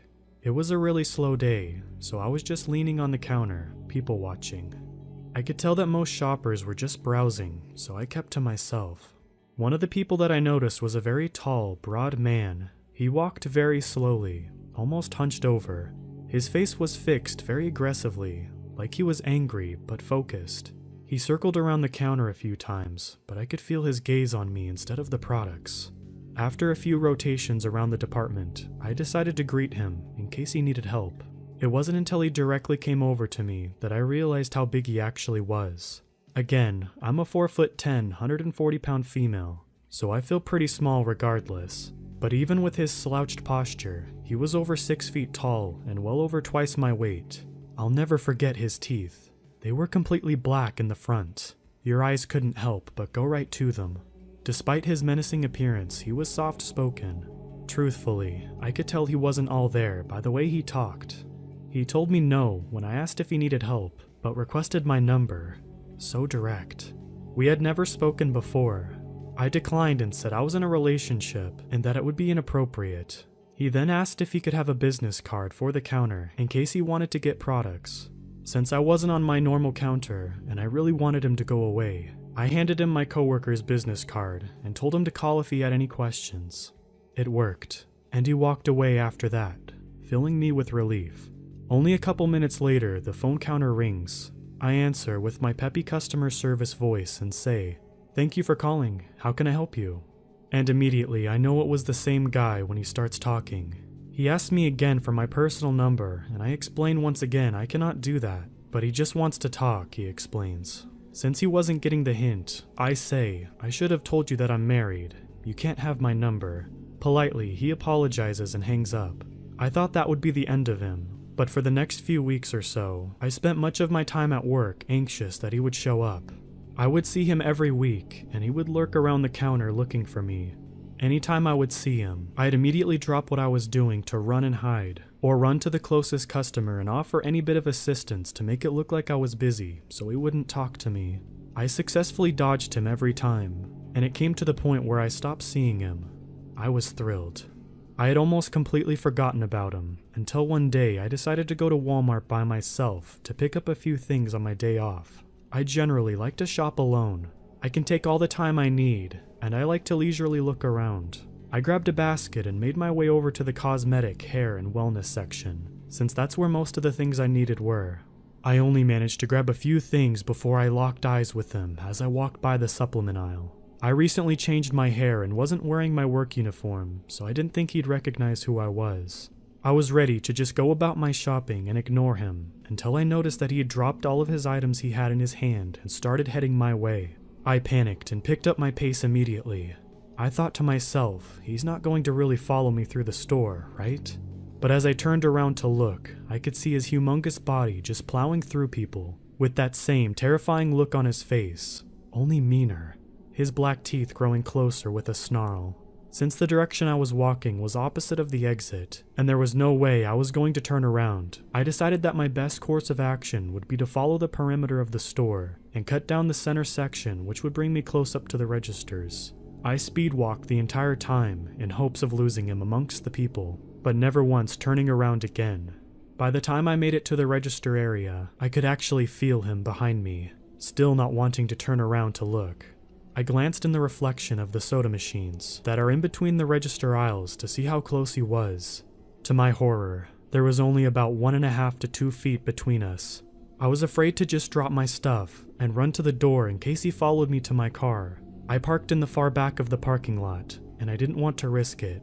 I also didn't want to get in line at the registers, since the lines were long and I would just be standing there out in the open, alone.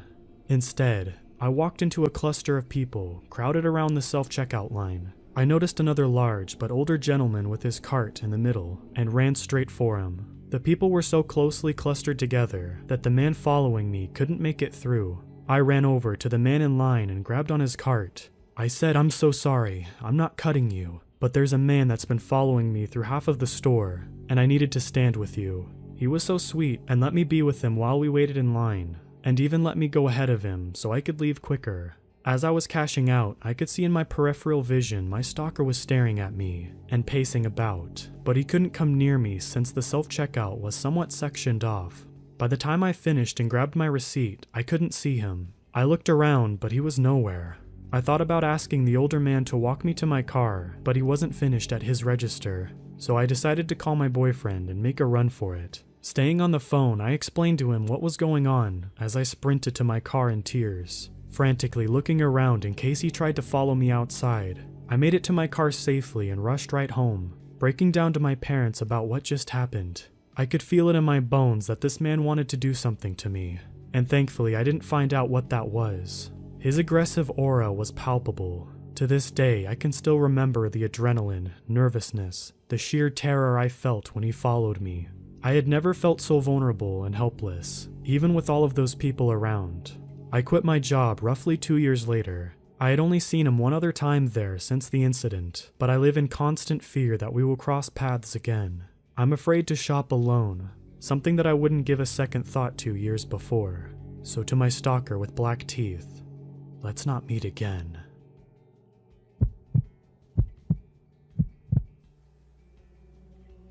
I used to lead an outdoors club, and one of the trips I would always take people on was the Smoky Mountains in mid-October. The Smokies are beautiful, and we would do a 4-night backpacking loop using the backcountry 3-walled shelters along the Appalachian Trail. The weather was perfect, fall colors, cool nights, and the classic fog that gives the Smokies their name. It was the last night on the trail, and we were staying on top of Mount LeConte, one of the tallest mountains in the Smokies. I had reserved all of the spots in the shelter, about 12, and there were no other campsites on top of the mountain, so I knew we would be alone. Here's some background, bear with me. The top of Mount LeConte has a western lookout point, an eastern lookout point, and a half-mile trail called the Boulevard that connects the overlooks and runs the ridgeline of the mountain.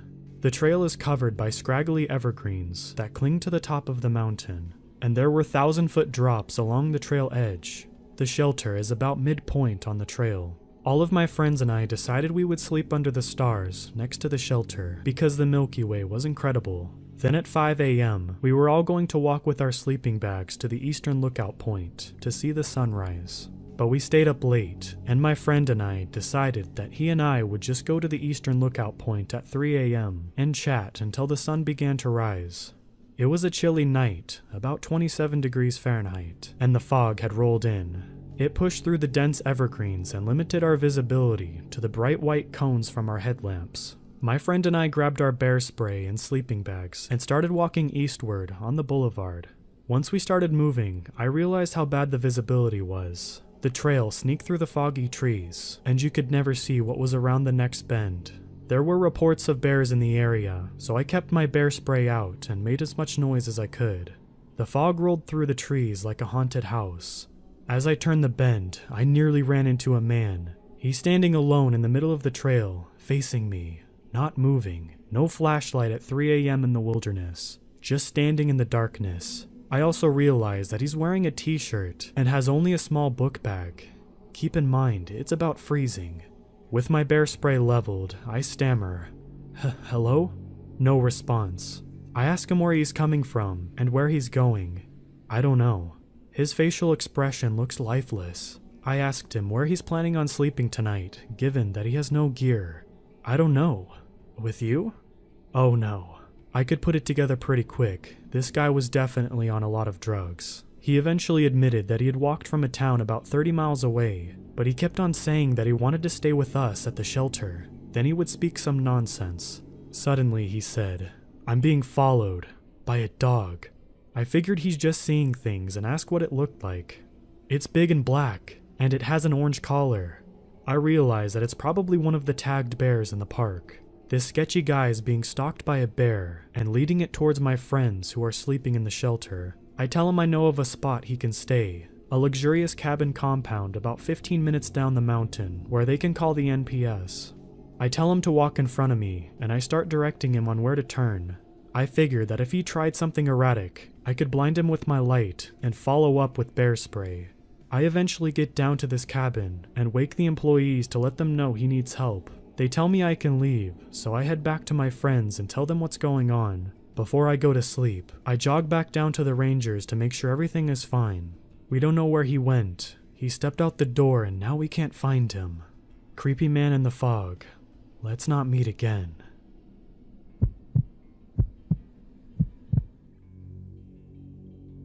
So just over 10 years ago, I was fresh out of college and moved back with my parents' house for free rent and food for 9 months or so before I was leaving out of the state for graduate school. Now my parents are super chill and gave me my own space in the house, but being a 22-year-old single guy living at a house in the sticks is certainly not ideal. But I didn't have any other options, so I started looking for some work, more so to pass the time than to save up money. Anyway, so summer turned into winter, and I still hadn't found anything solid. By then, I desperately needed to spend more time out of my parents' house, so I took a part-time gig doing some light bookkeeping for a small business owner guy that my dad knew. I didn't really want to do it since it didn't pay much, was short-term, and wasn't even a real office setup. But again, since my parents lived in the middle of nowhere Midwest, I knew I had limited local opportunities to make some cash. And this guy was going to pay me under the table as well. About the same time, a friend of mine in the city said that if I just paid him $200 a month and helped clean up, he'd basically let me crash in his living room until I was ready to move out of state. That was all I needed to hear. I took the job. So my dad's friend's family had a construction-type business. They helped out with building stuff a little, but ultimately was more focused on renting out a few bobcats and large augers they owned. Also, other various drills and then odds and ends like generators, or other low-level construction or farming equipment that someone in that area couldn't afford to purchase but needed to use from time to time. This was a small mom-and-pop thing where everyone knows everyone, and the office only opened up on the days that someone was coming by, and was just generally a mutual beneficial situation for the business owners and the locals. Since I had minored in a business-adjacent area, and my dad recommended me, they trusted me to go there for about 15 to 20 hours a week, and check and file the rental forms, make sure nobody missed a payment date. If there was a payment plan in place, answer an email or two discussing prices and availability, etc. Super easy gig. The old building where I worked was about 90 years old, and at the top of this little hill, and the downstairs used to be an old country bar until the 1970s, when this family bought it cheap, cleared out the bar and fenced in the property to use its parking lot area to store their rental equipment and gear. I could generally come and go as I pleased, work any hours I wanted as long as the work got done. So if things were slow and there weren't any rentals for a couple days, I'd usually go in after 7 p.m. and stay until around midnight or 1 a.m. since I knew I'd be alone and could listen to loud music and take my time and all that. The office where I worked was on the second floor of a building above the old bar and looked out into a long driveway. From my seat, I could easily see out the window and once or twice saw a family of deer or raccoons scamper by. And I always glanced out the window when I saw movement since it was very noticeable. It was incredibly remote, very still and quiet, so if something unusual occurred or if something felt off, I definitely noticed it. One night during the winter, it had snowed a few inches and my dad told me to stay in just in case the roads were bad. but I had an old SUV, and more than that, just really wanted to get out of the house. So I went to work about 8 p.m. and was going to stay until just after 1 a.m. I always left the gate open at the bottom of the hill, since believe me that when I say nobody ever showed up at night, since we were literally in the middle of nowhere.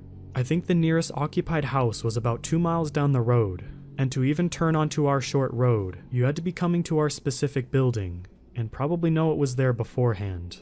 It was a locals only type thing and very small, since the family inherited a lot of money and kind of did a rental thing on the side. Basically, someone would never just get lost and end up at our building. So I'm jamming to some music and having some coffee, and kept glancing at the snow outside here and there, since one of our streetlights reflected onto the ground at the gate and was causing the light to shine off of the snow in a really cool way. At one point around midnight, I went downstairs to the big bathroom to do my bathroom business, and then came back upstairs to get settled back into my work. I probably did about 5 minutes of work when I glanced outside and saw a huge imprint of something fresh in the snow just below the light. It seemed like it must have been a huge dog or substantial animal had just rolled around in the ground on its back or something. Since I didn't notice it just 15 minutes before, it had to have happened while I was in the bathroom, or maybe when I had my back turned, since I would have seen that type of movement for sure. I shook it off and assumed a dog or maybe even a farm animal had gotten loose and maybe was attracted to the light or something. Who knows? Around 2 in the morning I was leaving, and to be honest I had pretty much forgotten all about the imprint in the snow. But when I looked down, I was shocked to see that it wasn't just some disturbed snow. It was undeniably an imprint of a human-made snow angel. If you don't know what a snow angel is, it's when kids lie on their backs in the snow and push their arms and legs back and forth, so when they get up, it looks like an outline of an angel. I used to do this when I was a kid, so I 100% knew for sure that that's what it was, and it was deliberately made underneath the light post. But it wasn't from a kid. It was from a very large person, or at least a normal-sized adult wearing tons of layers of big winter clothing. I looked up and saw what I had already knew, that whoever made this snow angel could easily look up and seen me through the window. So they must have waited for me to head downstairs to make this snow angel. Now, I definitely would have seen or heard someone drive up to our building, even if I was in the bathroom. So I knew someone would have had to walk into the deep freezing snow and cold for a few miles, stop in front of our building, and then do the snow angel in the small amount of time I wasn't sitting at the front of my desk window. I glanced around for tracks in the snow and saw that there was one set that led to the nearby woods to the right of the building. So it was clear that the person didn't use the road, but instead came from the opposite side, which made me instantly uneasy. Since that side was just trees and darkness for miles and miles, I was definitely a little freaked out now, once I realized that someone had just been this close to me secretly in the middle of the woods. And I looked around, but I didn't see anything amiss at all, and now just wanted to get out of there. When I got back to my car and drove a few feet, I realized that my boss would be there in like 4 hours and might see the snow angel and assume that I did it, since he probably assumed that I kept the gate locked when I was there. It wouldn't have been that big of a deal at all, but I was young and felt like I might be made fun of by him, if nothing else. So I opened the gate back up real quick, ran over and kicked the snow around a bit to hide the angel, locked it up again and went back to my car. Also, I should note that this is what really happened at this moment. But I almost lied here and said something else since it seems fake, since I assumed the average person wouldn't get back out of their SUV and not just flee in their car because they'd been embarrassed about the snow angel. But at that time I was insecure and cared a lot about what others thought, so unfortunately this is what I did. Also, I wasn't exactly fully terrified at this point, even though it was certainly unsettling. I just thought it was really weird and could have been an illegal hunter, even though hunting at night in the cold didn't make much sense. Either way, the imprints were made 2 hours earlier, and I assumed they were long gone. But that's when I heard it. When I was getting into my SUV, there was the loudest high-pitched laughing coming from the woods. It almost sounded like a fake laugh, like the Witch and Wizard of Oz or something. Like someone was doing it fake on purpose to show they weren't scared of me, or how I'd react at all once I knew they were laughing at me on our property. It was close enough that I knew they probably could see me, but I couldn't see them at all, since other than the streetlight I was under, there was no illumination. After a few seconds of laughing, they stopped, and then it was just silence everywhere, except for my heart beating through my ears. Then the laughing started again, though louder this time. more like screaming and laughing combined. I sort of froze for like 5 seconds, listening in panic.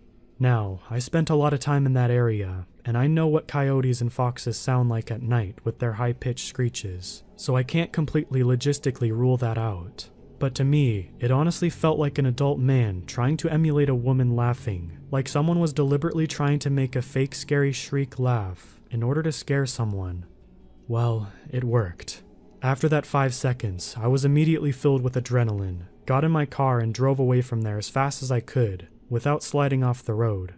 Back home, I was up all night trying to figure it out, and told my parents the story when they woke up. After talking about it, we all decided it was one of two things. It was either my brain somehow convinced itself that the snow formation was angel-shaped, when it was really just caused by some animal, and then the snow tracks and laughing was just a coyote or a red fox, though I don't think that's what it was. What I truly believe, the second thing, which is some local was out walking around for some reason and decided to mess with me. I didn't have any close friends left in that area that would do this, and if they did, they would certainly have brought it up to make fun of me for speeding away in terror. I found out later that the nearest house was a super old couple, so I doubt it was one of them, which means whoever it was went out into the woods in the night, in the freezing cold, just to mess with a stranger. I don't have any mental issues, or any family history of them. I didn't do drugs. I drank socially at the time, but certainly didn't that night. I also don't believe in the paranormal, so I never once gave that a thought. In my heart, I know someone was out there. I worked there another 6 weeks or so, and never had a single issue, though I knew where my boss kept his gun, and I always made sure it was there when I started my shift, and I certainly always locked the gate from then on. Thinking about this experience that night, the part that freaked me out the most was that he had to have waited around for me to leave for around 2 hours just to do that laugh. He didn't know me.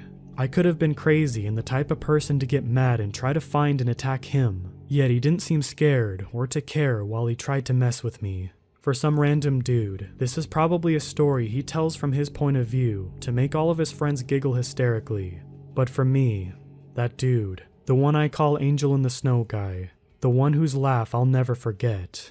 Let's not meet.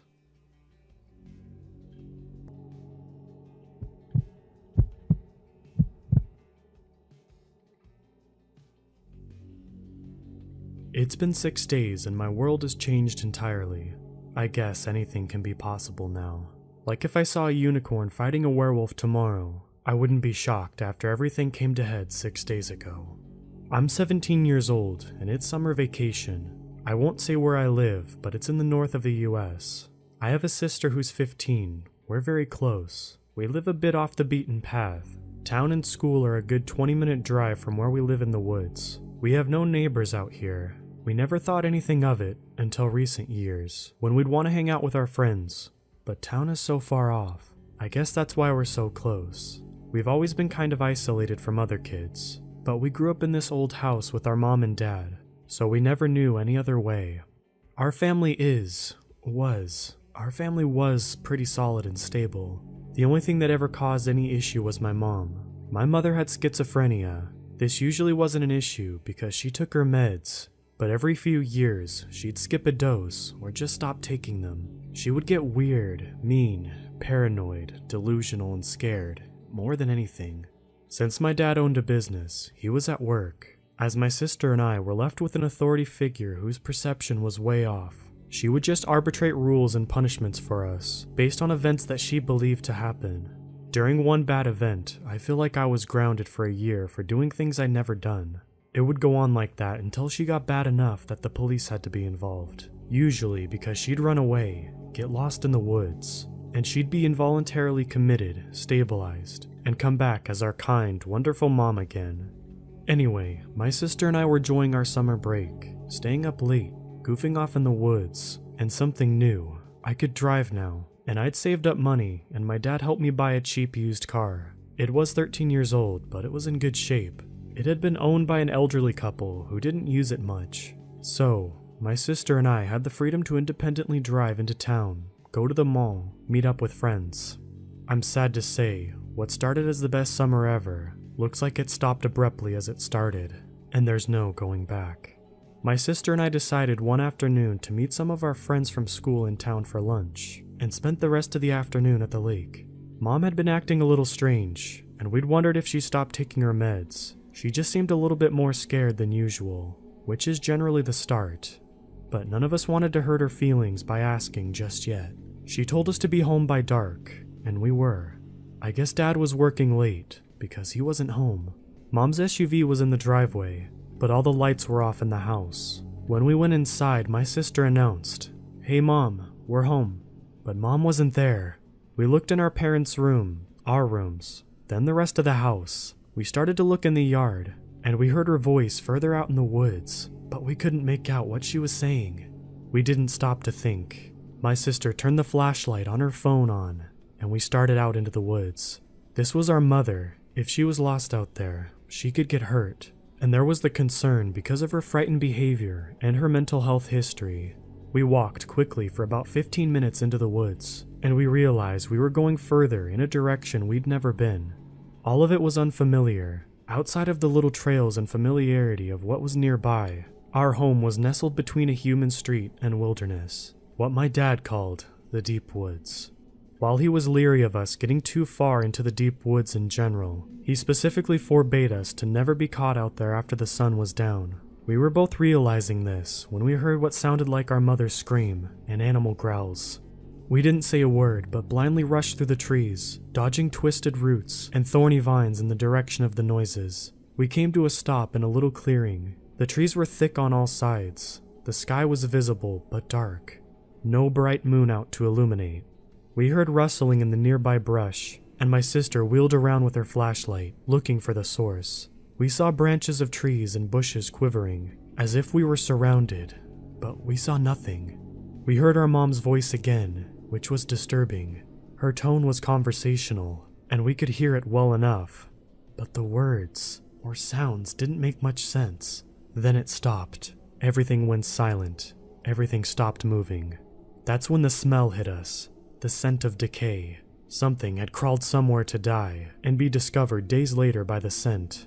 "What is that smell?" I asked my sister in a whisper. She was about to respond, but my scream cut her off. While she was looking at me, something stumbled into the beam of her light. Something with red, reflective eyes, and she totally went still and silent. I did too, as we tried to make out what this thing was in front of us. It looked like a buck, standing on its hind legs. But it was all wrong. It stood about 8 feet tall, and the more we looked at it, the more wrong it was. Its head was in profile now. The red eyes had been replaced by black, empty sockets, and I realized its head was a skull with bits of flesh and fur barely hanging on. It looked more like a canine skull. Its jaws seemed to turn up in a sinister grin. From its torso, it had 2 arms, ending in almost human hands, but with deadly claws. Instead of hooves of a deer, its legs looked more like those of a bear. It was covered in blood, and here and there the flesh was gone, and the skeleton was visible beneath. It turned back to face us, defying everything natural. As its head turned, the face and the rest of the creature went black, like a shadow. In spite of the light shining on it, it looked like a silhouette, and then some red eyes opened, and we could see the yellow fangs grinning, like a man's face. It looked like it was laughing, but then it began screaming. It was somewhere between a human and an animal's cry. The antlers had begun to change, wriggling like snakes. Then the thing took a jerky step toward us. Then another. Then another. As this thing started running on its hind legs, our fear paralysis broke, and my sister and I both broke into a run. She was ahead of me with a flashlight. I was behind her, and I'll admit, I had tears streaming down my face in pure terror. Even though we have never been that far out, we seemed to be heading in the right direction. We could see the lights from the house. Had we left that many lights on, Dad must be home. I didn't look back, for fear that thing would be there, and pounce, or whatever it would do. Then I heard my mom's voice. Psst. That made me stop. I turned to look. My sister ran a bit more, then realized I'd stopped. "Come on! Are you crazy? Let's go!" But I had heard my mom. I swore I could see her, through the darkness, peeking out from behind a tree, beckoning me to come back, and I almost did. My sister grabbed my arm and pulled me back onto the trail, and we didn't stop running until we were at the front door, which was open. We hadn't left the front door open, so this was strange. We took a minute to investigate. My dad's truck was in the driveway, but not parked like he normally does. The doors of the truck were open. As we walked into the house, we saw dark tracks leading in on the hardwood, like those of a dog, or in some places, a bear. These tracks looked like mud, but became bloody. We followed them through the living room to the kitchen.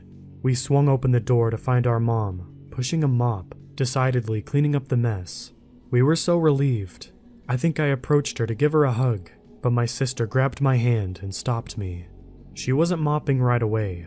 I don't know how to describe it. She was just kind of raking the mop back and forth in a jerky motion, and the mop bucket wasn't out, so she was just using a wet mop to move dirty water back and forth across the floor. She actually wasn't standing the right way either. Her head was facing down, but rolled off awkwardly to one side, her legs positioned in odd angles where she stood. She stood up at us for a minute. I almost screamed again. Her eyes were hollow, and her mouth was full of crooked fangs that didn't fit in her mouth. But I blinked, and she looked normal, except the face. I don't know how to describe it. Her eyes didn't shine like they normally did, and in spite of a definite grin, her face seemed flat. "Hi guys, how was your day?" she asked, pronouncing some words strangely, in a bit of a staccato. "Good, where's Dad?" my sister asked. "Dad is gone," she said, cryptically, although a bit more natural. "He's been having an affair. He decided to leave us," with no emotion in her voice. Normally, this would be a huge shock, but I think we were both so overwhelmed with fright. As it was, we just left the kitchen, without a word, walked straight upstairs to my room, and locked the door. We just sat in silence for a while. Then my sister asked, "What do we do?" "I don't know." "That isn't Mom. That's the thing from the woods. The walking deer thing."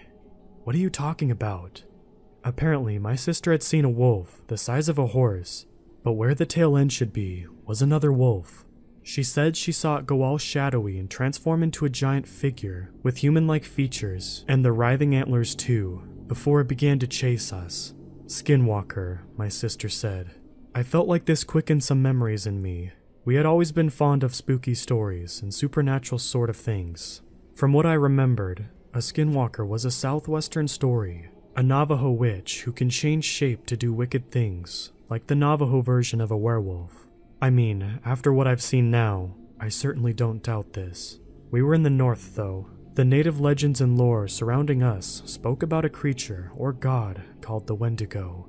I couldn't remember the term at the time, so I think I called it the dead god. I was trying to remember. There was different tales about the Wendigo, most often a giant emaciated corpse with antlers and fangs, like a Frankenstein monster made of animals. Some stories say the Wendigo was cursed for committing cannibalism and transformed into a flesh-eating monster, while another story, a friend of mine, whose culture takes these things seriously, told me in a hushed tone that the Wendigo was the god of the deep woods and the god of death. Its spiritual touch could turn men into cannibals and would raise the dead, making host bodies of animal carcasses, but possessed human bodies when it could, to spread its influence. After I explained this, I think we both silently accepted this as a possibility. What if Mom wasn't sick all these years? What if it was the Wendigo's influence over her, trying to get to the only human family in the area? We didn't have a lot of time with our thoughts, because there were crashing sounds from the kitchen, pots and pans, dishes breaking, and an instant later, a pounding at the door. It's like this thing knew our thoughts, and it knew we weren't fooled that it was in Mom's body. Our little Mom, who was about 5 feet tall and 115 pounds with blonde-like hair and big blue eyes. She always looked so sweet, like a doll. It was unsettling to think that something so sinister might have gotten to her, and maybe Dad too. Where was he? The pounding on the door stopped. The imitation of our mother's voice was more convincing now, as if by me thinking of her gave the thing more knowledge. "Hey guys, open up. I want to talk about Dad." Clearly, this is traumatic. She sounded so kind and so sympathetic. My sister is a tough girl, though. She screamed, "Stay away from us." Silence. Then a growl. Then the pounding on the door resumed. It was so forceful, though, the door was going to break for sure. Before we knew what to do, A bone-white antler stabbed right through the door, showering splinters and creating several large holes. Through the cracks, I saw a brief, broken vision of a buck's head and a wolf's jaws, covered in rotten flesh, but through another, it appeared to be totally skeletal. It laughed, or made a noise, like a deep, creepy laughter. That's when we jumped off my bed. It started ramming its antlers into the door, breaking in, but we were already out the window, climbing down the lattice that my mom grew jasmine on. We heard the thing break through the door. Looking up, I saw its enormous, terrifying silhouette with huge antlers. The whole totally obscured and black, except its glowing red eyes. I had my car key still in my pocket. We jumped in my car, and I started her up, and began speeding out in such a hurry, my sister had to cry out, "Turn the lights on." I did, but wish I hadn't. This was taking place over seconds. We had just seen the thing upstairs, and I had to slam on my brakes as my mom, or whatever was in my mother, came limping out in front of the car. It was literally dragging its feet behind it. It didn't know how to use the body properly. Then it stopped. Blank face. Empty holes for eyes. It raised my mother's hands, trying to signal us to stop. My sister urged me on. "What are you waiting for? That's still Mom." "No, it isn't. Either get around it or run it down." I wasn't sure how I felt about any of that, until what I saw. In the headlights now, I could better see Dad's truck. Hanging out of the open front door was what was left of my father, covered in blood in his tattered work clothes. His forearms and hands were intact, but that's all I could see. I was filled with immediate sorrow and fear. Then, a blind rage took over, and I screamed. I slammed my foot against the gas and plowed into the shape of my mother. It flopped like a rag doll over the hood, then clung to the windshield. It looked at us with red, glowing eyes for a moment. Then the eyes went dark. As her back split open, a dark, shadowy figure jumped out, vanishing into the woods in a single leap. Then the body went flat, like a popped balloon or an empty snakeskin. It seemed to just blow away, too. We drove to the police station in town. Neither of us spoke the way there. My sister hasn't spoken since, or so I'm told. She's in the mental health ward of the hospital. They've asked me vague questions and treated me physically. I'm fine. But from what I understand, there's a lengthy investigation going on. I guess the house and some of the woods caught fire from a flash lightning storm sometime after we left. I'm just now able to access a computer, so I thought I'd write this all down and try to get it out there before the doctors and the police start making me answer questions and try to lock me up too. My whole life that I've known is gone. Nothing will ever be the same. I just want people to know what really happened before they say I've lost my mind. If anyone can offer help or advice, I don't know if I'll get it in time, but please, help me.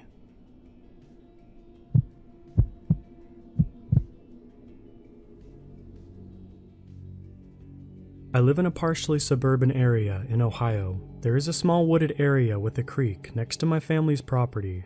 I'm 16 years old, and sometimes I like to go down there and catch things like crayfish and minnows. I have a room in the upstairs of my house, but it gets really hot in the summer, and I do not have air conditioning, so I instead sleep in the basement, which is a lot cooler. There's also a PS4 down there, so I can stay up late watching movies and playing games. In the basement, there was a very large window, and it is right next to the couch where I sleep. It all started one night, when I heard strange howls that sounded a lot closer to my house than usual. At first, it didn't scare me, because I often hear coyotes howling at night, and I just figured that there was one a little closer to my house than usual. Big deal. However, there was something off-putting about each howl. First of all, it didn't sound like a coyote, which have very high-pitched howls, and usually there are multiple coyotes howling at the same time. The howl that I was hearing was very low-pitched and went on for probably about 15 seconds at a time. I still brushed it off, and I figured it was a large coyote that was maybe lonely. These howls went on for a few more nights, and one thing that confused me is that I stopped hearing the occasional regular coyote howl. Instead, every night, there was just this howl.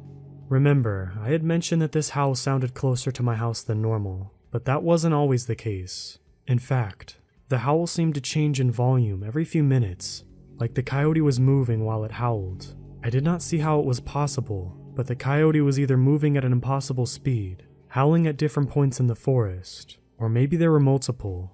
but the howl didn't even sound like a coyote to begin with, so I just assumed that maybe an odd family of coyotes moved into the forest and scared all of the regular ones away. Some nights, the howl sounded close to my house, and then in the next minute, it sounded far away. This made me feel a little bit uneasy, but I just ignored it. So, I woke up in the morning and did my usual routine of feeding my chickens, practicing driving, and going for a swim in my pond. Then, once night came, I went down into the basement to watch Thor Ragnarok. Then, right about the time when Thor was fighting the Hulk in the arena, I heard one light tap on my window. This instantly broke me out of my investment into the movie and made my heart jump into my throat. I have always been a paranoid person. At first, I just laid there, not able to move, and then once it had been a while, I relaxed and decided it was probably just a bird or something. But then, abruptly, I heard another tap at the window, and at this point, I had reasoned that it was a bird, so I didn't feel scared of moving the curtains to see if there was a bird sitting there, stunned. When I opened the curtains, I immediately wished I had been more paranoid. What I saw was not a bird. It was a face. A terrifying, disfigured human face. I only looked at it for about 2 seconds before I ran upstairs to wake my parents, but I will try to describe it the best I can. Its face was longer than any person's face I had ever seen. It had no lips, and its teeth were yellow and so pointy. It looked like someone took sandpaper and did their best to carve spear points for their teeth. Its nose was gone and had no eyes, only sockets filled with blackness. And the most disturbing part was that the whole face looked like it was decaying. When I woke my parents, my dad agreed to come with me down to the basement to see what was there. But when he went down there, the creature was gone. Needless to say, my dad didn't believe me and just said that if I was scared, I could just go upstairs to my room to sleep. That is exactly what I did. I didn't care if my room was hot. I just wanted to feel safe. So I went into my room. I locked all my windows and locked the door. Then I went onto the internet to see if anyone else had any encounters like this. It turns out that what I think I saw was something called a skinwalker. And it started to make sense, since skinwalkers can shapeshift and turn into animals they kill. That would explain why the face looked like it was decaying. But then it hit me. This skinwalker had the decaying face of a human on it. I have never seen the creature again, and I hope I never do, but it still terrifies me to this day. Why was this skinwalker at my window? And who did it kill to get that face?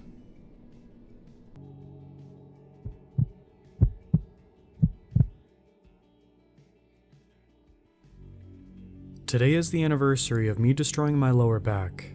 I am not paralyzed or anything, but I've got 2 herniated lumbar discs and a compressed sciatic nerve. I know that today it's not a big deal to have surgery and fix the bulging discs, but due to an unfortunate family history with the medical practice, I'm not entirely trusting of doctors. Usually, one wouldn't bother remembering the exact date of an accident that didn't cripple them after a few months, but I remember. I feel like I have to remember that day. I injured myself taking a nasty fall traveling in the Judean mountains, close to Qumran, where the Dead Sea Scrolls were found. One moment I was standing on a hilltop, and the next I found myself tumbling down into a cavern. The fall didn't feel serious. I say that it hadn't felt serious because I landed on my backpack, and the impact mostly sent waves of adrenaline through my body. Now, I obviously know better. I fell about 10 feet down. The surrounding space was spinning for a few moments, and could hear my pounding heart in my ears. I looked around frantically. I didn't feel any pain at that moment, so my biggest concern was being trapped in some cavern with no way out. Just as I was beginning to panic, I noticed a stream of light coming into the subterranean cavity I landed into. I collected myself and got back up on my feet. Walking around the cavern for a bit, I made sure that the source of light was indeed an exit, which it was. Feeling adventurous for a lone traveler who could have died mere minutes ago, I opted to go look around the cave for a bit. I guess the adrenaline rush hadn't worn off by that point yet. Anyway, I pulled my flashlight and started walking into the depths of the cave. For about a half an hour, I couldn't find anything other than an endless maze of cave formations, sprawling seemingly into infinity. The various spiky mineral deposits forming the floor and the roof of the cave gave an appearance of some ominous, colossal alien's maw. It was almost mesmerizing to look at. Endless stony tendrils sticking out in all directions for what seemed like miles upon miles. I heard someone call out from the depth of the cave just as I was about to make my way out. A man's voice boomed from the deeper parts of the cave. It sounded almost worried. "Who's there?" The sudden vocalization made me shudder in surprise, and I turned around calling back. "Hey, is anyone there?" "Hey." The voice trailed off. I thought someone was deeper in the cave. In my mind, it could have been someone who got lost or a patrolling ranger. "Help me." The voice called out again, seemingly closer to me. My heart raced, and I was sure it was someone who needed help. I took a deep breath and started pacing hastily towards the source of the sound. As I walked out, I called out, "Hey, are you alright? Do you need help? Who are you?" The voice called out again, seemingly closer to me. I was cut off. "Stop right there. Who is that?" The voice called out. Something about it sounded odd. My instincts were practically screaming at me to take my feet and turn around and run for it as fast as I could. Instead of listening to my gut, I just stood still and started explaining who I was and what I was doing in this cavity. No response came. Thinking whoever it was might be too hurt to keep on responding, I decided to run towards the location from which I heard the sound. "What are you?" That question was screeched at me from a close distance. My heart sunk as I was beginning to realize that I was in a bad situation. I sheepishly called out, "Hello?" As I carefully shined around my flashlight. "I just want to help you." I had called out again before I heard the sound of an animal claw scraping against the rocks. It came from above. I didn't want to look up. I knew I should have just blasted my way out of there and never looked back, but I didn't. I didn't do that because I felt something dripping on my head.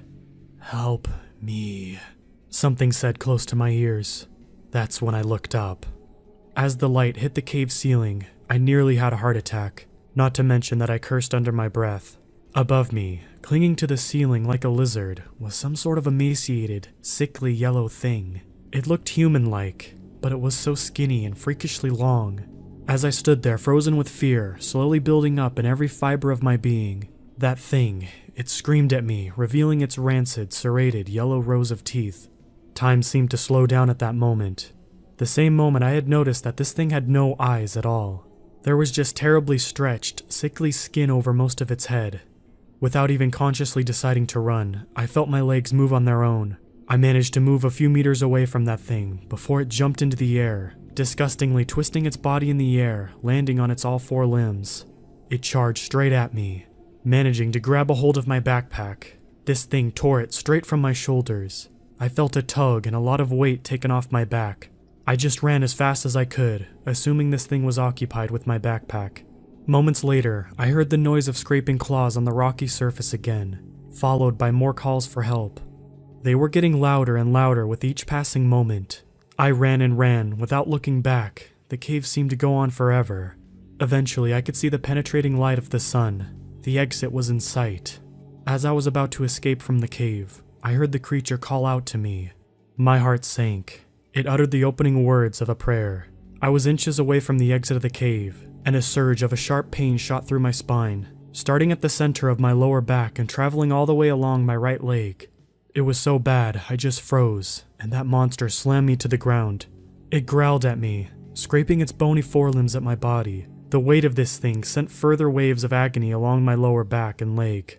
The pain was unbearable, but I knew I had to keep trying to escape from this thing. I twisted and turned my body underneath that thing, and it bit my shoulder. I felt liquid running down along my arm.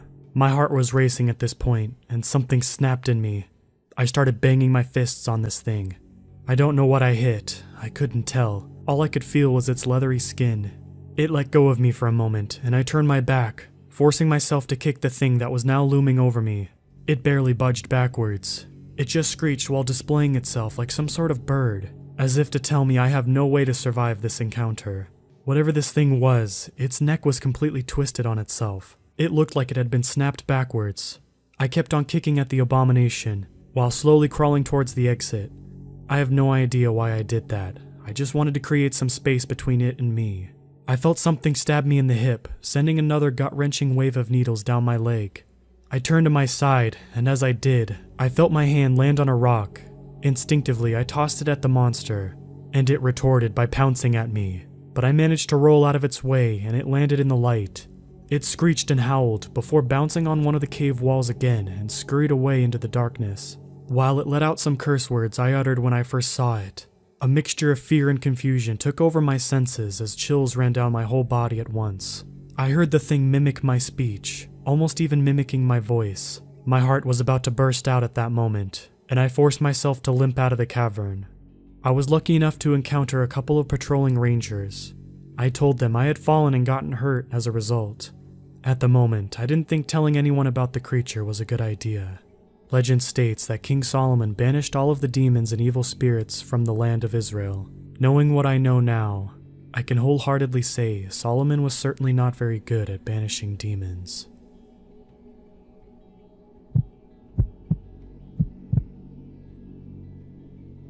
I must tell this story before they find me. I'm writing this on a library computer on an account I made to tell the story. For this story to make sense, there are 3 things about me to keep in mind. I'm a female. I've lived in Tucson, Arizona my entire life, and I speak fluent Spanish. Back in 2016, I lived in a small apartment near 12th and Valencia, the same main street as the airport. If you go several miles down Valencia, you can visit the Saguaro National Park, though the street more or less becomes off-road past Wilmont. It's basically a straight line. My boyfriend I lived with in the apartment knew this, and thought we should spend a day out there. We took his old truck out there. I'm not experienced on automobiles in any form. All I know is that it was a Chevy, and my boyfriend, we'll call Adrian, would often talk about the lift kit he put on it, so that it was raised even higher off the ground. If I asked him, he could probably give a lot more details on that truck, but that's not important to the story. All that really needs to be known is that it's great for off-roading, and we often went up on the mountains together in it. It was a cloudy day in November. I'd say it was probably 80 or so degrees out. When we went to spend the day at the national park, we'd been planning it for ages, and I was really excited for this, but that was all going to change. I remember this, since it's been haunting me for nearly 3 years. We had spent the majority of the day hiking, and smoking weed in an assortment of different locations, just enjoying the cacti and the snacks we brought along. It was starting to get late. It was getting on to be winter, so it was dark around 5 p.m. And yet we weren't back in the truck until about 8 p.m. The truck was off with the windows open. Before I could speak, he put his hand over my mouth and held up a single finger. Having been sitting in the dark for hours, my eyes were well adjusted, and the glow he pointed out to me in the distance took all of my attention. What appeared to be some sort of firelight was about 100 or so meters in front of us, but behind us was the sound of movement. It was like a group of animals thrashing about. Adrian turned on the truck, keeping the headlights off to roll up the windows, before promptly turning it back off. I was so out of it at the time I wasn't sure what was really happening. All I was sure of was that he needed me to keep quiet and remain alert. When the thrashing sound came closer, it was apparent that it was stomping and chanting. They were clapping and chanting about Santa Muerte. Now Adrian doesn't speak Spanish, though he's full Mexican. He just never learned, so I ended up whispering the translation to him. It was like one of those prayers on the candles you can buy. It spoke about asking the Holy Death for a blessing, but I don't remember what they wanted very clearly. What I do remember was the slam of a hand on the hood of the truck and the wild eyes of a boy. He looked to be somewhere between the ages of 18 and 20. Not very old, but not a young teen. He had paint around his dark eyes, and it haunts me in my dreams. To the best of my knowledge, this boy was all who knew of us at the moment. Adrian swore, but he didn't move. Instead, he just watched the boy, and I watched him. Adrian has always been the type of guy who's confrontational, and he's always been insistent on solving any issues we face. And being someone who hates confrontation, I was rather reliant on him to face the issues for me. The boy yelled for others to surround the truck in Spanish. In the moment, something in me snapped, and keeping my eyes trained on the mirror on the passenger side, I told him to reverse, darting my eyes back and forth between the boy and the figures coming out from the cacti, as Adrian reversed and turned in a huge jerky motion, before hitting uneven road. We were originally just parked at the side of the road. The feeling of being watched, hunted even, compelled me to tell him to head downtown, where we ended up spending a few hours at the Shot in the Dark, a cafe that's long since closed. For 2 months following that night, I had gradually got more and more paranoid about it. And although Adrian tried to convince me that I was overreacting, and there were no chance that we'd ever encounter them again, I just couldn't believe him, despite how desperately I wanted to. It was when we were nearing 3 months since that night, when the previously fixed hand dent was back, and heavily multiplied. It was like dozens of hands tried to peel the metal back to get in. I haven't had any other events since Adrian had his truck fixed and sold, but recently he bought a similar one, and the paranoia has been seeping back into my bones. When I'm not at work, I don't leave my house unless I'm going to be indoors, because I can't risk the thought of them finding me again. The thought of them finding me vulnerable, alone or not, it leaves me shaken. I can't remember what they wanted, but I remember the way he smiled when he mentioned wanting to get into the truck and to have us surrounded, and I would rather I never found out what he planned that night.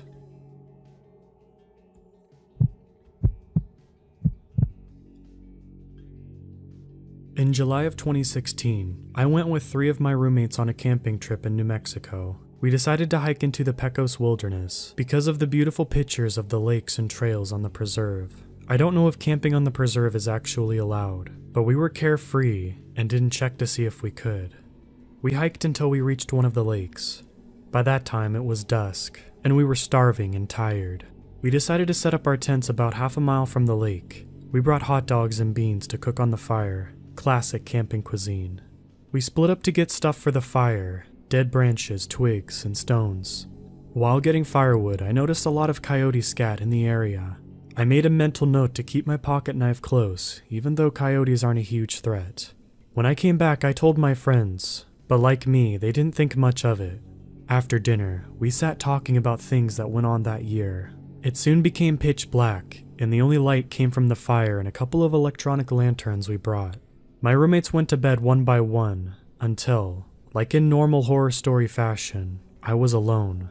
I sat stoking the fire, making sure it was a controlled burn, before I could brush my teeth and change into sleeping clothes. I walked a half a mile back to the lake with one of the lanterns, and used the lake water to brush my teeth and wash my face. While washing my face, the hair on the back of my neck stood up, and I got the feeling of being watched. I'm crouched at the edge of the lake, realizing how vulnerable I am. Only a pocket knife to defend myself. There could be a deranged camper out there. I stand up, hand in my pocket, on my knife, when I hear coyotes howling. I relax, thinking that it may have just been coyotes watching me, so I walk back to the campsite. I make it back and go into my tent to get sleeping clothes out of my backpack. I'm about to start changing when I hear twigs break. I just thought one of my roommates came back out of their tent to go take a leak. I stuck my head out of the tent when I saw a coyote near the campfire. I froze, trying to take in what's happening. It looked like a coyote, except for a few characteristics. Its eyes were really bright yellow. It looked taller than a normal coyote would be, and it was crouching near the fire, crouching on its hind legs. I'm frozen, being stared down by the coyote when one of the roommates tries to get out of the tent. He sticks a foot and head out before he sees it. He stares and yells, "What is that?" The coyote runs at a breakneck speed into the darkness, but not normally, on its hind legs. My roommate continues to yell and wakes up the others. They ask what happened and we explain to them what we saw. They thought we were trying to fool them and didn't believe a word we said. The roommate and I decided to sleep in the same tent since I was the only one who brought a knife along. We laid there, cramped in the tent, too terrified to sleep when we heard noises. Twigs were snapping around our campsite, as if it was circling around us. We stayed motionless in the tent, not daring to see the time go by on our phones. Eventually, daylight came, and the noises grew further away. Our 2 roommates didn't hear the noises, and had to force us out of the tent in order to leave. We walked miles back to where we parked our car and decided that we should get a motel and spend the night in Santa Fe. When we get to our room, I immediately Google the events of what happened the previous night, and learned of the Navajo legend. When you go camping, make sure you have something to protect yourself, and a way to get out of there at an instant.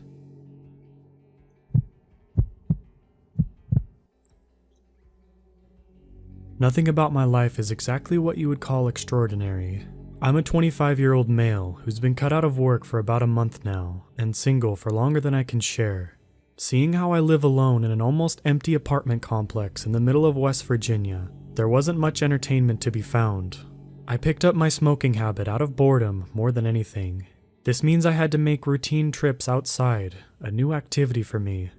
Sadly, my overpriced apartment lacks a back porch or patio to go out and smoke on. However, there is a rarely used park between both apartment buildings, with a few wooden benches amongst weathered swings and playsets. The whole apartment complex is surrounded by practically nothing, other than miles of dense forest and a highway that's a bit off the beaten path, so it's quite a secluded spot.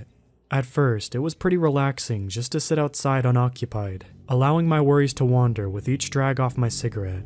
However, it only took a few nights before I started to feel uneasy whenever I went outside.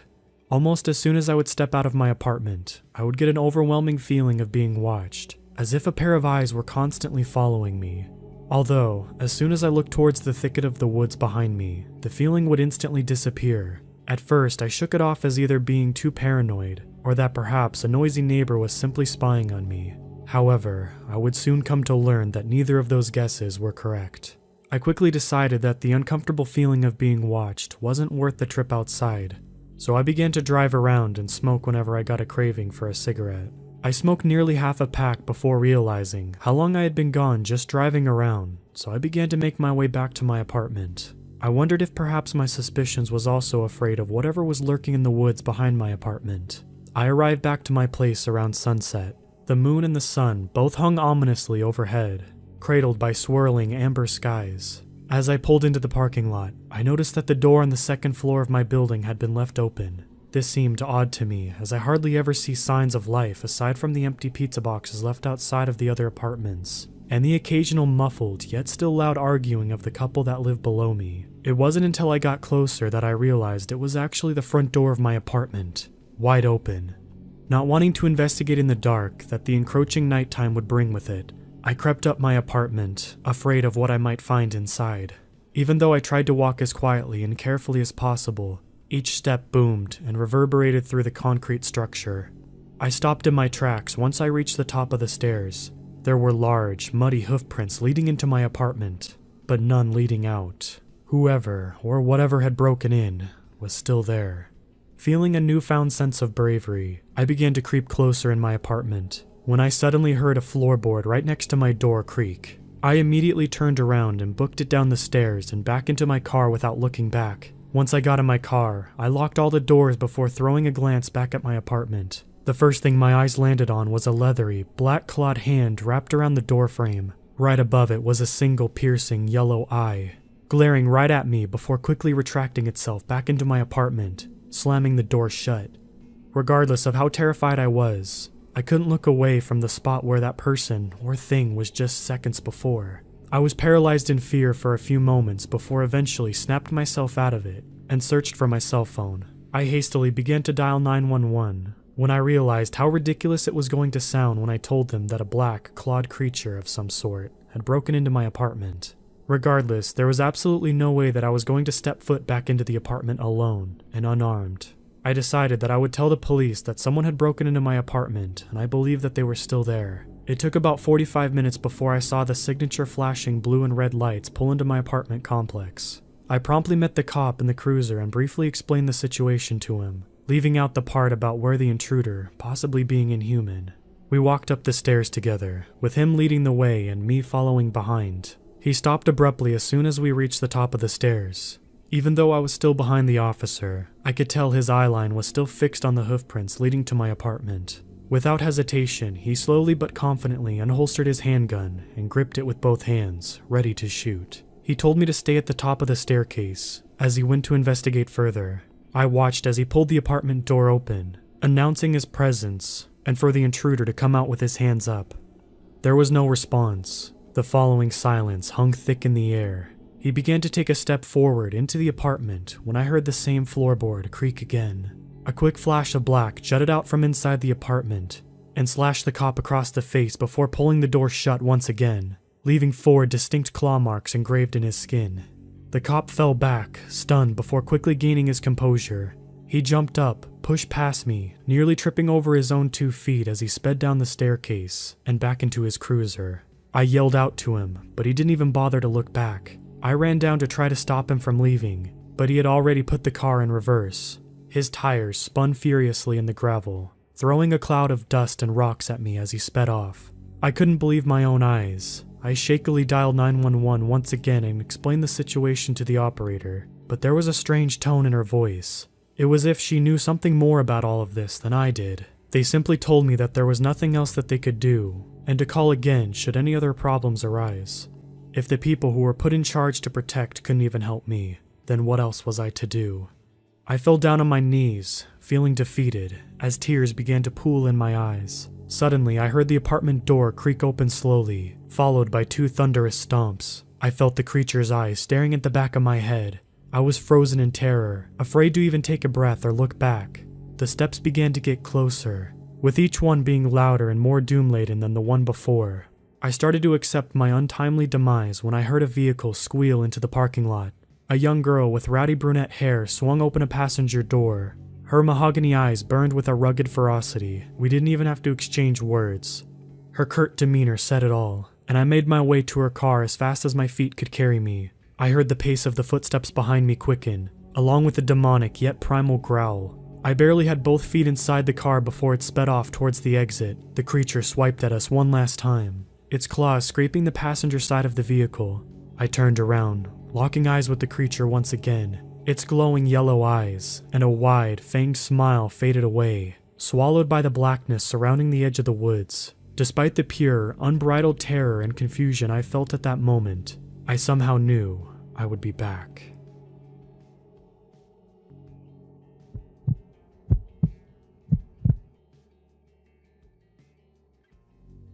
I live in a big house by a country road in Pennsylvania.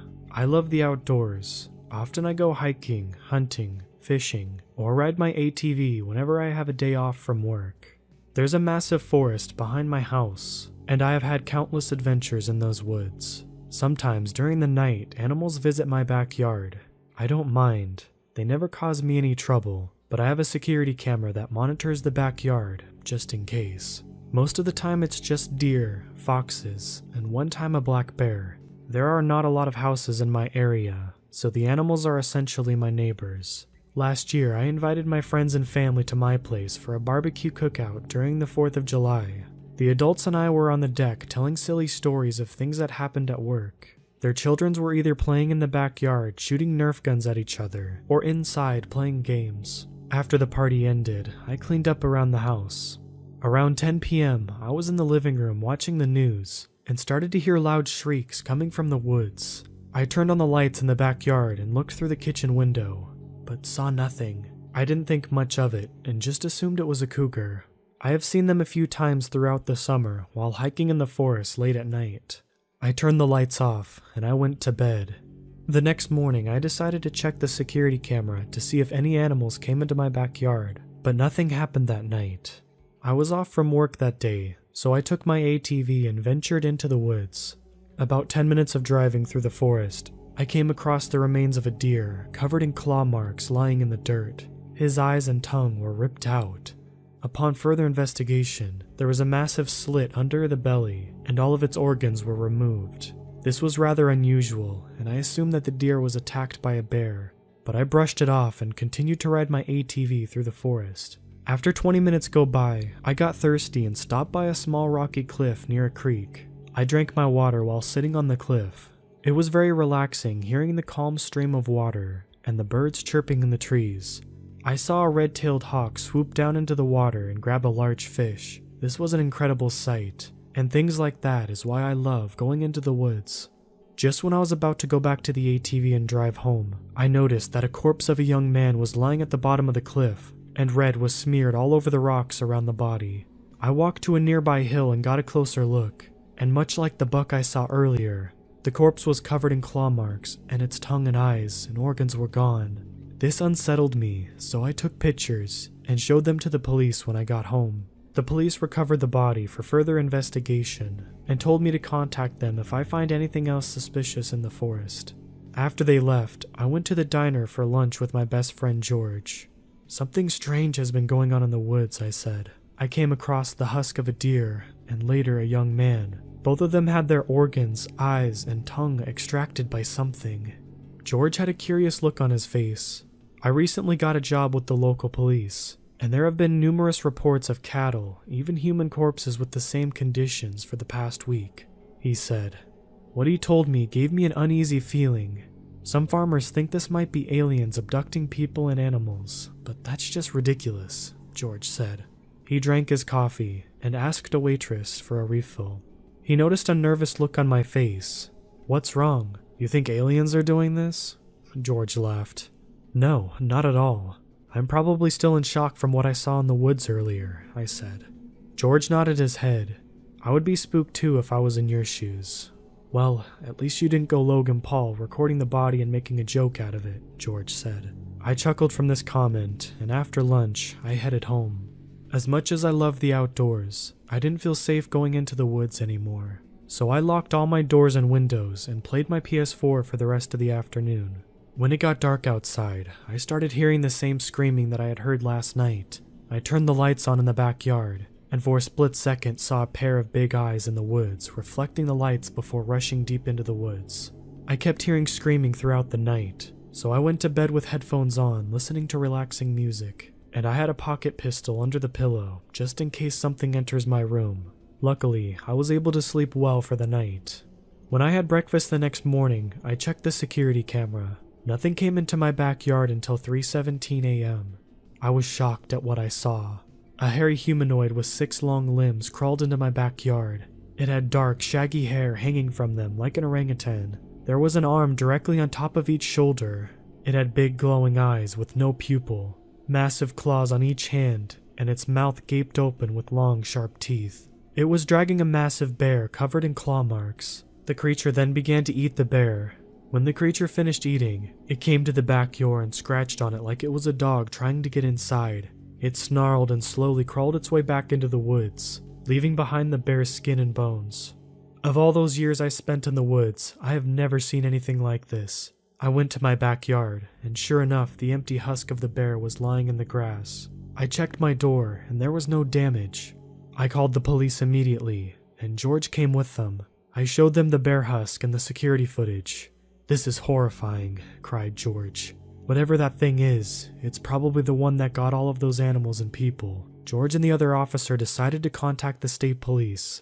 Shortly after, a squadron came and searched the forest. After several hours, they didn't find anything, so they left the area.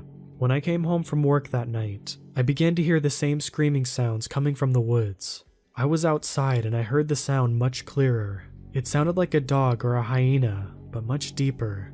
I could not let this creature harm people and their livestock. I wanted to end this once and for all. I grabbed my hunting shotgun, pocket pistol, cell phone, and flashlight. I then started to walk into the woods. As I journeyed into the woods, the screams echoed all over the place. The creature could be anywhere. Suddenly, I saw it several yards away from me, eating an elk. I carefully aimed my gun at the monster, and then it noticed me. I pulled the trigger and shot it. The beast fell over, but quickly got up, brushing it off. The ape creature gave out an enraged roar, and charged me on all 6 limbs. I shot at it 4 more times, but they only slightly knocked the creature back. My gun suddenly jammed, and the creature jumped towards me. I swung my shotgun at its head like a baseball bat. I heard a snap and the creature cried. It fell to the ground, and its top pair of arms snapped its head back in place. The creature snarled at me, and I ran deeper into the woods. I tried shooting at it with my pocket pistol, but the creature got away. Exhausted, I walked back to my house. I checked my phone, and it was 11 p.m. I locked everything and went to bed. I woke up at 4 in the morning and started hearing loud banging coming from my back door. I put on my pair of night vision goggles and looked through my window. I was startled when I saw not 1, but 3 ape creatures standing on my deck. One of them was able to smash the door open, and they crawled into my house one by one. Terrified, I tried calling 911, but my phone died. I could hear the beasts walking through the house. They curiously looked around the house, interacting with objects around them. I then noticed that one of them was right underneath my chandelier by the front door. I shot the chain holding the chandelier, and it fell on top of the beast. I then ran downstairs to the front door. The other 2 creatures began to chase me. One of them walked on the broken glass and cried in pain. The other one observed the 2 injured creatures, and then climbed on the wall, avoiding the glass as if it were an insect. I put my shoes on and ran for the car. Just when I was about to start the engine, the ape creature slammed into my car, nearly pushing it over. I started the engine and drove away from the house. I headed to a hotel near the highway and asked for a room on the top floor. I spent the rest of the night there, sleeping. I called off work the next morning, telling them I was sick. I was able to charge up my phone in the hotel room and call the police. Besides the chandelier and back door, not much was damaged in my house. When the police investigated my house, all the creatures were gone. However, the police were able to find clumps of black hair around the house, as well as some blood around the broken glass. The samples of hair and blood they collected has only added more mystery to what happened. At first, it didn't seem like anything unusual, but one of the scientists in the crime lab discovered that their chemical makeup wasn't only organic, it seemed to be unexpectedly mechanical, an organic machine. The samples were then sent to a hospital lab for further research. After I got the damage in my house repaired, I adopted a young German Shepherd from the animal shelter. I take her with me whenever I go into the woods, and stayed out of there whenever it was dark outside. I haven't seen the creatures since then, but every once in a while, I hear them screaming in the woods. Occasionally, there are still reports on the local newspaper of animal and human husks being found in the area. Every time I am reminded of those things, I keep asking myself, what are they? But more importantly, how many more are out there?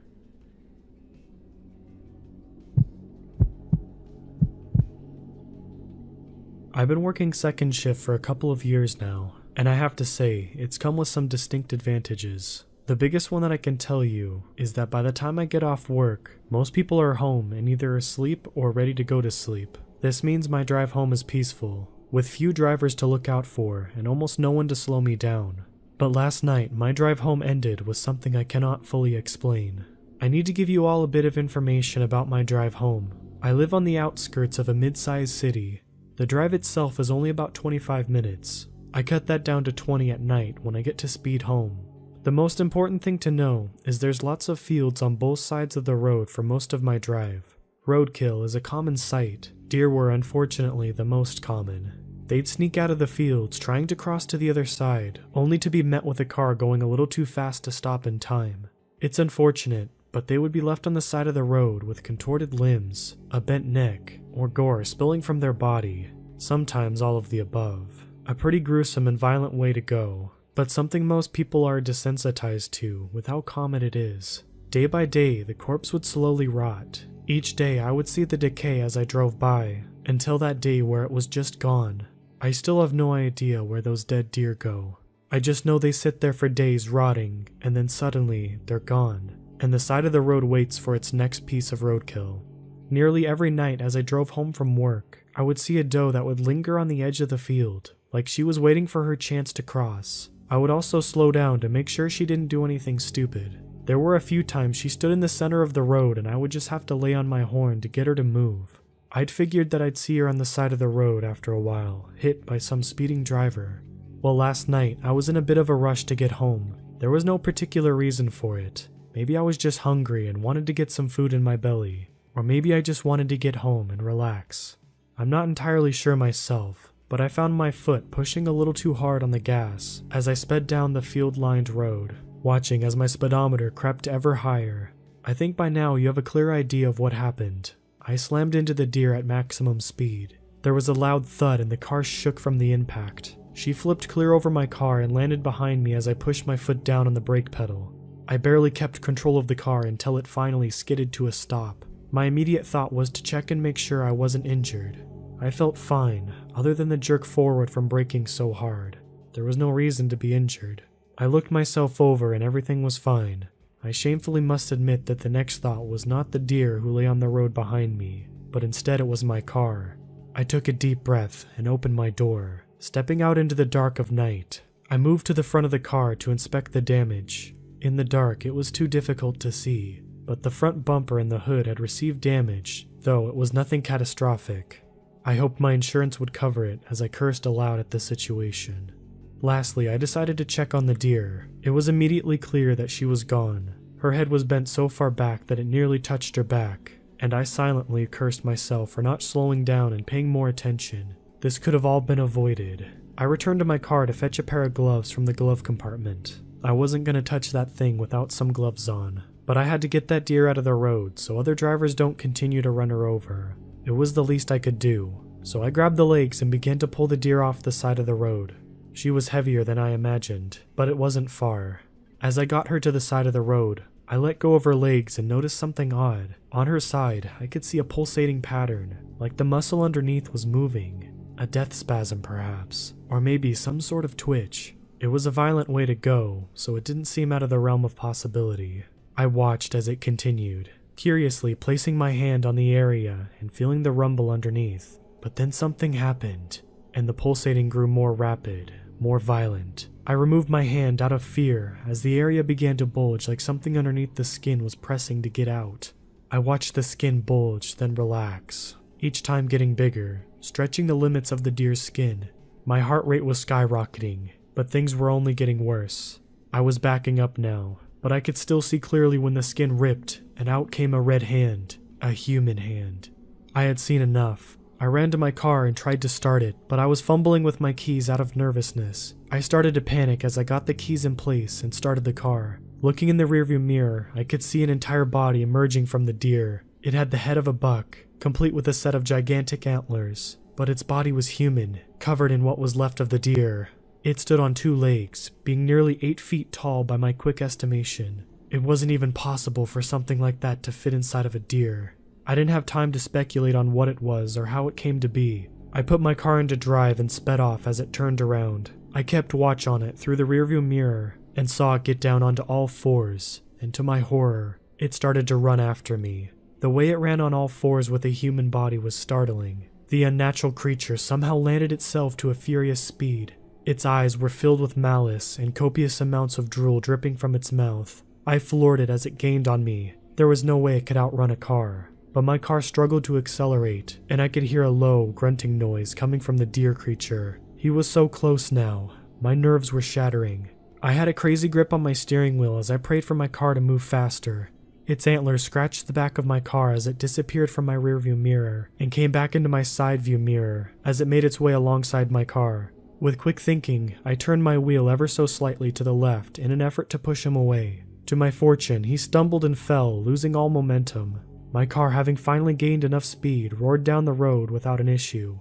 I made a few last checks in my rearview mirror, but the deer creature was gone from sight. I got home safely, but there was no way I could sleep after an event like that. I altered between anxious pacing and sitting at my computer to search the internet. I searched everywhere for some sort of explanation. I read about skinwalkers, Wendigo, ghosts, demons, but none of it really matched or explained what this thing was. Half of it was fictional stories that people cooked up, and the other half were likely just fake too. As I paced past my window for probably the 100th time that night, my motion-sensing light in my front yard lit up. To my horror, it stood there on 2 legs in my front yard. The deer creature arched its head back and forth, almost like it was sniffing the air. I crouched down below the window, and before I knew it, I had found myself lying down on the floor in a fetal position, trying my best not to make any noise. Terrifying thoughts of him catching me and goring me with his antlers ran through my head. I don't know how long I laid there, but I only moved once the sun started to come up. I cautiously checked the front yard, and it was clear. I looked out every window in my house to make sure it wasn't just waiting outside, but I didn't see any sign of it. I tried to convince myself I was delusional. It was all just my imagination, or I was sick, but my car still has the damage from hitting the deer, and scratches all over the back from the thing's antlers. There was no denying that. A quick shower and a change of clothes had me feeling a little more at ease, but my lack of sleep was starting to catch up with me. I had to go to work though, and that meant going back down that road. I could detour around it, but I wanted to see if that deer was still laying on the side of the road. The car started as usual, and I found myself driving to work on autopilot. My thoughts went back to last night's events, and I nearly lost my nerve to keep going, but I reasoned that in the day it would be safe for me to go down that road. Traffic was heavier during the day, and for once I was thankful there would be more people than just me on that road. But when I was approaching the road, I saw multiple police cars with their sirens on. They were blocking off the road. Testing my luck, I rolled down my window as I approached the turn and decided to ask the officer what was going on. "This road closed? Something happened down there?" I asked the officer. "Yeah, the road's closed for now. You can go up the next road and cut through there if you need a detour." He was not forthcoming on the reason, so I tried a second time. "Can I ask why you're closing it? Was there an accident?" "Right now, I can't say anything for certain." The policeman looked around before leaning in and speaking softly. "This was no car accident. All I can say." I gave him a quick thanks and began to slowly drive off. Peering down the road as best as I could, I noticed an ambulance there. An ominous feeling came over me and I started to think about the deer creature. I saw a group of men who appeared to be field workers, judging by their slightly dirty clothes and gloves. They all frowned as they silently sat outside the barricade of the police cars, and one of them appeared to be crying. I pulled my car over and decided to ask if they knew anything. "You guys know anything about why the road is closed?" I asked. The group of guys just looked at me and then at each other, but one of them stepped forward and spoke to me reluctantly. "Ain't no easy way to say it, but there's been a murder down on that road. One of my workers." There was a long pause and I thought he might stop there, but he offered more details. "Well, he usually is the first one here every morning, but this morning we came and found him on the side of the road, gone. Looked like an animal got him. He had holes in him and looked like he had been charged several times, but I ain't ever heard of a buck getting someone." My blood ran cold as he told me this. I shuddered out something about being sorry for their loss and turned around to head home. Whatever that thing is, I can only hope it never finds me again.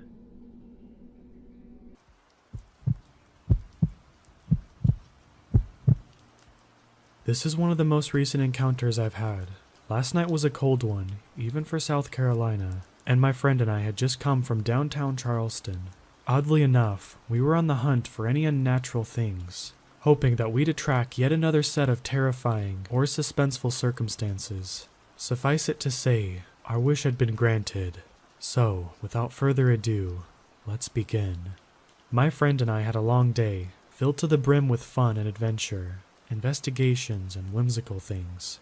After we had spent most of the day in the downtown portion of Charleston, enjoying the frigid breeze and watching the rough waters roll against the docks, we decided it was best to head back before nightfall. Some time had passed, and we eventually arrived back in our city of Somerville, but our appetite for the supernatural and otherworldly hadn't been sated just yet, so we decided to drive around and look at a newer town that had just been added close to us, the town of Summers Corner.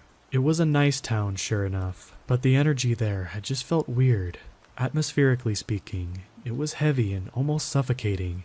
That wouldn't deter us, as we're quite a resilient bunch, always moving forward, keeping a smile on our face, even if the circumstances are pure unadulterated agony.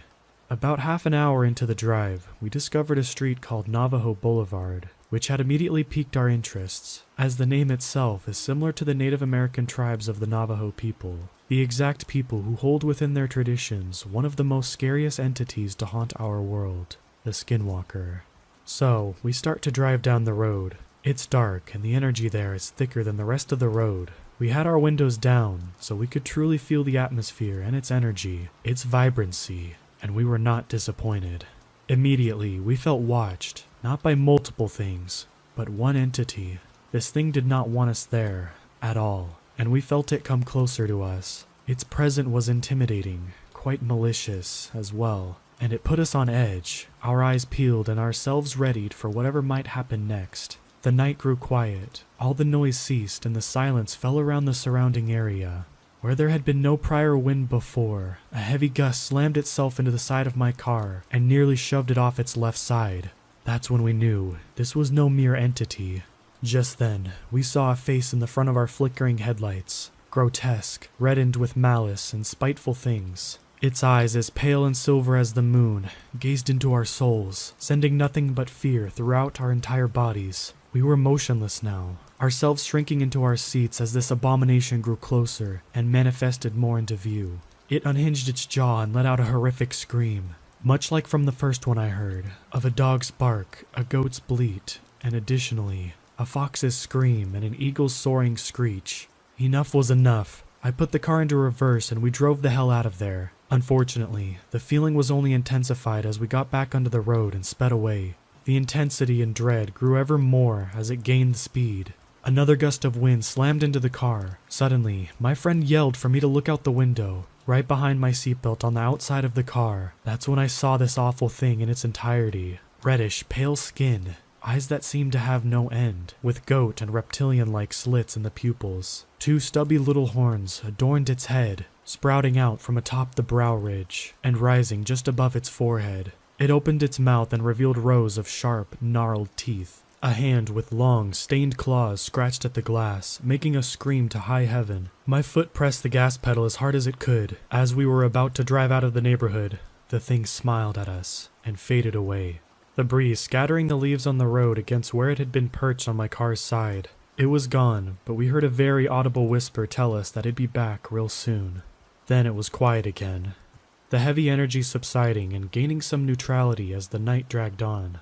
All of this goes to show us, my friend and I, that just because we've experienced our fair share of unnatural things, and even more together, that there's always something out there waiting to show us more of the true world we live in, the world that we share with these entities, beings that cross from their veil into ours.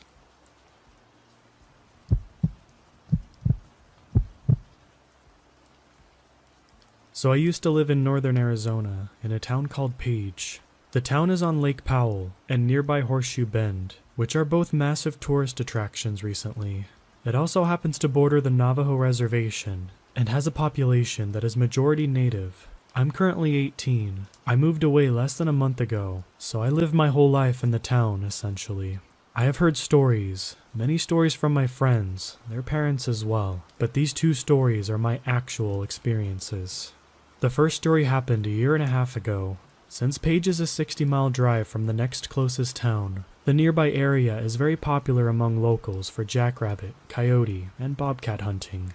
This particular day, I was out on my own, pretty far back on some local dirt trails. Pretty recently after, I started hunting myself. My target was coyotes. This was before I had a call, so I had to look for them or bait them. And my firearm was a Springfield Saint AR-15, loaded with American Eagle 55 grain AP shells, which, yes, is an important detail. It was probably around noon, and I had wandered down into the wash that ran up into and across the bottom of one of the sandstone cliff sides of the area. While walking through the wash, I scared probably the biggest coyote I had ever seen up the side of the cliff face. As it was scaling, I took 3 shots at it, and I was able to hit at least one because it started bleeding as it made its way up and over the top of the hill cliff. I gave pursuit and probably scaled the face in 3 to 4 minutes of winded climbing. At the top, the cliff turned into a flat mesa, covered by shrubs and dried up bushes, probably about knee-high at most, with no coyote in sight. I started to follow the blood trail. After about 20 minutes of following, I was confused and somewhat concerned. The trail was still thick. Too much was being spilt to allow the coyote to continue in a straight sprint for that long, and I was hunting with the round that would drop a mountain lion in its tracks. After about 10 more minutes, the tracks from the coyote met up with the tracks from what I'm assuming were goat tracks. This is where I turned and got the hell out of there. Both of the tracks were recent, deep, and the sand was still loose enough to fall when I kneeled down to take a look at them. The tracks split from each other, the coyotes going far off to the left, and the goats going to the right. The blood trail, though, no longer followed the tracks of the coyote, but instead indicated that the goat had been shot. The tracks led down into another wash, known in the area for being bad news, so I got back to my truck fast after that. The second story took place near the outskirts of town, and has a video that comes with it. My friends and I were out around 10 at night, near one of the local jogging trails. At the edge of one of these trails, a storm drain tunnel sticks out. We used to joke about skinwalkers using it to hide from joggers or bikers, but had never paid it much attention. This night, though, we decided to go into the storm drain to see for ourselves. I, of course, was the first one in, and had 5 people behind me. We were probably 300 feet in when I heard what sounded like claws scraping against the concrete ahead of me. I could only see about 50 feet in front of me with my light, so I shushed everyone behind me. As soon as we got quiet, a moan resonates through the tunnel. I had never backtracked on all fours so fast in my life. The storm drain leads to a nearby road, which the people who were too scared to go into the tunnel were looking at, but they were not on the road or anywhere near the opening of the road, and were taking Snapchats at the time of the noise, showing us that 1, it wasn't them, and 2, there were no cars on the road at the time. I can't prove these were skinwalkers, but they definitely weren't any person or animal I've ever encountered in my lifetime. Here's the video.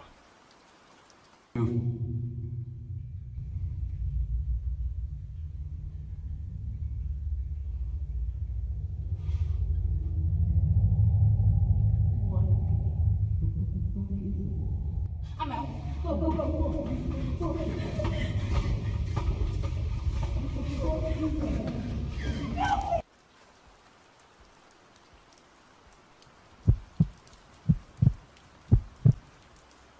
To start this off, I wanted to give some background information. I'm 14, female, and half Navajo. I've never been on the res, and my mom and grandma never told me about these things. I'm pretty small and rabbit-like with how I act. Pretty much everything scares me, but given the chance, I won't hesitate to break someone's jaw. My girlfriend is 16 and mostly Russian. She usually puts herself in front of me to try to protect me if need be. These are important later on in the story. In my town, there's a plot of land that I believe that may have once been a golf course.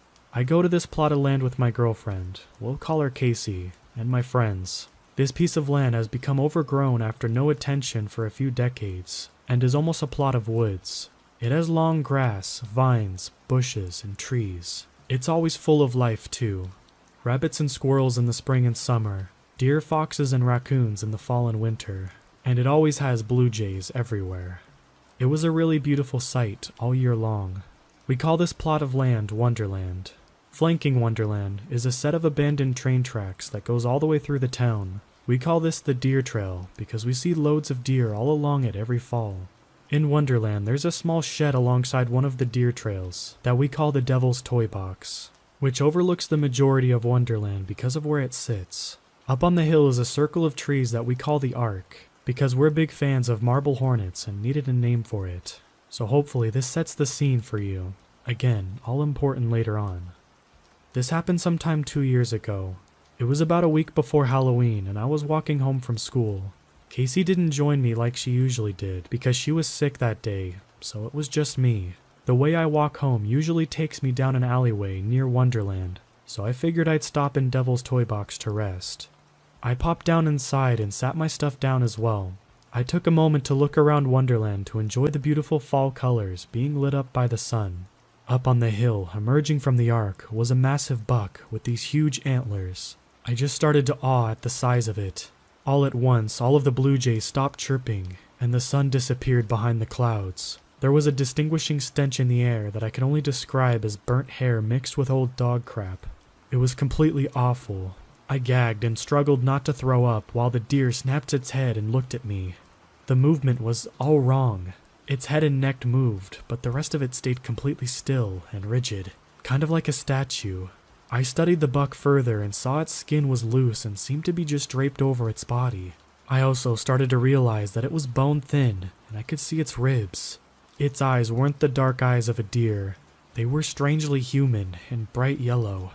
As I grabbed my book bag and prepared to book it out of there, the thing stood up on its hind legs. I know that deer can stand on their back legs to get a better look around, but I do know they can't walk for very long and sure as hell know they can't run like that. It started running at me. I heard an ear-piercing shriek that gives me chills to this day. It sounded like an infant's crying with a grown man's baritone screaming underneath, and it was all distorted. I threw my book bag over my shoulder and started running as fast as I could down the deer trail. I could hear its hoof steps behind me. When I got about halfway down, I turned around to see if it was still following me. It was standing at the edge of the deer trail and just staring at me with those evil, evil eyes. I burned sage and smudged myself in my room as soon as I got home. My room smelled for a week. The next day, Casey was back at school. As we were walking home, she noticed a set of deep deer hoof prints in the dirt next to the deer trail. "Kate," she said as she looked from me to the hoof prints and back. "What are these?" I explained what happened the day before. As I talked, I could see her eyes growing wide. "Let's go." She grabbed my hand and pulled me along the tracks. The next time we went there, we brought sage bundles and other cleansing stuff. We haven't seen anything like that again after that. But the fact that something as evil as that thing was in a place of such serenity gives me chills.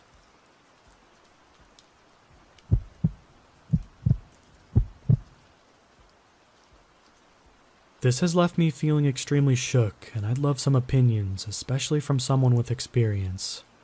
Last year, I had a very strange experience in the National Forest out in California. I was by myself on a road trip with my dog, and I was driving pretty far into the Mendocino National Forest.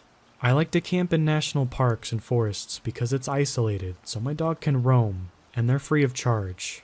A trade-off for the sketchy rough drives into the parks sometimes, and a lack of service assistance. Anyway, I was driving up this dirt road, kind of curling up the mountain, maybe around 5 p.m. It was very nice out. sunny and warm with a light breeze. Nothing serious happened, but I felt extremely uncomfortable driving into the area, and that feeling didn't let up. Driving up the mountain, I felt like I shouldn't stay there, and I even texted my boyfriend about it for as long as I could before my phone completely lost service. I was looking around for a sign of another person having been around the area lately, but didn't see anything. I pulled over and got out of my car with my dog and looked over the edge, and noticed a dead squirrel and some broken glass mixed in with the dirt and gravel road. Yuka, my dog, starts growling slightly. She's vocal, but I've almost only ever seen her growl at other dogs. I did see her growl at a possum once, so it could be something she smelt, maybe. This place continued to make me feel quite on edge, but I pride myself on being an independent traveler and backpacker, so I decided to continue at least a bit further with my grumbling pup to see if I could find a good place to camp. I continue to notice more dead animals. Keep in mind, no one is going more than 5 or 10 miles an hour up this thing, and that's if there's anyone up there. I hear men's voices. They sound close and I think I should call out to them, so I stop my car, but then I kind of freeze up and feel like I shouldn't. I can't really make out what they're asking. I don't see any sign of people anywhere, and I get back into my car and continue to slowly drive forward and cautiously look for where the voices could be heard from. I've never ran into other people in the national park or forest when I've gone this deep in. The unsettling feeling grows about the voices, which have sort of come and gone a few times, and I give up and begin to turn my car around. I honestly don't remember how Yuka was acting on the way down. I was scared and focused on getting out of there. I just distinctly remember being surprised at her grumbling when we were standing outside of my car. Kind of dangerously, I quickly went down the mountain and not seeing any sign of anyone. I decided to spring for luxury and get a hotel for the night. I figured I was just fine. Huge and open spaces can be intimidating, I told myself, and the voices could have been echoing from somewhere off in the distance, and they just sounded close. Animals die, glass gets broken, nothing happened. Cool. But I remember this place. It sticks with me. Whenever I'm watching scary movies, if I'm walking my dog in the woods at night, nothing compares to that feeling I had driving up in the mountain, and it's honestly kind of interesting to me, as well as frightening. I recently happened across some information as well as some Native American lore that made me extremely uneasy. Fast forward a year, I mentioned this place to a few people, and the haunting vibes it gave me, but nothing much more. I googled the national park once and didn't see anything, but didn't look much either. I like scary movies and things of that nature, hence my fascination in this little event. So my boyfriend and I were coming up on finishing our road trip just yesterday. We were in Wyoming for a wedding. There were only 2 to 3 hours left, and the sun had to set, so we decided to listen to some scary podcasts and YouTube videos. We went from No Sleep podcast to X-Files and ended up on True Stories video, dealing with the Native American lore. I'm half paying attention, petting my dog, playing Pokemon on an emulator, and I hear the narrator mention skinwalkers and wendigos. Very briefly says what they are, and casually mentions they can mimic voices. I mean it when I had the most horrible chills I'd ever had in my life crawl down my spine, and I stare at my boyfriend and ask him if he remembers the national forest. He says he does and reminds me that he texted me. I was probably close to a skinwalker. He did. I remember him saying that, but I didn't know much about their lore and thought he was just being funny, like, yeah, Bigfoot is probably stalking you, or some other dad joke. And he was like, no. I mean, I was mostly joking, but I said it specifically because you said you were hearing voices that you couldn't find a trace of. I feel strange, and I start Googling skinwalkers, etc. They are allegedly able to mimic human voices, and they would live in that sort of area. It all matched up. Obviously, there's a ton of questionable information out there, but I tried to find more reputable websites and authentic experiences. I then specifically looked up missing persons in the area, and the first headline that catches my eye is, "Another family goes missing in Mendocino."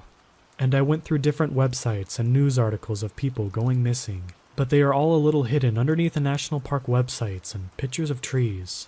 I remember looking up the forest about a year ago and didn't see anything and realized these stories didn't seem to be talked about much, which also piqued my intuition. It is also stated that well over 100 people in the past 8 years have gone missing and have not been found, on top of many which are found dead.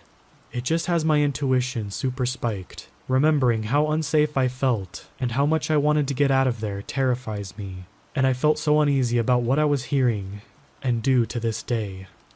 My dog and I are very close. She was a stray that started following me one day, and I ended up bringing her home from Costa Rica. So her little growls along the way makes me feel like there was something wrong.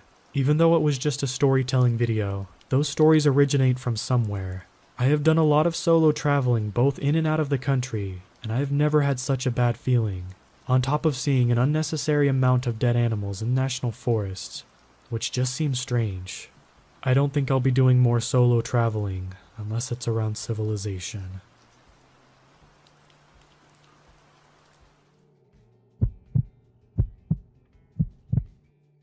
For as long as I can remember, my family has owned this little cabin in northern Michigan. Originally, it served as a hunting lodge for my grandfather and his friends, but when he passed away, my father inherited it. We spent many weekends there over the years, but once my brother and I left home, the place was used less and less. Eventually, my parents began renting it out to people looking for a quiet place to stay in the woods, an Airbnb type of deal. The cabin sits on 20 acres of land, deep in the woods. The closest neighbors are a half a mile away, and the nearest town is 20 miles away. Perfect for those looking to get away from it all.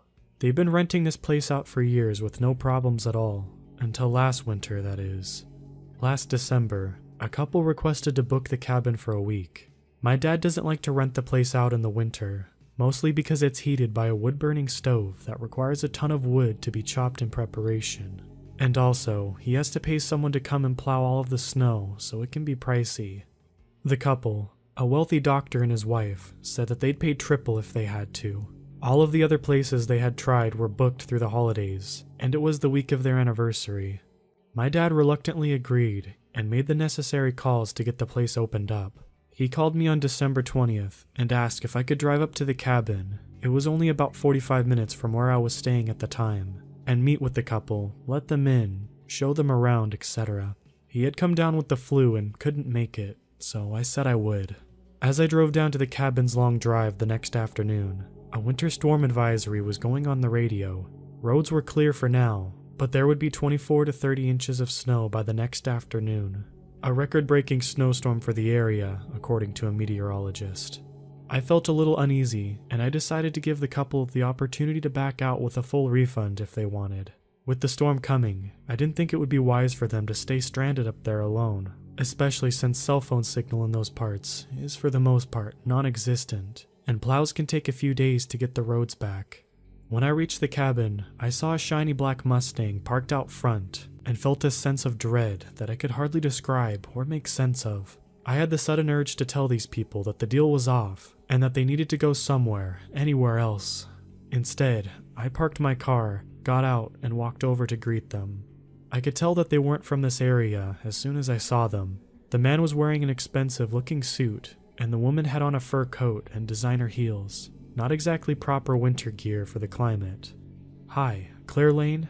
My dad is the one who owns this place. I believe you spoke to him?" I said as I stuck my hand out to shake the man's and then the woman's. "Yes," the man said, looking over me.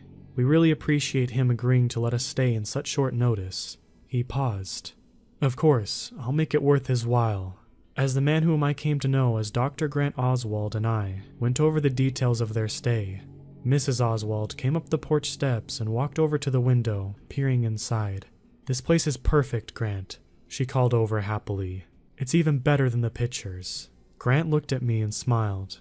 I took them inside and we walked through the front door. I breathed a small sigh of relief. The wood burner was going in the far corner of the living room, and the place was nice and warm. My dad's friend Jimmy from down the road had already been by and gotten the wood chopped and the fire started. That was one less thing for me to worry about. I showed them around, gave them a little history on the place. They seemed like nice enough people, but I still had that nagging feeling telling me that they shouldn't be there. Before I left, I gave them their out. "Look, I don't know if you guys know this or not, but there's a storm coming. It's expected to drop a couple feet of snow, and you're a long way from any kind of help if something were to happen. If the weather is bad enough, it might be a while for anyone to come and plow you out. I'm not sure if it's a good idea for you to stay here, given the circumstances." I stared at them carefully as I said this, and saw what looked like an expression of fear or concern flash across Mrs. Oswald's face. "We'll be fine," Grant assured me with a good-natured grin. "We've brought enough food and supplies to last a week, and it looks like there's enough wood out there to heat this place for a whole month, if need be." "Okay, but if you find yourselves needing anything, there's an old CB radio in the back bedroom upstairs. Most of the old-timers around here have them. You might be able to reach somebody that way." "We do have our cell phones," Miss Oswald laughed. "They won't do you much good up here," I told her. At this, they both pulled out their phones and looked at them. No bars. As I left there that day, that gut feeling refused to subside, but I convinced myself that I was just being paranoid, and I continued on home. Part 2. It had been 5 days since the Oswalds had checked into their cabin, and every night since, I had been plagued with strange nightmares. It was the same one every time. It started with me driving down the long driveway to the cabin. I'd get out of my truck, and that's when I'd see paw prints. Thousands of huge, nasty paw prints all around the property, leading up to the porch steps to the cabin's wide-open door. The door would then slam shut, and I would wake up drenched in a cold sweat, unable to shake that dreadful feeling. I decided that enough was enough. I would drive to the cabin that day and check on the Oswalds. Prove to myself that this whole thing was just some weird reaction to the stress I had been under lately, with school and my new job. The ride up wasn't bad. The storm had dropped a solid 22 inches, but the plows had been out full force for the last 2 days, so the main roads were mostly clear. I called Jimmy and asked if the back roads had been cleared. He said they had. So far, so good. I told him about the plans of me going to check on the Oswalds, but left out the parts about the nightmares and the strange intuitions. I didn't want to make myself look crazy if this turned out to be nothing. He said that I was more than welcome to stop by and have dinner with him and his wife, Maureen, when I was finished, and I said that I would. It was nearly 5 p.m. when I arrived at the cabin. The first thing that I noticed was that, despite the fact that the sun had nearly set, all of the lights were off inside. I put my truck in 4-wheel drive and pulled up next to the black Mustang, which was now partially buried in the snowdrift. As I approached it, I noticed a second odd thing. The driver's side door was wide open, but when I looked inside, I saw the keys were dangling from the ignition. There was snow inside, piled on the seat and the floor, so I knew it had been there like that for a while. As I walked around toward the porch, I saw the paw prints. My body ran cold. I stood there for a minute, just listening, but there was only silence. I walked up the porch steps. The snow was knee-deep, and I could feel it soaking through my jeans. I could see the door was slightly ajar, so I quickly shoved it open with my foot and went inside. The house was ice cold. The wood burner held nothing but old ashes, and I knew that the fire had been out for at least a day or two. "Dr. Oswald?" I called out. "Mrs. Oswald? Is anyone here?" Silence. I went to the hall closet, where my parents kept all of our old yard games and sports equipment, and grabbed the baseball bat that had once belonged to my brother. I didn't know what, if anything, I might encounter, but there was a huge part of me that had to get to the bottom of it. I turned on the living room light and looked around. The first thing that I saw was a large, overstuffed sofa where my brother and I had spent our rainy days watching movies, had been completely torn to shreds. Stuffing, bits of fabric and splinters from its wooden frame were scattered around the room. I treaded quietly into the kitchen and noticed it had been trashed too. The dining table was on its side, and there was what looked like teeth marks on the legs. The chairs had been torn to pieces and the refrigerator was wide open. Half-eaten food and empty wrappers surrounding it. This was really, really bad. I knew at this point that I had 2 choices. I could go upstairs and check the bedrooms, or I could run outside, jump in my truck, and get the hell out of there and let the police handle the rest. For whatever reason, I felt this overwhelming urge to go upstairs, so that's what I did. When I got on top of the stairs, I caught a whiff of something rancid and instantly recognized it as the unforgettable smell of decay. I peered into the first bedroom and saw nothing out of the ordinary. When I looked into the second bedroom was when I saw it. A leg. It was on the floor beside the bed. It was completely stripped of muscle except the foot, which was somehow intact.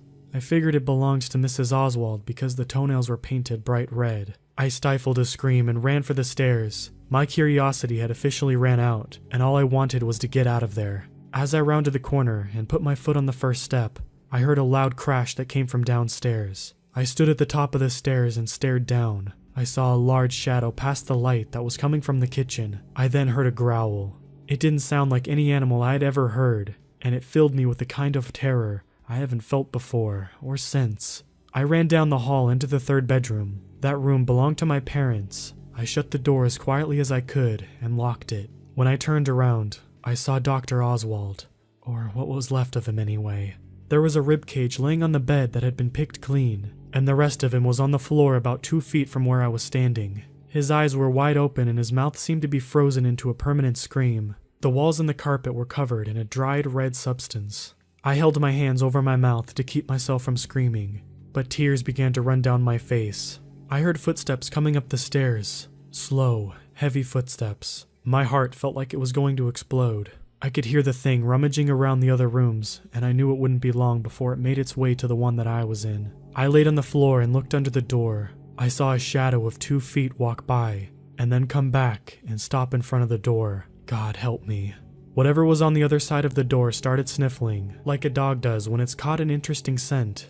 I gripped the baseball bat in both hands, but now doubted it would do me any good. I had a moment of clarity and remembered the CB radio. It was on the floor behind me. It looked as if Dr. Oswald had tried to use it. I clicked on it and grabbed the microphone. "Hello? I don't know if anyone is listening right now, but I need help." I pleaded, just above a whisper. There was no response. "Please, if anyone can hear me, I'm at the Lane cabin on mile 7. Something terrible has happened. I need help sent right away." I shrieked into the mic desperately. There was no doubt that the thing outside had heard me. It began clawing at the door frantically, and I could hear splinters of wood hitting the floor outside. I knew it wouldn't be long before that thing broke through.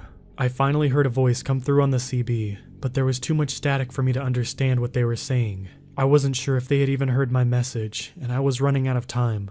The door was only seconds away from losing its battle, so I ran over to the window, opened it quietly. I climbed out onto the roof and looked over the edge. It was maybe a 15-foot drop, but I thought I might be okay if I managed to land in one of the snowdrifts.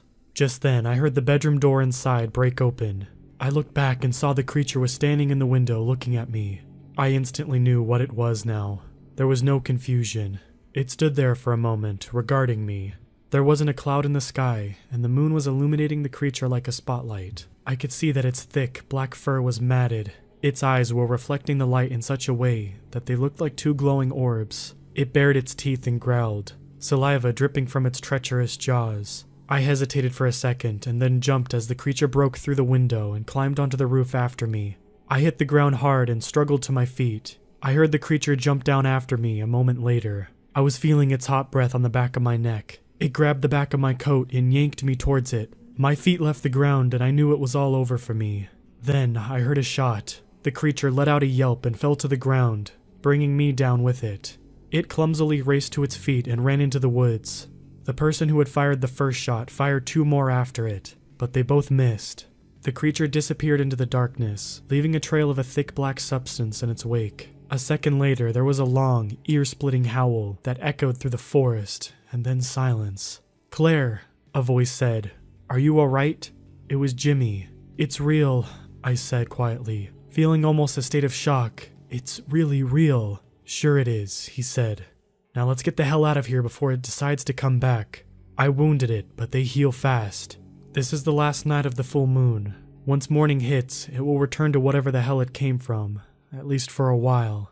I thought it was a dumb campfire story that old-timers told us to scare the kids. "All stories start from a bit of truth," he said gently. He offered me his hand and helped me up off the ground. "Come on, you can ride with me back to my place and stay with Maureen and I for the night. We'll be safe there." "But the people who were staying there, I began to sob. "I'll call it down to the station in the morning. I don't want anyone else coming here right now, not until morning."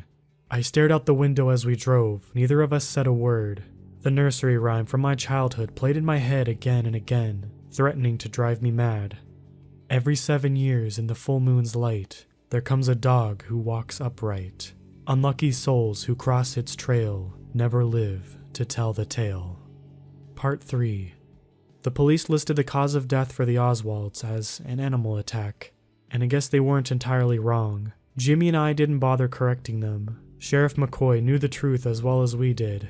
The deep woods hold secrets only the locals understand.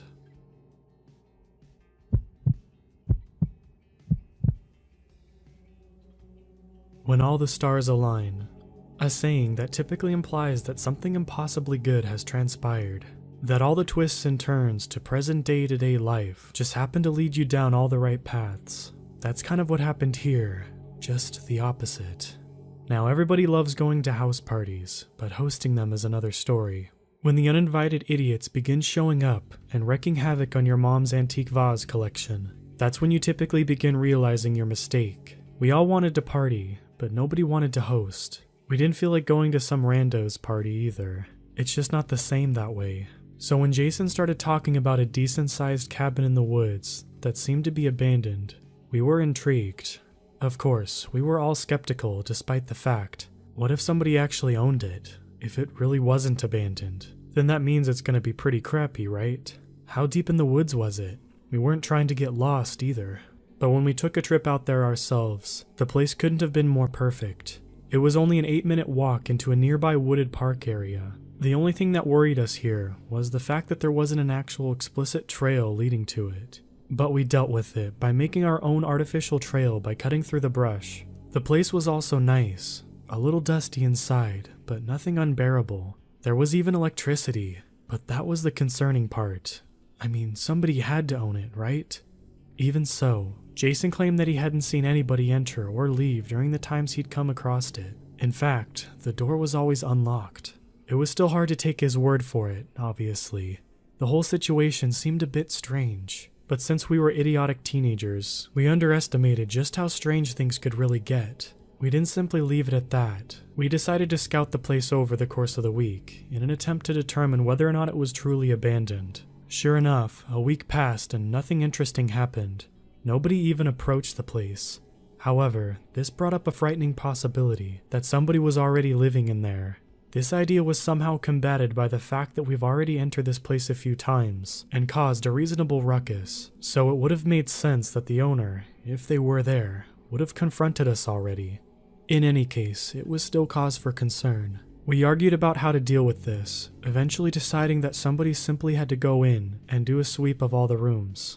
The conventional response was something along the lines of, "Screw that, I don't want to run into some weird guy in there."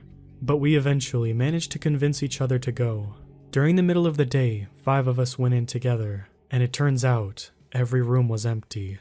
Well, except for one. The door to what had to a closet of some sort was locked, so we ignored it. Rookie mistake, I know. There were a few particular things about the house itself, though. 1. There was only one painting framed up, which looked to be some kind of shadowy figure standing outside a window. 2. There was a straight-up hole that was about 2 inches in diameter in the basement. We tried looking down into it, but it was just darkness. 3. There was a heavy locked box in one of the rooms upstairs. Contents obviously unknown. In the same room, there was also an older, banged-up Android phone, which was out of battery. 4. The TV worked, but there was only one obscure channel, which was just constant footage of a faint light illuminating what appeared to be a wall and a bedpost. 5. And finally, there was a rocking chair in the living room that was stuck tight to the ground. Reasonable people would have considered these circumstances and noped out of there on the spot, but as I've already established, we were dumb kids trying to get our party on. Nothing was stopping us. We scouted the house for a few more days before finally making our move. We each called up numerous mutual friends, informing them about the plan. They were excited, of course. We were all excited. We planned on having about 20 people in total. If we had slivers of common sense, after all. We didn't want to invite hundreds and risk causing a forest fire or something.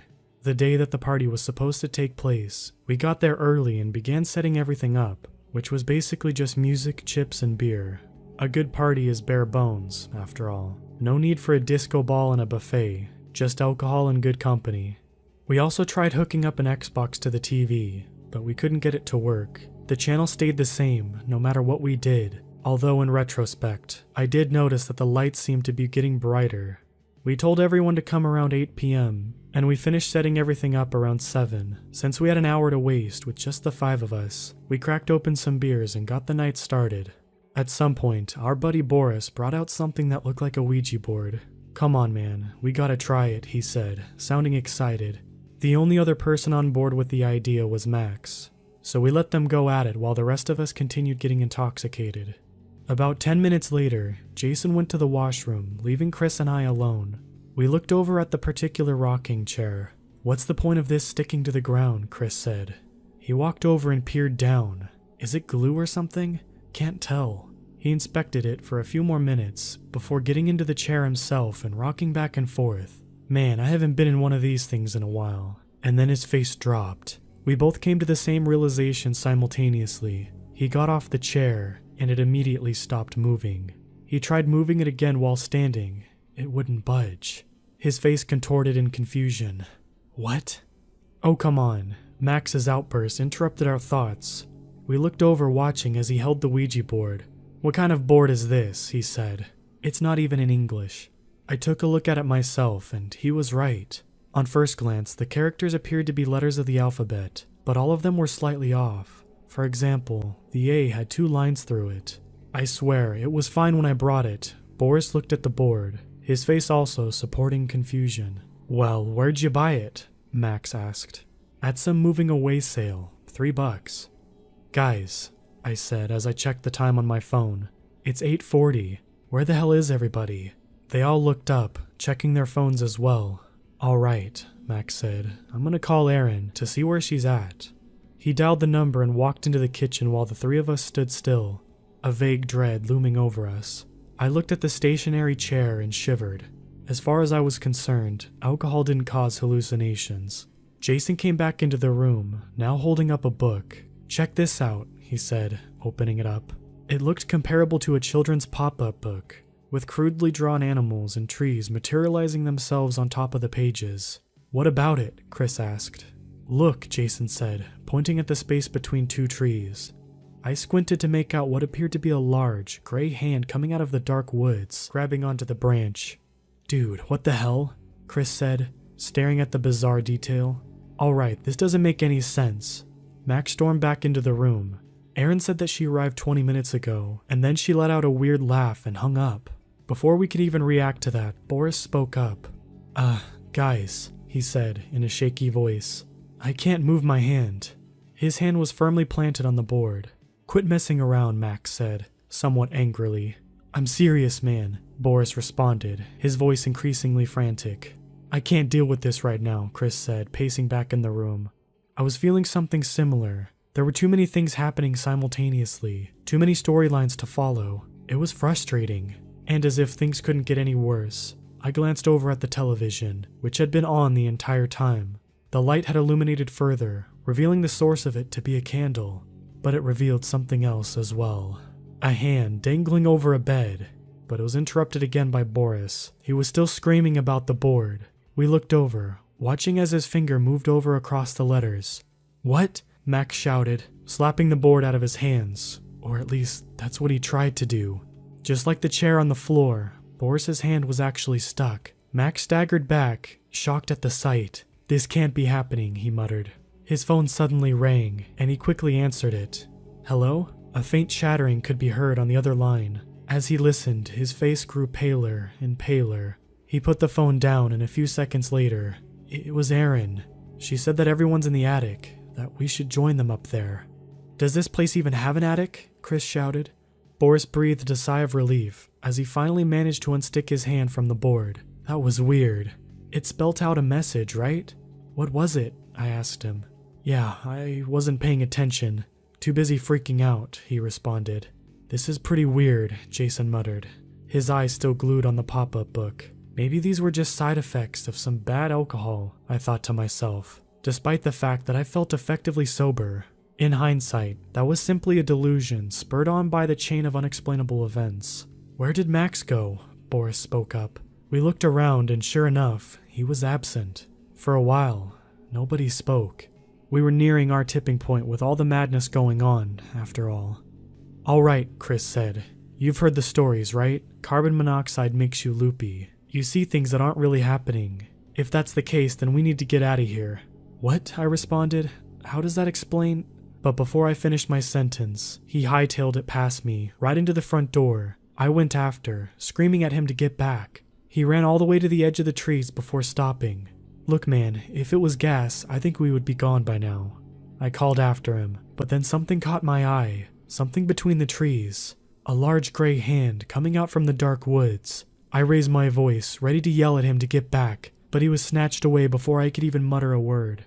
"Oh crap," I yelled out, before bolting back inside, locking the door behind me. But truth be told, I wasn't so confident about our safety inside the house either.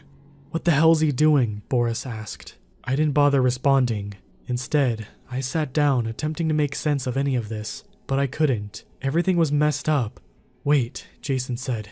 "You hear that?" Everybody went quiet, trying to discern what he was referring to. Eventually, it became obvious. There was some kind of mumbling coming from down in the basement. "That must be Max," Jason said. That seemed like an obvious explanation, but with everything that was going on, I had to be skeptical. Eventually, 3 of us decided to head down, just to confirm. Sure enough, Max was there, mumbling while kneeling down. He was also transfixed, staring into the hole in the floor. I approached him and strained my ears, trying to figure out what he was saying. Yeah, okay, I'll get him. I will. They're right behind me. I'll do it now." Oh crap, I thought to myself. Out of all of us that could have gotten possessed, it had to be the guy who practiced kickboxing. Max turned around and I winced upon seeing his eyes rolled all the way back, now displaying nothing but white. I tried running back upstairs, but he charged me, sweeping my legs. "What the hell are you doing?" Boris yelled at him, but his words didn't register. Max rushed at him as well, before delivering a devastating kick to the ribs. "Oh crap," Jason stammered out as he squared himself up. That turned out to be a bad move, as he was dropped in a single punch. I look over at the hole, which now had an eyeball stalk coming out of it. The sight of that put my fight-or-flight response into overdrive. While he was distracted, I kicked Max's legs, causing him to stumble. I lifted myself up before beelining up the stairs. I could hear Jason and Boris following close behind. Once the 3 of us got up, we blocked the door with a couch. As Max began trying to tear it down moments later, we decided that enough was enough. "Let's get out of this place," I said. Nobody argued with the proposition, so we packed up what we could and ran for the door. But things wouldn't be that simple. As I was about to begin sprinting, I noticed the painting from earlier, the one with the shadowy figure stalking a window. "Oh, please don't," I thought. My eyes began moving towards the only window in the living room. Sure enough, the shadow man was right there, staring at me. A dark body with 2 bright white eyes. "What are you doing, man? Let's go," Jason said, holding his nose, which was gushing.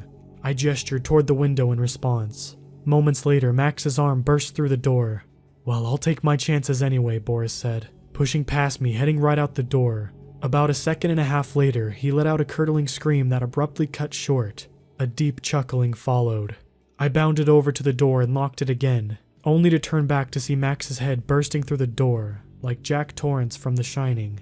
He said something along the lines of, "There will be nothing when the old ones descend upon this cursed earth." However, since it was Max, I found it hard to take seriously. In any case, Jason and I realized that we were pretty much screwed if we didn't act fast. We both tried weighing our options. While Max was slowly breaking through, it still looked like he had a while to go before he was out completely. Max had left his phone, and it was being bombarded from texts from Aaron, most of them saying something along the lines of, "If you don't come to us, then we'll come to you." For that reason, we were hesitant about escaping upstairs, but that hesitation changed once Jason pointed out something horrifying. "Dude, the door's open." The door that he was referring to was the one that had been locked the first few times we tried opening it. I also noticed what was now the TV. It was us, Jason and I, both looking scared, seemingly being filmed behind a door that had been cracked open just slightly. We looked back towards the door in question, seeing a hand wrapped in barbed wire now, slithering its way out. In the meantime, Max's full upper body was through. We didn't want to go upstairs, but that choice evidently wasn't up to us. We sprinted towards and up the stairs, locking and pushing a bed up against the door. Our logic operated off of the idea that if the couch couldn't hold Max back, then a bed would, right? Luckily for us, there wasn't some additional demon waiting for us. However, we did happen to be in the room that contained the phone and the locked box. And that's where we've been ever since. I think we got a bit lucky though. It sounded like Max and whatever had been hiding in the locked room came out at the same time and became preoccupied with each other. I called the cops just before getting out my phone and typing this out. It's been quiet for a while now, but there's no way in hell that I'm going downstairs. Doesn't look like Jason wants to either. Looks like we'll just stay here, for now. Update. The shadow figure is now outside our window, and we could hear stomping and laughing coming from the floor above us, even though I'm pretty sure that there is no floor above us. This is going to be a long night.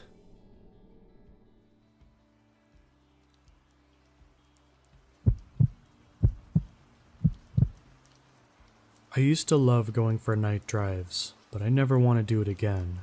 My friend and I would go for night drives all of the time. Sometimes Jamie and I would find a spot where we could see the stars really well, and just lie back on the hood of his car. Driving around at night, we've had some incredible conversations, and occasionally, we see some really cool things. Driving is Jamie's thing. He loves it.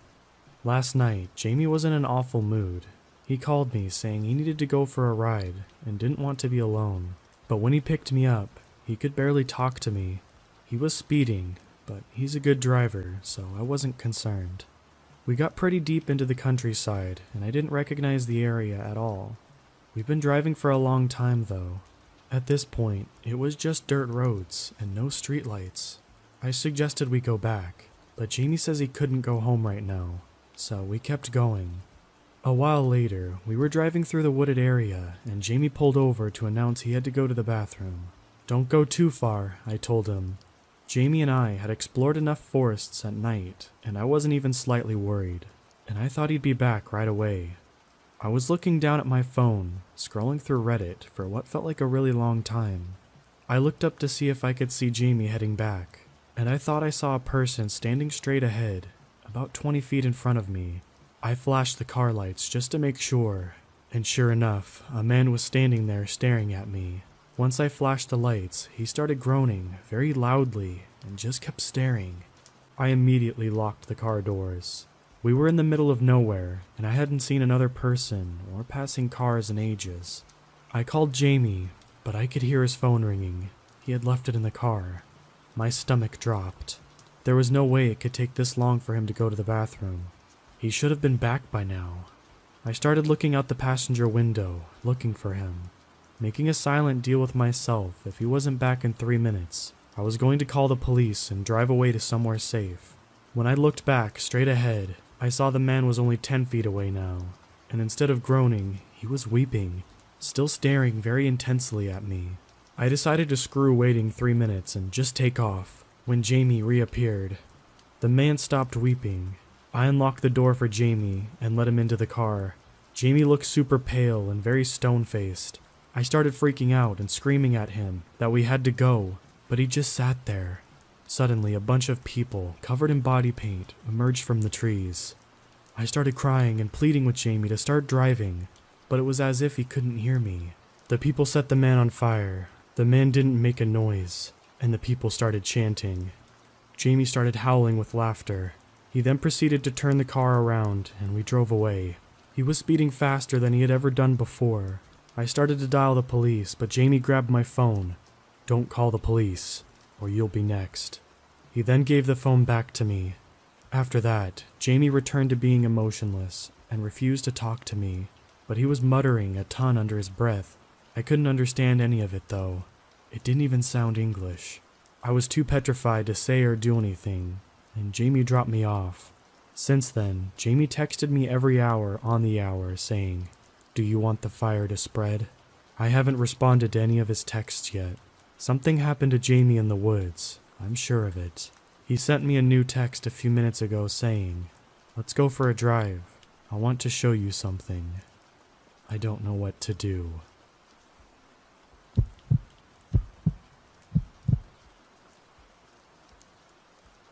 To start off, I'm not a believer in anything paranormal, magical, or voodoo, none of that. The extent of my creepy ghost-like or urban legend experiences, until now, had been through my friends, and most of them chalked it up to the usual. It was a cougar fox scream, not a woman's. The wind did that. It was just a messed up homeless guy stalking me, and then left it at that. But I cannot logically explain to myself what I just witnessed in any terms other than saying it was unnatural at best, or terrifyingly unworldly at worst. So this all happened just a few hours ago, when I decided to do something different after work, and take a hike by this little park my shop is by. I'm a mechanic. It's something my wife loves to do, and I decided to take some trails she likes to go on. Now, the thing about this park is it's basically just an oval, some roads to look at the scenery, and a place to fish and dock boats in the lake nearby. But after that, it's mostly trails. The trails go out into the woods about 10 miles, and after that, it's about 1,000 acres of no man's land woods, and blind cliffs owned by the state. People get lost, go missing, all of the time because idiots think they can rough it. And my wife had her own stories of going off the trail for a second and getting instantly turned around.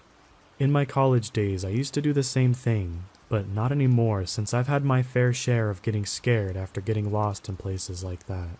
It's by the grace of God I could always find my way back, but it's never a wise thing to do, even if you are confident in your navigation skills. I think you're getting the picture of the place that I was in. When I get there, I'm parked and I decided to take one of the relatively shorter routes, a 2-mile trail. Since it had been a while since I hiked the trails and I didn't have any gear on me, plus it would be dark soon, I grabbed a map from my office right by the start of all the trails, on the off chance I got lost or something, and thank God I did. I was pretty confident that getting lost wouldn't be that big of a deal, since one of the longer trails, also a round trail, about 10 miles made for camping on, went all the way around the parking lot, and my trail and my car being in the center of the whole thing. When in doubt, I could walk in any one direction and find it and get back home. So, starting off the hike, I wasn't worried, just ready to get some walking in, and then brag to my wife how I finally went out to see her favorite place. I'd say I was even excited. The weather was amazing. The wind was just the right speed, and I would have something to talk about. I'd say I got about a quarter mile in before things got a little weird. It wasn't that there was anything visibly off or anything, just that I started to feel uncomfortable, kind of like a nagging feeling in the back of my mind saying, you should probably leave. I had already started and didn't really feel like turning around, so I kept going, looking at wildlife, enjoying the view when I could, and generally taking it slow. But that feeling never did go away. It was at the halfway point, at what my map said was the crest of the trail. That feeling got overwhelming. It was suffocating. Like my whole body wanted to just up and run out of that perfectly fine looking trail. But I had already come so far, and there was no use in turning around since I was at the halfway point. I thought maybe I was just getting freaked out since I hadn't done it in a while. Or maybe I was just having a panic attack from all the stress I'd been under for the last few days. So, I decided to sit down and take a breather to calm myself down. It didn't. Around 5 minutes into me flipping through my phone and reading some random Reddit stories, I noticed how quiet the woods had gotten. The air was completely silent. There was literally nothing. You ever hear the phrase, silence can be deafening? Well, in that moment, it was so quiet I could hear my ears ring. It hurt it was so silent, and it unnerved me to no end. So I did what any husband does. I called my wife for guidance. The conversation went something like this, at full speaker volume since I was so desperate to clear the air. David, what's going on? She knew something was up because I rarely ever called, even for emergencies. Hey, don't worry, I'm gonna be a bit late since I decided I was gonna hike that 2-mile loop today. But I had a question for you. What does it mean when the woods get suddenly quiet? She went silent for a bit, freaking me out more. Where are you on the trail? How far in? About a mile. Why?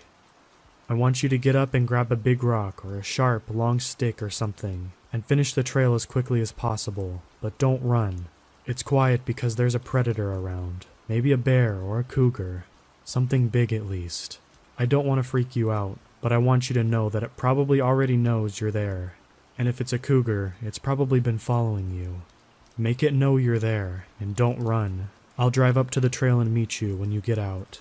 She hung up before I could properly freak out. Rather than puking up my anxiety or running as fast as I could, I got a stick, broke some of it off so it'd be sharp, and sent a quick I love you, thanks text to my wife. Our house is close, so I knew she'd be there in about 15 minutes or so. But it didn't calm me down. Not at all. For the next half hour, I'd slowed down to about a crawl as I looked around for whatever could be near me. All the while, the woods were still quiet. At this point, I was so anxious, I wanted to barf. And I might have, if I wasn't so paranoid that closing my eyes just for a second would alert whatever was making the woods so quiet attack. So I just went on. looking over my shoulder every few seconds and stopping to strain my ears to hear if there was anything walking around me. For a long stretch of time, there wasn't. Still no sound, still no wildlife, still nothing. Just my heart racing. But as I went onto the trail into some thicker parts of the woods, I began to notice how my footsteps seemed to echo ever so slightly. It was hardly noticeable, and had I not been so on alert, I wouldn't have even registered it. But once I heard it, it was deafening. When I stopped to check behind me though, there was nothing. At first, I thought I had just gotten so worked up that I was hearing things, that the quiet was messing with my head and my brain got bored. So I tried to ignore it. But after a while, I just couldn't.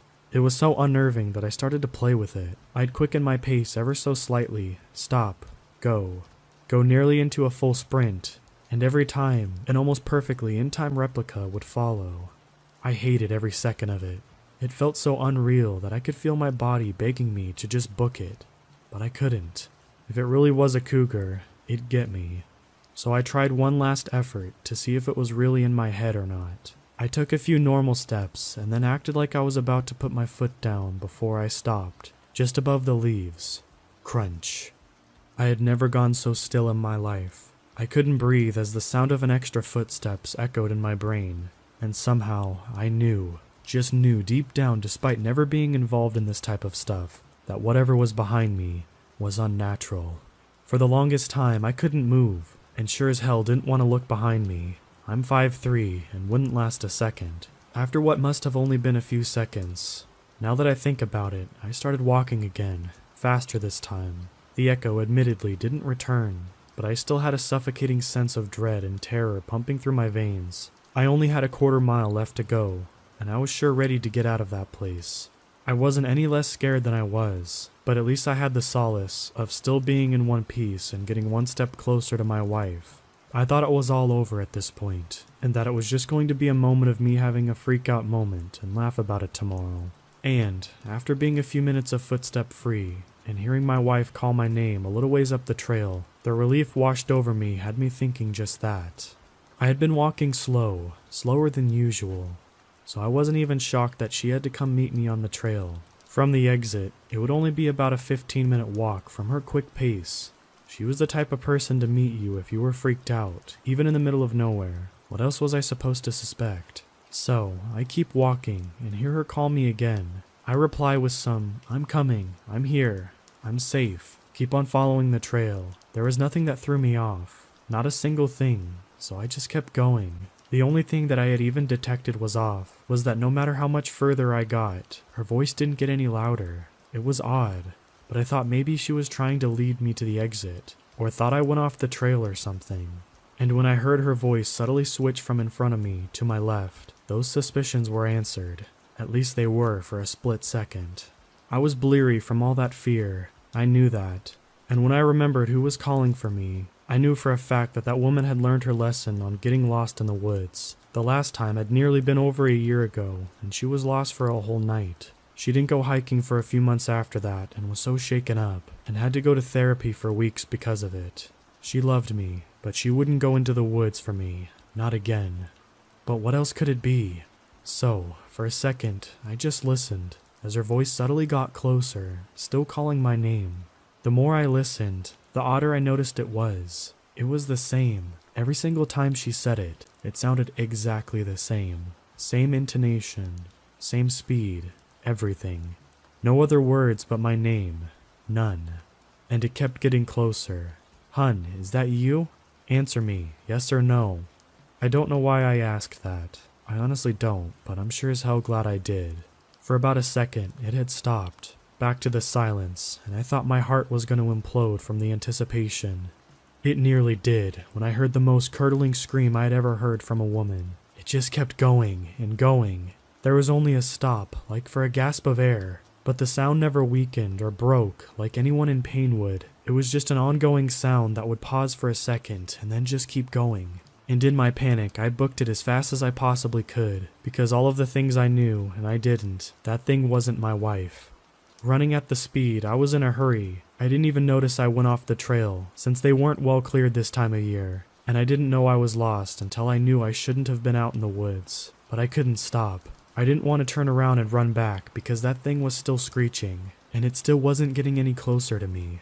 I could hardly see from the tears in my eyes as I just kept running, bolting until my legs were nearly about to collapse and until my lungs felt like they were being pierced. I hadn't even gone a full 5 minutes before I had to stop, with that screeching still behind me. There was nothing I could do. I was in the middle of a gigantic forest. I had dropped my stick, and something that wasn't a cougar, a bear, or a fox was following me. That 10-mile loop was at least a mile or two away from where I ran, and if that was my only bet, it would be dark by the time I found it.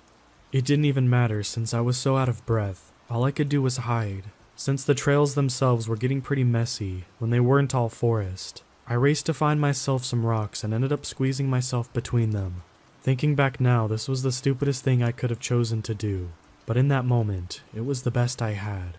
I sat between those rocks, holding my breath, sweating up an anxious, smelly storm, as my bug eyes looked around to see what I could see from my hiding spot. The screaming never did stop, but the footsteps returned. It was a very quiet, very subtle crunch, so predatory in nature.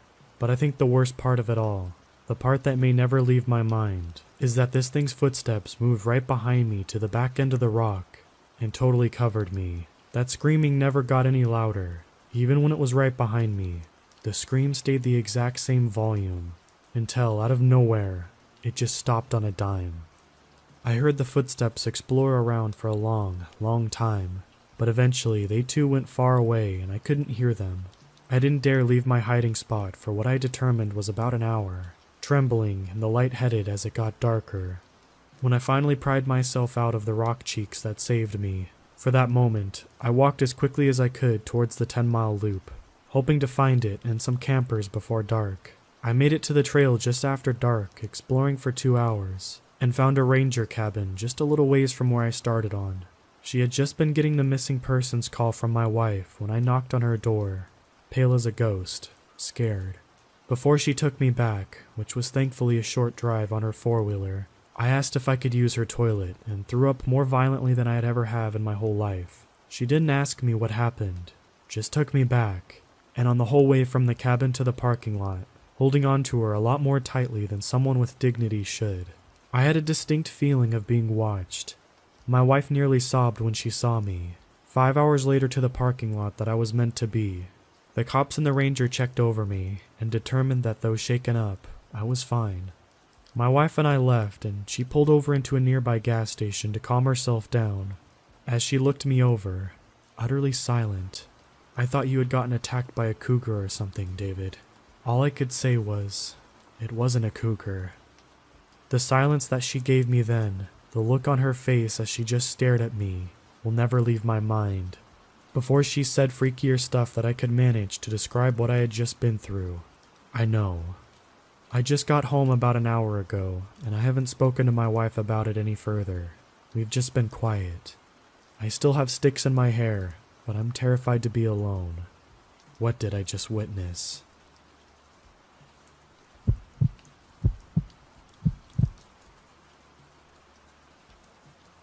This story takes place around a few years ago, when my dad left town for a business trip. I've never told anyone this story, but I guess I now have. I used to live in a fairly wooded area, with about a 2-story house in a small town in the United States. This house was kind of creepy though. I don't know how to exactly describe it, but it's always just settling, after being there for maybe decades. If you really shut up and have no source of sound, you can hear a noise, like a muffled crack, with a drag that lingers a small amount too long for comfort. But the story's not about that house.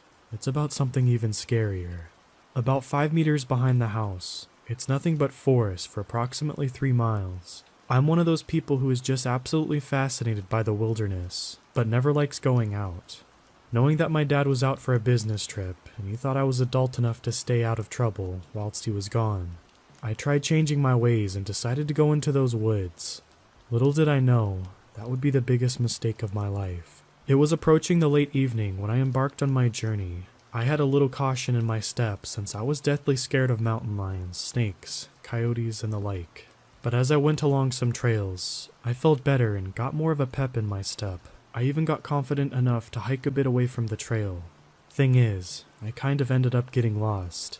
I started to panic. I tried to find my way back to the trails. Being a coward and the sensitive teen child I was, shaking in my sneakers was my first instinct. Mind you, I was only 15 at the time. I started to walk around, growing increasingly anxious. The walking turned to running, the running turned to sprinting, and eventually the sprinting turned to sitting and crying. I was huddled up against a rock, knees to my chest, sobbing silently. This was it. These are going to be my last moments out here. I don't have the guts to get an animal, and I wouldn't know how to light a fire. If it wasn't starvation, I'd definitely be taken by a vicious predator with malicious intent. It wouldn't be by natural causes, or in the military, or saving someone. No, I'd be gone because of my stupid decision to go off of the path. I started to think about what it would be like. Would I be reincarnated?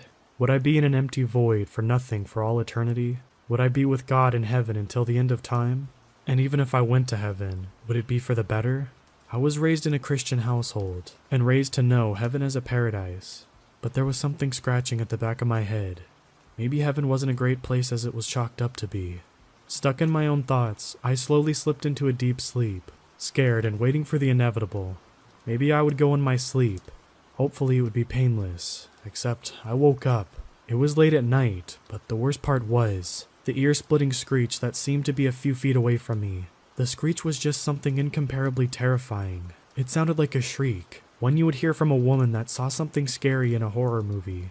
But something was off. It sounded like a wounded animal at the exact same time. I don't know if whatever it was got the animal, or if that was the noise it just made. I didn't want to stick around to find out. Fight or flight was activated. I jolted up and ran as fast as I could in whichever direction was opposite of the noise. Due to my panic state, I ended up running so fast I didn't look where I was going and tripped over a log. I face-planted into the dirt. I didn't know what happened, other than I could taste the dirt and leaves in my mouth. I spat out what I could, and when I looked up, I was in shock. I was always a skeptic, but I always loved hearing about folklore and mythical beasts. I looked at the creature.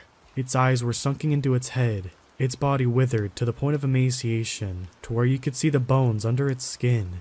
Its body color was ash gray, lips tattered, its body emitting the scent that which I could only describe as the fresh scent of decay. I just stared, and based on this thing's appearance, it was the face of a Wendigo. My body froze as I looked into its eyes. It had no eyes. That's what made me panic, staring into a horrifying creature that was just itching to tear me to shreds. I thought of my family. I never really liked them, but I wanted to see them. As I was thinking, I noticed that the Wendigo was already leaping towards me, and that's when I saw my short life flash before my eyes. My elementary years, my family, middle school years. My family was still all I could think of. I wasn't even supposed to be out there, and by some miracle, I was able to move. I scrambled onto my feet, but I felt a sharp sting on my back. I didn't care. Adrenaline pumped through me. I ran faster than I thought humanly possible, and by some miracle, I guess it lost interest or something. Because after a while of running, I came across a trail with a few people trying to investigate the screech I heard a while back. Before I started running, they saw me, and they watched as I collapsed. A wound in my shoulder and my shirt ripped. They asked if I was okay, as one of them patched my shoulder up with the bandages in their first aid kit. I explained what happened. Their original plan was to call an ambulance, but I told them not to. It would be stupid. My family would scold me. No one would believe me, and I had a phobia of hospitals. And thinking about the creature, the Wendigo, made me think about death, and knowing that there would be a lot of that in a hospital, I wouldn't be able to bear going. I'm not sure if they believed me, but they helped me to my house. I didn't feel safe there, though. I asked if they could escort me to my neighbor's, which was maybe a few hundred meters away. It took me a bit to realize that the sting I felt, it may have been a claw from a Wendigo. I didn't care. I made it out alive. I made it to my neighbor's safe, and I haven't had an incident yet. I'm still waiting. I feel like it will come back. It felt weird how it just left me alone. Knowing that, I didn't get too much sleep that night. It scares me to even think about the incident. And even now and then, I can hear the same screech, yet it's usually so quiet to the point I can barely hear it. And it almost sounds like the cracks in my old house.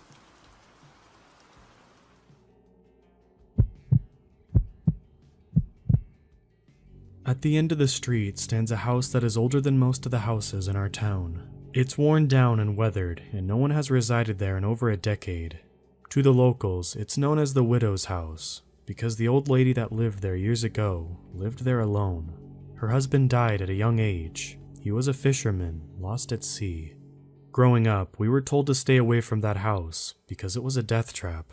Inside, the walls were falling down due to rot, and the ceiling was water-stained and full of mold. So, it was understandable why our parents didn't want their children playing around inside.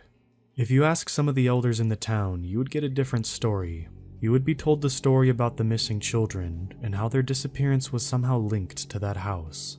The elders would say that the widow lured the children into her home because she was lonely and wanted company, and when the children would try to leave, she would kill them. I asked my parents about this story, and they assured me that the wise tales that the elders made up were to scare the children to stay away from that house. Even if the stories about the missing children aren't true, I still get chills whenever I walk by that house. There's something unnatural about that house, something dark, and I think if the walls of that house could talk, they'd have some real nightmares to tell. When I was 12, my friends and I were up late playing Spotlight on a Saturday night. We were playing in the backyard, and it was just about midnight, and we were starting to get bored. Just as we were about to call it a night and go home, one of my friends came up with a brilliant idea that we break into the widow's house and explore inside. One of the guys in the group tried to convince us that this was a bad idea, and our parents would find out and get mad if they caught us being there. Being young and stupid though, we chose to go against our better judgment. We walked up the street, and as we got closer, the moon was illuminating down perfectly on the house. From a distance, you could easily distinguish the worn-down place, and there was no denying that it was abandoned. As we got closer, I started to feel this uneasy feeling go down my spine. I was convinced that the rest of the group did too, but we were all too afraid to admit it because we didn't want to risk being made fun of. We were now standing in front of the house, waiting for one of us to work up enough courage to open the garden gate. The gate was once iron, but you wouldn't be able to tell now with all of the rust and corrosion. I put one hand forward to try to seem brave enough to impress my friends. I slowly pushed the gate open with my left hand, and as I did, the gate let out a creaking noise that made us all jump.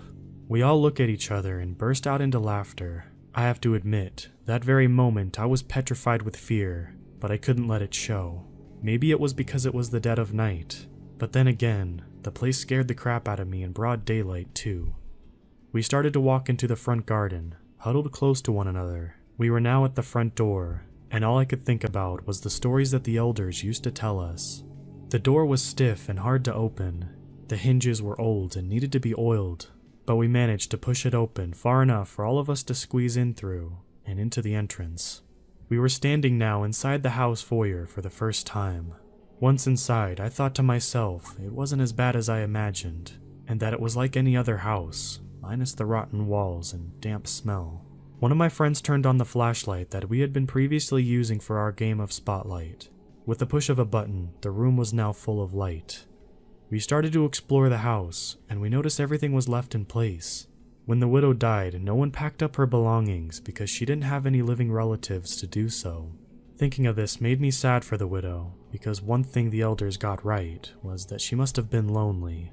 Even at 12 years old, the thought of living alone for years on end made me depressed. Deep in my stomach, I felt sympathy for the widow. She lived inside these walls and would never go outside, mostly because our town and their rumors forced her into a life of isolation. When we reached the upstairs, my friends made their way into one of the many bedrooms, and at this point, I was feeling more comfortable being in the house and got bold and headed into one of the other rooms. When I walked into the room, I knew instantly it must have been the master bedroom, her bedroom.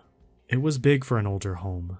The moonlight shined through the window, giving me enough light to see around the room.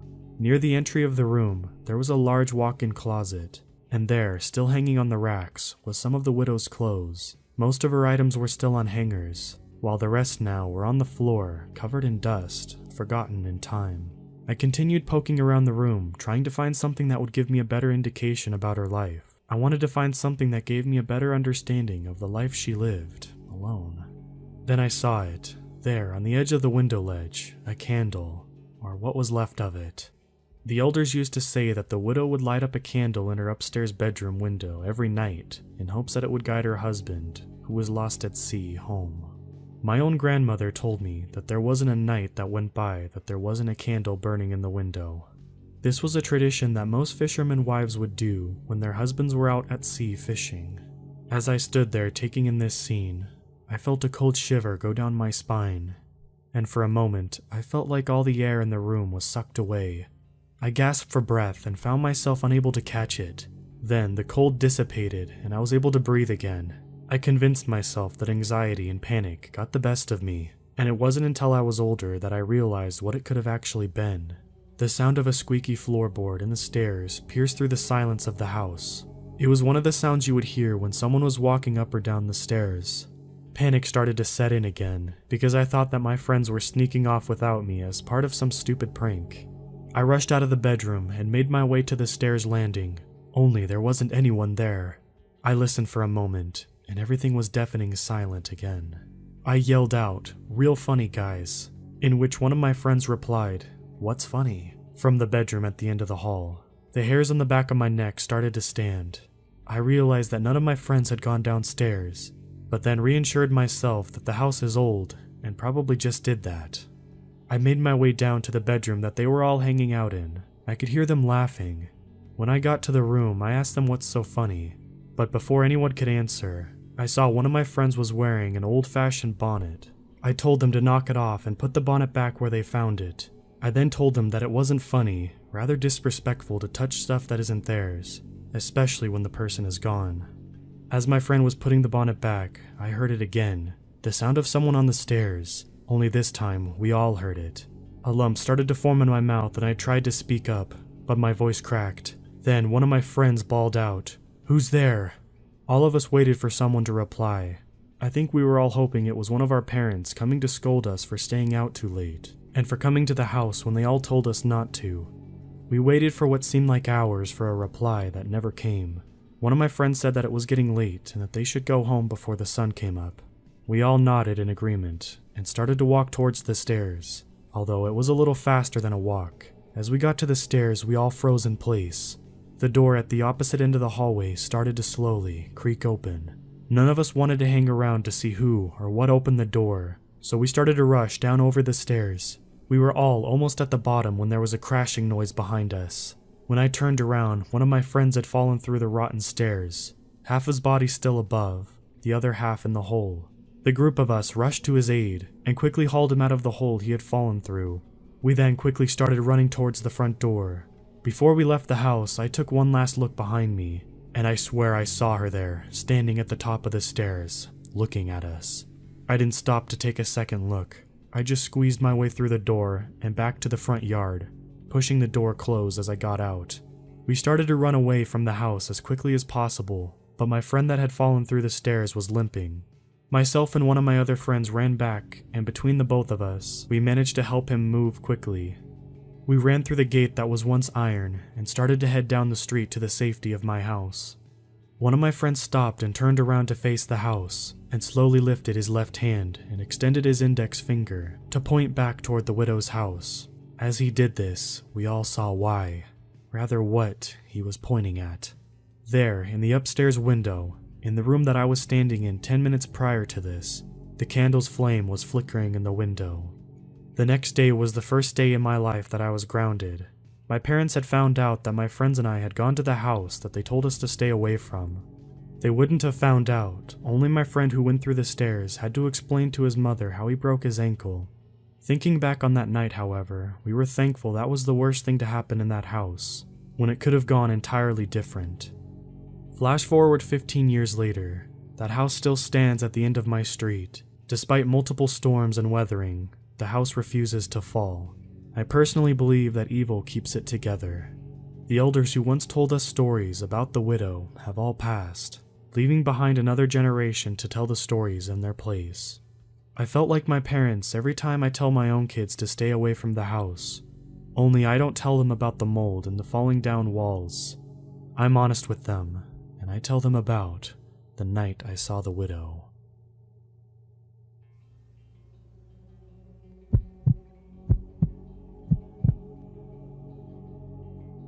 I guess I should start somewhere at the beginning. You see, this house is also the house my father grew up in with his parents, and my grandfather grew up in with his parents. I'm not sure how many generations this house has belonged to my paternal family, but this house is old. It's a 3-story house, stood alone, and across the road from an even older church in a small village about 3 or 4 miles from the nearest big town. I did not grow up in this house. My father despised this place. Out of the very long list of things he detested, this house was up there in the top 5. That's why I'm so surprised he moved into it after he and my mom divorced. He always said that he would rather live on the streets than return there. When both his mother and father died, the house was naturally left to him. The only child of an only child. My dad wasn't just an only child, but a very lonely one. His father was, quite frankly, disinterested in him, and his mother was nothing short of vile to him. So, when they died, and all that was left was the house, I expected my dad to either demolish it or sell it. He said that it would cost too much to renovate the place to make it suitable to live in, and too much to turn into rubble. Now, my dad had a lot of demons trapped in his head. He would drink himself into oblivion, in a vain hope to forget his childhood, to no avail. He was really very sad to witness. He had a good, well-paying job at a manufacturing company as head of the engineering department, and my mom worked out of a doctor's practice, often working nights. They were 2 passing ships in the night, and unfortunately, it was me that had to take care of Dad when he was too drunk to take care of himself. My mom knew nothing of his drinking problem, and to this day, she still doesn't know the full extent of it all. They divorced when I was 13. I never stayed overnight with my dad. He wouldn't allow it. He would always tell my mom that he would take me out for the day, but he couldn't let me into the house. So naturally, our relationship thinned. By the time I was 23, our relationship consisted of drunken phone calls at ridiculous hours, and me talking him off the edge of whatever rim he was close to throwing himself off of. I'd had enough. I was pregnant with my oldest child, single, in a 2-bedroom house. The last thing I needed was to be a parent to my parent, on top of the tiny human totally dependent on me. So, I told him, everything he put me through, I didn't deserve it. I hated him for it. Hated him more than he hated that house, and to not contact me again unless he got sober. He had progressively gotten worse over the years, you see. He went from a binge drinker to a high-functioning alcoholic to a regular alcoholic, and drinking away his redundancy and life savings. That was the last time I spoke to him. He died a little over 6 months ago by his own hands. I cannot express how awful I feel now. I wish I had reached out to him when my son was born, and again when my daughter was born 3 years later, and the last year when I got married to the love of my life. I wish he could have shared in my happiness and been a grandfather. He was found after one of his many girlfriends couldn't get a response from him. He had only been dead 3 days, and was found, empty whiskey bottles strewn all over the house, stained with vomit, and God knows what else. He had a small funeral with only 3 guests, including the priest. He had his grave next to his parents in the graveyard at the church at the end of the street. The first I knew about it was when I got a phone call from a solicitor. I was the only beneficiary in his will, and I got the house. He had nothing else to leave me. What money he had left paid off his debts and funeral. I really didn't want to move here. It was my husband who convinced me. We were living in my small, 2-bedroom house that I had been living in since I fell pregnant the first time around. We had been saving as hard as possible to buy a house instead of renting, but it was proving to be difficult. We have 2 kids together who share a room and had no backyard at all. The house would be perfect for us. It took a while, but eventually I had to agree. The village wasn't too far from the town for school for the kids. We both drove, no mortgage or rent. It wasn't too far out for us to still get to work with minimal hassle. And I thought, maybe a way of making some kind of peace with my dad. We first came there to see the house. It was bare. Everything had been removed. By who, I couldn't tell you. A raging alcoholic he may have been, but the old man was still an engineer at heart. Maybe he hadn't drank all of his savings. It looked like a show home when we first stepped foot inside. Although cold and dusty, and in need of a good cleanup, the floor was hardwood throughout the downstairs, with a large, open-plan living room, with beautiful patio doors that opened up onto a large, though unkept, garden, with high walls for privacy. The second floor has 3 ample-sized bedrooms and a modern bathroom, and on the 3rd floor there was a master bedroom and an in-suite bathroom. It truly does look beautiful and the perfect family home, even before we cleaned it up. We've been here officially 2 weeks. We spent a month cleaning and moving things in. The money we had saved ourselves we used to decorate and lay carpets. The carpets I insisted for the living room. Thankfully, the kids didn't notice in their excitement. But there, in the middle of the living space, was a strikingly big, brownish-red stain set against the dark wooden floor. You'd be forgiven for thinking that it was just a watermark on the wood, but I knew immediately what it was. That is where my dad was found, where he spent his final moments. I didn't want a constant reminder of that staring me in the face. Even placing a decent-sized rug wouldn't cover it. You think that it would be enough for me to hightail it straight out of there, but by this point, we had nowhere left to go. My mom couldn't take us all in. She simply just didn't have the space. We had already signed off on the house that we had been living in, waiting to move in at the end of the month. I can't believe I've been this stupid. Everything has told me not to come here. Every instinct, every sign. And yet, here I sit, on my patio, phone in one hand and gin in the other, letting it all out onto the ether of the internet. To make matters worse, my husband had offered a new job, one that requires him to be away for up to 6 weeks at a time. The money is too good to pass up, but I don't want to be here alone. He's packing his bags to fly out tomorrow afternoon. In the 2 weeks since I've been in this house, so much yet so little has happened. The first day we arrived, ready to get comfortable and spend our first night, no less than 6 birds flew straight into our patio doors and broke their necks. We put it down as us not having anything up in the doors to inform the birds that there was an invisible barrier there. Now I'm taking this as warning sign number 1. The same night, I woke up because a faceless someone was screaming in my ear. I put it down as a nightmare at the time. Now I'm thinking it as warning sign number 2. 3 days passed without much incident. Maybe the odd bump in the night, or the sound of a door creaking shut upstairs, but nothing that couldn't be explained anyway. On day 4, I had a long soak in the bath. I went to put my wedding ring back on afterwards, to find that they weren't where I had left them at the sink. I found them on day 6, under my dresser. Every day something happens. My wedding photo has gone missing. My favorite perfume has vanished too. I constantly feel like I'm being watched. All the time the hairs on the back of my neck tingle and radiate down my back. I keep seeing black shadows in the dark corners of the house. I blink and they're gone. Doors are left open when I know I shut them, and vice versa. Specifically, the built-in wardrobe in our bedroom is always ajar. Even when I know, as a fact, I close it until it clicks, several times, every day. Today has been the worst. I'm not sleeping well at all. I always feel on edge and uneasy. I'm snapping at the kids and my husband. The final straw came after putting the 2 little ones to bed. I came out of my daughter's bedroom when something caught my eye. I don't know what it was. I can't explain it. It looked like a person, but not. All I remember is 2 electric blue eyes, and then falling. It almost felt like I was floating on top of invisible water. If it wasn't for the tightening in my stomach, it would have been a pleasant feeling. There was a white flash in my eyes, and a searing pain shot through my entire head. I felt the blood rush into my face and heard a ringing in my ears, just before the very breath was forced from my lungs as the back of my ribcage landed with force against the cast iron banister at the bottom of the staircase, with a nice goose egg forming at the back of my skull and bruised back. I rubbed the bright spots from my eyes and looked back up to the top of the staircase, and there was nothing there. Nothing at all. And I still had the sense that I was being stared at.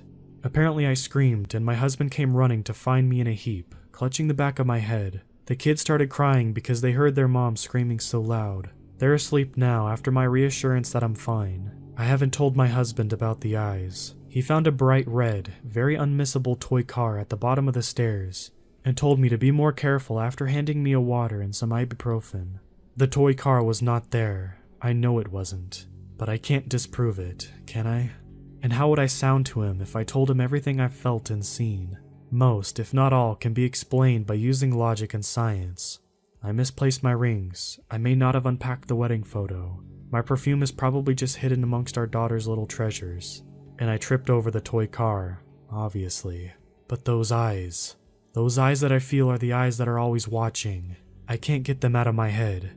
My mom is visiting tomorrow and taking both the children away for holiday, as the school is broken up for Easter break. Then I will be alone. As of 4 p.m. tomorrow, I will be truly alone in this heap of wood and stone and glass. At least I think I'll be alone. No, I will be. I will be. I just need to document everything, so I know I can read it back to make sense of it all. What am I gonna do?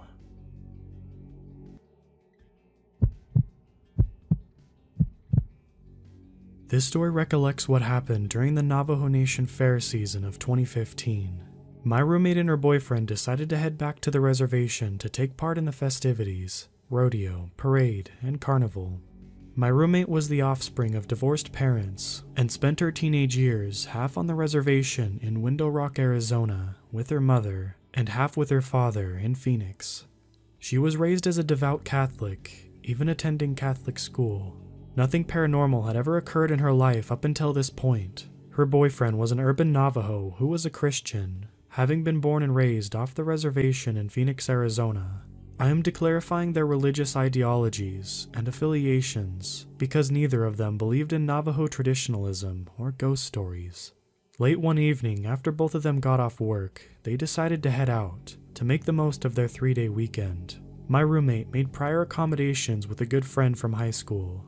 When my roommate was a young adult, her mother decided to move away from the res. If her mother still lived in Window Rock, she would have simply stayed there. The accommodations were as follows. Her good friend opted to stay close to relatives and offered her a 2-bedroom, 2-bath manufactured home at her disposal. The trailer was located off the road between St. Michael's and the first 4-way intersection when you are heading towards Window Rock from Summit. Many have called it the back road to St. Michael's. The old, original township of St. Michael's, that is. As you can imagine, they arrived to their Navajo Fair B&B pretty late. The trailer was off to the right of the main highway and was situated at the foot of a large rolling hill. There was no streetlights. First order of business, my roommate calls her friend to let her know they arrived safely. They walk up to the trailer and unlock the door and give themselves a tour of their accommodations. They turned on all the lights in every room they toured. My roommate had driven the entirety of the journey home, so she was a bit more fatigued than her partner. She asked him to get the luggage from the car. It was a hatchback. The car was parked about 40 feet away. She explained to me that it had rained some weeks before, and the dirt road leading up to the house was wrecked. To avoid bottoming out, she parked on level ground. She walks into the guest room and her boyfriend is already laid out on the bed. She pleads with him to go get the luggage and, most importantly, her makeup bag, so she can remove her makeup before bed. She compromises with him that she'll go out with him if he does the heavy lifting. She doesn't want to put her heels back on, so she decides to watch him from the porch. Yes, heels. She worked at a bank and always had to dress professionally, in a pantsuit and heels. So she is standing on the top stair of the small 3-stair porch, with the front door slightly ajar, her hand on the doorknob. Her boyfriend walks off into the pitch black. The light from his phone serves as the only beacon of light, signaling his location. As she watches his light grow dimmer and smaller in the distance, she hears what seems to be a pack of dogs howling and barking. She said it sounded like a rumble, a pack of feral dogs or coyotes fighting. The pack of dogs come barreling down the large hill behind the trailer. She hears a loud thud against the back wall of the trailer. The thud was so loud that she heard the rattling of picture frames that were hanging. At this point, fear begins to creep in her mind. She calls out to her boyfriend and hears no response. She shouts for him once again. That's when she realizes the dogs have all gone silent, all at once in a fluid succession of motions. She said that something from inside her trailer slams the front door, so fast that it creates a gust of wind. She said that if she had been holding onto the doorknob, it would have knocked her off the landing off the front steps. The porch light flickers and then goes dead. She is standing there, barefoot, in the darkness. She tries to open the door and retreat back into the trailer. She was able to turn the doorknob until it clicked. The door wasn't locked. Something heavy was pressed up against the flimsy, manufactured hollow cord door from inside. At this point, she said she didn't realize she was crying, at the brink of an anxiety attack. Adrenaline took over her and she began throwing herself and all of her weight against the door. She saw it inch open, and the light from inside flooded the doorway for a split second before it slammed shut in retaliation.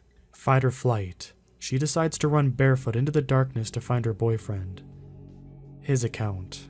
He leaves his girlfriend at the top of the front door steps as he walks off into the dark, with only his phone serving as a flashlight. He's being very careful where he steps because the earth is turned up and twisted and gnarled. deep ruts and grooves from a vehicle driving in the mud before it hardens into crust. He is afraid he might twist his ankle. He too hears the frenzied howls and barks of the dogs.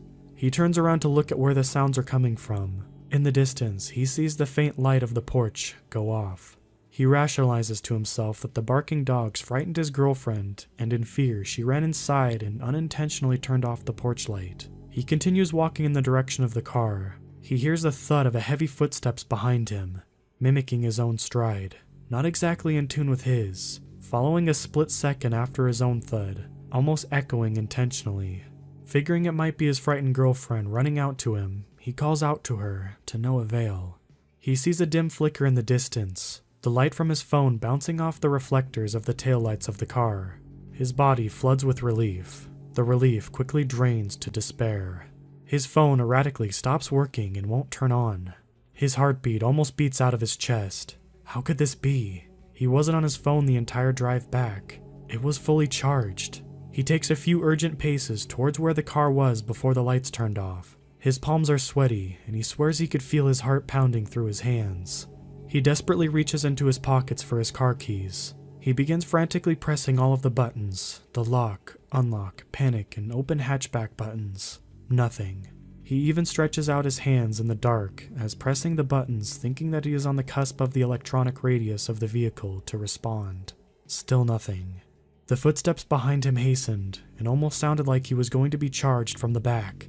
He is too terrified to look back. At this point, he realizes the dread that he feels in the pit of his stomach means it's something unnatural. His shoulders drop as he instinctively braces for some sort of impact. The sound of heavy footsteps would indicate that he would have been hit by now. Nothing. The footsteps loudly led directly up to him, to his heels, and nothing. He opens his eyes and hears something like a coin drop and hit the top of his car. He turns around to the patter of bare feet on the dirt road. His girlfriend charges into him, full embrace, hugging him. Mind you, his feet stayed planted. He doesn't take one step forward or back. The car keys are still in his hands. His thumb presses down. A loud click, the familiar sound of the hatchback opening, and the lights from inside the car quickly floods their immediate surroundings. They grab their luggage and a pair of flip-flops from the car and slowly make their way back to the trailer. Oddly, the front porch light was on now. My roommate makes her boyfriend go inside and check all of the rooms before she goes back in. He opens the door with ease. He checks each room meticulously. There is no one inside. All of the windows still locked from the inside. I have never retold this account to anyone, but thought I would finally share it before time and life erases the details from my memory. Once in the safety of their trailer, her boyfriend pulled out his cell phone and turned it on to the exact same battery percentage. They corroborate their experiences to recount what happened to each other. Both of them are dumbfounded at the fact that they were shouting at the top of their lungs for each other at one time or another, but neither of them said they heard the others yelling. Growing up on the res, you hear your fair share of skinwalker and ghost stories, but this was the first time I heard one where the perpetrator manipulated electronics, to a great extent or even at all. It was also the first case where the perpetrator manipulated sound waves. Both of them swore that they were easily in earshot of each other, but weren't allowed to hear each other's cries. There were no structures or trees between them, obstructing the sound waves. He had heard the pack of dogs, but wasn't allowed to hear her screaming out for him. What also spurred me is that this massive amount of questioning from some Reddit users. If they exist, why haven't they been filmed or caught on camera? Skinwalkers are just as modern as you and me. Wicked as much as they may be, they are not stupid to deal with smartphones and technological advances as much as anyone. They walk the world as normal people during the day.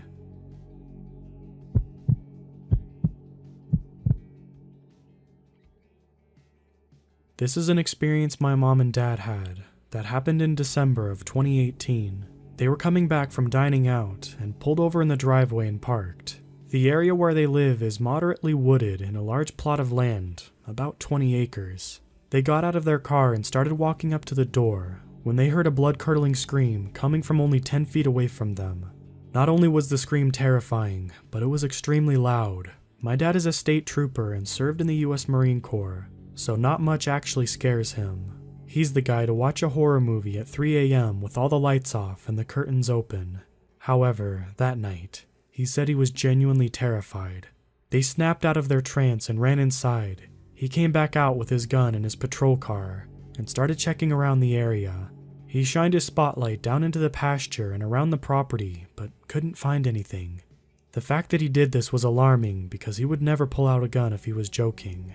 I've only ever actually seen him pull out a gun 2 other times in my life. Only about a week after I came home from college for winter break, I sat on the porch late one evening drinking coffee. It was pretty cold and I was reading a book when I heard something eerie coming from the pasture to the east of my house.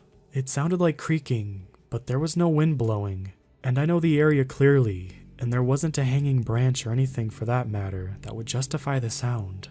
Even though it creeped me out, I refused to think anything of it and brushed it off as strange, but explainable. Thoroughly chilled, I stopped reading my book because of bad lighting and went inside. After a while, I found I forgot my book outside and went out to grab it. This time, I heard a low, poor howl. The only canine creatures that live in this place are coyotes, and when you hear them, it's a mixture of yips and short, pitchy howls. Hearing it and having my fears proved that it was some other worldly being, I grabbed my book and ran inside. About 20 minutes later, my brother comes home from a friend's house. He walks in and doesn't say anything other than hey. I tell him about what I experienced. To my surprise, he said he heard the exact same thing just a couple minutes earlier when he was walking inside. The sound had moved from its previous location southwest of my position and was now to the northwest corner of the property. He said the sound was long, deep, but poor or weak, kind of like the one I heard. My brother seemed more spooked with his encounter than I did with mine. He said that the duration was so long and then just sounded very fake, like a poor imitation. After that, there wasn't any more sightings the entire time I was home. It's since been ruled out as a deer, since we have a lot of them and they don't make strange noises like that.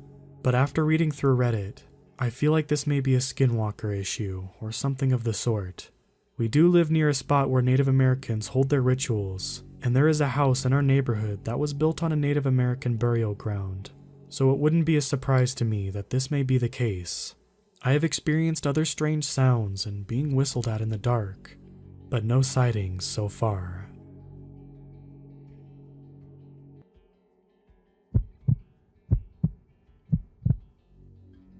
Back when I was 15, I picked my younger brother up from elementary school every day, and we would bus home together.